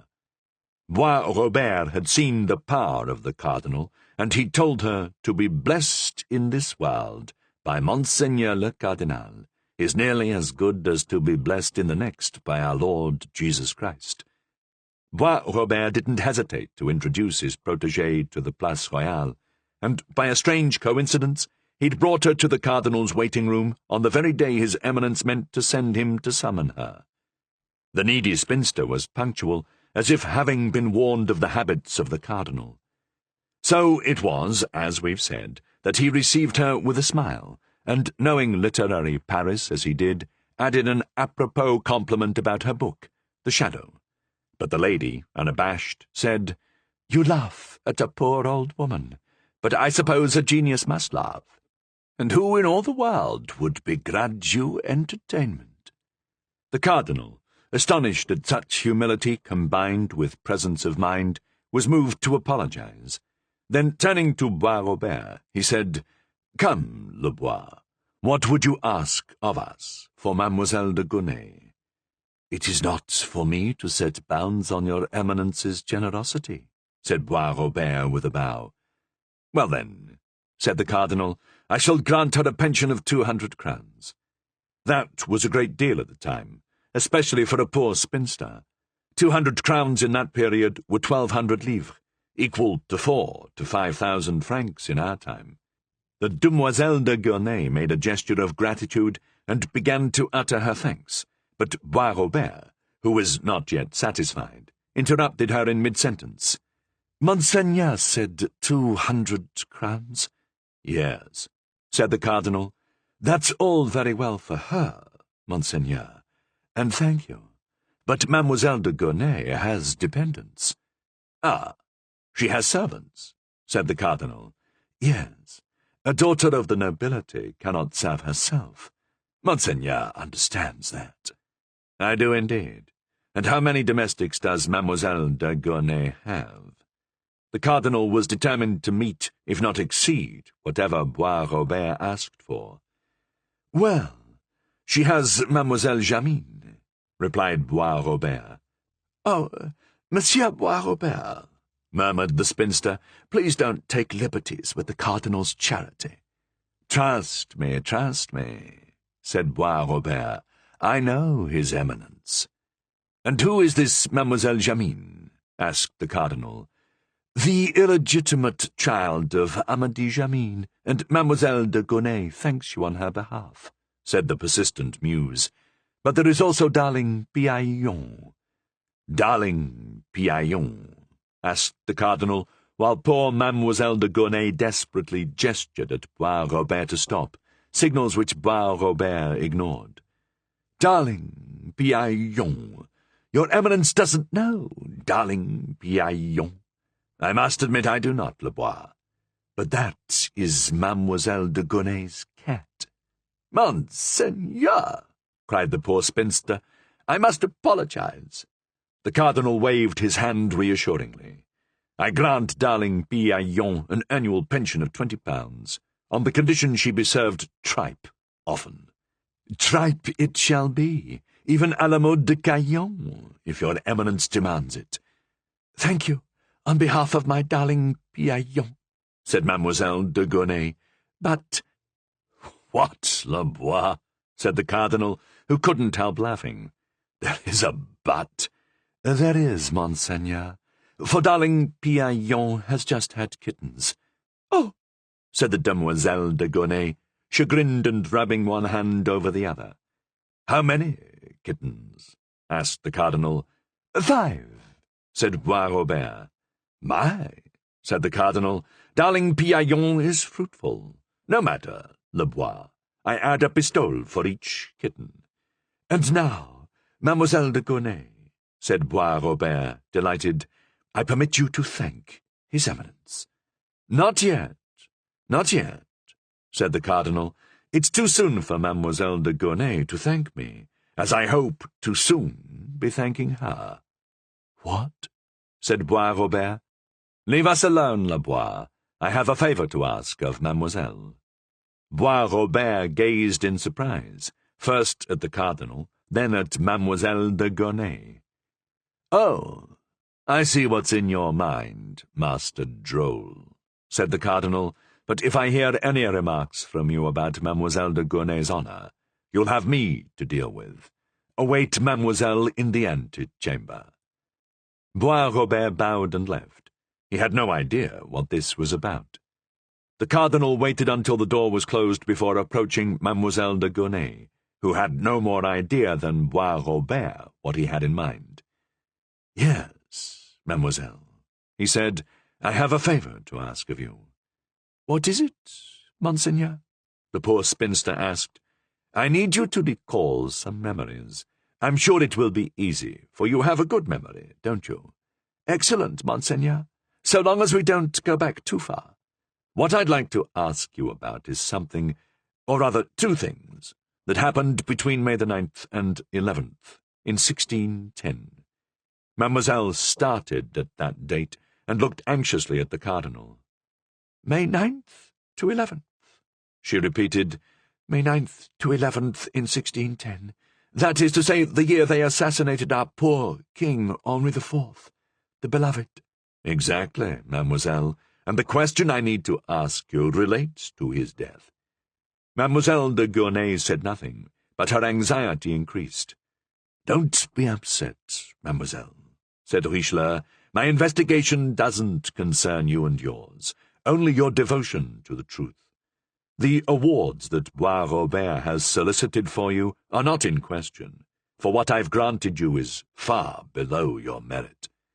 You must pardon me, Monseigneur, said the poor spinster, for I don't understand. 2 words will make you understand. You knew a woman named Jacqueline Levoyer, Dame de Coetmont, did you not? Mademoiselle de Gournay started and turned pale. Yes, she said.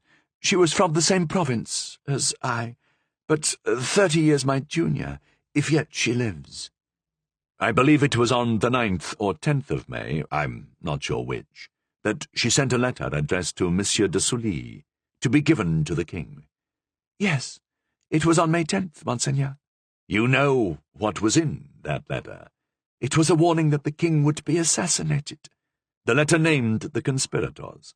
Yes, Monseigneur. The Demoiselle de Gournay said, trembling. You remember whom the Dame de Coetmont denounced? I remember. Would you tell me their names? This is a very grave matter you ask me about, Monseigneur. Indeed it is. I will name them, and I will be satisfied if you answer yes or no by a nod. He paused. Those named by the Dame de Coetmont were the Queen-Mother, Concini, the Maréchal d'Ancre, and the Duc d'Epernon. The Demoiselle de Gournay, more dead than alive, nodded her head in the affirmative. That letter, continued the Cardinal, you gave to Monsieur de Sully, who, to the fatal harm of the king, did not show it to him. But you felt you had done all you could. That's it exactly, Monseigneur, said Mademoiselle de Gournay. This letter, you kept it? Yes, Monseigneur, for only 2 people had the right to ask it of me, the Duc de Sully, to whom it was addressed, and the Dame de Coetmont, who had written it. You never heard a word about this from the Duc de Sully? No, Monseigneur. Nor the Dame de Coetmont? I heard she'd been arrested on the 13th, I haven't seen her since and have no idea if she's dead or alive. So you have this letter? Yes, Monseigneur. Then I must ask, my dear demoiselle, for you to give it up to me. Impossible, Monseigneur, said the Mademoiselle de Gournay, with a firmness that a moment before would have seemed inconceivable. Why is that? Because, as I've had the honour to tell your Eminence a moment ago, only 2 people have a right to ask it of me. The Dame de Coetmont, who has been accused of complicity in this dark and terrible affair, and for whom it may serve as an exoneration, and Monsieur le Duc de Sully. The Dame de Coetmont no longer needs exoneration, as she died last night, between the hours of 1 and 2 in the morning, at the convent of the Repentant Daughters. God rest her soul, said Mademoiselle de Gournay, crossing herself. She was a martyr. And as for the Duc de Sully, continued the Cardinal, since he hasn't cared about this letter for the last 18 years, it's unlikely he cares about it today. Mademoiselle de Gournay shook her head. I can do nothing without the permission of Monsieur de Sully, she said, especially since the Dame de Coetmont is no longer of this world. But suppose, said Richelieu, I said that the pensions I've granted you are the price of this letter. Mademoiselle de Gournay rose with supreme dignity. Monseigneur, she said, I am a daughter of the nobility, and therefore a gentlewoman, as you are a gentleman. I will starve to death if I must, but I will do nothing to betray my conscience.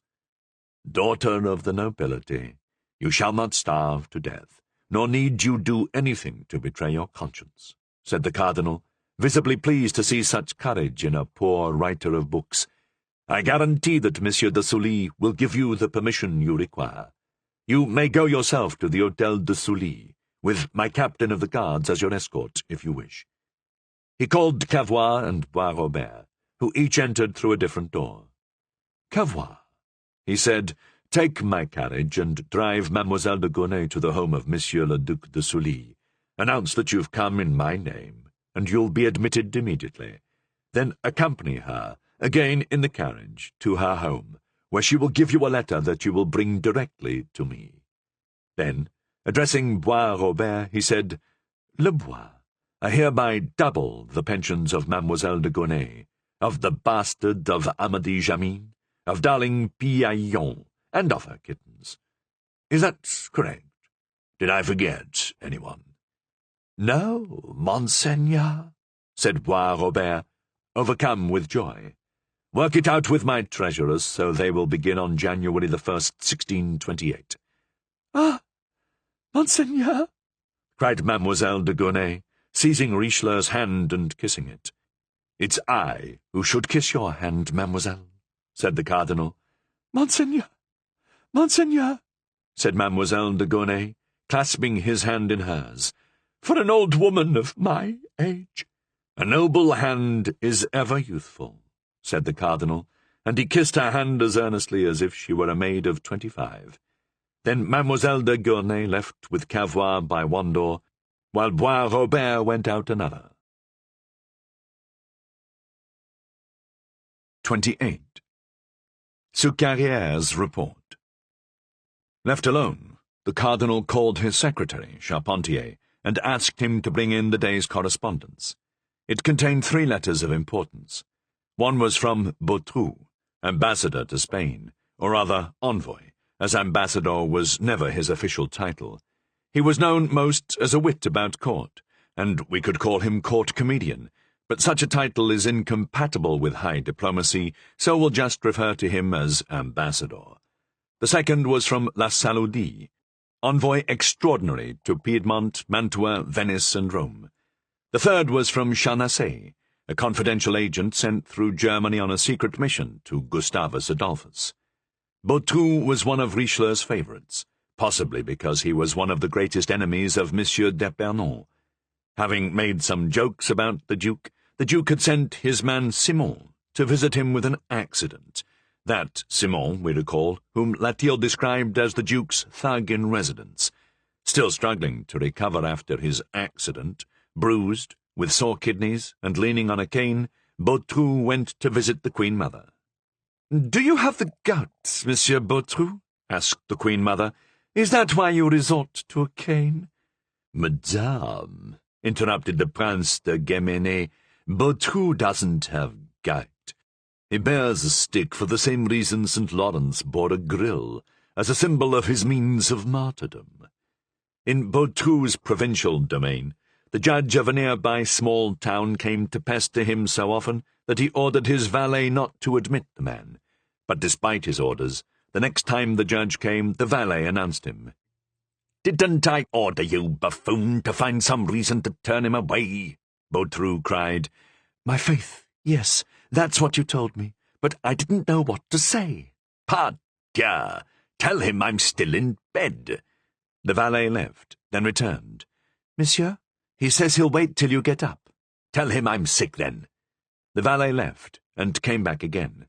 "Monsieur, he says he'll teach you a sure cure." "Tell him I'm dying." The valet withdrew, then returned again. "Monsieur, he says he wants to make his final farewell to you." "Tell him I'm dead." The valet left, and returned yet again. "Monsieur, he says he wants to bless your body with holy water." "All right, let him in," Bautru said with a sigh. "I never thought I'd meet a man more stubborn than I." One of the things the cardinal valued most in him was his honesty. The cardinal said of him, "Bautru, whom everyone calls a fool, has more integrity than 2 Cardinal Beruls." The cardinal also appreciated his utter contempt for Rome, which Bautru called the apostolic fool's paradise. One day Richelieu told him about the promotion of 10 new cardinals appointed by Pope Urban XII, the last of whom was named Farchetti. "I count only 9, Bautru said. "What about Farchetti?" said the cardinal. "Your pardon, monseigneur. I thought that was his title." Bautru wrote in his letter that Spain did not seem to take his mission seriously. The Count Duke of Olivares had taken him to the royal hen-house, which he said was appropriate because once His Majesty Philip IV arrived, he would send him back to the cocks, that is, to Los Gallos, which in Spain is a sorry pun for France. He added that Olivares's invitation to the cardinal to review Spain's many proposals was just a means of playing for time, as Madrid was bound by treaty to help Charles Emmanuel take Montferrat and partition it with Savoy once it was taken. He particularly warned His Eminence not to trust Ambassador Fagy, who belonged body and soul, well, body at least, Bautru had doubts about his soul, to the Queen Mother. Fagy did nothing without instructions from his wife, which were just orders passed on from Marie de Medici and Anne of Austria.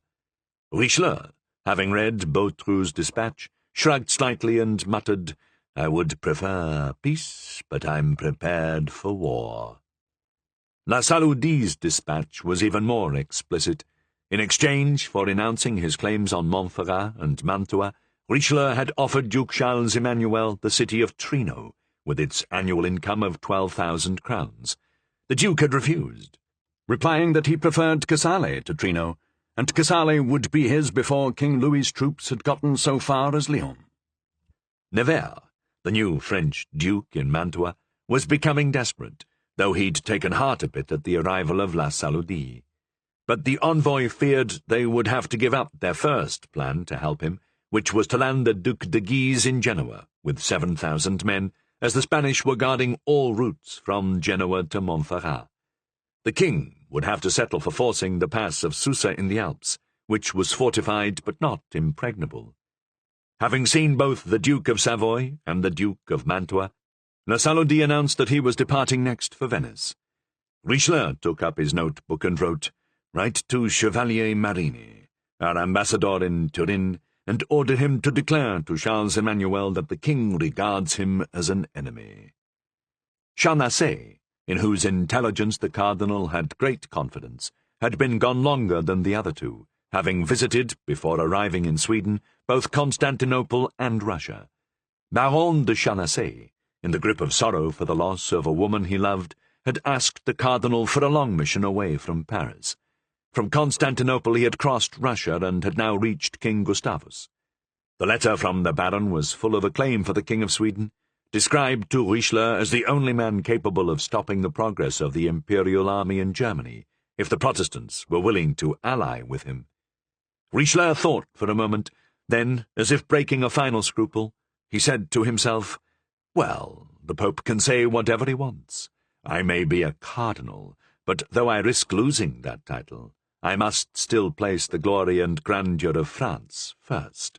And taking a sheet of paper, he wrote, "Urge King Gustavus, when he's finished with the Russians, to enter Germany to rescue his co-religionists whom the Emperor Ferdinand plans to destroy.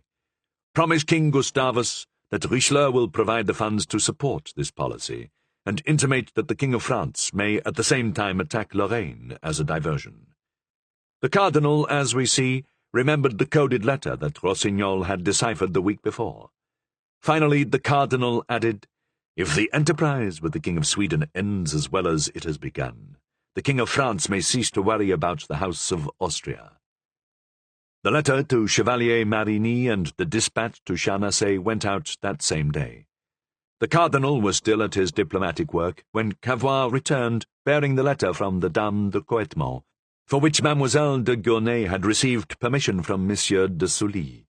It read as follows: "To King Henri IV, Beloved Majesty, I pray that you will instantly, in the name of France and in defence of your life, have arrested a man named Francois Ravaillac, known everywhere as the King Killer.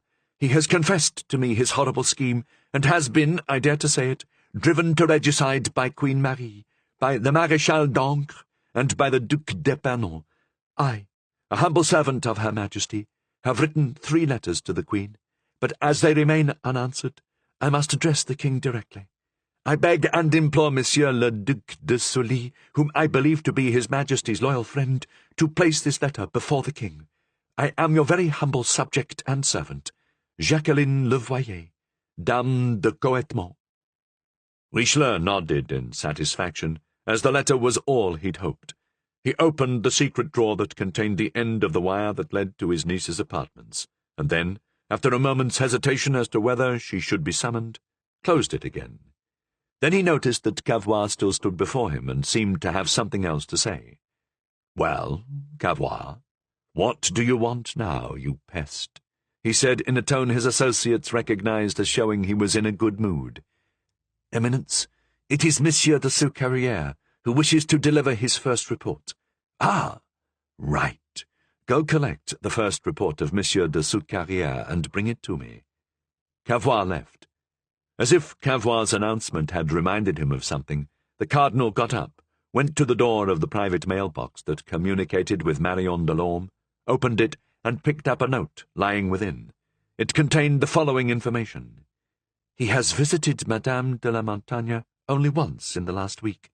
He is believed to be in love with one of the Queen's ladies, a young woman named Isabelle de Lautrec."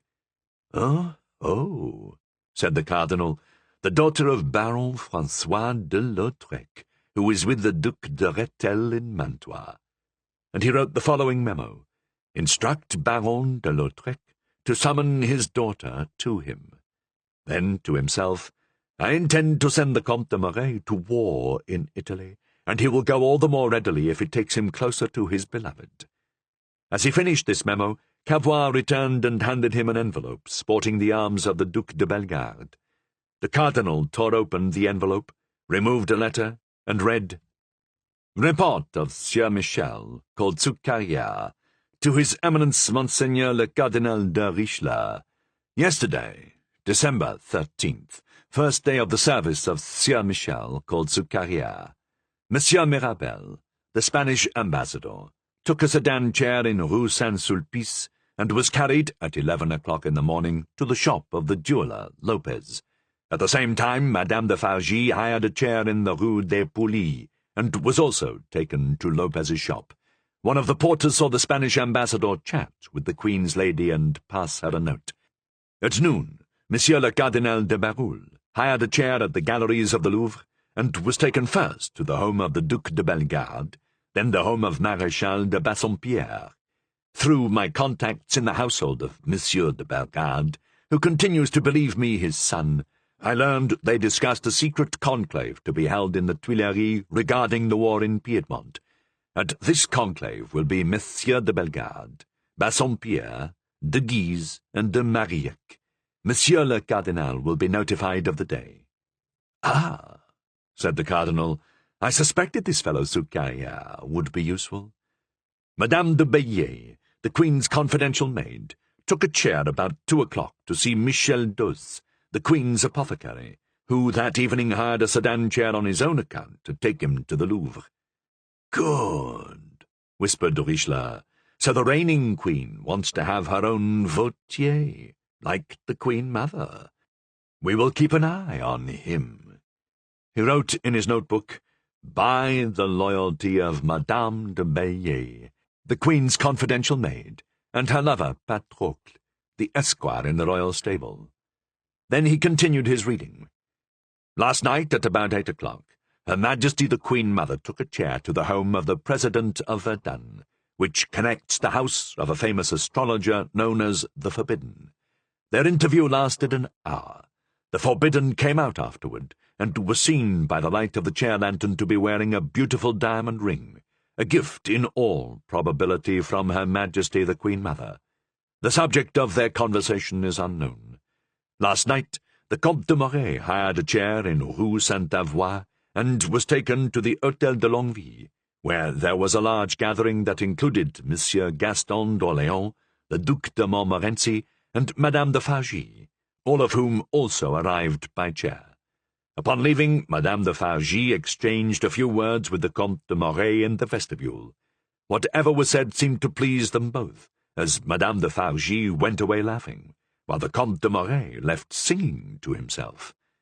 "This is all excellent," murmured the Cardinal, and continued.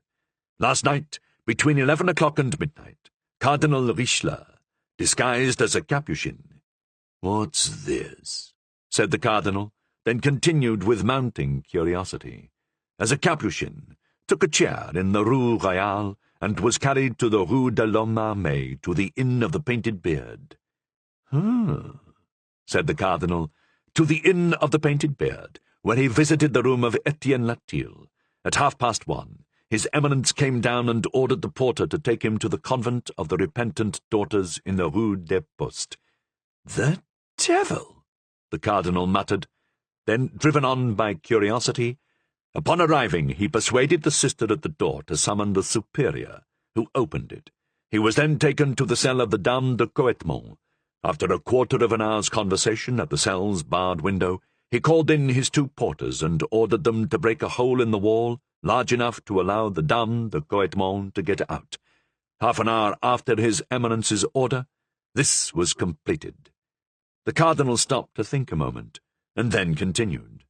Upon her release from the cell, the Dame de Coetmont being unclothed, the Cardinal wrapped her in his robe, and then, attired only in black, escorted her to the superior's room, where the lady was warmed by a large fire and regained her strength. At 3 o'clock, Monseigneur sent for a second chair for the Dame de Coetmont. He accompanied her in his own chair to the hostel and beauty salon of Madame Nollet, opposite the Pont Notre-Dame. There he left her with some instructions and went on his way. "Not bad, not bad," muttered the Cardinal. "One must admit, at least, that he is amusing. Onward." At 5:15, His Eminence returned home to the Place Royale. 5 minutes later, dressed in his usual attire, he was taken to the Hôtel de Sully, where he remained for about half an hour. Around 6:15, he returned to the Place Royale. 10 minutes after his return, Madame de Combalet left in another chair, and was taken to the house of Madame Nollet. After remaining about an hour, she brought back, at around 8 in the morning, the Dame de Coetmont, attired as a Carmelite nun. This is the report which Sieur Michel, called Soucarrière, has the honour to submit to His Eminence, with the assurance that the facts are exactly as stated. Signed, Michel, called Soucarrière. "By God," said the Cardinal, "he is a cunning rascal. Cavois! Cavois!" His guard captain entered. "Monseigneur? The man who brought this report, is he still here?" Monseigneur, Cavois replied, unless I'm mistaken, it is Monsieur de Soucarrière himself. Bring him in, my dear Cavois, bring him in. As if the Seigneur de Soucarrière had anticipated this very invitation, he appeared at the office door, wearing an outfit simple yet elegant, and bowed deeply to the cardinal. "Come in, Monsieur Michel," said his Eminence. "Here I am, Monseigneur," said Soucarrière. "It was no mistake to place my trust in you. You're a clever man. If Monseigneur is pleased with me, I'm also a happy man."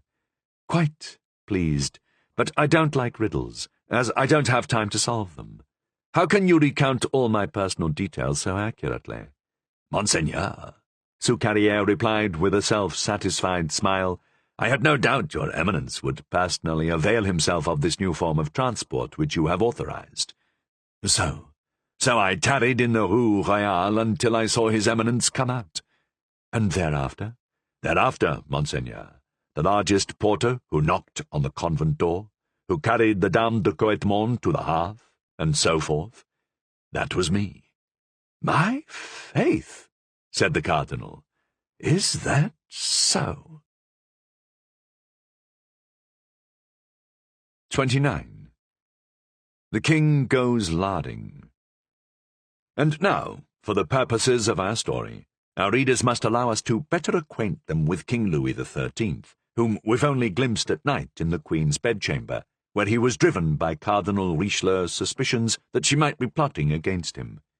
We recall him announcing that, by order of Dr. Bouvard, he would be purged the next day and bled the day after that. He was purged, he was bled, and it made him neither happier nor healthier. On the contrary, his melancholy and his pallor had only increased. No one knew the cause of this melancholy, though it had afflicted the king since he was 14 or 15. The mood drove him to try, one after another, every form of diversion or amusement he'd never tried before. Worse, in the middle of his crowded court, he was virtually alone and friendless, accompanied only by his fool, L'Angely, who always dressed in black, which added to the general air of gloom. Nothing could be sadder than his lonely suite of rooms, where no woman ever entered, with the exception of Queen Anne and the Queen Mother, who did so only to keep him from coming to their own apartments.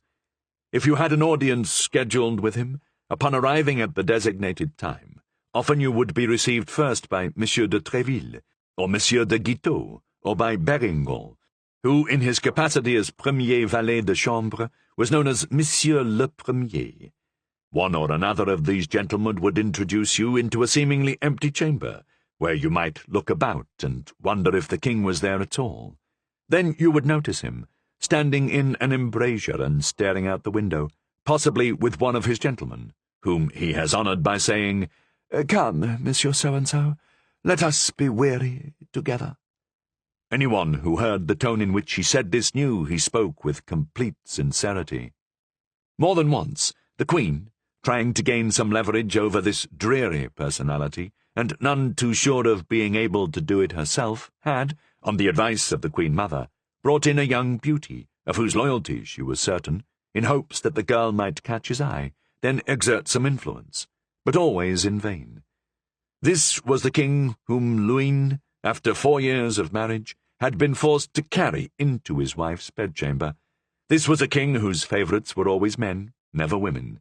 The Italians thought they understood his preferences, and summed him up with a phrase, "La buggera ha passato I monti," that is, sodomy has come over the mountains. Even La Irrésistible, the stunning Madame de Chevreuse, had tried to catch his eye, but despite the triple allure of youth, beauty, and wit, she had failed. "But, sire," she said to him one day, exasperated by his chilly indifference, "wouldn't you like to have a mistress?" "Yes, madame, I would," the king said. "Ah, and how would you like to have her, then?" "Only above the belt," replied the king. "Well," said Madame de Chevreuse, "the next time I come to the Louvre, I'll dress like the actor Gros Guillaume, who's so fat he wears a belt above and a belt below, but I'll just wear the belt below, on my thigh." It was in the hope of engaging the king that the chaste and beautiful damsel we have presented to our readers as Isabelle de Lautrec had been brought to court. We have seen how devoted she was to the Queen, though her father was a retainer of the Duc de Rethel. And, indeed, Isabelle was so lovely that even Louis XIII had noticed. He'd chatted with her and found her personality quite charming. She, for her part, quite ignorant that she was part of a scheme, had spoken to the king with modesty and respect. But that was all 6 months before the time of our story, and since then the king had acquired a new page as a personal servant, with whom he was so taken that he had little time for Isabelle, let alone the Queen. In fact, with this king, favourite succeeded favourite so rapidly that at any given moment it was hard for the courtiers to know who, as they say at the horse races, had the inside track. First there had been Pierrot, the peasant farmer we mentioned. Then had come Luynes, the chief of his cabinet of birds. Then came Desplan, his arbalest bearer, whom he made Marquis de Grimaud. Then Chalais, who wound up beheaded. Then Bagada, the favourite of the moment.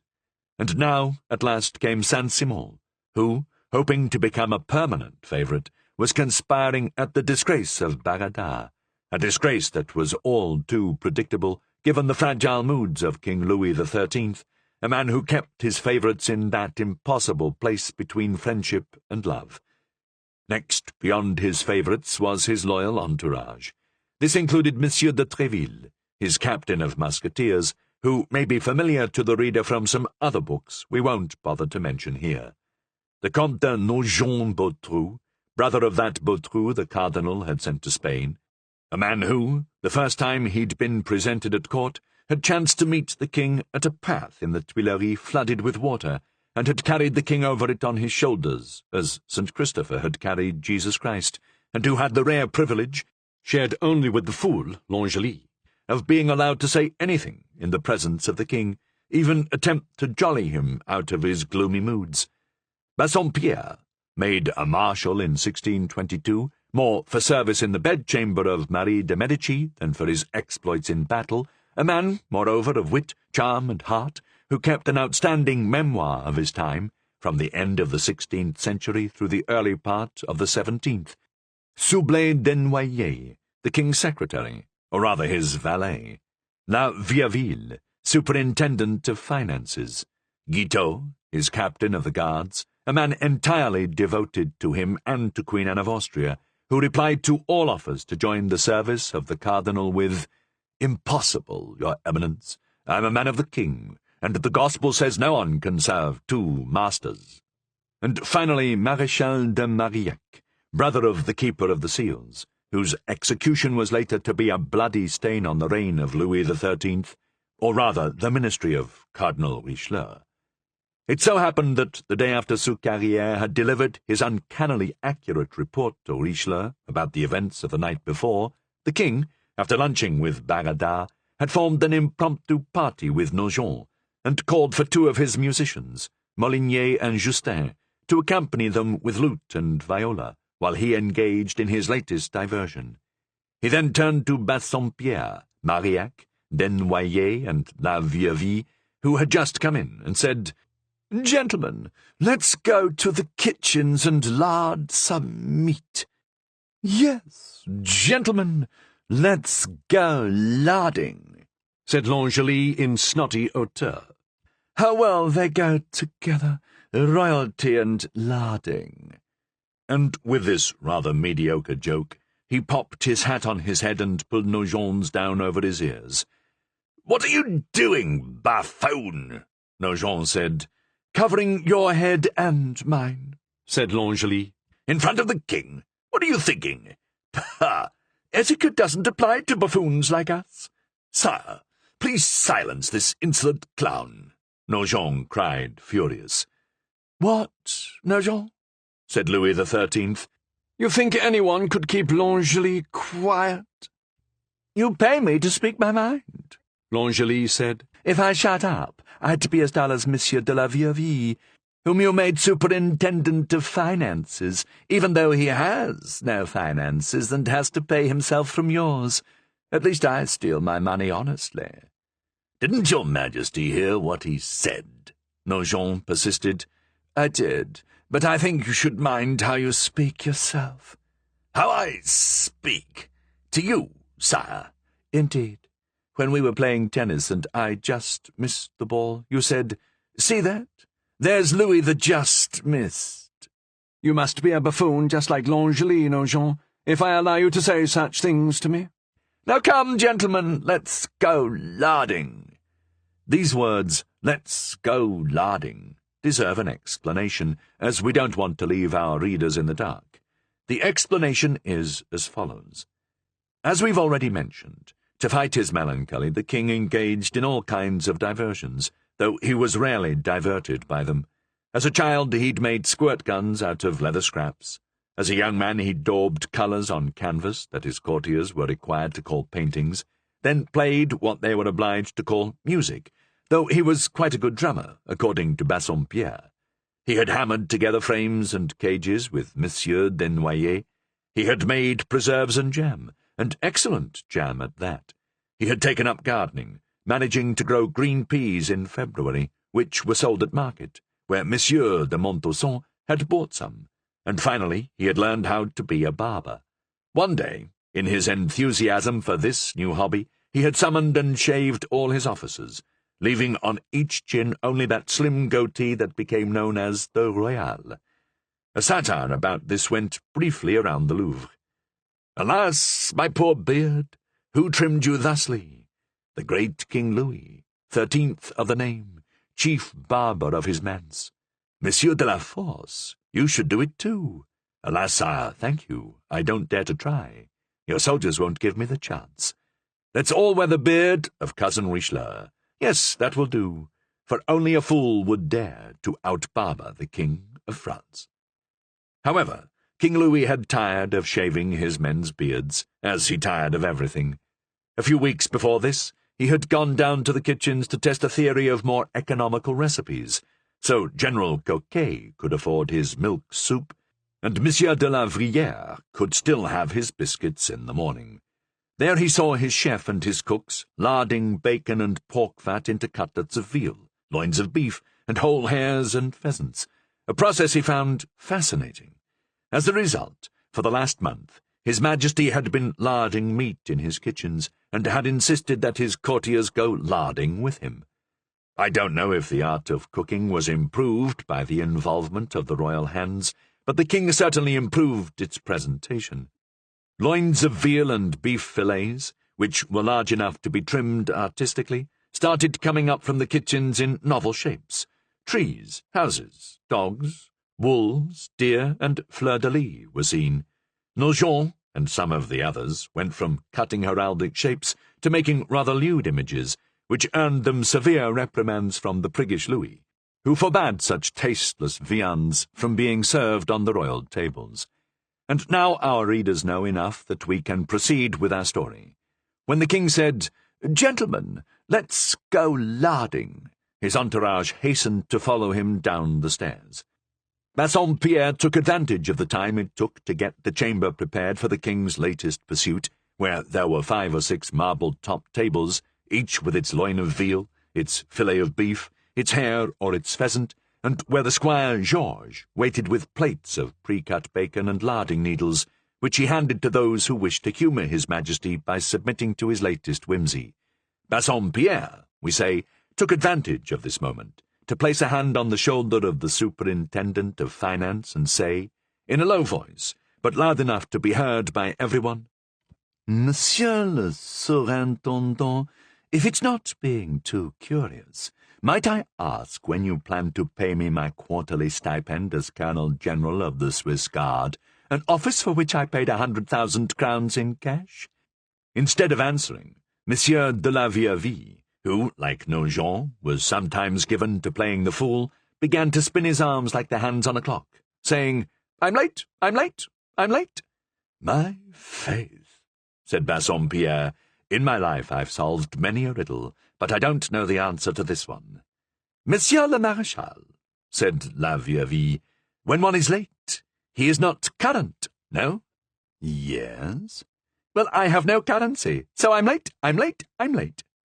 Just then the party was joined by the Duc d'Angoulême, the bastard of King Charles IX and Marie Touchet, and the Duc de Guise, whom we last saw at the soirée for Princess Marie, and whom the Duc d'Orléans had promised a corps in the army, assuming he would be lieutenant general to the king in the Italian offensive. Both waited to approach until they were recognized by the king. Bassompierre, who was at a loss for a reply to La Vieuville, bravely went up to the Duc d'Angoulême. We say bravely, because as Angoulême turned to face him, he brought to bear one of the most formidable noses of the epoch.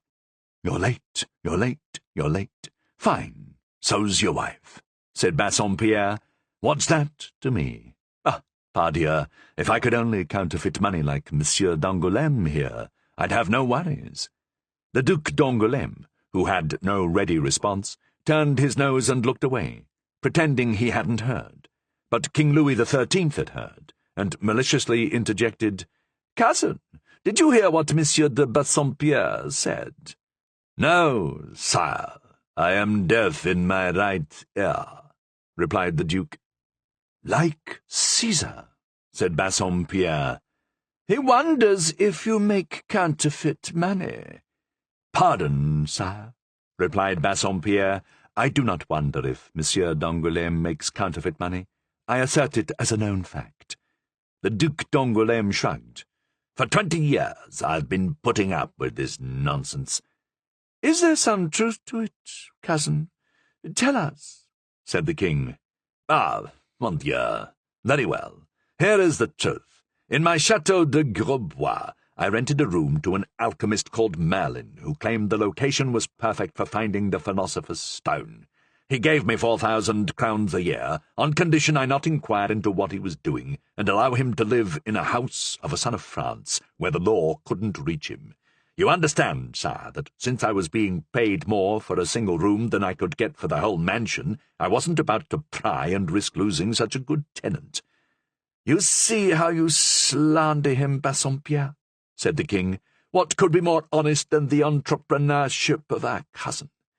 Besides," said the Duc d'Angoulême, "what's a little counterfeit money to me, the son of King Charles IX of France, when your father, of glorious memory, son of Antoine de Bourbon and King of Navarre, was such a thief?" "What? My father a thief?" cried Louis XIII. "Ah-ha!" said Bassompierre.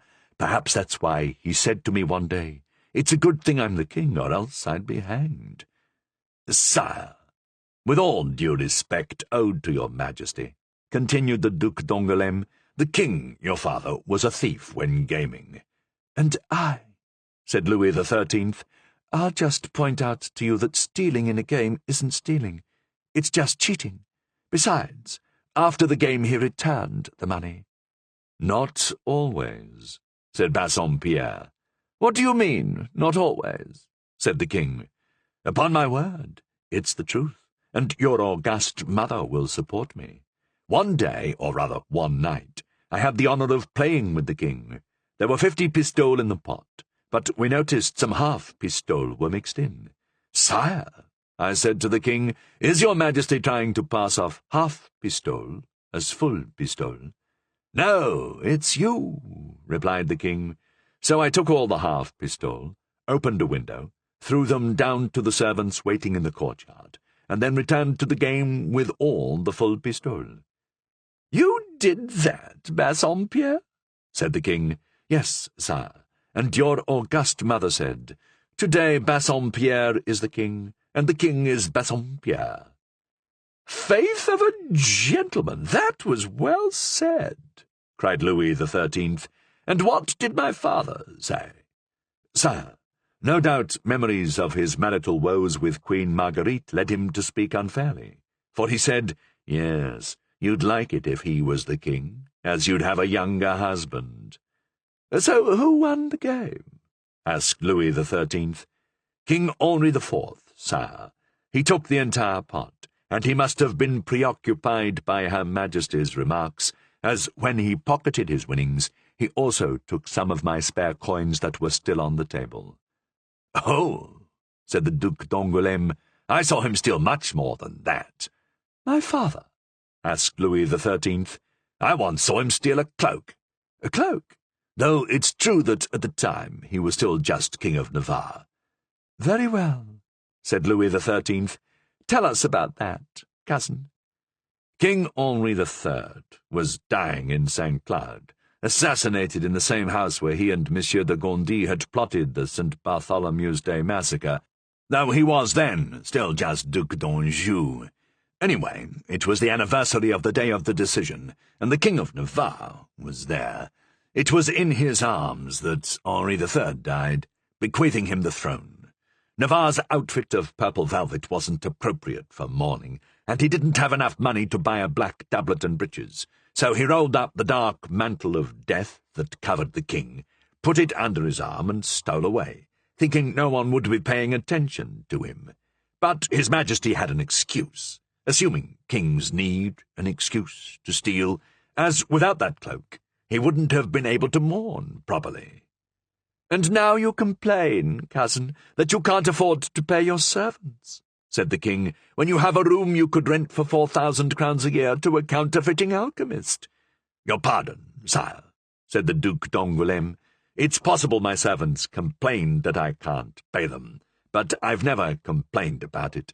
The last time they came to me to demand their wages, saying they didn't have so much as a silver piece between them, I simply replied, "This is within your own power to solve, fools that you are.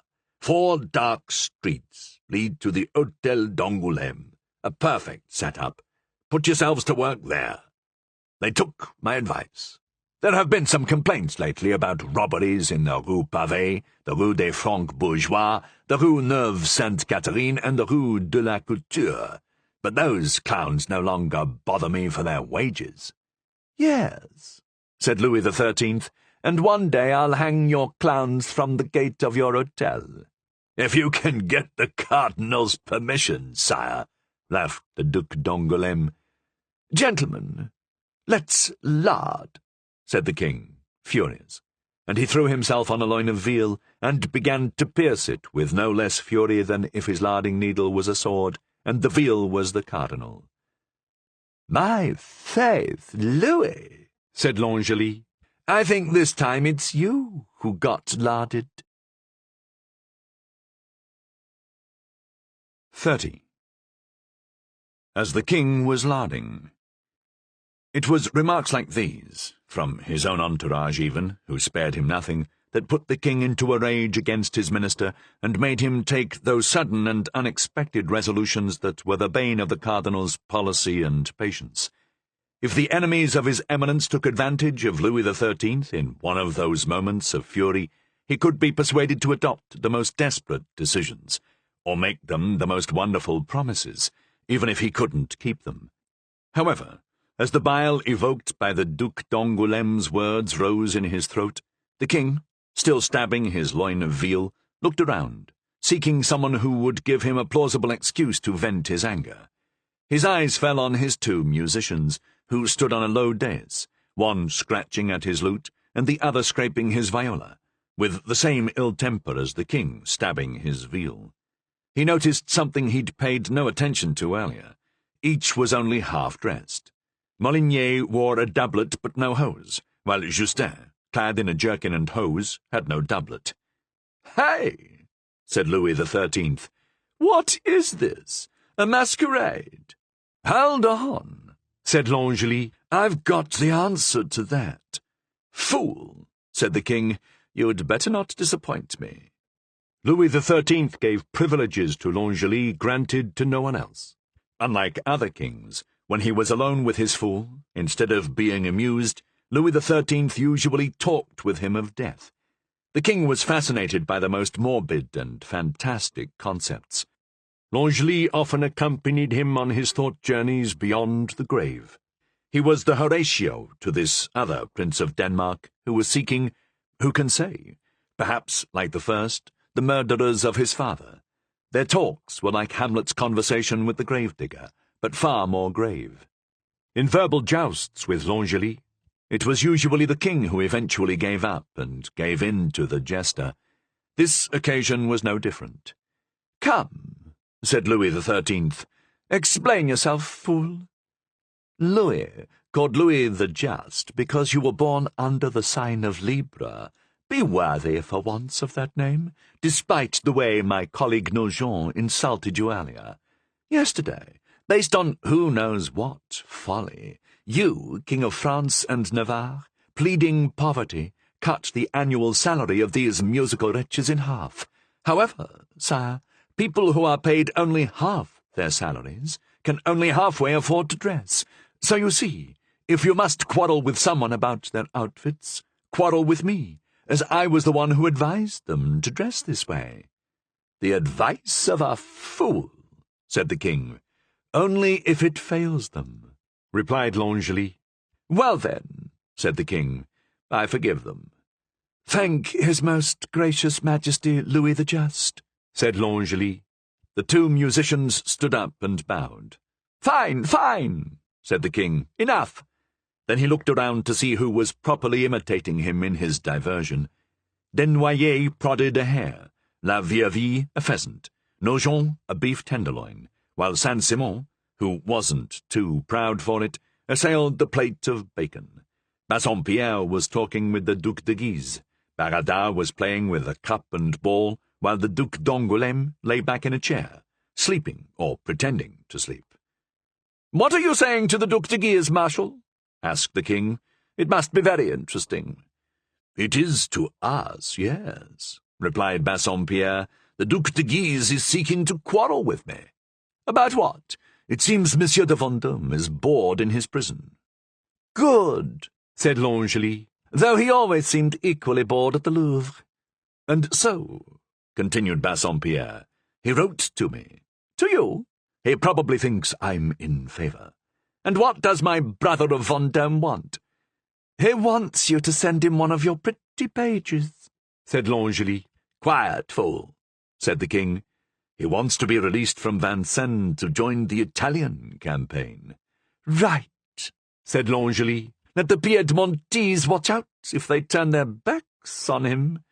"And you replied to him?" asked the king. "Yes, saying it was a waste of time unless he wanted to try asking to join the staff of Monsieur de Guise." "Why is that?" "Because Madame de Conti, the Duke's sister, is my mistress."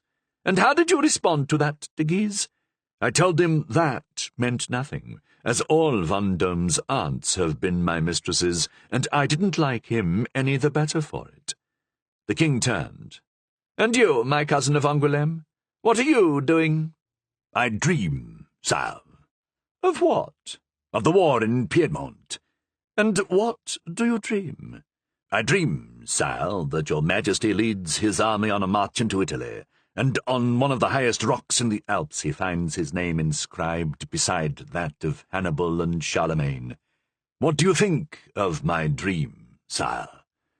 "We approve of this dream," said L'Angely. "See to it that others dream the same way." "And who commands the troops for me, my brother or the cardinal?" asked the king. "Pay attention," said L'Angely. "If it's your brother, he'll command as your subordinate, but if it's the cardinal, he'll be your superior." "Where the king is," said the Duc de Guise, "no one else commands." "Right," said de L'Angely. "That's exactly how it is with your father, General Scarface, in the time of King Henri III. "Which didn't turn out very well for him," said Bassompierre. "Gentlemen," said the king, "the war in Piedmont is no small affair, and despite the disagreement between me and my mother, it has been decided upon in the king's council. My cousin of Angoulême and Monsieur de Guise, I must warn you, the Queen-Mother's party is very much in favour of Monsieur having the command." "Sire," replied the Duc d'Angoulême, "I say openly and in advance, I believe it should be Monsieur le Cardinal. After his success at La Rochelle, I think it would be doing him a great disservice to deprive him of the command. Subordinate to the king, of course." "That's your opinion?" said the king. "Yes, sire." "Do you know that 2 years ago the cardinal wanted to put you in Vincennes, and I was the one who prevented it?" "Your Majesty was in error." "How so?" "If His Eminence wanted to put me in Vincennes, I'm sure I deserved it." "Profit from the example of your cousin of Angoulême," said L'Angely. "He is a man of experience. I presume, cousin," said the king, "that if I offered you command of the army, your opinion would be different?"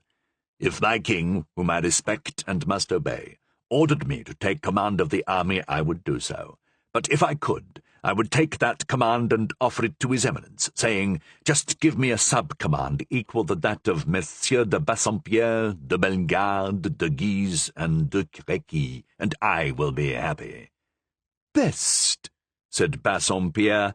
"Monsieur d'Angoulême, I had no idea you were so modest." "I am modest in my judgments, Marshal, but proud when I compare myself to others."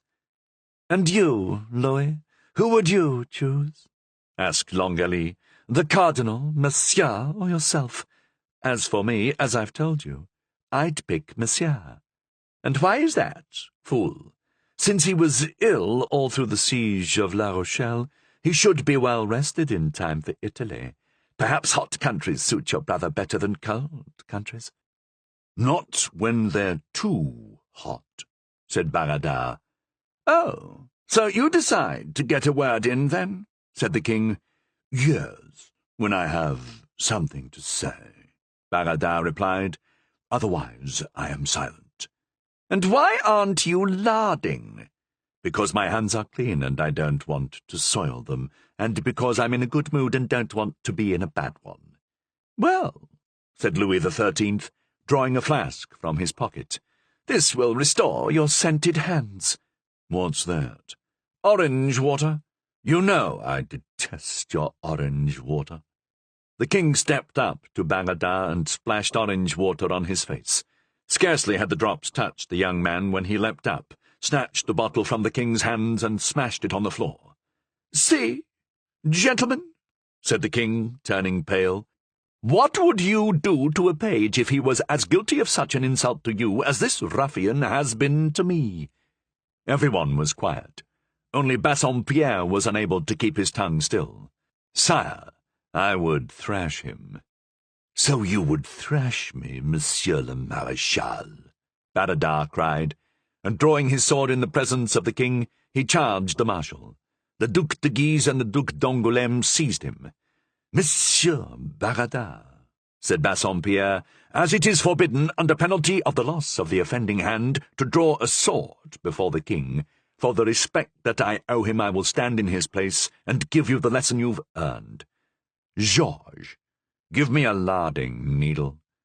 Taking the small cooking implement from the squire, Bassompierre said, "Release Monsieur Baradar." They let Baradar go, and, despite the king's cries, he made a furious attack upon the marshal. But the marshal was an old and experienced fencer who, if he'd rarely drawn sword against an enemy, had often sparred with his friends. With perfect form, and without taking so much as a step back, he parried the favourite's every blow, and at the first opportunity thrust the needle into his opponent's shoulder and left it there. "Take that, little man," he said. "It's better than a thrashing, and you'll remember it longer." Seeing the blood stain Baradar's sleeve, the king let out a cry. "Monsieur de Bassompierre," he said, "leave me, and never return." The marshal took up his hat. "Sire," he said, "will your majesty allow me to appeal this judgment?" "To whom?" asked the king. "To the king, once he awakes." And while the king shouted, "Dr. Bouvard! Get Dr. Bouvard!" Bassompierre shrugged and went out, waving adieu to the Duc d'Angoulême and the Duc de Guise, while muttering, "Him, the son of Henri IV, never." 31. The shop of Ildefonse Lopez. Our readers may recall from Soucarier's report to the cardinal that Madame de Fargy and Monsieur de Mirabel, the Spanish ambassador, had exchanged a letter in Lopez's jewelry store. But what Soucarier didn't know was that the jeweller, Lopez, belonged body and soul to the cardinal, which was very much in his interest, because in his dual capacity as a Muslim and a Jew, he could pass at will for either a Jew or a Mohammedan. He needed a patron who could defend him in the event of an accusation of heresy, despite the care he took to eat pork every day, to prove he was a follower of neither Moses nor Muhammad. And yet, one day, he almost fell afoul of the stupidity of a master of requests. He was accused of secretly paying agents on Spain's behalf, so the master of requests appeared one day, audited his books, and found the following entry incriminating: Gadamasil for Señor de Bassompierre. Lopez, warned that he could be accused of high treason on the basis of this payment to Marshal Bassompierre, hastened to consult Madame de Rambouillet, who was, along with the lovely Julie, one of his best customers. He begged for her protection, protesting that his only crime was the entry in his ledger that read, Gadamasil for Señor de Bassompierre. Madame de Rambouillet called down her husband and told him about the case. He immediately went to the master of requests, who was his friend, and asserted Lopez's innocence. "And yet, my dear Marquis, one thing is clear," said the master of requests. "Gadamasil." The Marquis paused. "Do you speak Spanish?" he asked the court official. "No. Do you know what Gadamasil means?" "No. But by the name alone I deem it must be very significant." "Well, my dear sir, it means that Monsieur de Bassompierre ordered a Gadamasil tapestry for his wall." The master of requests refused to believe it. The Marquis had to bring him a Spanish dictionary so the master of requests could see for himself what the word meant. In fact, Lopez was of Moorish origin, but as the last Moors were expelled from Spain in 1610, Lopez had gone to France to plead for the interests of the fugitives. It was then that he'd become acquainted with the Marquis de Rambouillet, who spoke Spanish. Lopez was sharp. He advised a Parisian merchants' guild on a fabric shipment to Constantinople, and the enterprise was successful. The merchants cut him in on the profits. With this he bought a diamond in the rough and had it cut, polished, and sold so profitably that soon everyone was sending him their raw diamonds. In no time he was the leading jeweller in Paris, and since he employed the most skilled gem-cutters, all the most beautiful jewels of the era passed through his hands. One of his men was so skilled that he was able to split a flawed diamond into two perfect halves with a single blow. During the siege of La Rochelle, the Cardinal had sent Lopez to Holland to commission new ships and buy up everything available that could float. While he was there, he acquired a large collection of items from India and China and brought them back to France for sale, thus creating the French market for Oriental bric-a-brac. By the time he'd finished his sojourn in Holland, he'd made his fortune as an importer, meanwhile covertly completing his mission for the Cardinal. Lopez had also taken note of the coincidence of the simultaneous visits to his shop of the Spanish ambassador and Madame de Fagy, and his diamond cutter had spotted the exchange of the letter. Thus the Cardinal had dual confirmation of this intelligence, which only gave him a greater regard for the efforts of Sucarière. The Cardinal therefore knew that when the Queen, on the morning of the 14th, ordered sedan chairs for guests to be carried to Lopez's shop, it wasn't a sign of a woman who wanted to buy jewellery, but rather of one who wanted to sell a kingdom. Thus, on December 14th, at around 11 in the morning, while Monsieur de Bassompierre was planting a larding needle in Baradin's shoulder, the Queen was stepping out with Madame de Fagy, Isabelle de Lautrec, Madame de Chevreuse, and Patrocle, her first esquire. Madame de Baillet, her premier lady-in-waiting, arrived with a covered parrot cage in one hand and a letter in the other. "Oh, mon Dieu, what do you have there?" asked the Queen. "A gift for your Royal Majesty from Her Highness, the Infanta Claire Eugénie." "So this comes from Brussels?" the Queen asked. "Yes, Your Majesty, and here is a letter from the Princess explaining the gift." "Let's have a look," said the Queen, overcome by feminine curiosity, and reaching for the cage's cover. "Not yet," said Madame de Baillet, drawing back the cage. "Your Majesty must read the letter first." "And who brought this cage and its letter?" "Michel Dos, Your Majesty's apothecary. Your Majesty knows that he is our correspondent in Belgium. Here is Her Highness's letter." The Queen took the letter, opened it, and read, "My dear niece, I send you a wonderful parrot which, If you do not frighten it, you will discover can compliment you in 5 different languages. It is a good little animal, very sweet and loyal. You will never, I am sure, have reason to complain of it. Your devoted aunt, Claire Eugénie. Ah, said the Queen. It talks. It talks. Immediately, a small voice came from under the cloth that said, in French, Queen Anne of Austria is the most beautiful princess in the world. Ah, how wonderful! Cried the Queen. Now I would like, my dear bird, to hear you speak Spanish. Yo quiero, doña Anna, hacer por usted todo para que sus deseos lleguen. Now in Italian, said the Queen. Do you have something to say to me in Italian? The bird didn't delay. Immediately they heard the same voice say, in an Italian accent, Darei la mia vita per la carissima padrona mia. The Queen clapped her hands with joy. And what are the other languages my parrot speaks? She asked. English and Dutch, Your Majesty, replied Madame de Beillet. In English, said Anne of Austria, and the parrot, without further ado, immediately said, Give me your hand and I shall give you my heart. Ah, said the Queen, I didn't quite understand. Do you know English, my dear Isabel? Yes, Madame. What did it mean? The parrot said, Give me your hand, and I shall give you my heart. Oh, bravo, said the Queen. And now, what was the last language you said it speaks, Beillet? Dutch, Madame. Oh, what bad luck, cried the Queen. None of us here understands Dutch. Wait, Your Majesty, said Madame de Fargy. Berengon is from Friesland. He knows Dutch. Call Berengon, said the Queen. He should be in the King's antechamber. Madame de Fargy went and brought back Berengon. He was a tall and handsome lad, with blonde hair and a red beard, half Dutch and half German, though he'd been raised in France. The King was very fond of him, and he was devoted to the King in return. Madame de Fargy came in, tugging him by the sleeve. He didn't know what he was wanted for, and, faithful to his orders, it was only at the express command of the Queen that he left his post in the royal antechamber.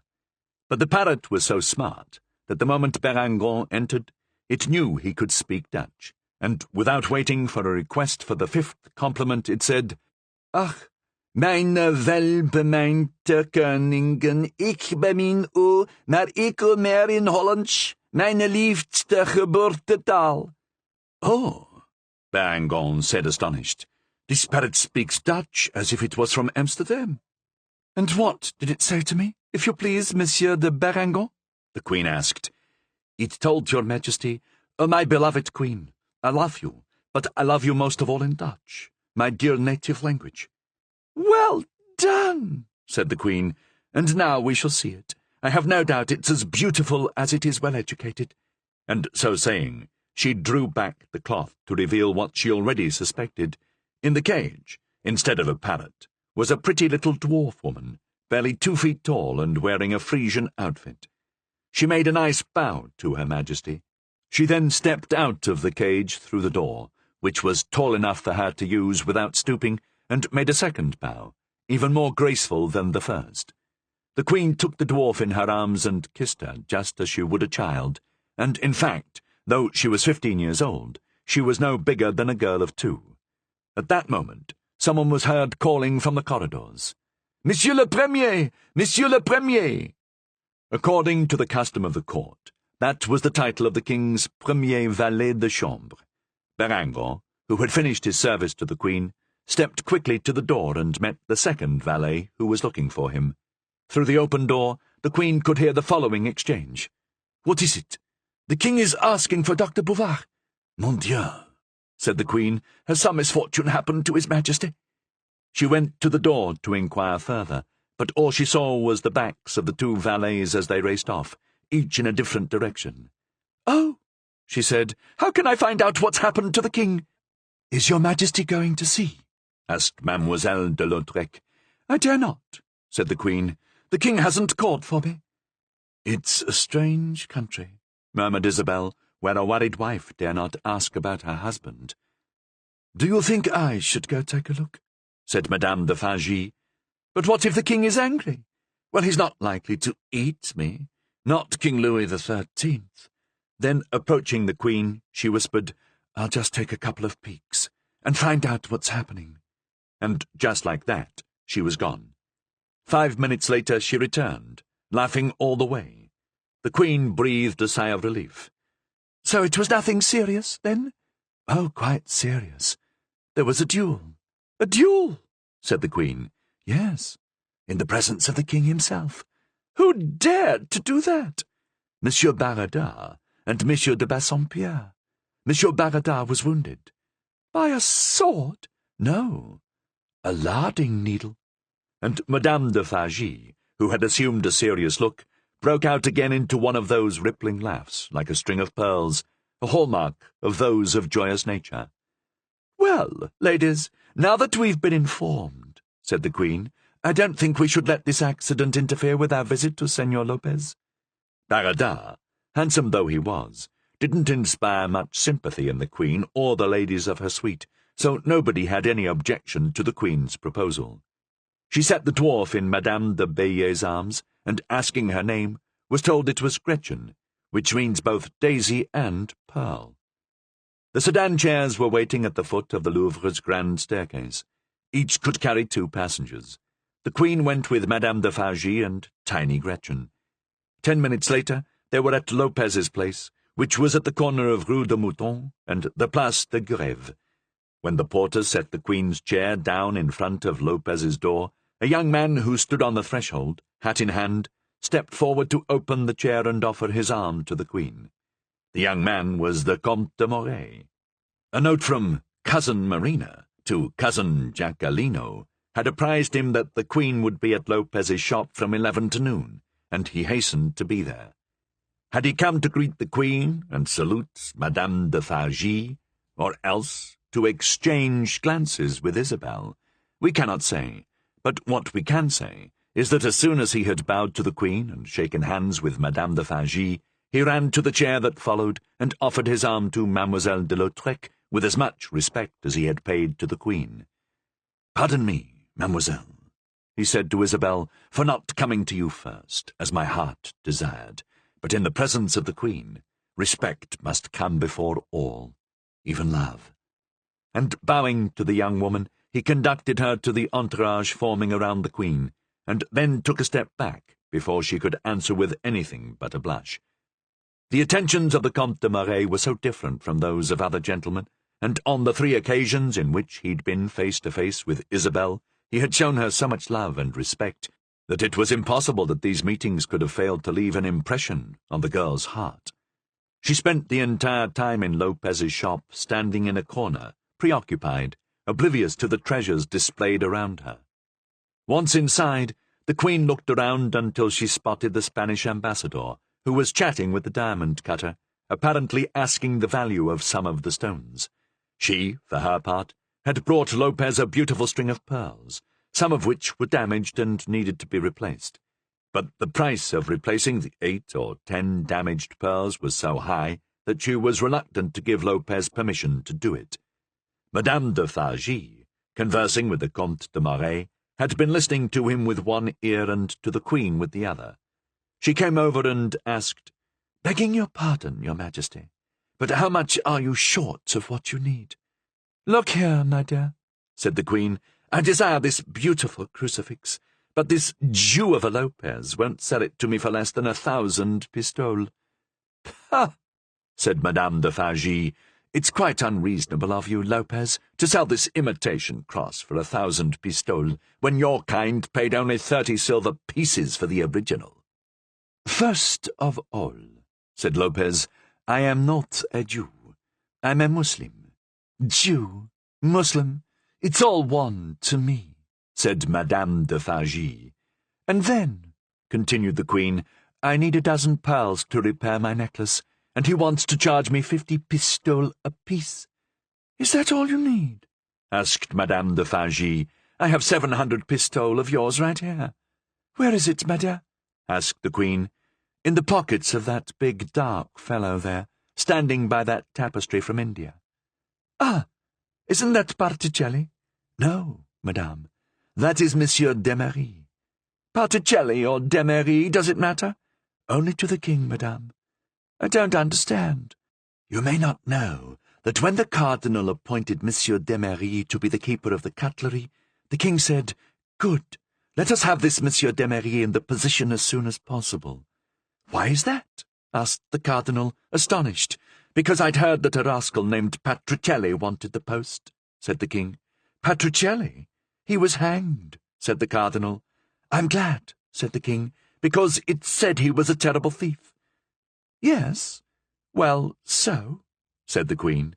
'So,' said Madame de Fargy, 'you have but to whisper in the ear of Monsieur d'Emery, and he will give you your 700 pistoles. But how will I repay him? Simply by not pointing out to the king that d'Emery and Patricelli are one and the same.' Madame de Fargy then ran over to d'Emery, who had not noticed the queen, occupied as he was with inspecting some fabrics. But as soon as he saw her, and Madame de Fargy had whispered a few words in his ear, he came over as quickly as his short legs and big belly would allow. 'Now, your Majesty,' said Madame de Fargy, 'you remember Monsieur Patricelli.' 'D'Emery,' said the bursar. 'Mon Dieu! Of course,' said the queen. 'As soon as Monsieur Patricelli knew of your embarrassment.' 'D'Emery, d'Emery,' repeated the bursar. 'He offered to open for your Majesty a line of credit with Monsieur Lopez for 20,000 livres. 20,000 livres! cried the little man. 'The devil!' 'Do you feel that isn't enough for such a great queen, Monsieur Patricelli? Do you think it should be more?' 'D'Emery, d'Emery, d'Emery!' he repeated despairingly. 'Only too happy to be of assistance to Her Majesty. But in the name of heaven, call me d'Emery!' 'Oh, that's right,' said Madame de Fargy. 'Patricelli was hanged, wasn't he?' 'Thank you, Monsieur d'Emery,' said the queen. 'In truth, you're doing me a genuine service.' 'It is I who am obliged to your Majesty, but I would be very grateful if you were to ask Madame de Fargy, who is quite mistaken, not to call me Patricelli.'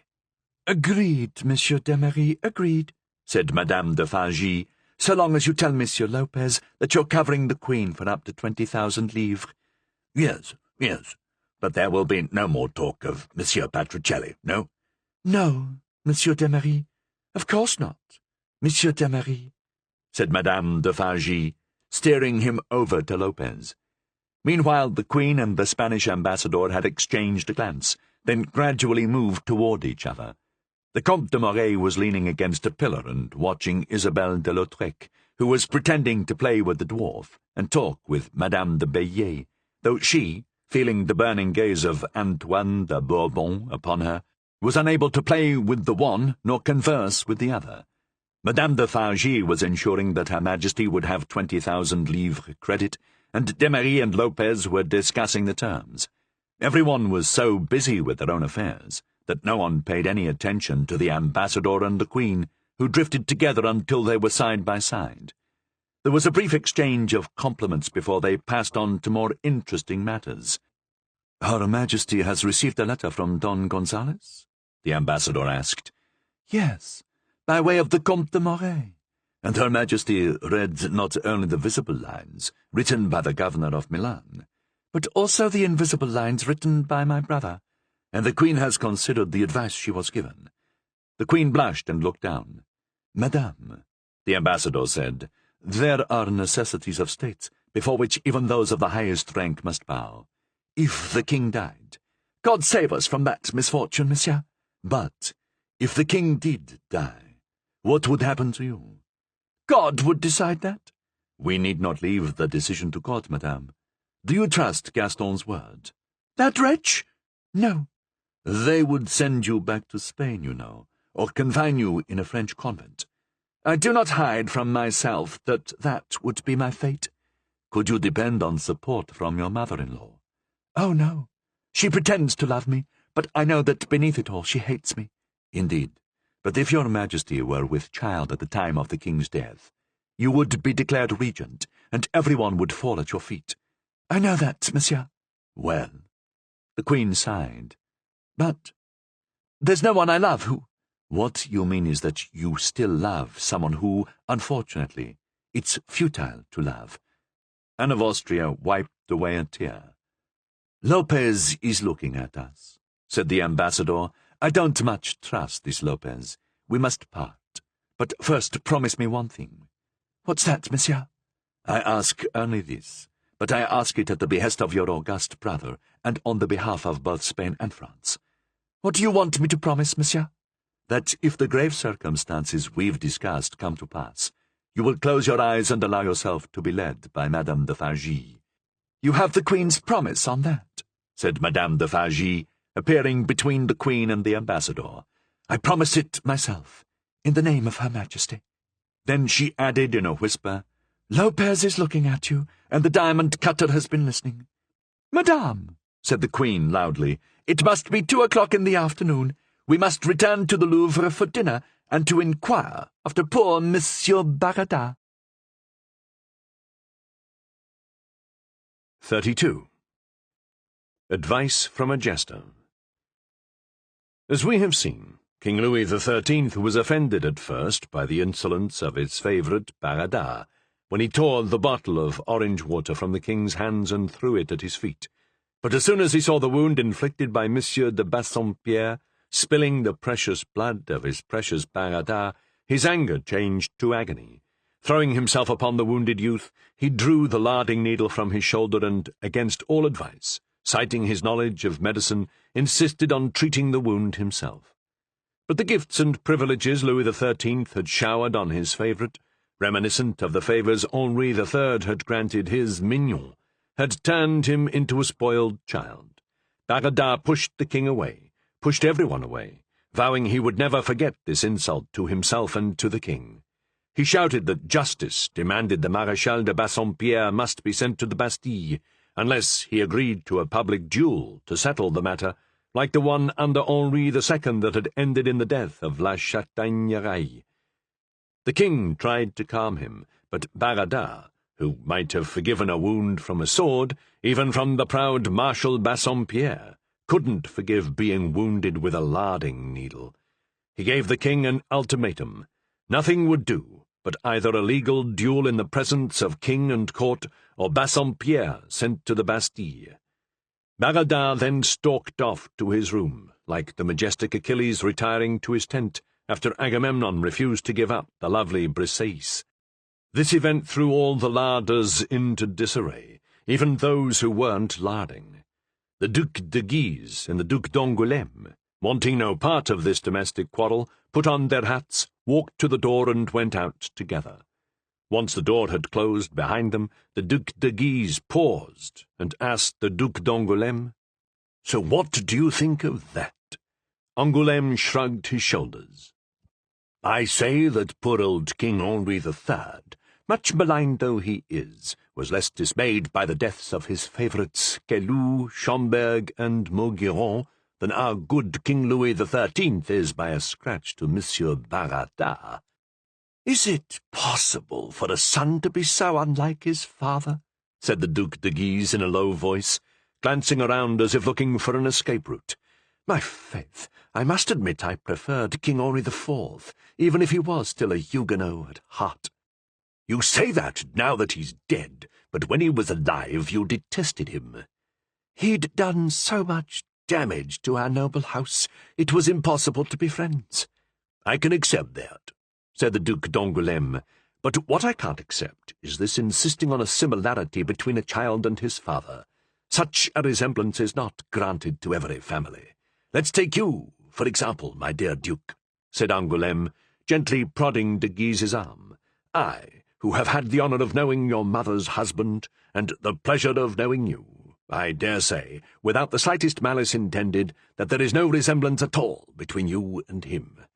"My dear Duke," said Monsieur de Guise, not quite sure whether Angoulême was mocking him. "But no," Angoulême insisted, with that air of bonhomie of which he was a master, so that no one could ever tell whether he was quite serious. "But no, it's obvious enough, pardieu. Your late father was large where you are small, had an aquiline nose where yours is snubbed, and had dark eyes where yours are grey. Next you'll say he had a scar on his cheek where I do not. Only because you've never gone to war, as he did. What? Cried de Guise. I? Never gone to war? And what of La Rochelle, then? That's right. I forgot. You have seen war, from the battlements. Duke, said Monsieur de Guise, detaching his arm from Angoulême's, I think you are having a bad day, and it's time we parted. Me? Having a bad day? Is that what you think? If I said anything disagreeable, that was certainly not my intention. If you don't look like your father, you must understand that that's just a matter of chance. For example, do I resemble my father, Charles IX, who had red hair and a ruddy complexion? Not a bit, but there's no point in getting upset about it. Everyone must look like someone. Our king, for example, looks a lot like Virginio Orsini, that cousin of the Queen Mother who came to France with her. You remember Orsini, don't you? While Monsieur, in turn, looks as much like Concino Concini as one drop of water does to another. You yourself can have no doubt whom you resemble. No, I've no idea, and I don't care to know. Quite so. You couldn't have known, since 6 months before your birth he was killed by our Uncle Mayenne. Well, you resemble no one so much as the Comte de Saint-Megrin. Or did you know that already? I am sorry, my dear Duke, but I must warn you to stop there. I'm afraid that now you're the one speaking in anger and malice, not I. Did I lose my temper when Monsieur de Bassompierre said I was passing counterfeit money? I did not. I'm afraid it's you who've fallen into a bad mood, not me, and I who should take my leave. I believe you're right, said Monsieur de Guise, who strode off down the Rue de l'Arbre Sec, which led to the Rue Saint-Honoré. In fact, he left his caustic interlocutor so rapidly that Angoulême stood there for a moment wearing the astonished look of one surprised not to have gotten the last word. Eventually he walked on toward the Pont Neuf, hoping to find there another victim upon whom he could resume the petty torment he'd inflicted on the Duc de Guise. Meanwhile, the other courtiers had left one by one, until the king found himself alone with L'Angely. The jester, pleased to find himself in sole possession, planted himself before the king, who was sitting with his head down, melancholy eyes fixed upon the ground. "Hum!" L'Angely sighed heavily. Louis raised his head. "Well?" he asked, in the tone of a suffering man who expects sympathy. "Well?" L'Angely repeated in the same tone.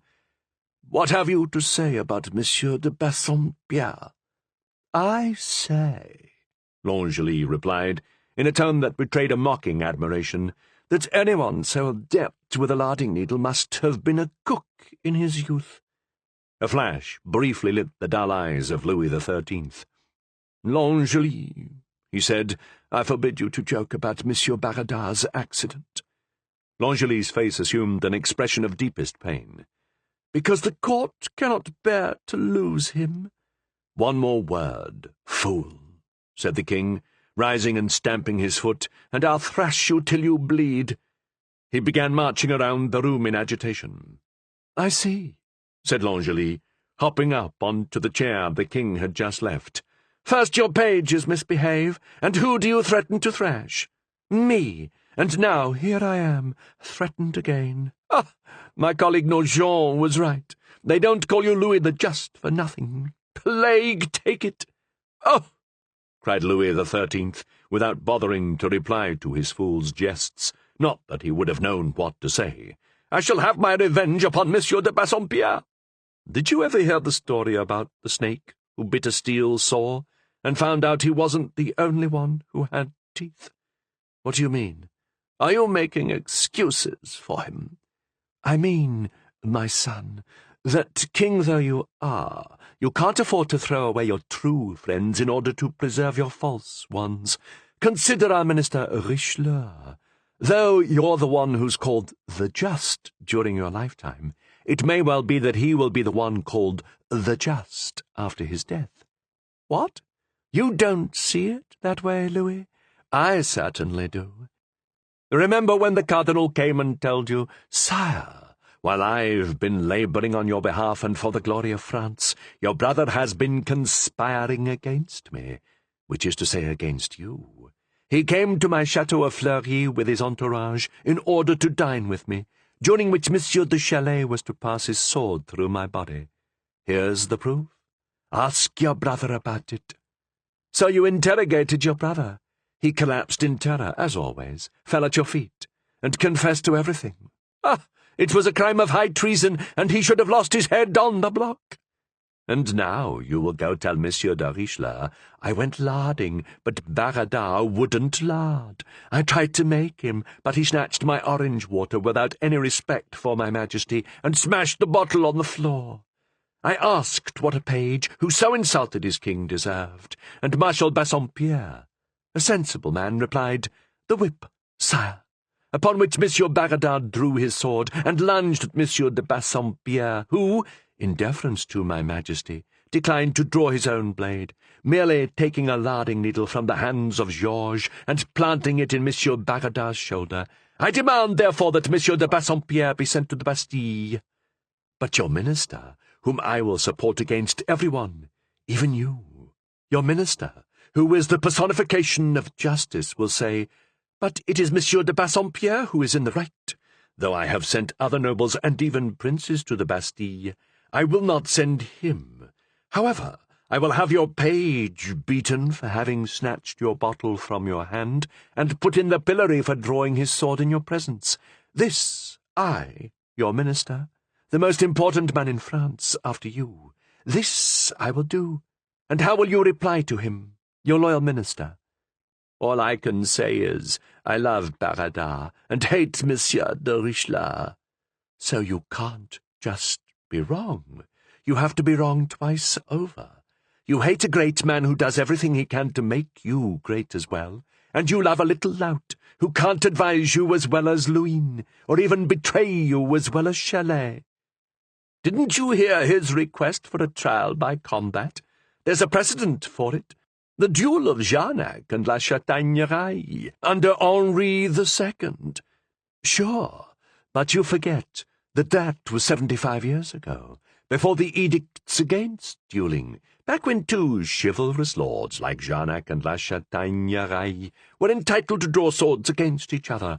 But since then, by your decree, de Bouteville, Montmorency no less, has paid with his head for duelling. Just go tell Monsieur de Richelieu that he should let Monsieur Baradas, a king's page, fight a duel against Monsieur de Bassompierre, a marshal of France, and see where it gets you. But I must allow my poor Baradas some satisfaction, or he'll do what he says he will. And what is that? He'll stay in his rooms.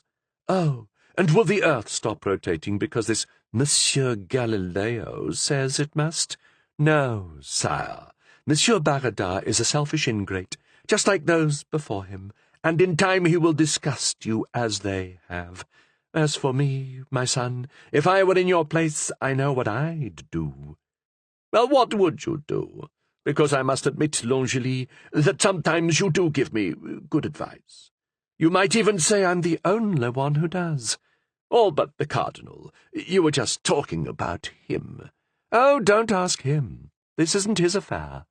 But see here, L'Angely, in my place, what would you do?